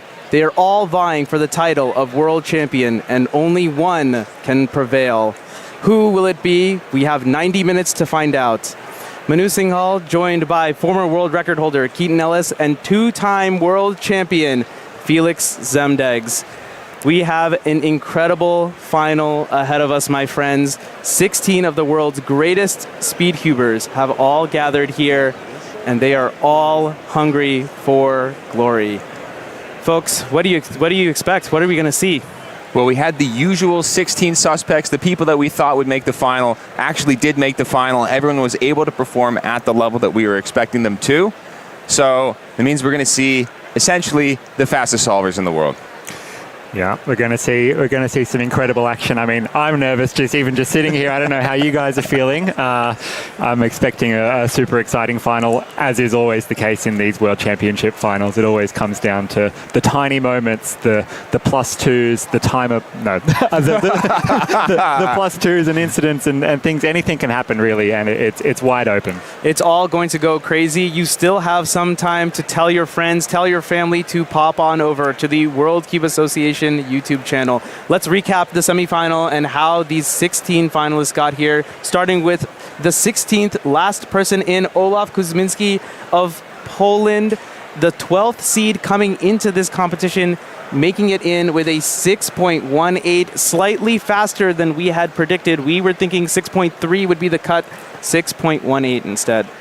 Yeah, Olaf popping off after his fourth solve, with a 6.23, knowing that he's likely going to make it with those times. And he's just barely sneaking in at 16th place. Yeah, Kaiwen Wang representing Chinese Taipei, 6.13. Great effort from him. We were mentioning incidents earlier. Seonghuk Nam, unfortunately, a little too familiar perhaps, but 6.11 looking for glory. I'm very, very happy to see him here. Mari Hiroru Inaba at 13th, much lower than I think people would have predicted, 6.10, but you know what? It doesn't really matter. He made it into finals. Yeah, Mari competing not on the main stage. He placed 25th in that second round of 3x3, but does not matter. As long as you make the finals, you have a chance for the glory. Alexei Svetkov and Neo Juarez are the two Ruers. They will not be using CFOP or any other variant. They have an entirely different method, yet still shining on the world stage. 6.09, 5.96 for them. Keaton, what did you see from their solves? It's a little bit harder to get lucky in Ru in the same sense as CFOP, but it does mean that you get fairly consistent times here, and these guys have shown it. Of course, I skipped Dylan Miller. He will be ecstatic to make the World's Finals, missing out at North American Championships last year. 6.08. He came into his own. on the greatest of stage when it counted. And of course, Theodor Zajder from Poland, the Polish prodigy, as I like to call him, 5.77, one of the few people in the world to have a sub-5 average. Just absolute gold so far. Yeah, Theodor needing a good time on that last solve in order to clutch, making it into finals. Did so. Again, another big pop-off from him. We'll see him in the 9th seed. Yeah, and he's looking to definitely improve his ranks, as is very likely Qixian Cao of China. She got the female world record average earlier in the competition, 5.07. Here with a 5.76, an incredible 4.33 second solve on the 5th. I think that was the fastest amongst anyone in the semifinals. 5.76 her average. Amazing stuff, making the top half of the 3x3 finalists. Yeah, Qixian needed to clutch it on the last two. We talked about her during semifinals, potentially fading with a couple of 6s, but bringing it back with a 4.99 and counting it is what brought her to the top 8. I was going to say a surprising amount of the competitors we saw in the semifinals kind of had that hanging solve, the 8, the 9. I know Maddie had it, Qixian there as well. I think Olaf, Timofey starting with a 9 as well. Really required a clutching out on the 4th or 5th solves in the semifinal. And so, yeah, you would have seen a bunch of really excited reactions. Felix mentioned Timofey, the tiny titan out of Russia. He has a fantastic performance. He's looking to improve. Then the trio of Americans, actually the U.S. team from Nations Cup, Max Park, Luke Garrett, Luke Greiser, all with the mid to low 5s, and then the top 3, and what I think is most likely to be the podium, Yiheng Wang, Chuan Yigang, and Timon Kolisinski. Yeah, these guys have the potential for sub-5 averages very frequently. Yiheng and Chuan Yi showing it here. Timon not very far behind with some nice solving in previous rounds as well. These guys are the only ones also that have a 3-second solve this competition. The greatest 16 speed cubers in the year of 2025. They're all here. Who is going to win? It's about to get started. It's all about to go down. We are just getting ready to cue over to the announcers who will be setting us up, setting the stage for perhaps the greatest finals in speed cubing history.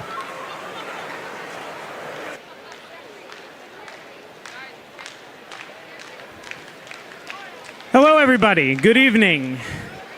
First, a couple of announcements, and then we are going to begin our 3x3 final. I'd like to make a couple of announcements first, thanking our sponsors for this event. Thank you to the WCA, the Rubik's, and the Cubicle. Without their financial support, the Rubik's WCA World Championship 2025 would not occur. I'd also like to thank a number of people who are going to be participating in the actual finals here. Our judges, scramblers, and runners. Our red judge for the first half of the 3x3 finals will be Shelly Chang.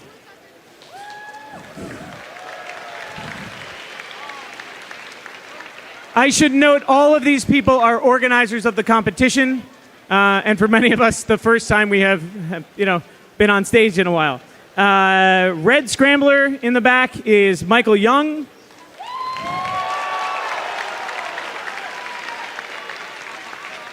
Our red runner is Walker Welch.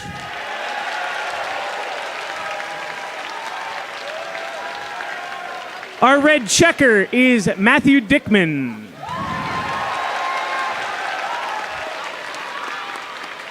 On the blue stage, our blue judge will be Zach Garber. Our blue scrambler is the lead organizer of U.S. Nationals, Tim Reynolds.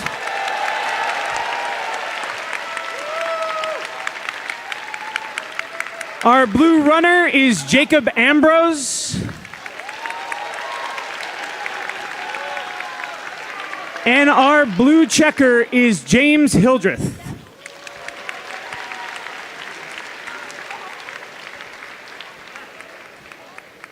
One last note, keep the aisles clear, keep your flashes off. Please, please check right now, turn your flash off if you are taking a picture. Also, we have lots of people taking professional pictures. You will be able to see pictures.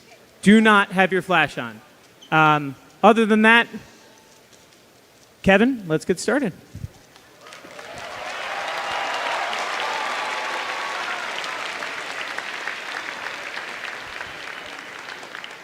Welcome to 3x3 finals at the Rubik's WCA World Championship!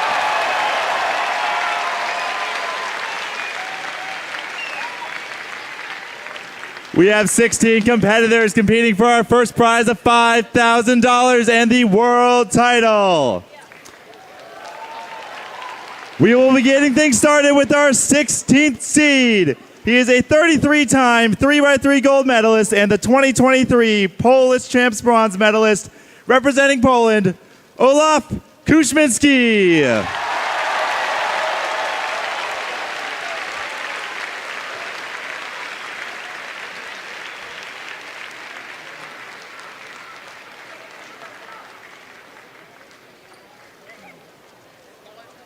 Yeah.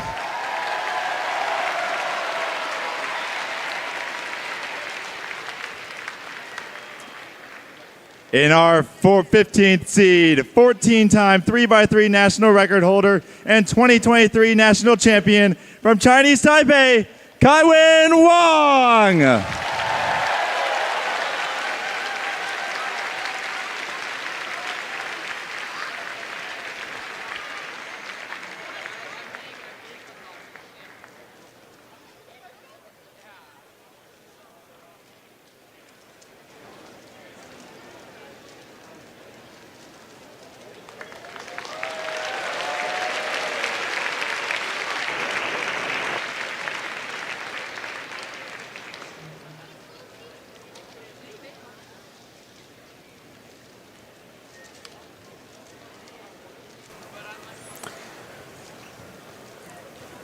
Kaiwen Wang, Olaf Kuszminski to kick off this 3x3 finals here in the Seattle Convention Center.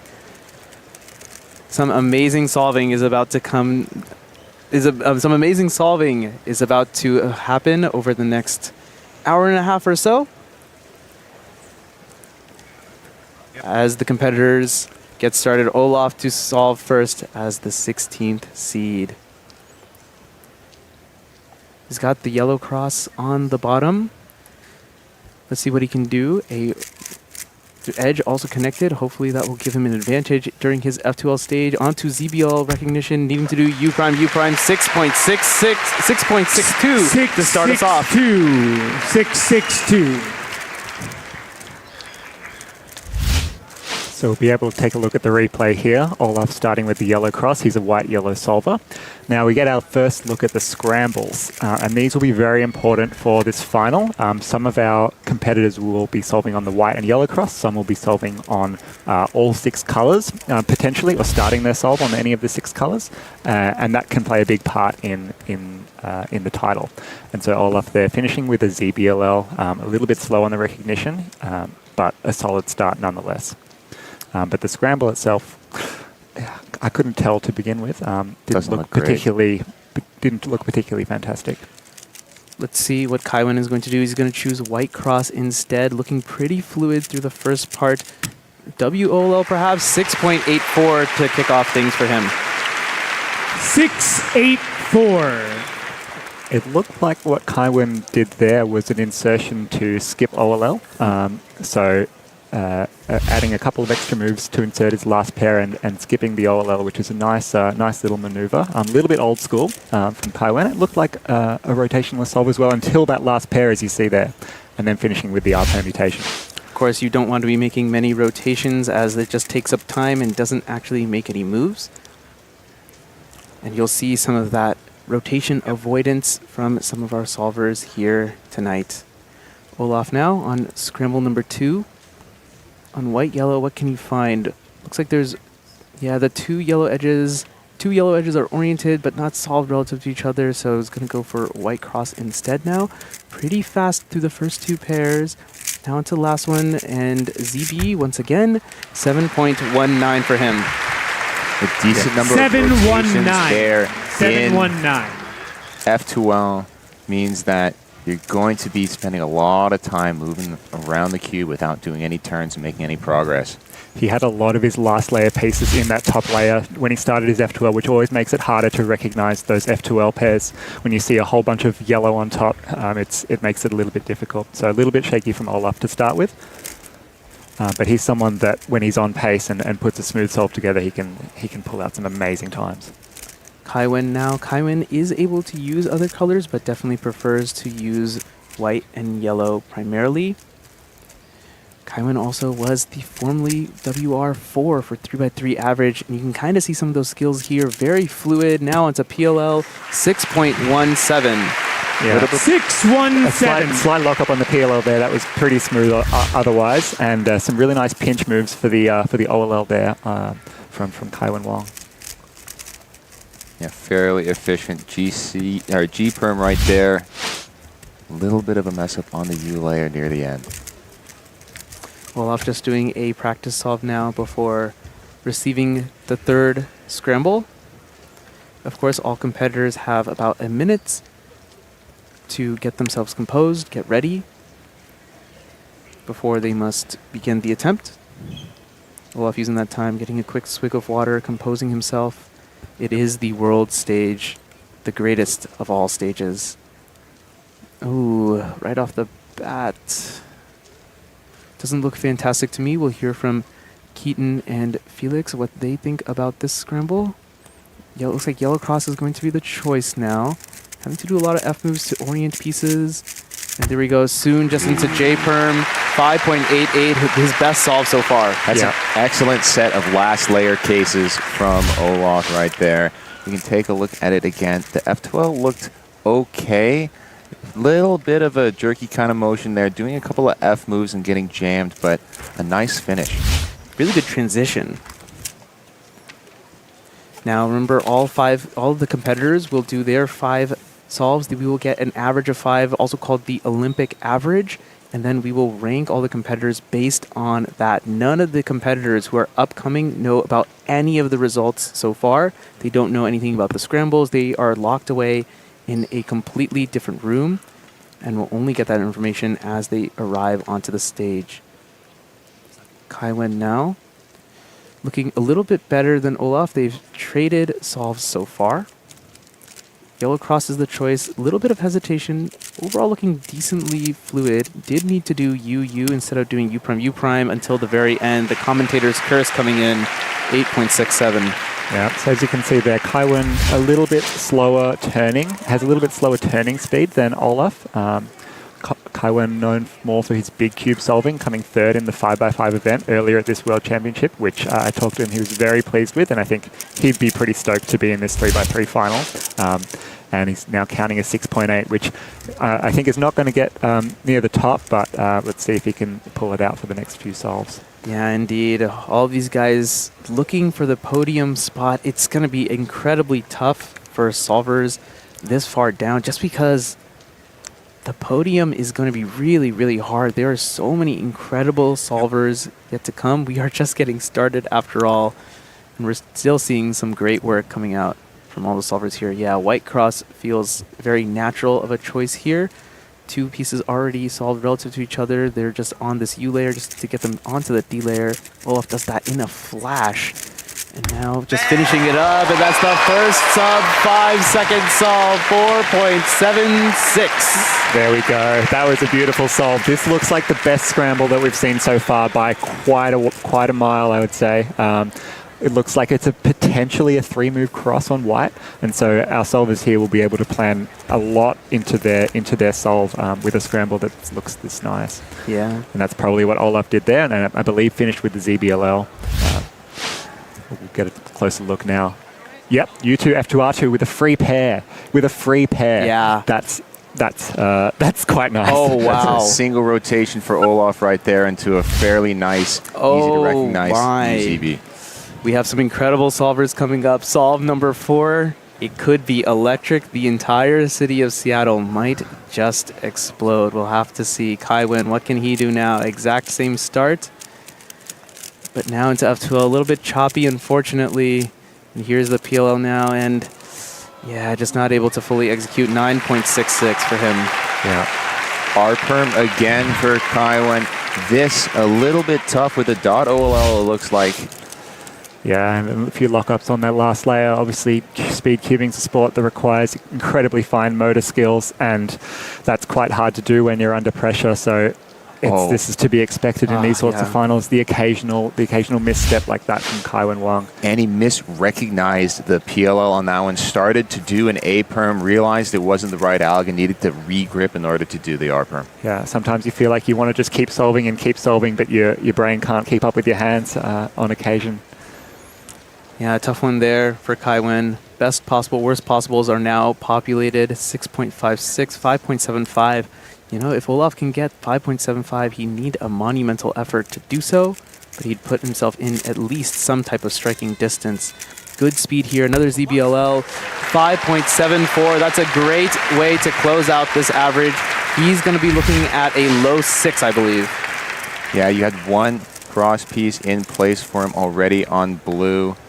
Does a edge orientation in order to do ZB instead of going for the peel or for the OL peel. That's an interesting tactic, and he ends with an average better than his round 3, which is pretty impressive. Doing that on the world stage, especially after the first 2 solos, bringing it back and getting 3 fairly decent ones. Yeah, indeed. Good of him to have no regrets, just take each solve as they come. Kaiwen will need to do the same after 2 unfortunate drops. Looks like 2 solved blue cross pieces there. Yeah, blue looks pretty good. Ooh, white is the choice instead. Doing a rotation to get that on the bottom layer. And then little OLL, PLL action. 8.20 will wrap up Kaiwen Wang's performance here at the World Championship. And amazing job by him across all events, 7.90.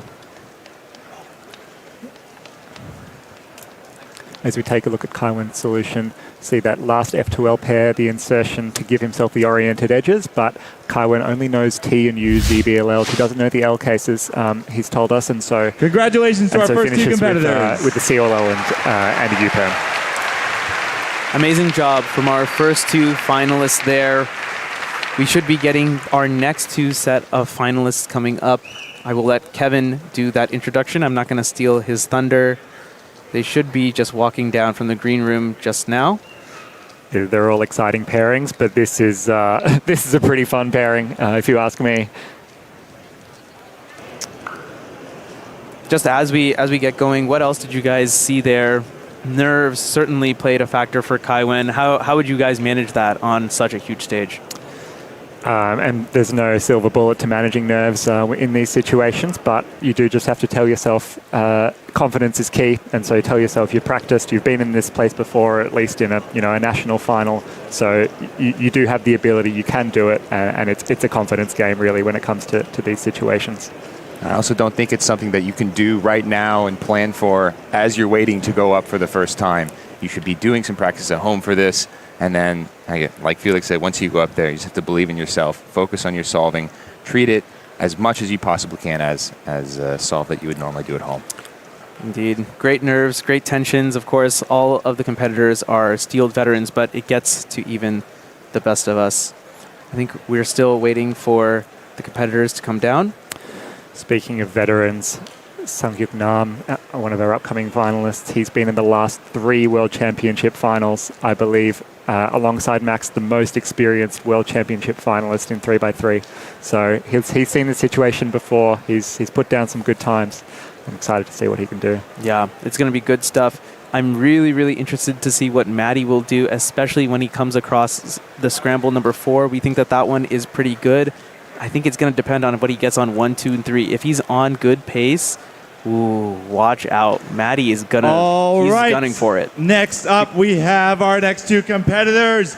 In the 14th seed, he was the 2017 World runner-up in Paris and the 2018 Asian champion from the Republic of Korea, Sunghyuk Nam.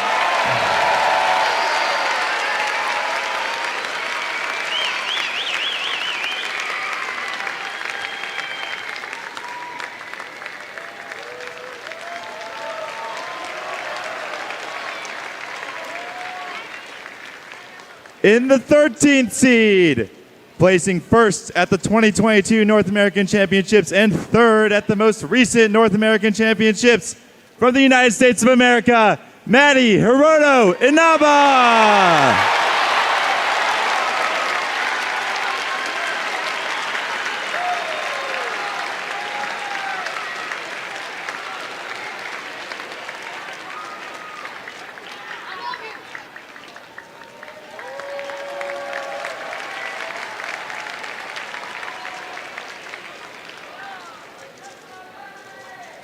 Runners, please bring the first solve. As Felix alluded to earlier, two of the sport's greatest competitors, Seong-Hook Nam, Mari Hiroto Inaba, have been in these situations many times, many championship titles to their name, many finals appearances to their name. Seong-Hook Nam recently getting his first world record after an illustrious career, taking time off for mandatory military service, coming back as a big cube main, but he's here on the world stage, world's finals in 3x3. 6'11" was his average in the last round. Did an incredible job to make it. What can he pull out here in the final? Only time will tell. First solve up for Nam. Getting a very nice OLL that you can use to recognize PLL very quickly. 565 for him. Yeah, Seong-Hook, one of our color neutral solvers, which means he chose yellow over other colors because he thought it was the best. You want to look for that going forward. Little bit of an awkward execution on the U-Perm coming straight in from the Stealth Bomber OLL, but overall, fairly good execution. That was a really nice solution. No rotations, very few regrips, and yeah, just tiny block up at the end. Now the hero of Hawaii, Matty, putting on a show. Can he close it out? 5.11. He was on incredible pace there. A low 4 or potentially better, but a great solve to open his account. I'm amazed how quickly Matty does inspection and just goes straight into the solve. We barely had time to blink, and the solve was halfway through. Oh, just misses the finish of that PLL. Oh, the F-Perm, one of the longest PLOs by move count. Fairly good execution until the last couple of turns there. 5'11", still the fastest we've seen on that solve so far. The audience is in it too. If you could hear from the crowd mics, a considerable groan as those last 3 moves from Matty just locked up a little bit. Still an incredible start from him. He has a lot of good scrambles to go. And let's see, hopefully he can take advantage. Nam now, looks like he's aiming at white. Once again, changing orientations pretty quickly here. What can he do? One of the best turners in the world, has very fluid turning, rarely locks up, just a tiny bit there. ZBLL 6.58, good work from Nam. That's right, Manu Nam has one of the smoothest turning styles you'll see out there. Really, really nice to watch and fluid. A little bit stuck there on the last F2L pair, but finishes with a nice ZBLL. Whereas Matty's turning style is just all guns blazing, all out, maximum TPS, just fully sending it. So a little bit of a contrast in turning styles between these two. Yeah, as we saw on solve number 1, Matty, an incredibly fast turner. I got the chance to talk to him just a month ago, asking him what is he going to focus on. He's like everything, obviously, but of course efficiency and turn speed, bad lock up there, still a decently efficient solution. That's incredible. That is world class. Making a bad solve look good with a 5.34. Yeah, saved by the last layer, just like Olaf, a Soon J-Perm, or in this case, anti-Soon J-Perm, helping. Those are some of the fastest cases, just both by move count and by ergonomics. Wow. Just amazing. At the start of that, I thought, oh no, he's thrown away a good one. But what a comeback from Mari Hiroto Inaba. It's still on the cards, a low 5. A low 5 is going to put him in a really, really good spot to make a serious podium run. That's really good mental control there from Matty. Even with the rough start, he kept going, kept solving. That's really important in finals. Well, any solve. Here's Nam now. I think he's going to go for the first non-white yellow. Blue cross is going to be his choice. And here's OLL now into PLL. 580, just textbook. Absolutely just by the book. That was really nice. Just got a little bit unlucky with the last layer cases there. One of the harder OLLs to execute, especially under pressure. And then the R permutation, which is not the greatest. So yeah, with an easier last layer there, that would have been low to sub 5. But still, like you said, a really smooth solution. It'd be interesting. Olaf doing Fru Rough into a ZB there. Seong-Hook doing a OLL-PLL combination. Wow, very, very short inspection. Matty with a very fast F2L going into PLL now. This one felt like it could have been a lot better if it weren't for a couple lockups. 5.72. A little bit of a pause there on the OLL recognition. That's this. Did he finish the last cross edge after the first two pairs or something like that? Must have been deliberate. And then the R3 with the U-perm at the end there. That OLL looked like it could potentially skip the PLL. He would know that it would solve one of the blocks, but yeah, ended up with the U-perm instead. Not too bad of a PLL case. Maddie executing it decently well. His solution length has looked pretty good. It's actually the execution that's been just a touch sloppy. If you can call a 5-second solve sloppy, that is. But he probably knows he needs a bit more. He needs to pick up the pace if he's a chance to get on that podium. Now here it is. This is the solve. This is the scramble that Olaf got a sub-5 on. Nam looks like he's also going to go for the white cross. I wouldn't be surprised if everyone picked it here. Really solid, just the tiniest pause. Didn't quite solve F2L, unfortunately. 7.89. Yeah, looks like he misinserted one of the F2L pairs there. We'll have a closer look. Yeah, for the third pair, he didn't quite get the edge in the F2L pair in the F2L slot. And you can hear the groan from the audience. Unfortunately, no sub-6 possible now, after counting the 6.58 for Nam. But he can still take over first. Of course, Maddie will have something to say to that. Blue cross, interesting choice for Maddie on this one. Lightning fast speed. EPLL 5.35, really solid, but blue cross is an interesting choice there. Yeah, I mean, for the color neutral solvers like Maddie, it's about picking a cross as soon as you can and then just going for it. And definitely with his inspection time, that's what he does. He definitely went for it. He doesn't mess around in the inspection. But yeah, it looks like blue and white are both pretty easy on that fourth solve, it seems. So Maddie is locked into a 5 seconds average now. He's guaranteed to take over first place at the moment after 4 solvers have gone. 1/4 of the finalists have gone, and Maddie is up there. I expect to see that his name will remain up there for quite some time. Yeah, 527 average is a little bit off of projected world's podium, but any sort of underperformance by our top solvers would allow Maddie's BPA of 527 to take it home. And of course, the top solvers are all incredible, but this is an unprecedented situation. Of course, the largest world's competition, the largest competition ever. Blue cross looks like his Nam is going for. There was a bit of a pair there, kind of switching at the last minute. Yeah. And yellow will be his choice in the end. OLL now going to PLL. 6.60 is going to wrap up a 6-second average from Seong-Hook Nam. An amazing solver. And 6:33 will be his time. 6:33 average there. Yeah, it looked like he switched cross colors at the last minute. Maybe he didn't find anything particularly nice, even though that blue cross on the last looked decent. Perhaps couldn't find a good continuation and decided to switch. It does look like you have a free pair on there as well. The red, white. The red, white, and blue. Well, isn't that poetic? Yeah. Oh man, massive a lockup. bad lockup from Maddie. This is almost certainly going to be the worst, and it is confirmed to be 5.47. He feels like he's done a good enough job at this point.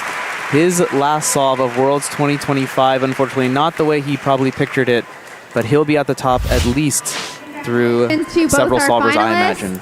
That's a very competitive average from Maddie. Man. Yeah. There's nothing else to say about the solve, but oh my goodness, the lockup.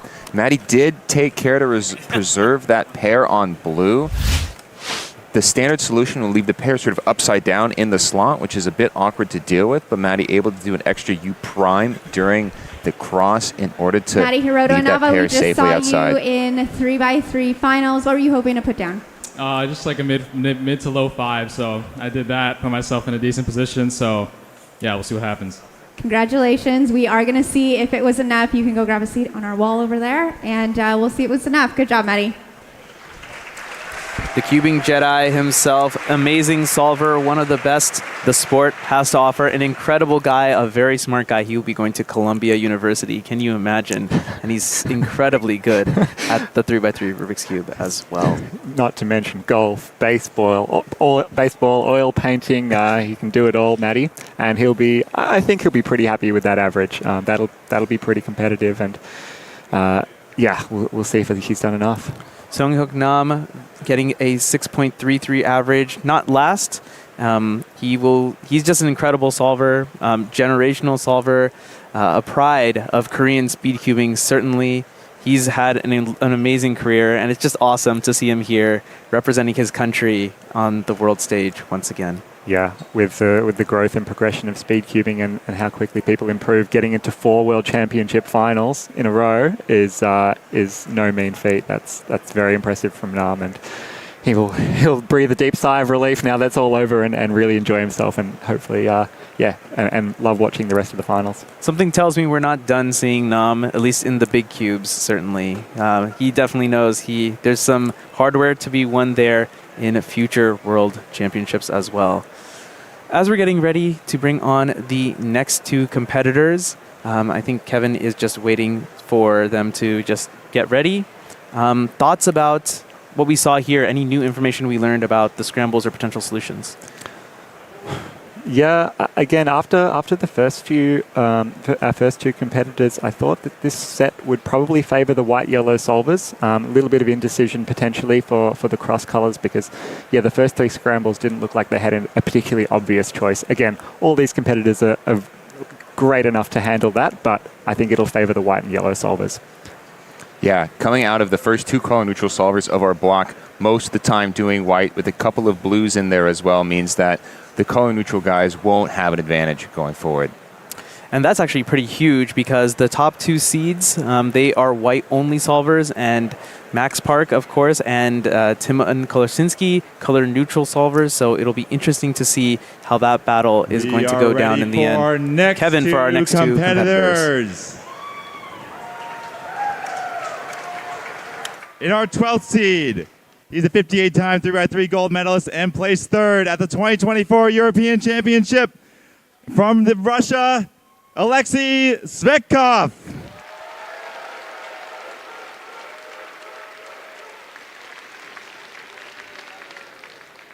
And in the 11th seed, an 82-time 3x3 gold medalist, as well as the current Louisiana Championship. From the United States of America, Dylan Miller.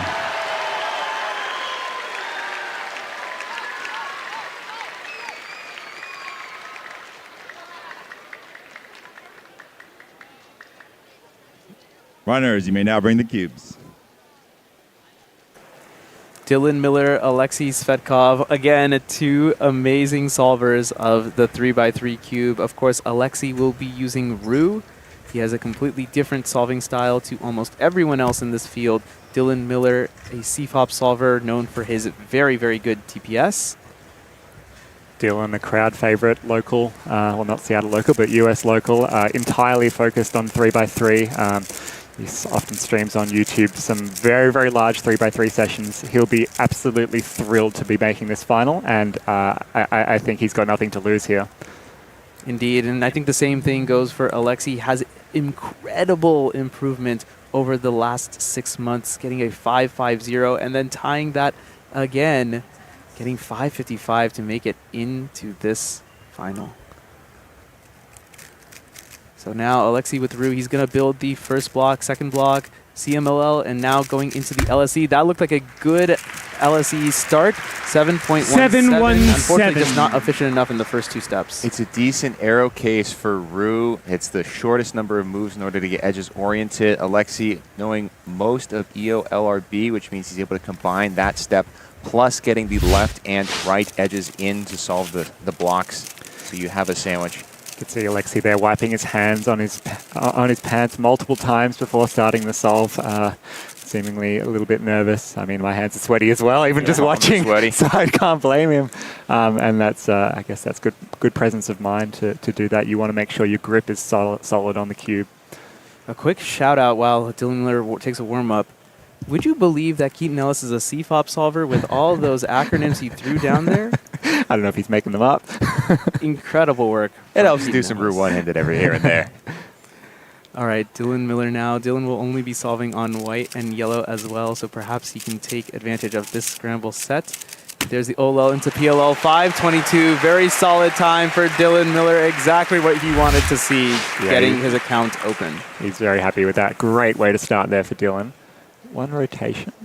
but some lovely pinch F moves. Those are really hard to execute, especially under pressure. So that's that tells me that he's feeling pretty good if he can do those sorts of turns in the World's Final. That's absolutely his specialty, focusing mostly on good fundamental solutions with free rotations and high turn speed. I saw Dylan Miller 10 years ago for the first time and instantly compared him to Lucas Setter, seeing him on the world stage 10 years later with that incredible turn speed of his, bringing him to a good 5-second solve. Yeah, that's great stuff. Dylan, of course, thinking of it would be amazing to make it into the final. Well, mission accomplished. Now it's on to the next step. What can Alexei do from here? Doesn't look like there's like one small block, but I don't know if that's on his colors. He's got red, white as the block that I'm looking at right now. Root does not rotate at all here. Ooh, looked like interesting. Well, we'll have to go back and take a look at the LSE 6.34. That looked like really slow recognition of the EOLR case. And kind of a weird pause there when he was building the second block. Second block feels like it should be a little bit faster as well. He might want that one back.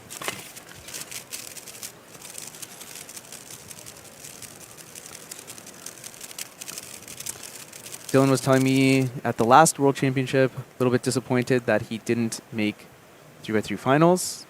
He's here now. And off to a pretty good start. What would you guys do in this situation? You've got a good first solve. What's going through your head? Like I said, I think Dylan's got nothing to lose here, really. He'll be so thrilled with that, and he'll just want to keep the momentum going. Yeah, White Cross, it looks like, is going to be his pick here, as is, I believe, every single solver so far.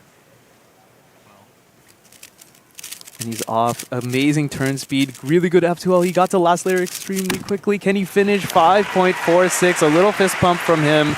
Well done to Dylan Miller. That is so solid. That F2L was really, really strong on this solve. Some amazing finger tricks there from Dylan.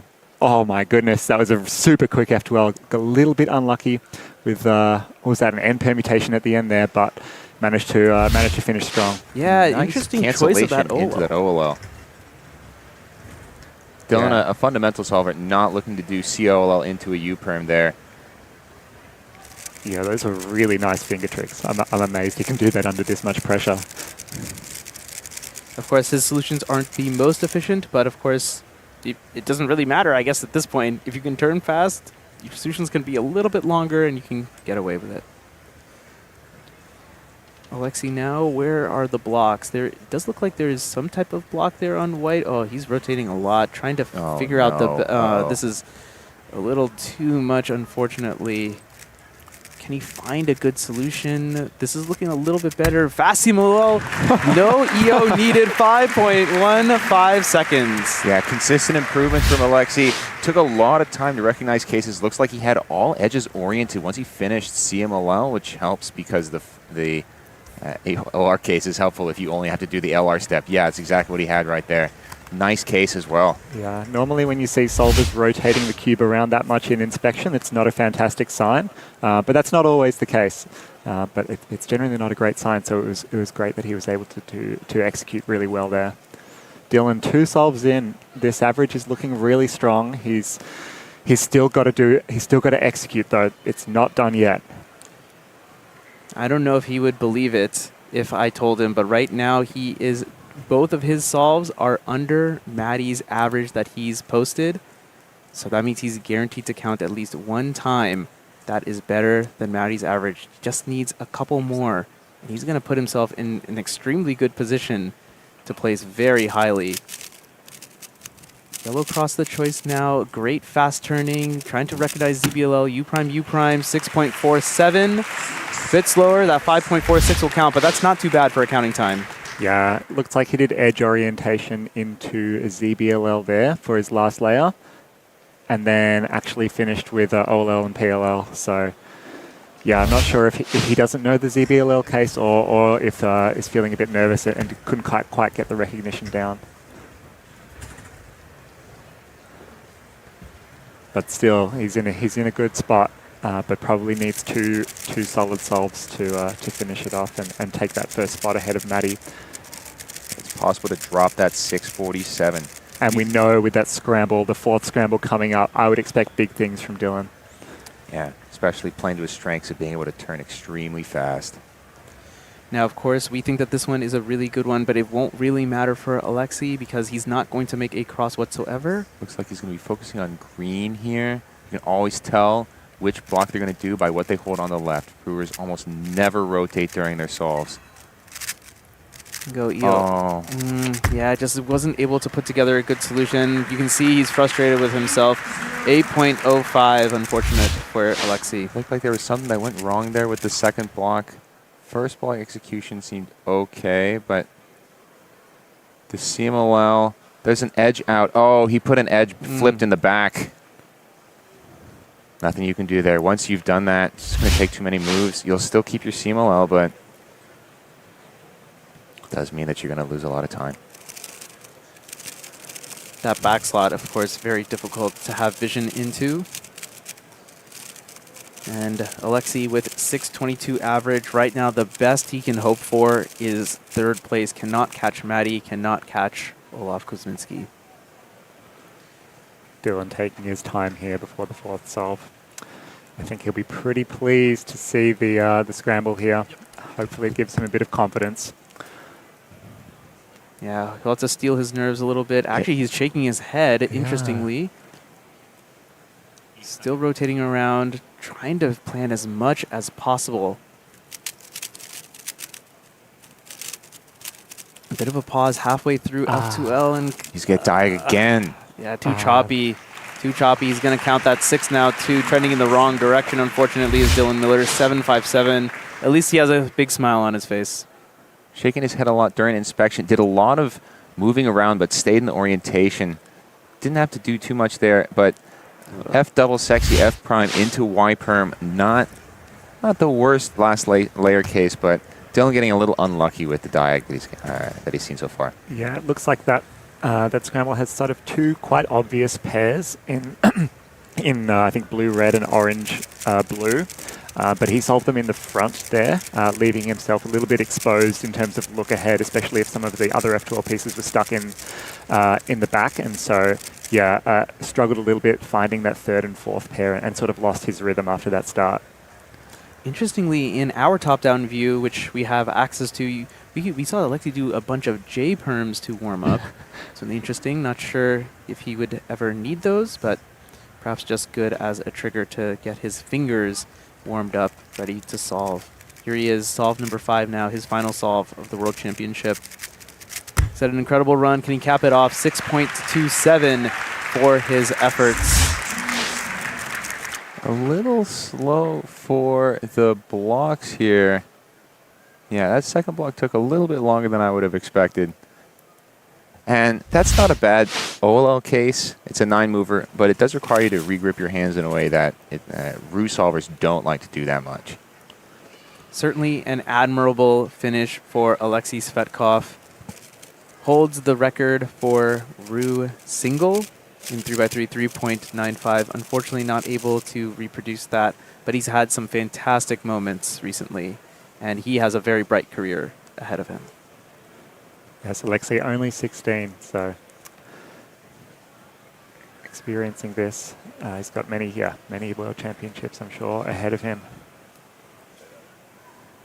Dylan taking an extra tick just to get ready. 40 seconds have passed on his timer. And yeah, he's ready to go. Solve number 5 for him at the World Championship. Can he get best possible average? 5.72 would put him in second place at the moment, just behind Mari Hiroto Inaba. White crosses the choice. Some decent turning coming out. A little locky right there at the end of F2O. Decent transition, 5.61. A great average from Dylan Miller, all things considered. Yeah, that was a very solid finish. Oh, some pretty cool F2L there going on from Dylan. Tricky OLL to execute, but then both our really finalists, does well on the Dylan tape end there. Miller. You just put down a solid average in 3x3 finals. How are you feeling? Pretty good. Not too mad about it. Yeah. What does it mean to you to be competing in the World Championship final here in the U.S.? It's amazing. I mean, I've had like a bad stretch of results in majors, so making it, I cried. It was really emotional moment for me, so I'm really happy to be here. Yeah, congratulations for sure. Question is, was the orange hair special for World Championship? No, I just thought it would look good. That's it. Dylan, congratulations. Dylan going... And we will get set for our next 2 finalists. Dylan going Super Saiyan perhaps in the 3rd round of 3x3 to make it into finals. You could hear how emotional he was. He mentioned he cried. Of course, making it into finals, a huge moment in any Speedcuber's career. Especially coming back from missing Worlds 2023, missing North American Champs 2024. It's always much more rewarding when you've had those heartbreak moments and you manage to come back and manage to bounce back, and that's what Dylan's done here. He should be very happy and very proud. As should Alexei. I mean, he is a representative for Ru on, as we keep saying, the world's biggest stage. Everyone in the world knows about the Ru method now, and all of you at home now know the name Alexei Svetkov, and do not forget it. He's here to stay. He will have more incredible results to come, I'm sure. Yeah, taking a look at his average, really one solve away from being able to compete in that top bracket. So, just a couple of small tweaks, and I assume he'd be very competitive in 2027. Many, many years of solving ahead for him. We will be getting another Ru solver coming up next, and Kevin will introduce him. Just entering the top 10, our 10th seed. In 2023, just 2 years ago, he set the world record for the fastest average by a new competitor, and just this weekend, he became the one-handed world champion. From the Philippines, Neo Juarez.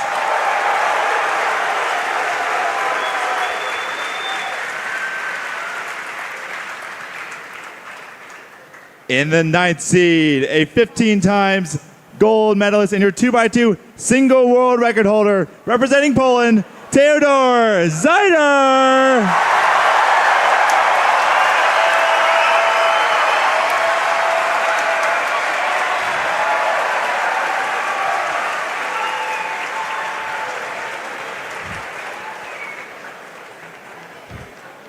Runners, you may now bring the cubes.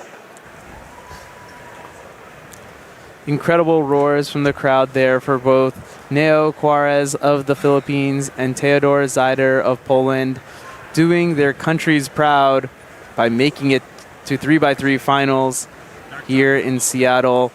There are some incredible storylines for both of them, both inexperienced in some ways, but that inexperience perhaps working out in their favor as they shock expectations and perform extremely well here at Worlds 2025. Dying of cuteness right now. Theodore looks like he's just popped some chocolate into his mouth. It looks like right before the finals, get that last minute energy boost. But he's chilling out. On the other side, we've got Neo with the Ru chants from the crowd. Neo, of course, one of the 2 Ru solvers in this final, doing so excellently in one-handed. Taking his time. Competitors, instead of the 60 seconds the regulations typically require, the rules of this competition are a little bit more lax. Competitors will have up to 90 seconds, but that is a very hard cutoff. And we're off. What can Neo do here? Of course, his fellow Ru user, 6.59. Can he beat that? Of course, a very excellent solver in his own right, 6.27. Pretty solid solution there from Neo. Looks fairly standard, nothing too tricky that I'm seeing instantly. Just a standard 9-mover into a 4-mover into a 4C case. Looks like neither of these competitors are opting for warm-up cubes. This is interesting to see. But yeah, some competitors like having that cube there to practice their turning right before their solves. Others, like Theodore and Neo, looks like they're not. Certainly an interesting choice. Theodore, more of a classical CFOP solver. Turning on the timer right before he gets started. There's F2L into this last layer, 557. A great solve from Theodor Zeiler as he gets a shot of the crowd cheering for him. Yeah, one small lockup during F12, but otherwise pretty clean there from Theodor. Able to orient a couple of edges with a sledgehammer for his last slot in order to get, instead of a dot case, it ended up being one of the best OLLs, a good flower. That case just being 8 moves to solve. A great start for his 3x3 finals appearances, Theodor. Neo now trying to find an efficient solution to first block. Interesting. Rotating back now. Fairly clean into CMLL. Able to orient or misorient a couple of edges, it seems, in order to get a 4-edge case. These are always the best for Root. It'll only require 3 moves in order to orient everything, and then a decent case from there. Yeah, just good stuff from Neo there. Oh, and a UM2 in order to finish with 4C. That's an incredibly lucky case. Shades of Sean Patrick Villanueva there from 2019, finishing with one of the a similarly quite easy last 6-edge case to take second place. So, yeah, keeping that Philippine Roux tradition going. It's incredible to see Roux perform so well here. I'm sure many watching at home will be inspired. It's just the magic of speed cubing. Theodor now, as he's doing his inspection, trying to plan as much as possible. Interesting, he's going to be starting off with white actually facing him, doing a rotation now. F2L going into OLL, just going to PLL rather, just a short time to recognize 5.85. Again, like the first solve, looked like a pretty standard solution. Slight pause during F2L, cost him a few tenths, but otherwise solving pretty solidly, I would say.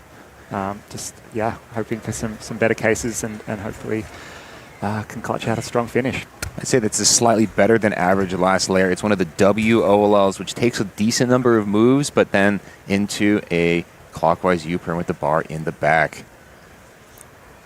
Now, also flipping a lot here, just like Alexi did on his solve. Ooh, yeah. Originally had a blue on the side, now switched it up. It's now orange. Ends with the exact same orientation that Alexi did. Ooh, and surprised himself perhaps. 5.16, he's going to count 5.23. Almost exactly the same time that Alexi got. He ended in the exact same orientation. Doesn't look like he had the exact same solution there. But it seems to be that once you get past the first block, the rest of it seems to fall together pretty quickly. Neo took a visible sigh right before he started the solve. And so I think he was surprised by the speed of that one, given the sigh. Hey, it's not a crime to get lucky after all. Theodor will be hoping that the luck will favor him on this third scramble as well. 5.57, 5.85, a great start in any occasion, not least of which World Championship Finals. His first World Championship, can you imagine it? Oh, he looks like an absolute vet going into, misrecognizing the ZBL, unfortunately. Needing to do H-perm, 6.47. That was looking really strong right until that last layer. Unfortunately, doing the wrong ZBL algorithm there. He also did an edge orientation case before ZB. Unfortunately, ended up with a H permutation, so that probably cost him an extra second at least. Yeah, that's a set of cases that mirror each other, and the algorithms will go in different directions. End up with an H-perm in that case. I would have to say both of these competitors for their first World Championships, for their first World Championship Finals, looking pretty relaxed. They're looking pretty relaxed. Well, perhaps it's because they know that they're going to be back here in 2 years' time. Perhaps no is a little bit strong, but certainly they'll back themselves to do it. Neo now, this fourth scramble, let's see what it produces for Roux. This was a pretty bad one for Alexi. Got an 8.05. What can Neo do? Ooh, looked like a pretty interesting case after LSC. Or rather, the LSC was interesting, 6.24. 9-move CMLL here. Man, I was thinking about... A little bit of a pause there, trying to recognize whether or not he should be doing an M or an M prime, I believe. The Neo getting a sub-6 average no matter what now. best possible 554, worst possible 591. That'll place him pretty strongly, but won't be able to surpass Madi Hiroto Inaba. Will be able to slot himself into second place ahead of Dylan Miller if he's finished as well. Yep. Disregarding Theodore, Neo will finish in the top 3 so far. Just a matter of what the order is going to be. But of course, Theodore is pacing quite well himself. He needs to capitalize on this one here. Great turning going to OLL, fast PLL, and a 5.09. Amazing solve from the Polish prodigy. Fantastic stuff. Love the time here. This is the same one that Olaf got a pop, a crazy pop out 4.76. Yeah, fourth scramble, notably the easiest scramble I think in this finals, and Theodore executing strongly. Did I see him look up at the crowd right before he started his solve, or were my eyes deceiving me? That's pretty sick. That is swagger. Yeah. If so. Now you're taking his time. He's taking it all in. Soaking in the moment. He earned it. He deserves it. Can you imagine less than 10 competitions into his career? Sub 6 average, world champion in OH. Just incredible, regardless of what he does here. Oh no! Cube dropped out of what would have been an incredible solve to finish this world 6.44 regardless. Oh no. This is a decent solve. I think he had 6 edges misoriented. It's the worst case possible. Oh man, but just brutal. dropping it with the last M slice. Yeah, looked on pace for BPA there. Best possible average. Wow, you can see from the replay there. Yeah, definitely on pace for best possible, or if not, was going to be a mid-5. Would have been fantastic. He's going to slot in right under Dylan Miller now.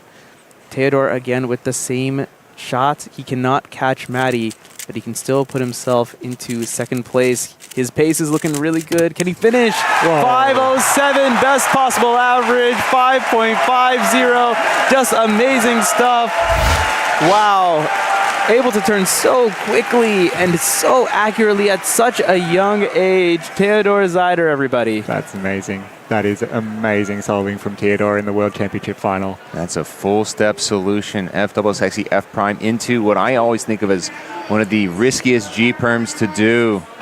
That G perm was incredible. Oh, In the smooth. world final, how do you feel? Could have been a little bit better, as I could have actually maybe have guaranteed PR. It's still only a 5.7, but I'm glad I at least got an actual better average than in the semifinal. That's all I really wanted. And also, like, I already made it to the final. I already won a title, so like I was already good for the whole comp. I was going to ask, you are the one-handed world champion. Did you expect to be in the 3x3 finals? Yeah, but not by that big of a margin, actually. 10th place is kind of crazy for me. It absolutely is. How much fun did you have with this crowd?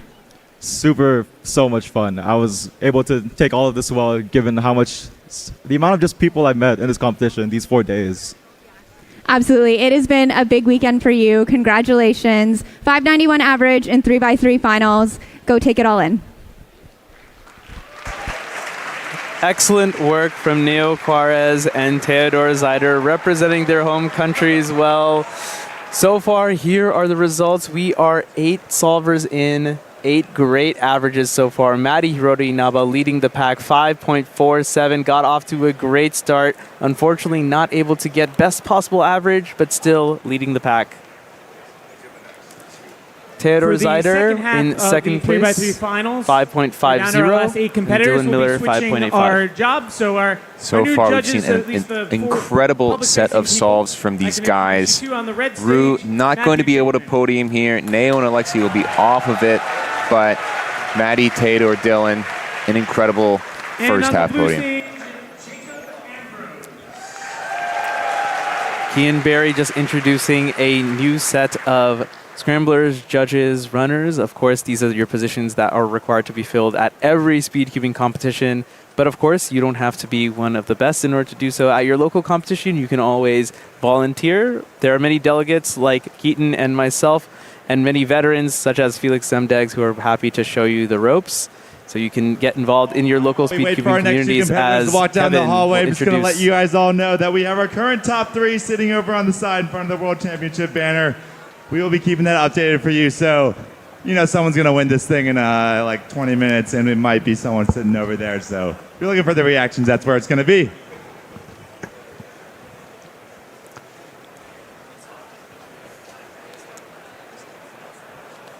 Looks like we're still waiting on the next 2 finalists to come up. Impressions of the top 8 so far, guys?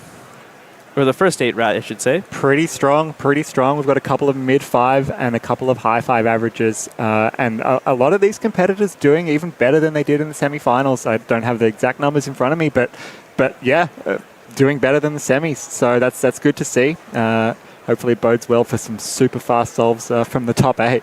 I'm really excited. Means that the scrambles are not necessarily the world's best scrambles, but definitely above average here.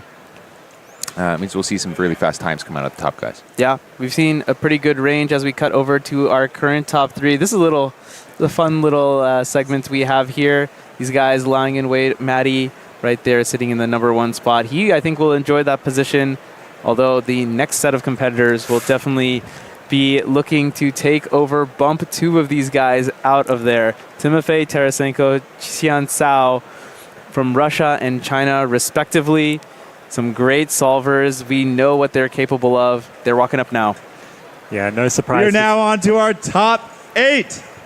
In our 8th seed, she wasn't at the last World Championship because she wasn't even competing at the time, and now she's your female world record holder, resetting her record with a 5.07 average in the first round from China, Xian Cao.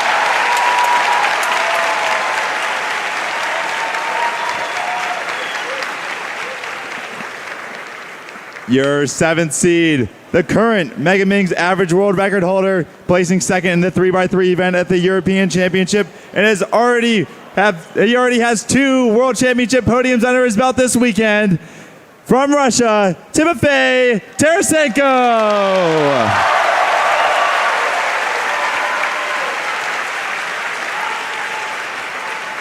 Runners may now bring the cubes. Great to see. This is the future of our sport. Xian Cao, you saw on that graphic, 5:36. That used to be the female world record average, but as Kevin introduced, she broke that, smashed it even. 5.0 now, and Timofey Tarasenko, what a breakout star, not just in Megaminx, across the WCA events. Xian to get us started here. An incredible solver. The knowledge of ZBLL is just amazing for her age. Can she turn her way into perhaps a podium position?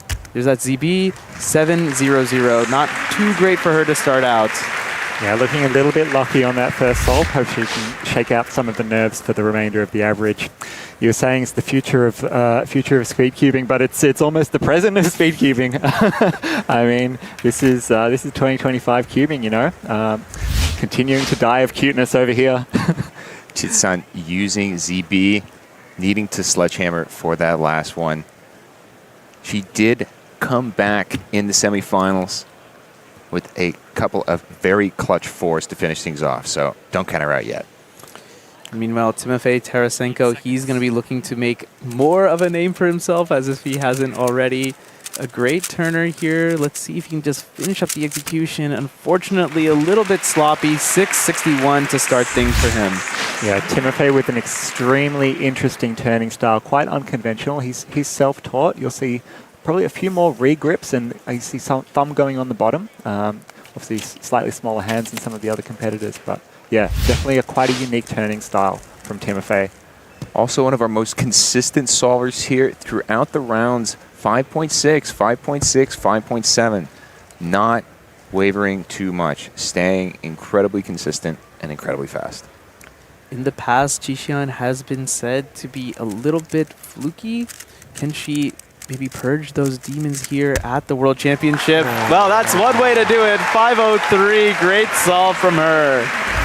Yeah, that's the power of ZB there. A solve that didn't look fantastic in terms of the turning, but just so efficient, so few moves going into the ZBLL there. I reckon that was about a 40 to 45 move solution And yeah, you don't need to be, turning super rapidly to get a low 5 when you're using ZBLL. A couple of 3-move pairs there as well, needing to take one and turn it into ZB last slot, but otherwise, very few moves, very efficient solving. Yeah, just amazing solving from Qixuan Cao. Soon ZB at that too. Not an easy set.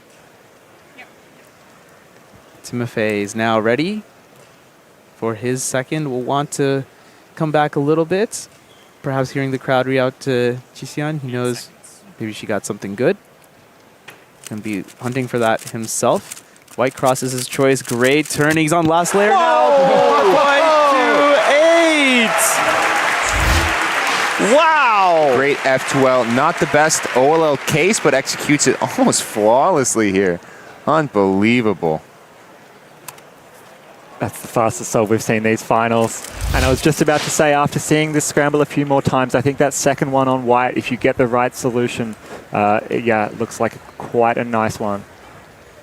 Great fist pump from him. Great celebration. Of course, he got a 3-second solve last week, so he's picking the best time to peak. Qixuan now, how is she going to follow up? Nice.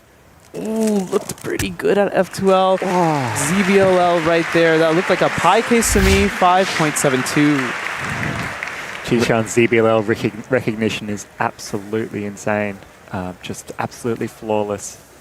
She chose to sledgehammer one of the pairs during the solve as opposed to waiting for edge orientation at the end. Yes, such a great ZBLL execution and recognition there. Yeah, she made that look really, really easy. I think I actually misspoke. That actually might have been an H case. Of course, H and Pi, very difficult sets to recognize. So many pieces you need to take a look at.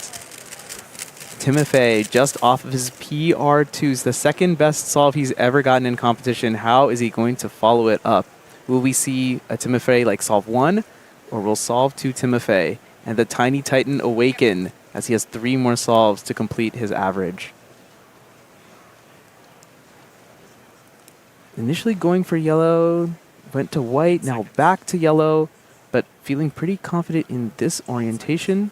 Taking 12 seconds of inspection, as you can hear from the mic. And just a touch locky. H-perm at the end. 5.58 is going to be a good solve. I couldn't tell there if he'd inserted an F2L pair with the edge flipped or if that was just the case that he got. Yeah, it looks like potentially had to do 5 pairs there and take it out, but saves it so smoothly. Just kept going. He just kept going. That's what you need to do. One of the most important things to remember, folks, of course, these guys, they're all turning fast, but they are also turning extremely accurately. The number of lockups are not significant, and you notice when there is a lockup, their times are completely different. Just a note for the folks at home. Qixuan on White Cross. Incredible turning through up to this ZB 441. That is going to be she's going to count the 503 now. Incredible work. Absolutely insane. That's the same 4th scramble that we want you guys to be looking out for. Fairly easy White Cross. Nice free pair there. Rotationless solution. Yeah, it looks like she did the perfect solution on this scramble, solving the back 2 pairs, then the left pair, then the front right with the ZBLS, and then the ZBLL. Perfect solution. When you look back into the replay, it's just all a blur. Incredible look ahead and turn speed. Qixuan showing that she is here to play. It's not just a boys' club, everyone. Oh, man. Timofey now, he's going to get his shot at what we think is a very good scramble on White Cross, holding it in the exact same orientation. 8 seconds. And yes, White Cross also, a bit of a cube fumble, but he was on pace for something incredibly good, a low 5 perhaps. 5.82 for Timofey. That was looking really good until the PLL, but that G permutation is one of the harder ones to do. The Y2 rotation. Y2. But really quick into the OLL, just fumbling right at the end of the PLL. Again, kept going. That's so important, and he's still in the running to take out the first place so far from our competitors. Yeah, GC, one of the worst PLLs, both in terms of move count and execution. You have lots of double turns that take a lot of time, makes the move count feel larger than the actual number. And quietly, Qixuan here, she's on best possible average would be the female world record. Can she do it? 5.55. I think she's just going to miss it, unfortunately, but an incredible world championships for her. Only competing in 3x3. 5.43. She took over the #1 spot just now. First place so far. That's amazing. So happy. Wow. So inspirational is her solving, and she's so little. Incredible. The world of speed cubing never fails to provide. Timofey has potential for a national record here. Huge range with that 4.2 and a 6.6. BPA puts him in first. WPA puts him out of contention. Yellow cross is the choice now. Trying to turn fast, a big rotation there. PLL 5.41. That is going to be extremely solid. 5.58, 5.82, 5.41. His counting times. We're just waiting to see what the average is going to populate as 5.60. Unfortunately, he's going to just be edged out by Theodor Zeider of Poland, who will remain on in that third position for now. All right, But congratulations to both of our finalists. Qixuan Xiao, you just competed in 3x3 finals at the World Championship, and you are in the first position currently. How do you feel? 启贤，首先恭喜你刚刚完成了在世锦赛的决赛的表现。那么你现在呢是我们排名第1的选手，你现在心情如何呀？我现在很开心。I feel very happy right now. Oh, man.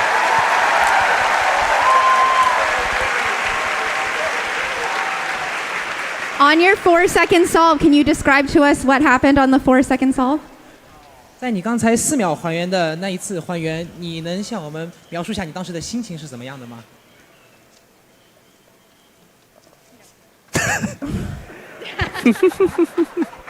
That's okay. That's okay. Okay, well, congratulations, Qixuan. You are in the first position at World Championship. 非常恭喜你，启贤，你现在是第1名哦。 Good job. Oh man, just incredible work from Qixuan Cao as she takes over the #1 spot as 10 solvers are through. Amazing work from her. So adorable. We love to see it. And shout out to Timofey as well. I think he wins the title of most consistent solver at this World Championship. Another 5.6 average. I believe it's PR2. So doing that in a World Championship final, again, very impressive from Timofey. Great pairing. So much potential from both of these competitors. Just incredible stuff. Definitely also want to give a shout out to Bailing Hao, our translator. He's been with us all week behind the scenes.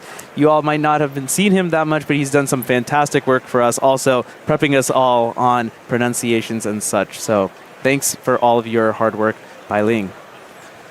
Now, 10 solvers through, only 6 solvers left. Can you believe that the next 2 are going to be, they have the same first name, Luke and Luke. Kevin is just getting ready to introduce us to them now. As you can see, our current podium. Actually, you can't even see Theodore. He's just either he's so tiny or perhaps he's had to run off. Taking a quick break somewhere. Seeing our hot seat right there. I love that angle, watching these guys and just knowing that they have a shot. I wonder when Qixuan was asked that question if she even remembers what she did. Sometimes when you go out and do the solves, you just forget everything. You don't know what cross color you did. You don't know which one was easy. You've just done them and you completely forget, just one solve at a time. Hey, fair enough. She has earned that right here at the World Championship. I think Kevin now to introduce us to Luke and Luke.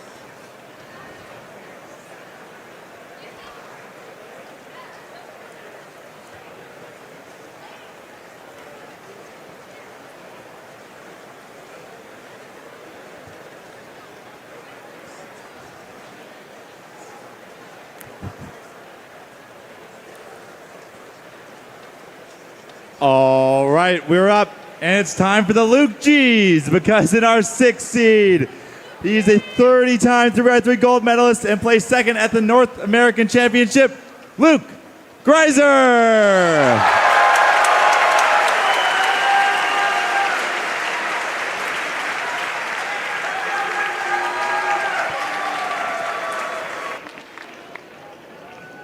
Our 5th seed is the 3x3 one-handed world record holder, the all-rounder world record holder, and he placed third at the North American Championship, Luke Garrett.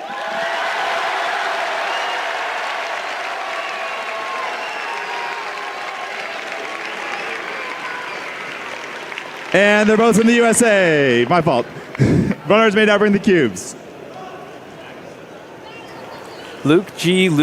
I don't know how we're going to do this, guys. I guess we're going to have to call one Greiser and one Garrett. You see the head-to-head here, both from the Midwest. They've had loads of rounds against each other, going in Luke Garrett's favor. You see the single, you see the average, 97 to 54. These guys see each other a lot. They see a lot of scrambles.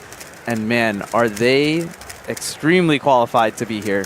Very similar in some ways, very different in others. Luke Greiser focusing solely on 3x3, getting coached by Timon Koloshinsky himself. Knows full ZB, he won't use it. He's focusing on his fundamentals for this, and he's going to go for a look ahead in efficiency. Luke Garrett, on the other hand, one of your all-rounders, of course, one-handed world record average, good at nearly every event and absolutely breaking the schedule here at this competition.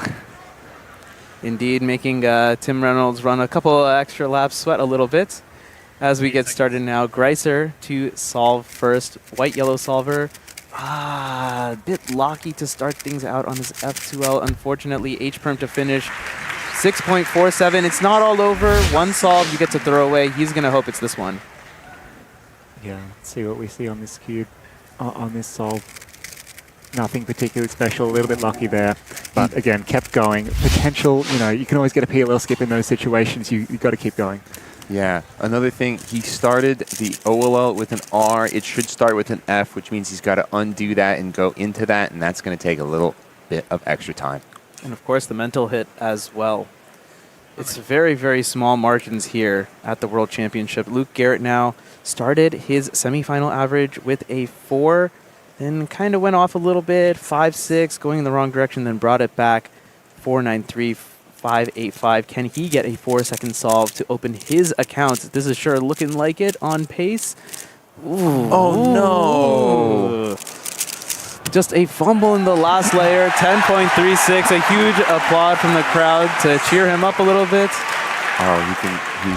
He's on really strong pace there, but it looked like he had that same G permutation that Timofey struggled on. We'll have to wait and see the replay. Oh, yeah, it's the exact same one and just missed a turn towards the start of our algorithm. That is a deadly PLL right there.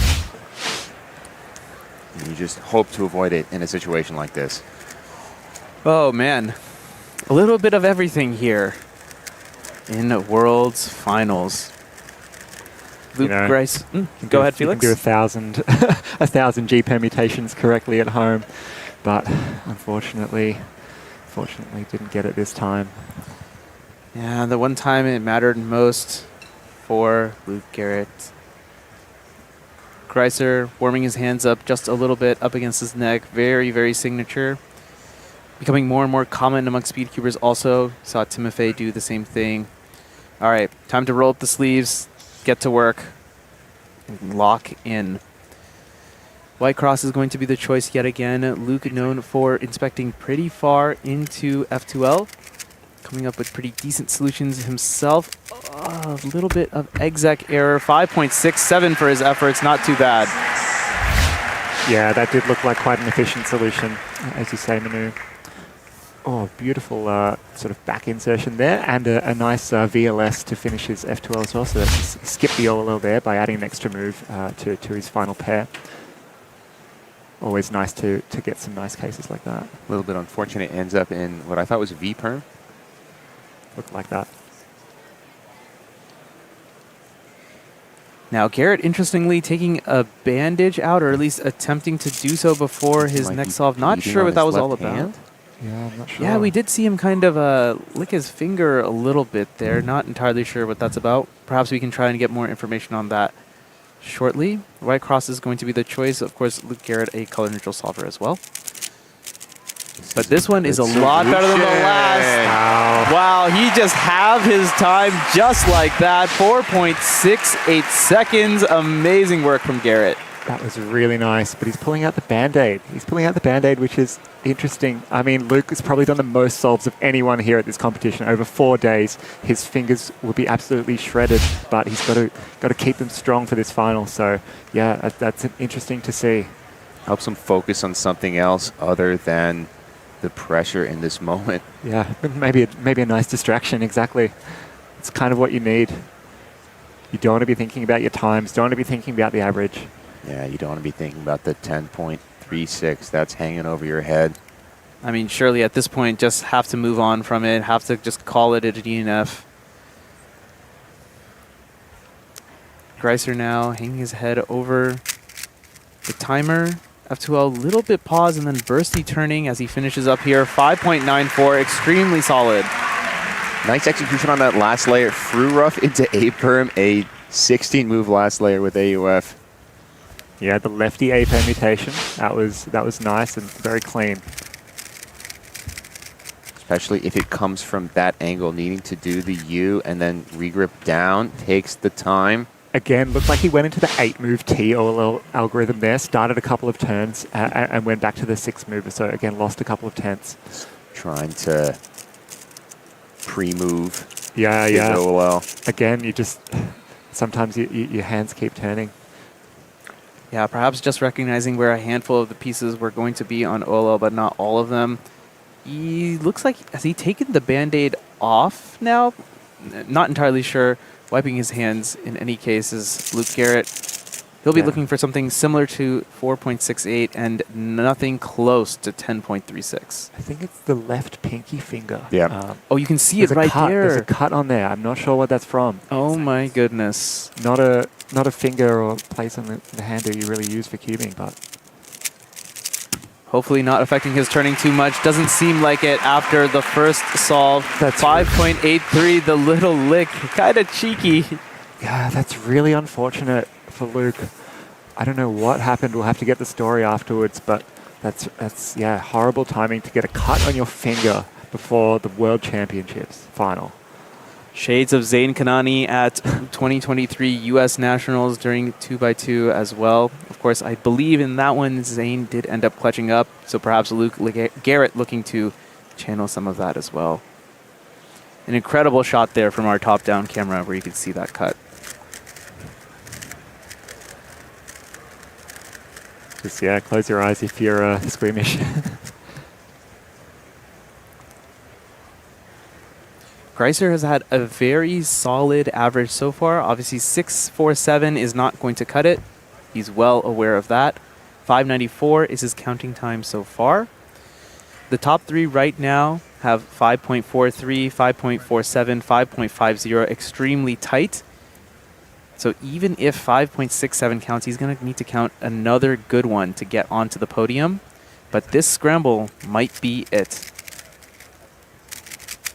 Pretty fast, a little bit locky. Going for a ZBLL in that situation, actually, and 5.73. He's looking pretty jazzed about it, but unfortunately, I don't think his best possible average is going to get him on. Actually, no, it certainly won't. Performance, no matter what. He explicitly told us that he wouldn't use ZB in this competition. Ends up getting a case. That's one of the worst COLLs, and not too bad to recognize. It looks like he went for the ZBF2L as well. So I'm not sure if his mindset here is just to absolutely go for it and risk everything. I think that might be the case because he'll know he needs, a little bit faster. Garrett now, will he go for blue cross just as Maddie did on this one where we think that white cross, well, we know that white cross is a 3-move solution. Yes, blue cross is the pick. Oh, a little bit of an execution error as he gets to the last layer, 6.04 on his fourth.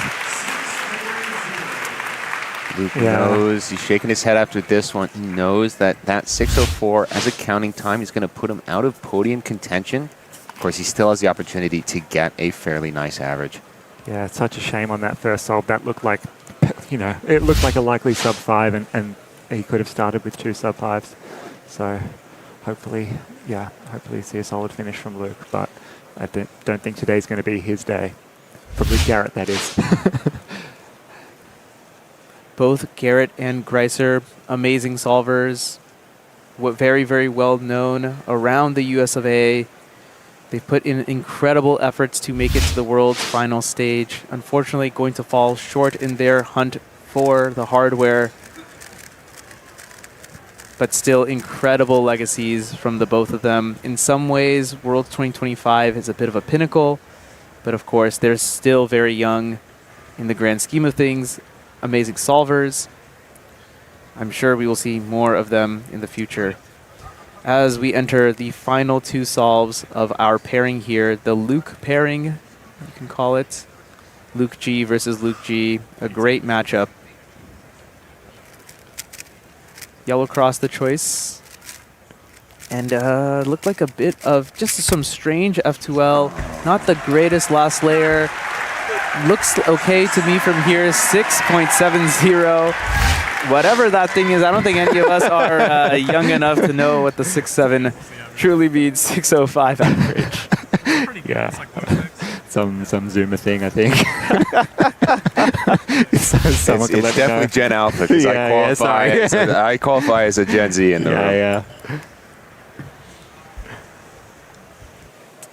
It's taken over this World Championship in some way, shape, or form.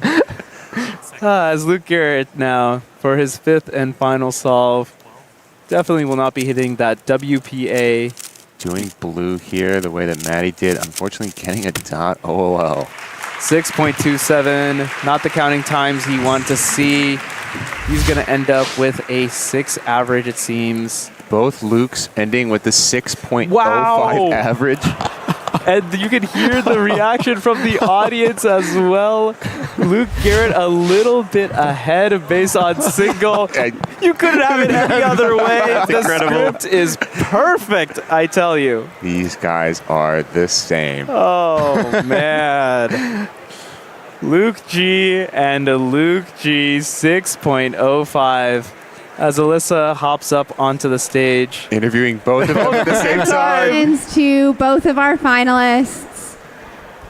You guys, what does it mean to do this together? I mean, we were in the same situation last year. I don't know. We bring out the best in each other when we're at local comps. So when we're in championship situations, I think it elevates us even more. But the nerves are still very real. So, yeah. Yeah. If you could, I don't know if you guys saw, but my finger started bleeding at the start of my first solve, and then I noticed it when I was trying to start my first solve, and then I don't know, but that didn't answer your question. That's all right. I was going to ask you about that next. So, Luke, talk to us about just what goes into this moment, and I know there's so much preparation that goes into this moment, but yeah. There's so much preparation that goes into this moment. What has the last year looked like for you, and what does it feel like to finally be here? The last year, it's been lots of, just consistent practice, I guess. Working on nerve control, working to maintain what I found last year. It worked pretty okay. I think this average was sub 6.11. Yeah, sub 6.11. So best average in a championship final situation. I don't know. I just wanted to be here. Well, you are a World Championship finalist. That is something to be proud of. Congratulations, and go enjoy the rest of your night. Well done to both Luke G's. When people heard that I was going to be commentating the finals, they're like, are you cooking up the script? I told them I'd cook up something incredible. That was my contribution, everyone. Of course, all jokes there. 6.05, 6.05 as our top 3 remain unchanged. Jixian Cao, an incredible solver with a 5.43 average. Mari Hirorinaba just behind her, 5.47. Theodor Zeider of Poland, 5.50. An incredibly tight Worlds podium so far, but the remaining 4 solvers are going to be challenging this in a big way, and do not be surprised if you see a huge shakeup in about 20 minutes time. Absolutely, absolutely. Again, such a special moment for Luke and Luke there. I think, as Grice has said, they both push each other so much in the local competition, and it's great to have that sort of, hometown rival or someone that keeps you motivated, keeps pushing you to improve. And so I think they're both grateful for one another, and they're each a big part of the reason why they made it both to the finals, I would say. Yeah, it is also really unfortunate. Luke Garrett with the finger cut. Needing to manage that, still getting a 4.68 with a cut on your finger is no small task. It's always very unfortunate, though, but given the circumstances, I think he put on absolutely fantastic performance. And once again, as I think I'm going to repeat for basically all the solvers here, they are going to find themselves in these situations. We only have 2 matchups left. And we are starting with our veterans.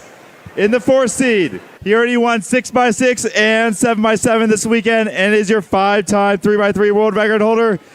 Your 2017 world champion, your North American champion, and the defending world champion from the United States of America, Max Park.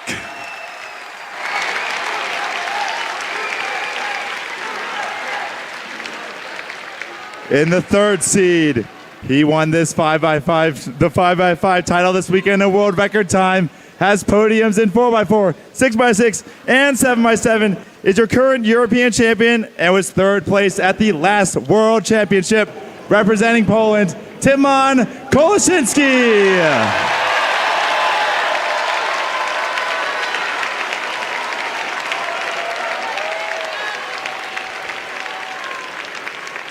Runners may now bring the cubes. The amount of podiums between these two, as you see the head-to-head, 2 incredible solvers. We are in the USA after all. They are going to end up on the Cubing Mount Rushmore without a doubt. Max Park, Tymon Kolosinski, the defending world champion Max Park, 3rd place at the World Championships in 2023. Tymon Kolosinski, we are in for an incredible pairing here, folks. Do not leave your seat. 10 wins for Max against 9 wins for Tymon. These guys are neck and neck when it comes to performance. 8 seconds. And we'll see the color neutrality come out in full force. Max picking green cross here.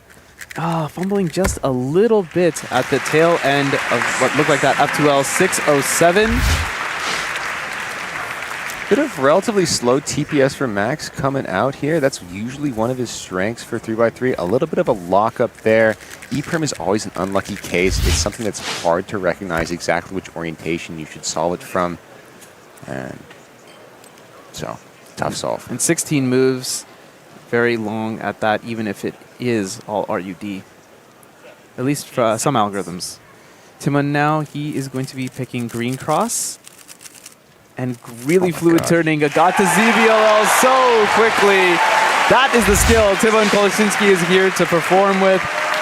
4.61. That was really nice. I think he had one of the easier ZBLL cases there, but the ZBLS is so impressive to see Tymon. Oh, yeah. Oh, look at that. Wow. Nice ZBLL case. No AUF at the end as well. Okay, I need to learn that one. Yeah. That looked so good. That one's a nice one to recognize and execute, and he didn't have AUF, so Tymon there. That's all practice, though. Oh, he has shown up in a big way, announcing his arrival to this stage here in Seattle. Beautiful Seattle in the Washington state of the United States of America. Max taking an extra tick. Yep, some of our competitors take a bit more time. Some of them, like Maddie, go super quickly into their solve. It's all personal preference, whatever works for you. Max, starting with a 6-0, I think he's not going to be able to count that one and take the title. It'll be very hard if he does that. So he'll need to improve on the 6-0. 8 seconds. Well, White is sitting on the bottom right now. I think all competitors may have picked White in this scenario. There's some of that fast turning Felix was mentioning. 5.21, great comeback. Essentially non-stop turning there. A couple of nice cases to finish off last layer as well.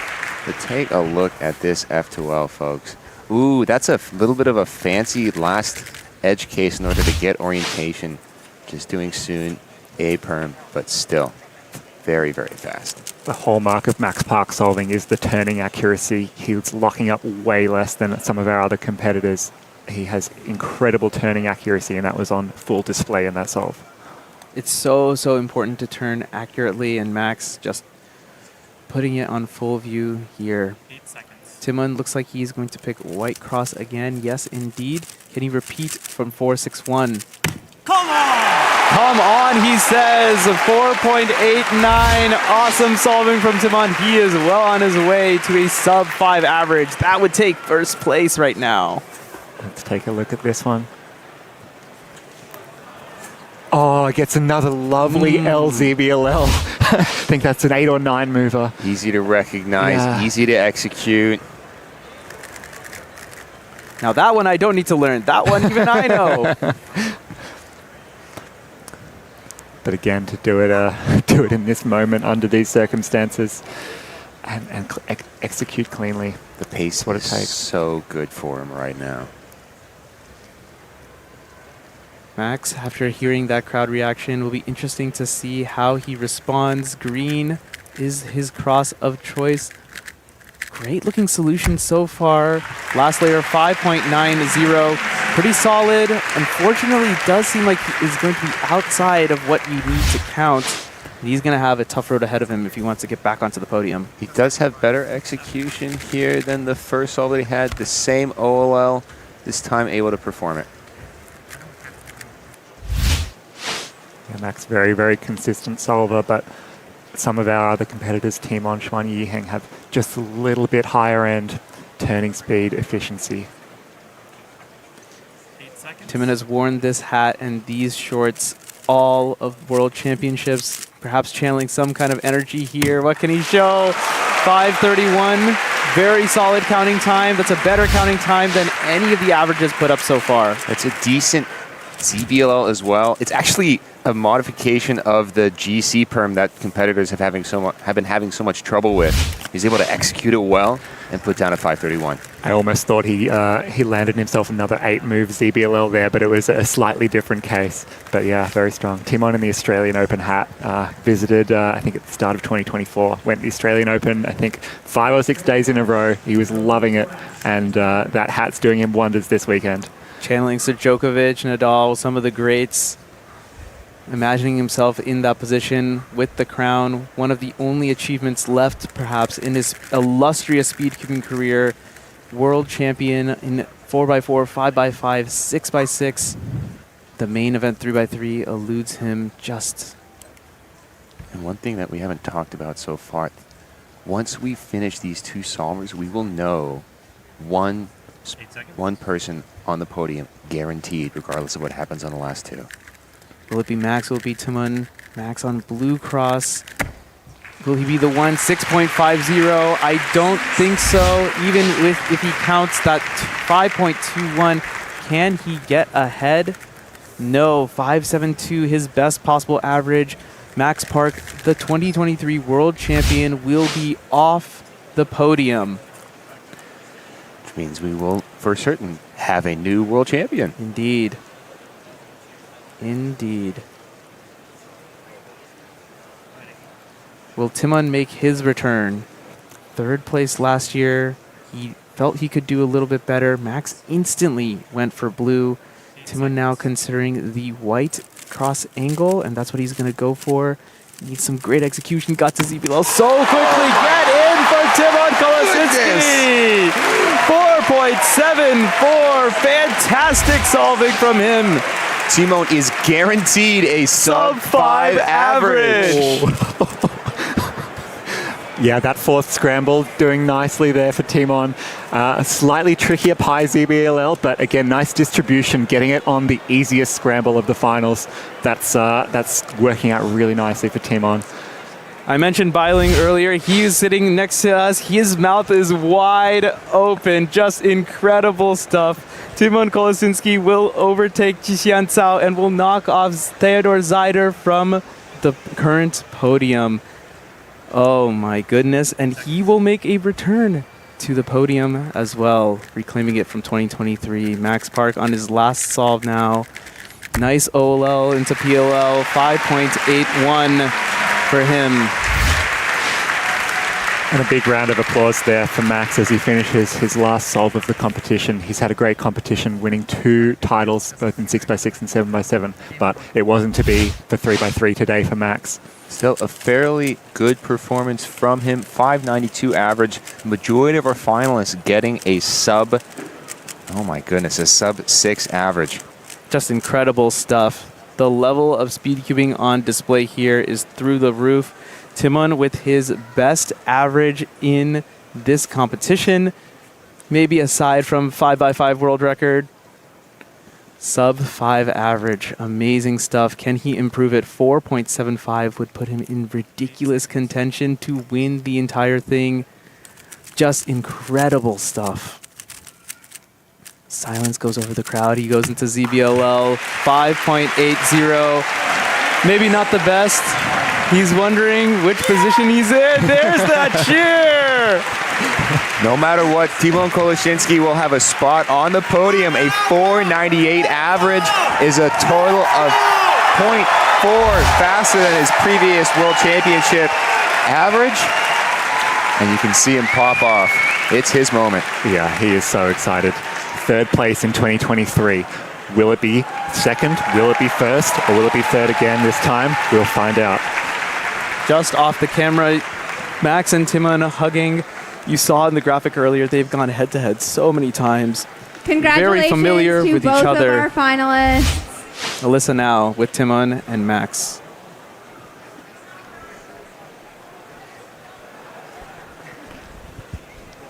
Good job, Max. Congratulations to Max Park.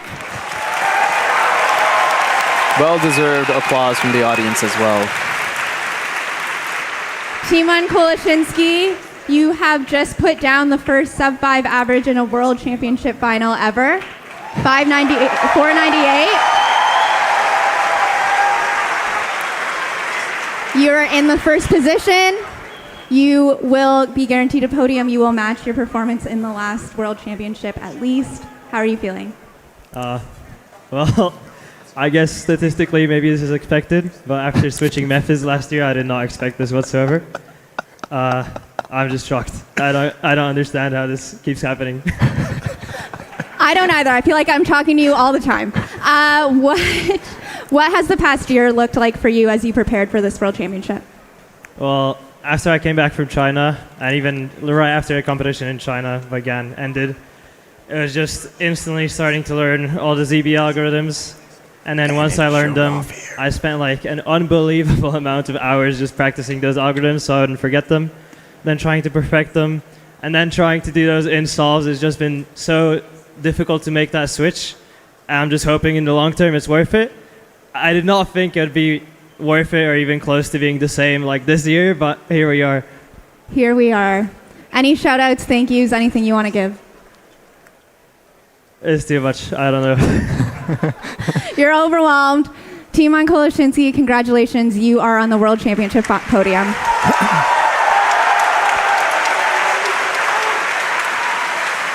Oh, just fantastic stuff. For the very first time in speed cubing's history, a sub 5 average in 3x3 finals, guys. Just amazing stuff. What do you think contributed to Timon's success at this World Championship? I mean, Timon, like he said, he's been learning ZB, he's been practicing ZB, he's been trying to implement it, doing it in solves at the speed that he wants. And he got so many of them here and was able to do them almost perfectly. So, good practice, good execution.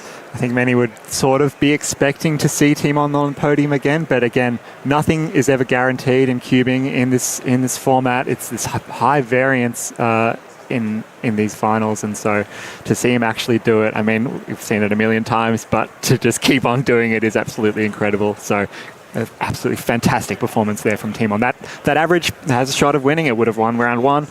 You know, let's see what happens. Exactly, an uphill battle perhaps for our final two competitors.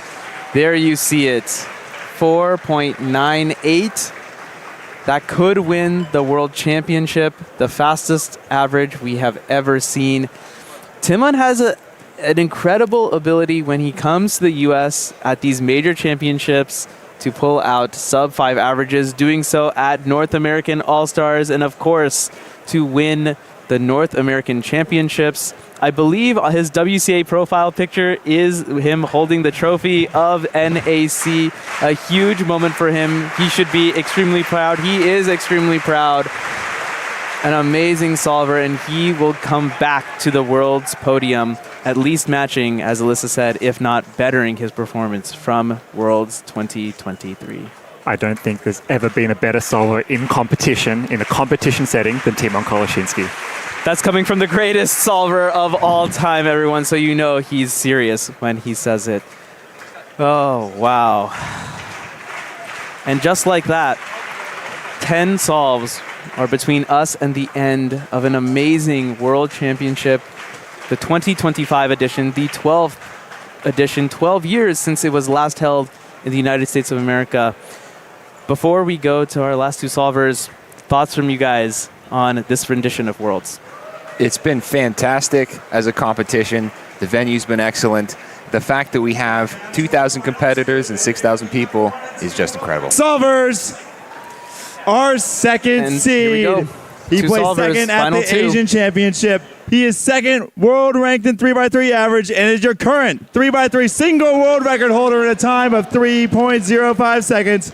Representing China, Xuanyi Gang.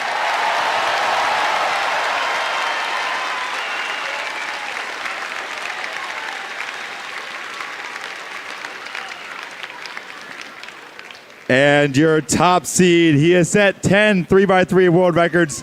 He has a ridiculous 73 of the top 100 3x3 averages ever. He is your current Asian champion and placed second at the 2023 World Championships, Yihang Wang.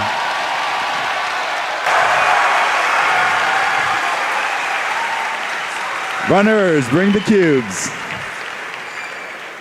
And then there were two, Xuanyi Gang, Yihang Wang, separated by 1/100th of a second on single. Of course, Yihang holding the world record average, the only person in the world to have sub-4 Olympic average of 5.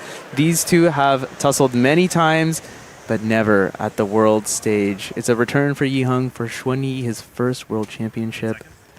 A very talented solver and very masterful with ZBLL, as he demonstrates here, opening his account with a 494. That didn't even look like anything special. The timer stopped, 494. Oh my goodness. Let's have a look at this. Slight little pause there with the rotation for the last pair, but otherwise a very smooth and efficient solution from Xuanyi. It's just what we see from him. Yihang Wang ending up in second place at World Championship 2023, losing by a very narrow 0.1 on average. He's looking for redemption. Perhaps the greatest 3x3 solver of all time. Extremely fluid, extremely fast. 5:45 for him to open things up. 20 advantage, but it's not over yet. 8 solves remain. Looked like there were multiple rotations that he had going from green over to orange and then back. I can't tell when F2L ends, OLL goes, and then PLL goes after that, though. Fantastic execution. Transitions are just non-existent for this guy. Incredibly fluid stuff. Xuanyi now inspecting his second. I just have to point out the SpongeBob hand warmers, just amazing. Oh, a little bit locky there at the beginning, but 430. What is that shrug? We call it the aura singularity for a reason, I guess. An incredible solve. He will be counting a sub-5. Wow. Finishes with the J perm as the ZBLL there. That's a nice case to get. That's a great ZBLL. Oh, yeah. We saw Timon with some nice cases. Xuanyi getting some nice treatment as well. Oh, and hitting the shrug. Wow. Grabbing those SpongeBob hand warmers. Wow, they are really working for him. Yihang, the favorite coming into this, kind of has his back against the wall now as the crowd is silent. This is the moment. Xuanyi's won the last 3 finals head-to-head against Yiheng, I believe. So he does have a little bit of a mental edge over him, potentially. This would be huge. Second solve upcoming for Yiheng Wang. And the little master delivers! Bang! 3.80! Unbelievable execution here. Look at this. Not a single. Oh, there's a flaw in a solve that's 3.8 seconds long. Oh my goodness, that is the solve of all solves. It might not be the world record, but he knows he's gotten it when it mattered most. Fantastic stuff. Oh man, Xuanyi to attempt to follow that up. Of course, he's a solver of that capability as well. This is looking extremely good. Whoa, 1.2 for himself. He's counting 430 now. Whoa, that's insane. And just the stare into the crowd. Stare down at the camera. Look at this solution. Oh my goodness, he does a pair before he finishes his last cross edge. Getting another Olo, skipping a T-perm. Again, look, if you're getting J-perms and T-perms as your ZB cases, wow. Dude, I don't care if Yiheng has 73 of the top 100 averages. If you get cases like that while you orient edges, just insanity. Oh, it's Titans at the top. Oh, man. He does have that 3.8, which he's very capable of another one, and that'll get him a counting 3, and that'll put him in a great spot if he can do it. So that 3.8 is very, very beneficial. And remember, as we've mentioned earlier, these scrambles looking pretty good for white-yellow. Especially the fourth. White-yellow only. Here we go, a huge third solve here. Yiheng, great turning, absolutely flawless. Oh my goodness, they're neck and neck. They are counting solves just 1/100th of a second apart. Yiheng Wang, Xuanyi Geng, absolutely incredible. Oh man, I can't imagine what I'm thinking if I were Timon Kolosinski. I don't think he has a chance. And he has an end perm? Yeah. Are you joking? A little bit unlucky there for Yiheng. Now, scramble 4. Let's just let this play out. Xuanyi. Scramble 4! 395! A sub-4 solve of his own. Absolutely no emotion. Nerves of steel. 3.95. Xuanyi Geng is in the driver's seat to win this world championship. He is guaranteed to get a sub 4.5 average. What is the world we live in? Unbelievable. And he's on PR pace as well, by the way. Remember, he's got a PR average of 432. And to break PR in World's Finals. Incredible. Let's see what Yiheng can do on this 4th solve, though. What a set of scrambles.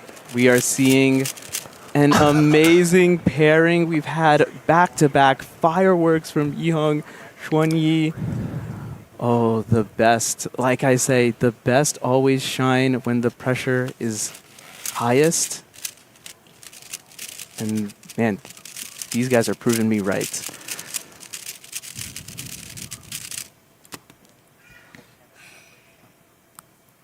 Now, Yiheng does have 5.45. If he were to count that.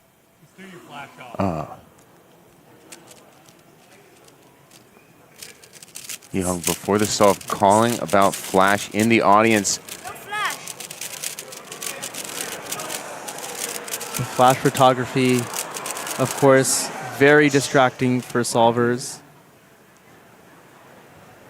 Correctly calling it beforehand. There should be no issues here. He'll be able to take an extra second to compose himself and focus on this incredible scramble. And of course, yeah, this is number 4, the one that might matter the most, the one that might win the world championship for Yiheng Wang. My God! Oh my goodness! For 3.94, he's going to count that solve!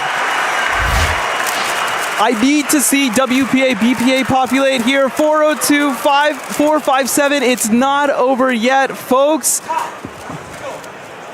One of these two is going to win the world championship, and it's going to come down to the final solve. Look at the PLLs that Yiheng is getting. He's getting E-perms. He's getting N-perms. Can you believe it? 3 sub-4s in one pairing. Xuan Yigang, solve 5. What can he put on here? Another Soon ZBLL, 5.10. The worst possible average, 4.49. It is possible for Yihang to do worse. He would need to count a 5.45. All he needs for the World Championship is a 5.23. Yihang finds himself in the exact same situation as he faced himself in 2 years ago, needing the solve on the last one. He was the last solver at Worlds 2023. He's going to be the one to close out this World Championships. You can hear him calling out the flash. Once again, of course, they'll be dealt with. This would be incredible redemption for Yihang after such a narrow miss in 2023. Keaton Ellis, Felix Zemdegs, could you write a better story than this? Absolutely not. 5.23 to win the World Championship, put a cap on an amazing career at just 11 years old. Xuan Yigang could also win it here. It all depends on this solve. And I'm not even going to commentate it. Yihang, take it away.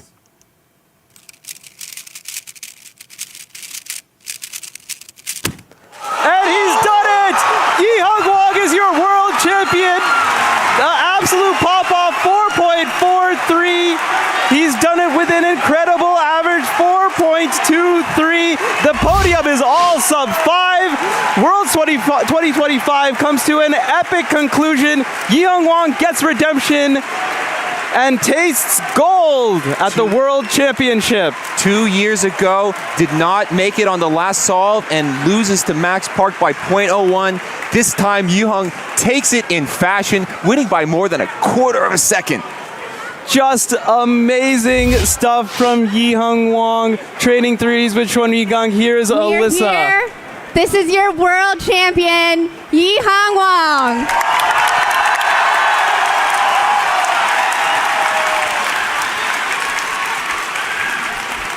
Yihang, congratulations. How do you feel? 一恒，首先非常的恭喜你，你现在感觉如何？我感觉非常好，感谢大家。I feel very good. Thank you, everyone. Did you have any of your solves that stood out to you or any of the scrambles that were really interesting to you? 刚才你5次还原里面有哪次还原你觉得对于你来说很特殊吗？或者哪些打乱你觉得很让你记忆犹深吗？我认为第一把非常特殊，因为我第一把就做的没有那么好，但是我后面4把稳住了。I think the first solve was very special because I didn't do too well on the first solve, but luckily I was able to hold in for the next 4 solves.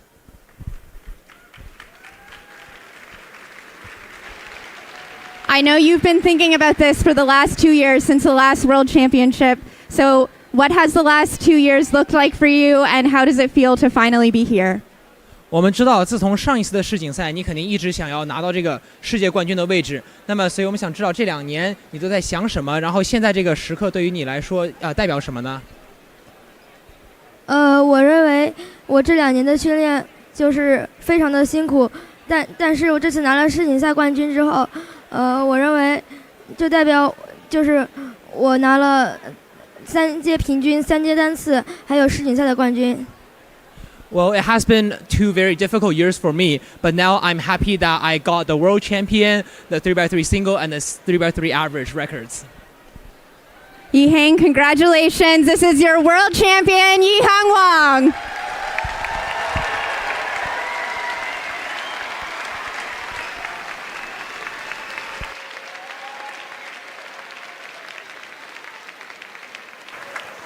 Bask in the glory. Ladies and gentlemen, we're getting ready for our closing ceremony, our awards. So hang tight with us. We're getting our awards up and getting settled. We'll get started in a few minutes. Thank you.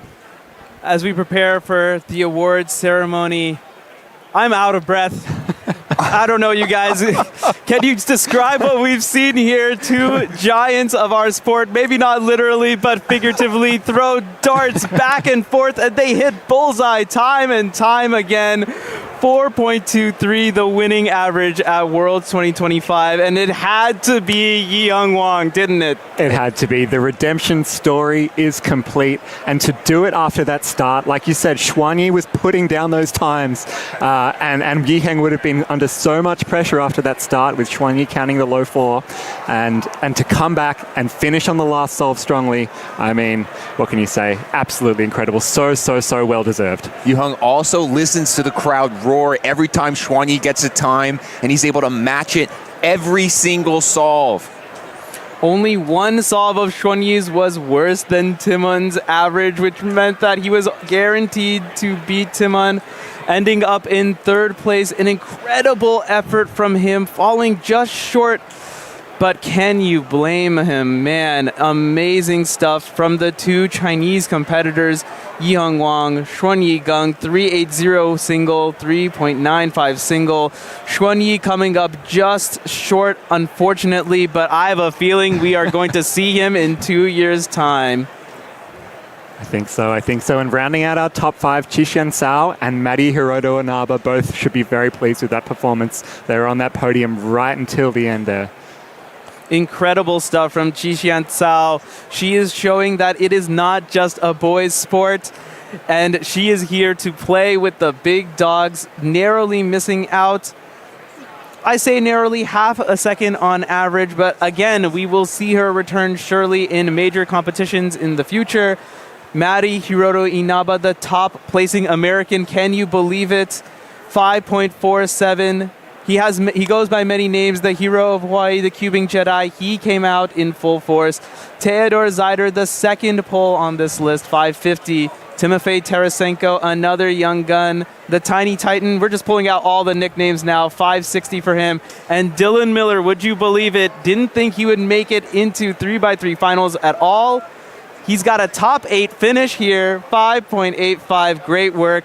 That's my guy. This World Championship, by the way, the winning average of 4.23 is more than a second faster than 2 years ago. The whole podium being sub 5 is just absolutely insane. What do you reckon, Felix? You think your name's going to be up there? No, I don't think so. But I'm just glad I'm able to watch and commentate with you guys. I mean, yeah, what a final. Like the last 2 World Championships, it came down to that final solve. 2019, Max's final solve. 2023, Yi Heng's final solve. 2023, Yi Heng's final solve. And the story changed. Oh, man. The margins in speed cubing grow thinner and thinner. It feels by the minute, by the second. And just incredible stuff. Felix, I definitely want to ask you, after you had won your first World Championship that led to many others, I have a feeling that this is it's going to be many more times that Young has the race for it. What advice do you have to give for him as he chases more golds in the future? Just keep doing what he's doing. I'm not sure I'll be able to help, but yeah, I mean, especially it's the same story, right? We both sort of went to our first Worlds and didn't quite get the win when we were the favorites, and to come back, I think just makes it so much more rewarding. I'm sure he's feeling absolutely ecstatic, thrilled for him, thrilled for the family. Which means looking forward to 2027. We should see, if we're following the Felix trajectory, we should see another win from Yi Young Wang. I mean, the pressure will be completely off, to be honest. The monkey's off his back. He's got nothing to lose. Still be tense, of course, but it won't be the same amount of pressure, I think, that he's felt here. Again, that's 2 years away. Let's bask in today. But we should be learning the location of the next World Championship during our awards ceremony coming up next. Perhaps. That only time will tell. But Yi Young Wang we need a word for all of the achievements that can go into just a singular event. Of course, we have things that we throw around like platinum member and things like that. But Yi Young Wang now has achieved the world record average, the world record single, and now the World Championship gold. The triple crown, perhaps? Well, in any case, he's wearing some kind of crown tonight, and I have a feeling it's not going to be that McDonald's one that he got a while ago. In Singapore, was it? Malaysia? Whatever. I have no idea what's going on at this point. Oh, man. Just incredible stuff. And, of course, that was not just the only final from Worlds 2025. We saw a spectacular set of finals and amazing competitors. Like I mentioned at the jump of 3x3 finals, 1,823 competed in 3x3. Over 2,000 competitors registered. Many were on the wait list here in Seattle. The largest WCA event, championship, speed cubing event of all time. Okay, I talk too much. I need you guys to fill in the time a little bit. Just overall thoughts now from World Championships, now that we've seen the conclusion of a very thrilling 3x3 final. Like you said, the script writers did a great job with that 3x3 final. We had some, like, the dream pairings, right? Yuheng, Xuanyi, Max and Timon, Luke G. It was a real pleasure to watch and be a part of this and commentate. I loved seeing all of the finals. The format and the new schedule that they held for this World Championships was really cool to see. Having the finals on the Friday, the Saturday, and the Sunday. We had some really close ones. Shout out Charlie Eggins from Australia, taking so many clutch wins on the final solve as well. Seeing what competitors needed. Charlie, of course, finishing on his final solve the World Championship title. Same with a lot of the other finals that we saw this weekend. Felix has put in his vote for favorite final. Keaton, it's up to you now. It's got to be the 3x3 No. I just watched a 4.23 second average. I've never seen a 3-second solve in person in my life, aside from the one 3.99 that I got at my peak, right? These guys are absolutely crushing it on 3x3 here. A 4.98 average doesn't win a competition. A 4.49 average doesn't get you first. It's this insane, incredible solving. And it's been extremely entertaining to watch with you guys with me. Looking back on it, that second solve from Yiheng was so critical to get that 3.8 with that fourth scramble. Of course, he didn't know, but we knew that he can, on an easy scramble like that, he can kind of basically safety a sub 4 or almost. And so to get that 3.8 on solve 2 and potentially a really nice counting time was super critical, and bouncing back from the rough first solve compared to Xuanyi.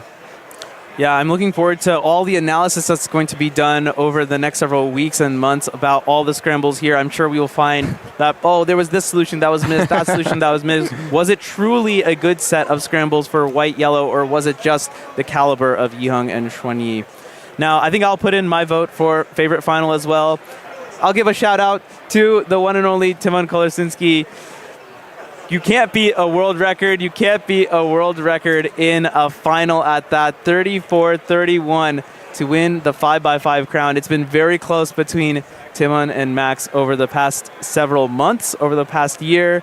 And Timon to get that crown, it meant a lot to him. And I'm sure that fueled him and led him to another medal here in 3x3. Fantastic performance all around. Absolutely. His Timon has, the best reactions in the business, and he was pretty pumped up after the fourth solve once he won the title, and then just the smile and stare into the crowd after the fifth was really cool to see. To the stream booth. Just amazing stuff. If you're in the room, well, while we're here, we have a bit more time as they finish setting up things for our award ceremony. We will recognize all of the podium placers, of course, at the World Championship.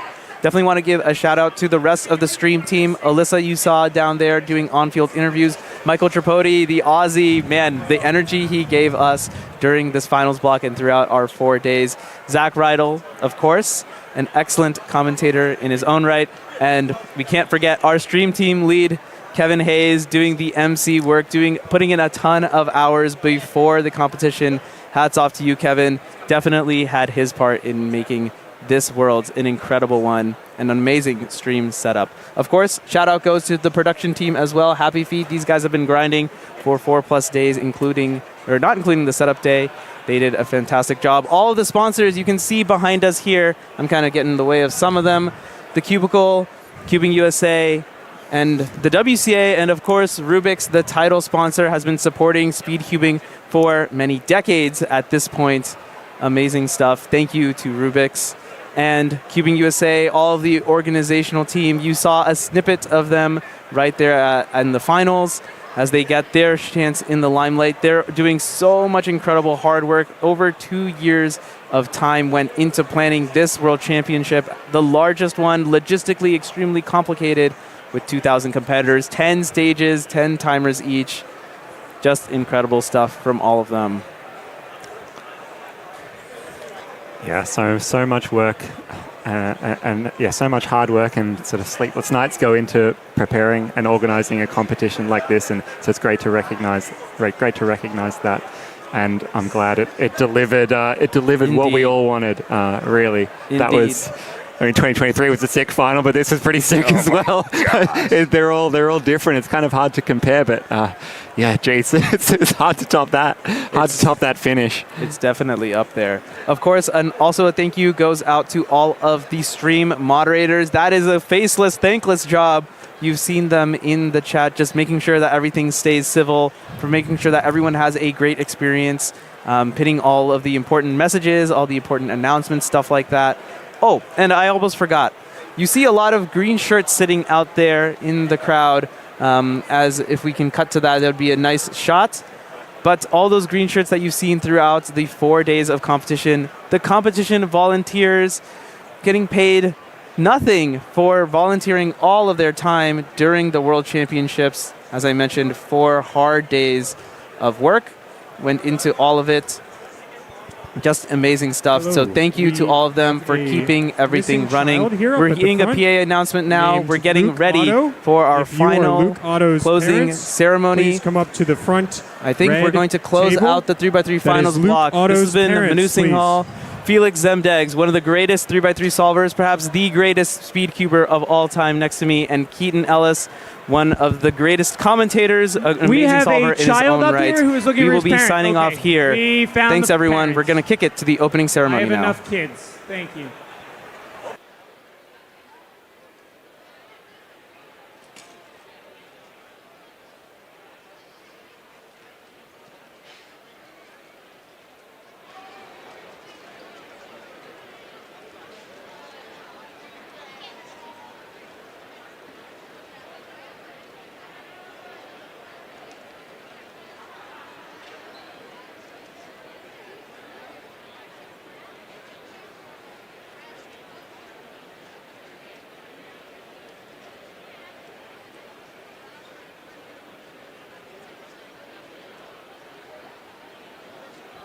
If you are crowding the exit of the backstage area, we would like everyone to back up and spread out back across the room.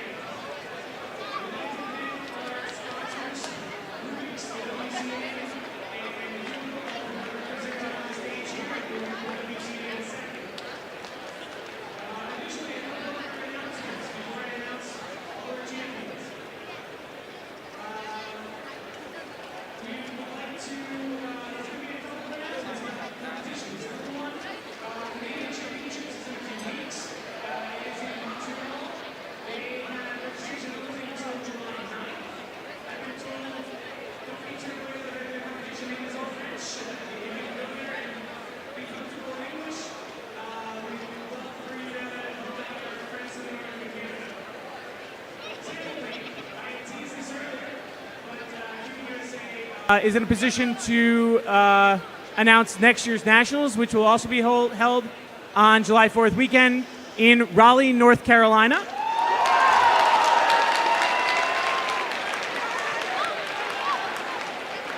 And now, before we continue, I would like to hand the mic over to the WCA board, one of our sponsors. I believe Carrie will be speaking in a moment.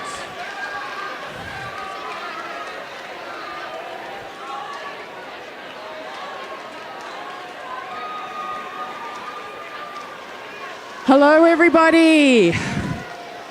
What an amazing end to a competition, huh? What an incredible 4 days. I don't know about you, but this is one of the most amazing 4 days of my life, that's for sure. It's been amazing to spend these 4 days here in Seattle. The energy, the talent, and the sheer passion for speed cubing we've witnessed have been truly inspiring. As this year's World Championship draws to a close, it's time to acknowledge the incredible effort that's gone into making this event such a resounding success. And what a success it's been. We've officially made history, as this has been the largest World WCA competition ever held, with 1,864 competitors and over 4,000 spectators.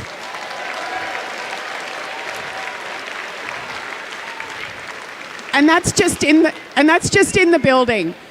The live stream, I was just being told, we peaked at over 11,400 viewerships.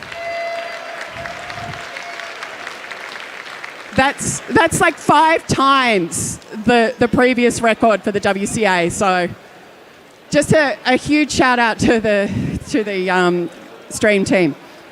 All right, first and foremost, massive thank you to the dedicated team from CubingUSA. Your tireless work behind the scenes, right through from the initial planning and contract, right through to the final solve, has been phenomenal. And that's not to mention when they had a massive last-minute change to the venue layout to accommodate 1,000 new spectators. They stayed up all night to rearrange and make all of this possible. Created a seamless and memorable experience for every single one of us. So huge thank you to CubingUSA.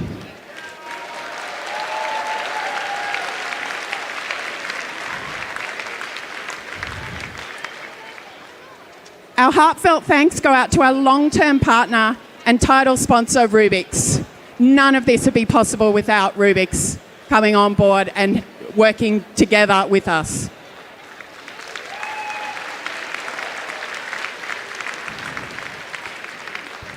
Your contribution has truly made this all possible, and to host this world-class championship and provide an amazing place for all cubers to meet together from all corners of the world. So thank you, Rubik's.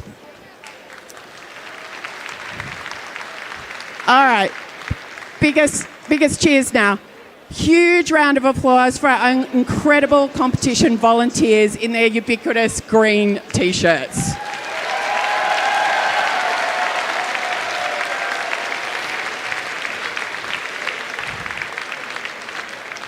The enthusiasm, the dedication, it is the backbone of a competition like this. It doesn't happen without a massive team of volunteers. You've been the friendly faces, the efficient helpers, and the unwavering support system that's kept everything running smoothly. Thank you, thank you, thank you to every single one of you.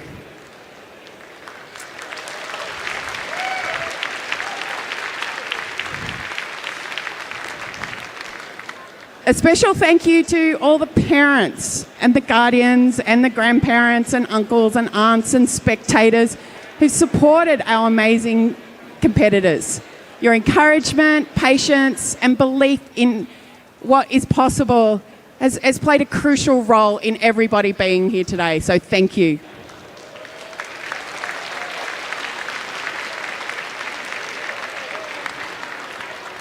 And I mentioned it before, but the stream team, I think a special thank you to the stream team, I think you'll all agree that Kevin and all of the team from Happy Feet Productions have done a fantastic job. If you caught any of the stream, huge shout out.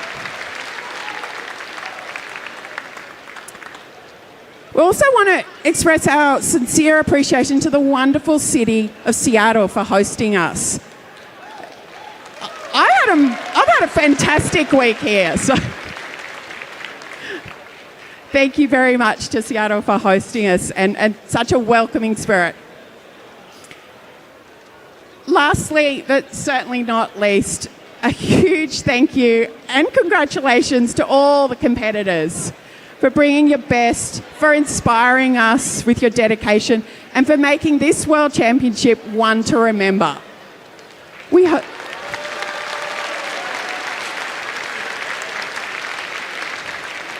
hope you all have a safe journey home, wherever home may be, and we look forward to seeing you at future competitions and championships. And with that, I'm going to hand over to Ruben from our major championship team.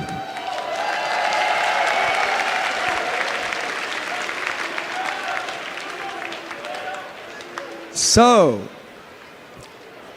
we are now moving on to a special.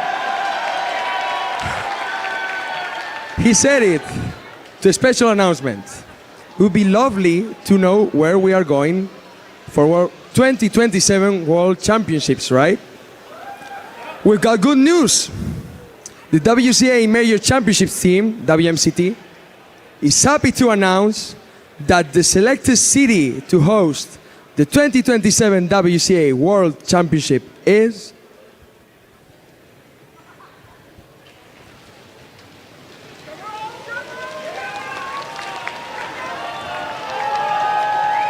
Uppsala, Sweden!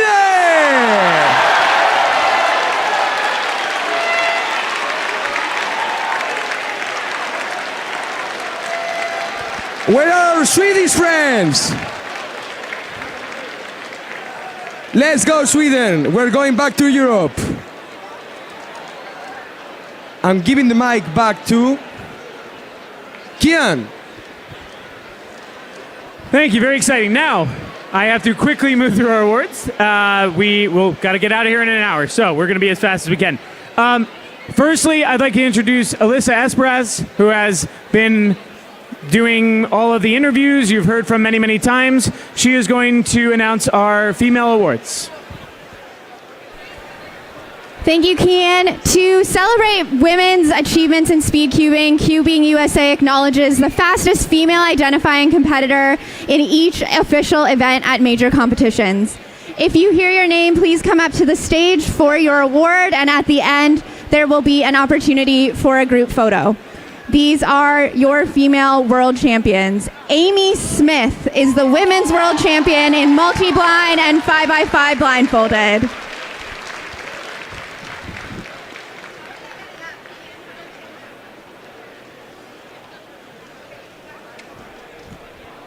Please go around all award winners. The women's world champion in 3x3 blindfolded and 4x4 blindfolded is Mengfei Shen.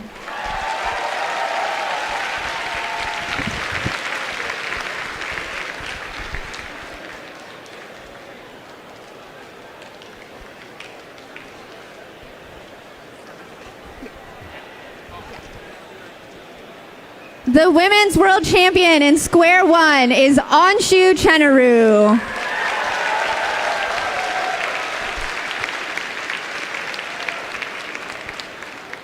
The women's world champion in clock is Fiona Bao.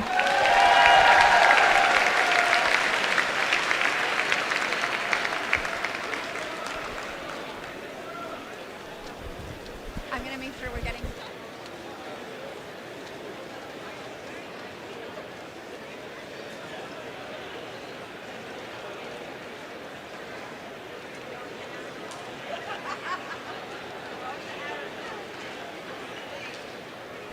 The women's world champion in Megaminx is Beth Lee.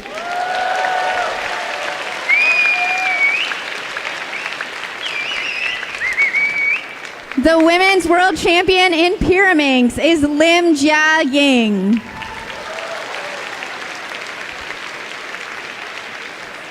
The women's world champion in Skube is Coral Yushin Chai.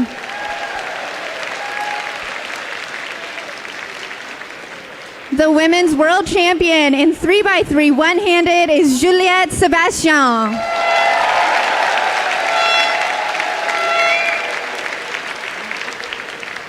The women's world champion in 5x5 cube, 6x6 cube, 7x7 cube is Kate Graham.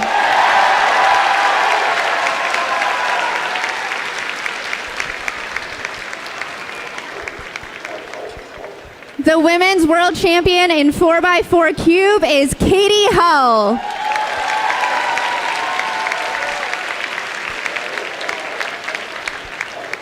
The women's world champion in 2x2 cube is Yuki Gao.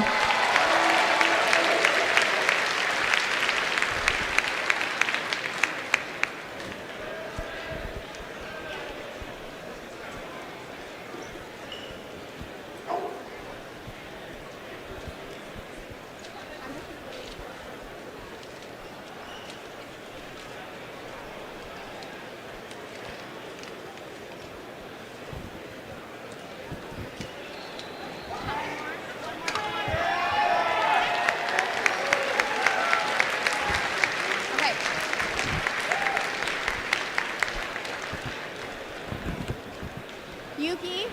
Who's Yuki? Katie, come up. Juliette, come.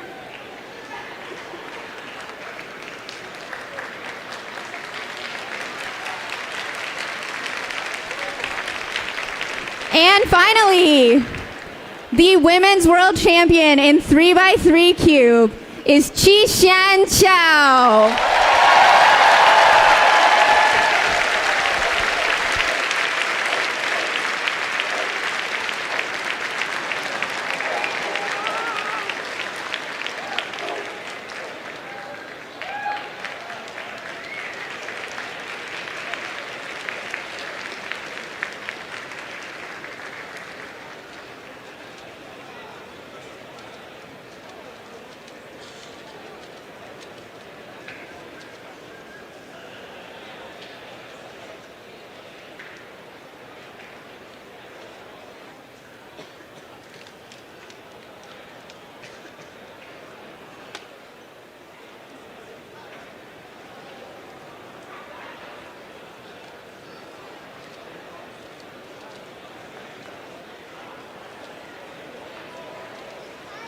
Thank you.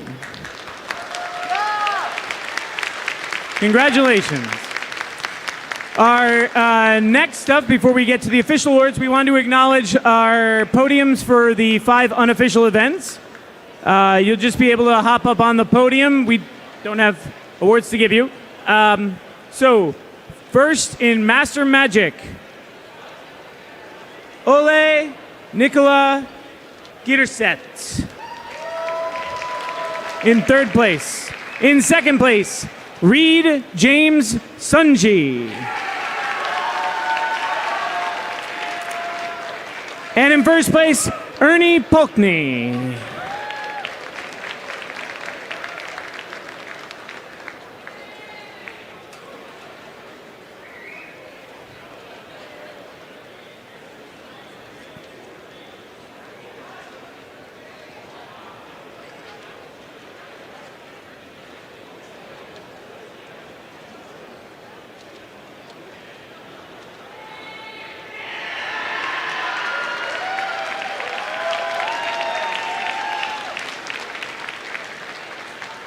Congratulations. Moving on to Magic. 2 of you have to go just change spots. In 3rd place, Ernie Polkney. In 2nd place, Dominic Brandy. And in 1st place, Reed James Sunji.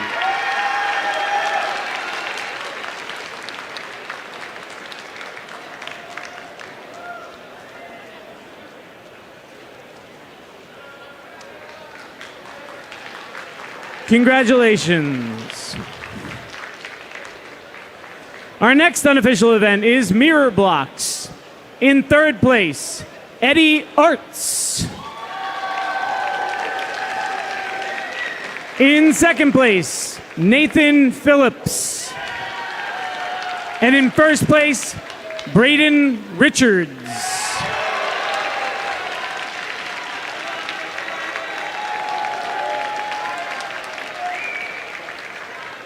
Congratulations. Our next unofficial event is 3x3 Team Blind. In third place, these are all teams, Rami Sabahi and Catherine Connolly.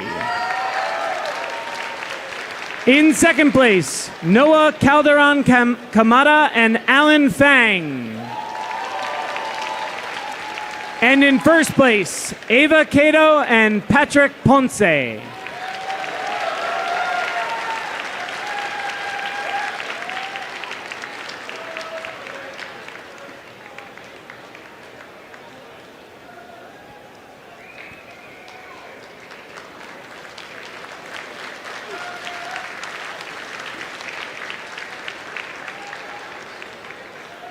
Our next unofficial event, FTO, face-turning octahedron.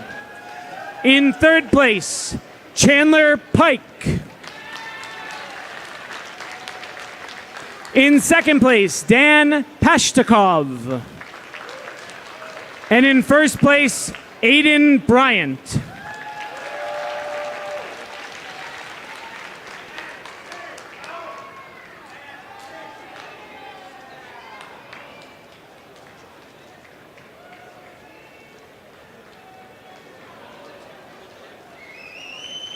Congratulations. Our last unofficial event is the Rubik's Nations Cup. In third place, the team from Poland.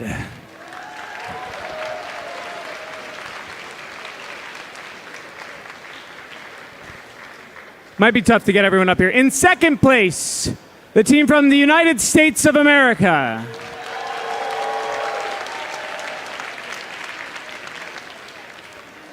And in first place, Team China.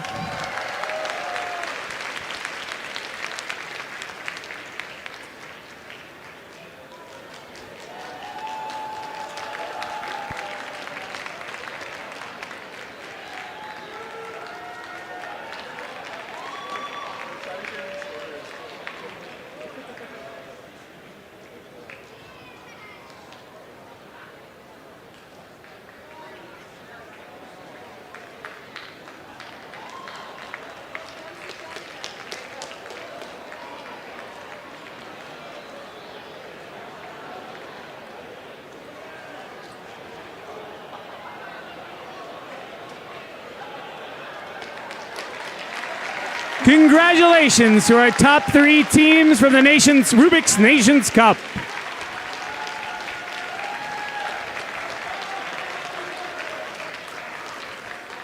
Now on to our official events and our world champions.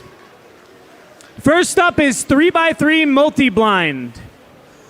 In third place with a score of 41 points, Joshua Gao. In second place, with a score of 44 points, James McDermott.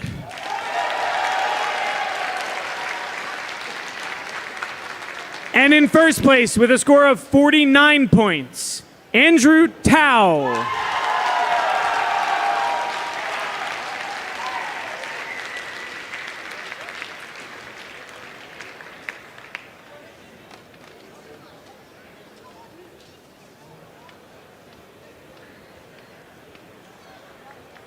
Our next podium is 5x5 blindfolded. In third place with a single of 3 minutes 17.44 seconds, Manuel Gutmann.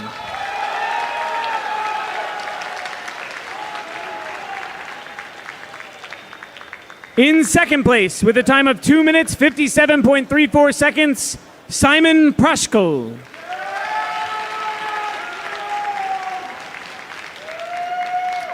And in first place, and the world champion in 5x5 blindfolded with a time of 2 minutes 13.74 seconds, Stanley Chappell.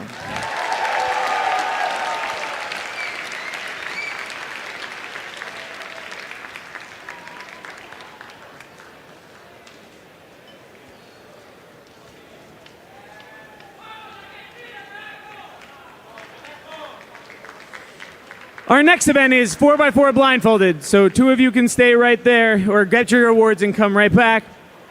In third place with a time of 1 minute 31.28 seconds, Simon Praschkel.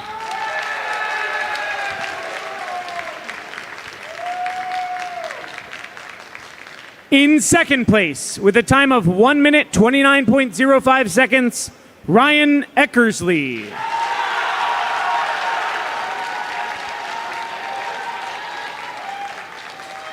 And in first place, with a best of 59.76 seconds, Stanley Chappell, a world champion.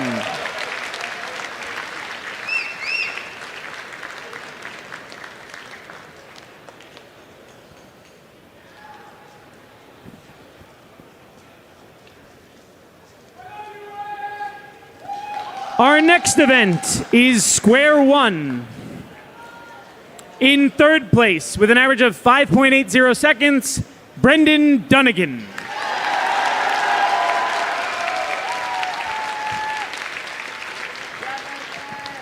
In second place, with an average of 5.39 seconds, Hassan Kanani.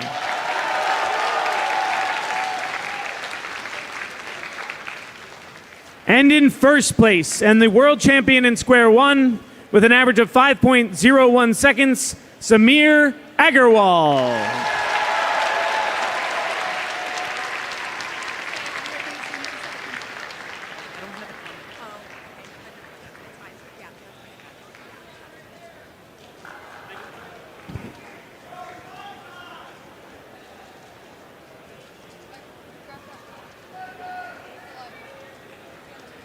Our next event is Skube. In third place, with an average of 1.72 seconds, Zain Kanani.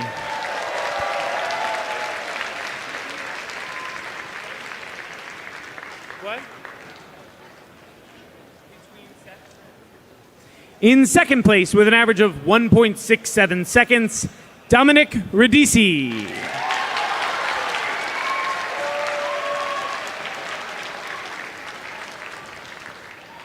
And in first place, with an average of 1.64 seconds and the world champion in Skube, Ignacia Semselski.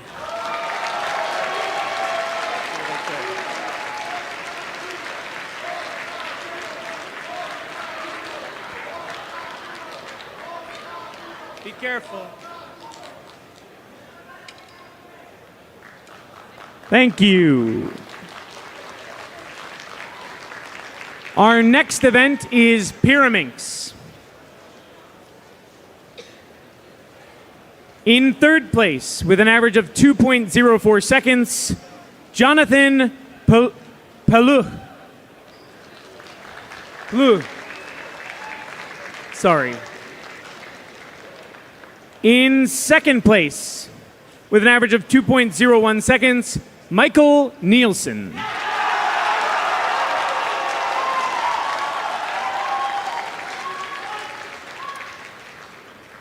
The Pyraminx world champion with an average of 1.71 seconds is currently in Michigan. The world champion is Ezra Shear.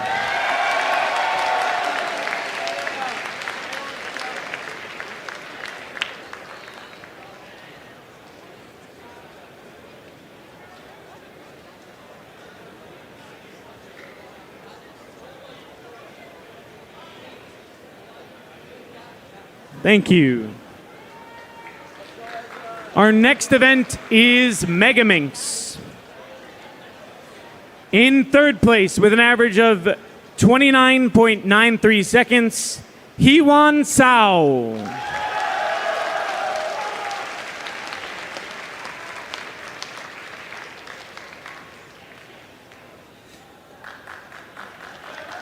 In second place, with an average of 27.40 seconds, Timothy Terashenko. Thank you.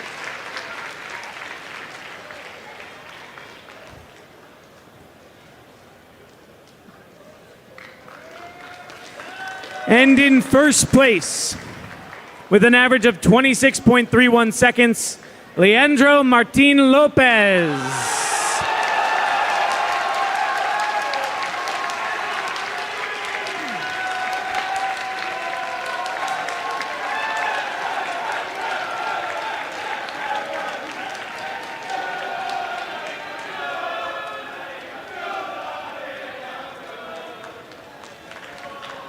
Thank you. Our next event is clock. In third place, with an average of 3.03 seconds, Vladimir Kaposkionski.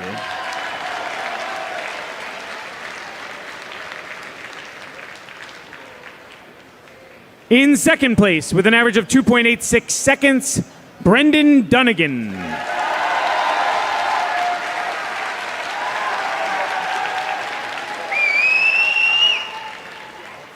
And in first place, with an average of 2.84 seconds, Anthony Stoyak.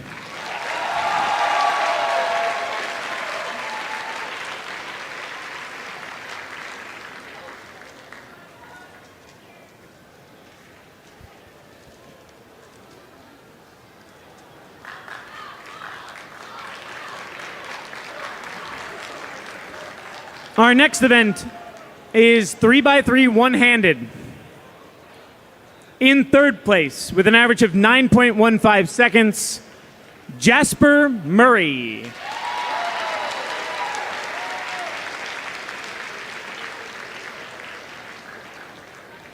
In second place, with an average of 9.06 seconds, Max Park.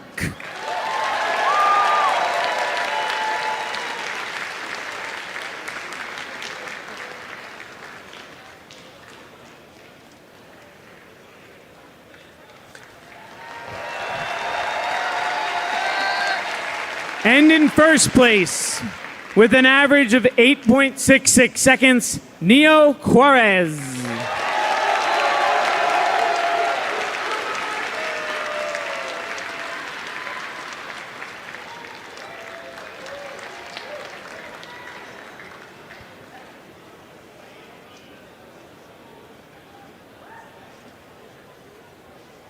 Thank you.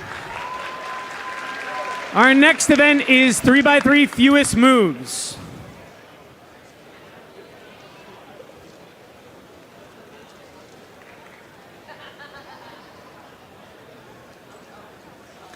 In third place, with a mean of 21.67 moves, Wojciech Rogozinski.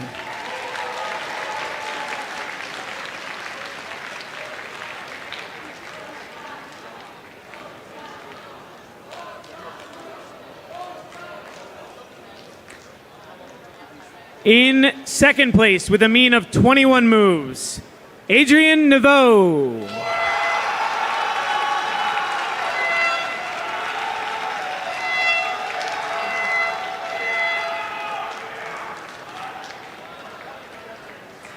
And in first place, with a mean of 20.33 seconds, Levi Gibson.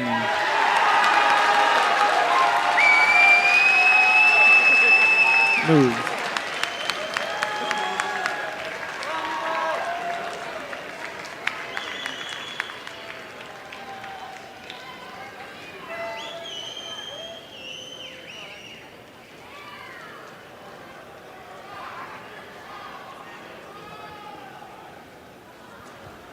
Thank you.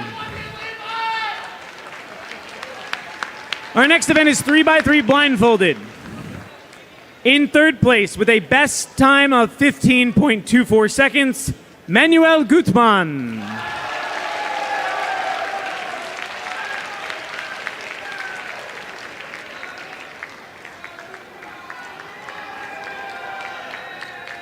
In second place with a best of 14.64 seconds, Tommy Cherry.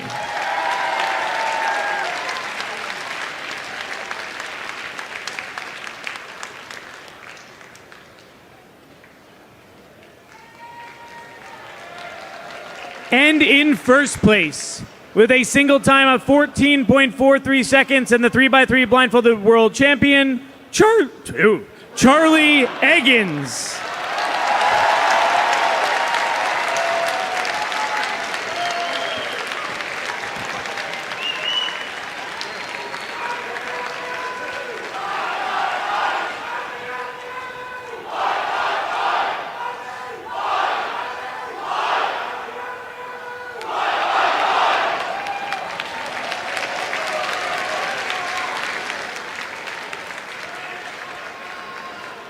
Thank you. Our next event is 7x7. In third place with a mean of 148.59 seconds, Lim Hung.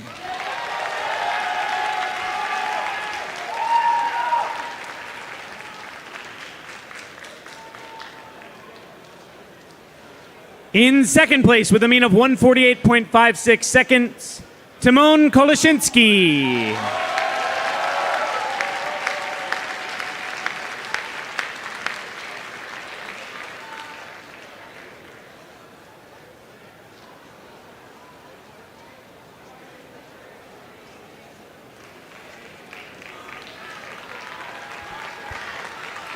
And in first place,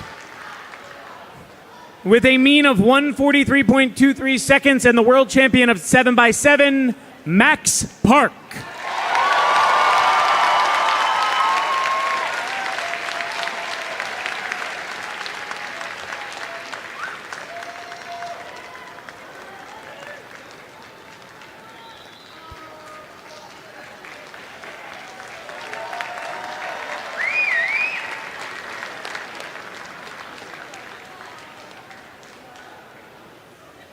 Thank you. Our next event, 6x6. In third place with a mean of 114.09 seconds, Henry Lichtner.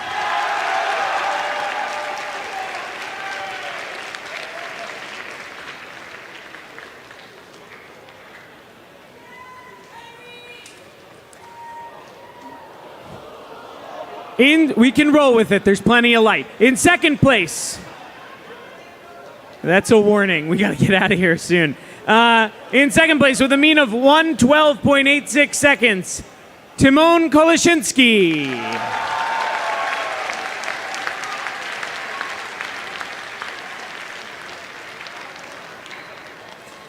And in first place, and the world champion of 6x6 with a mean of 111.92 seconds, Max Park.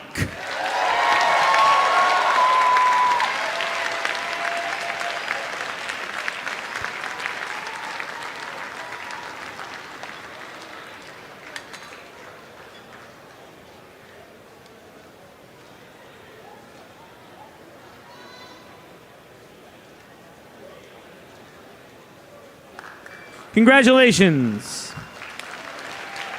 Our next event is 5x5 with an average of 40.43 seconds. Kai Wen Wong.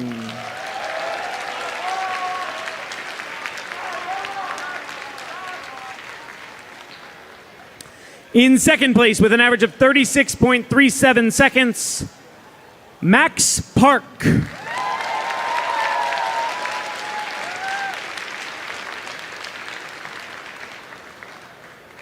And in first place with a world record average of 34.31 seconds, and the world champion of 5x5, Timon Koloshinsky.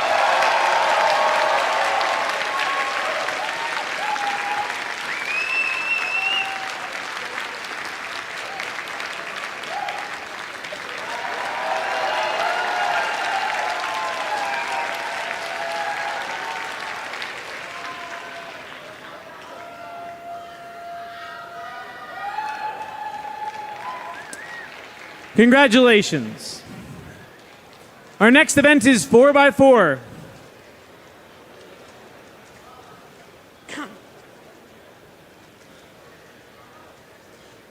In third place, with an average of 21.38 seconds, Timon Koloshinsky.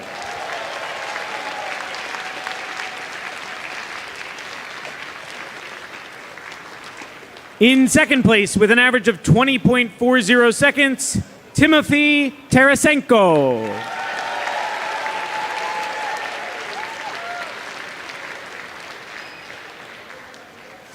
And in first place, with an average of 20.29 seconds, Sebastian Weyer, the world champion in 4x4.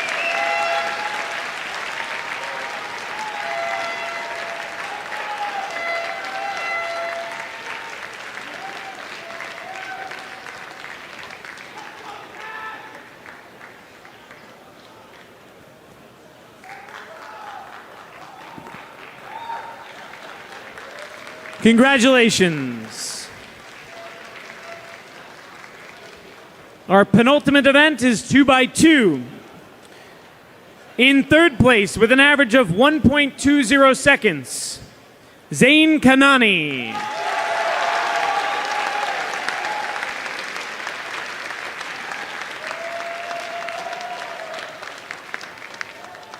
In second place, with an average of 1.19 seconds, Yihong Wang.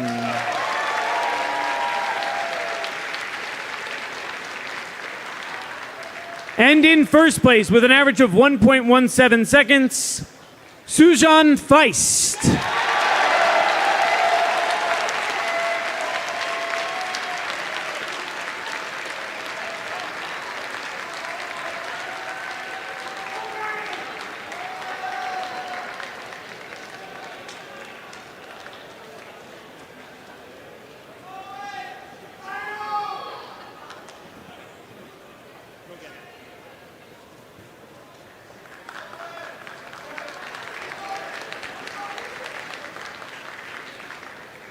Our last and flagship event is 3x3. This competition had 1,864 competitors, almost 700 more than the next largest competition in history. And these are our top 3x3 competitors. In third place, with an average of 4.98, Timon Koloshinsky.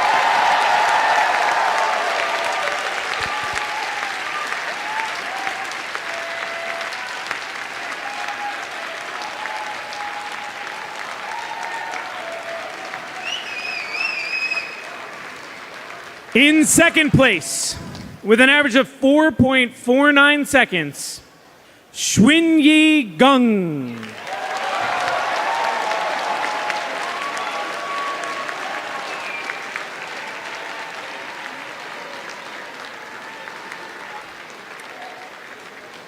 And in first place, with an average of 4.23 seconds, the world champion in 3x3 and the winner of the Rubik's WCA World Championship 2025, Yihong Wang.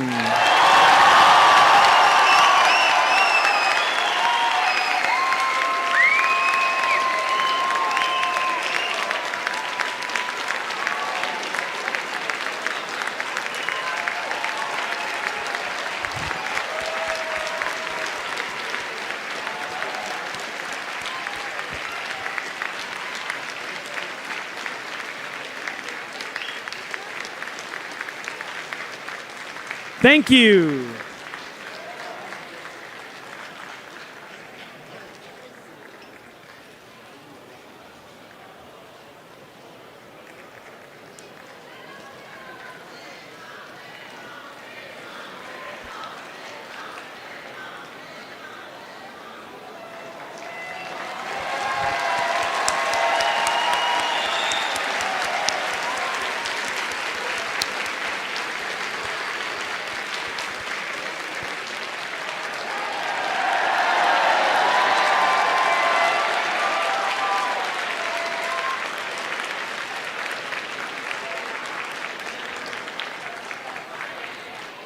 And we're done.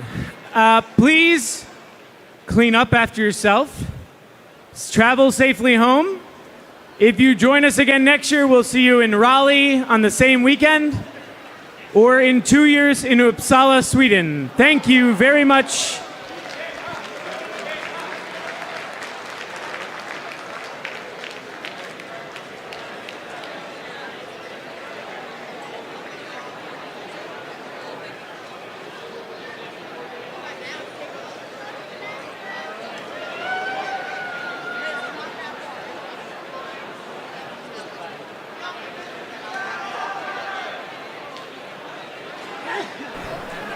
We need to take a volunteer picture.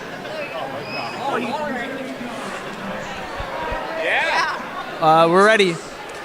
Thanks so much for watching the Rubik's WCA World Championship 2025.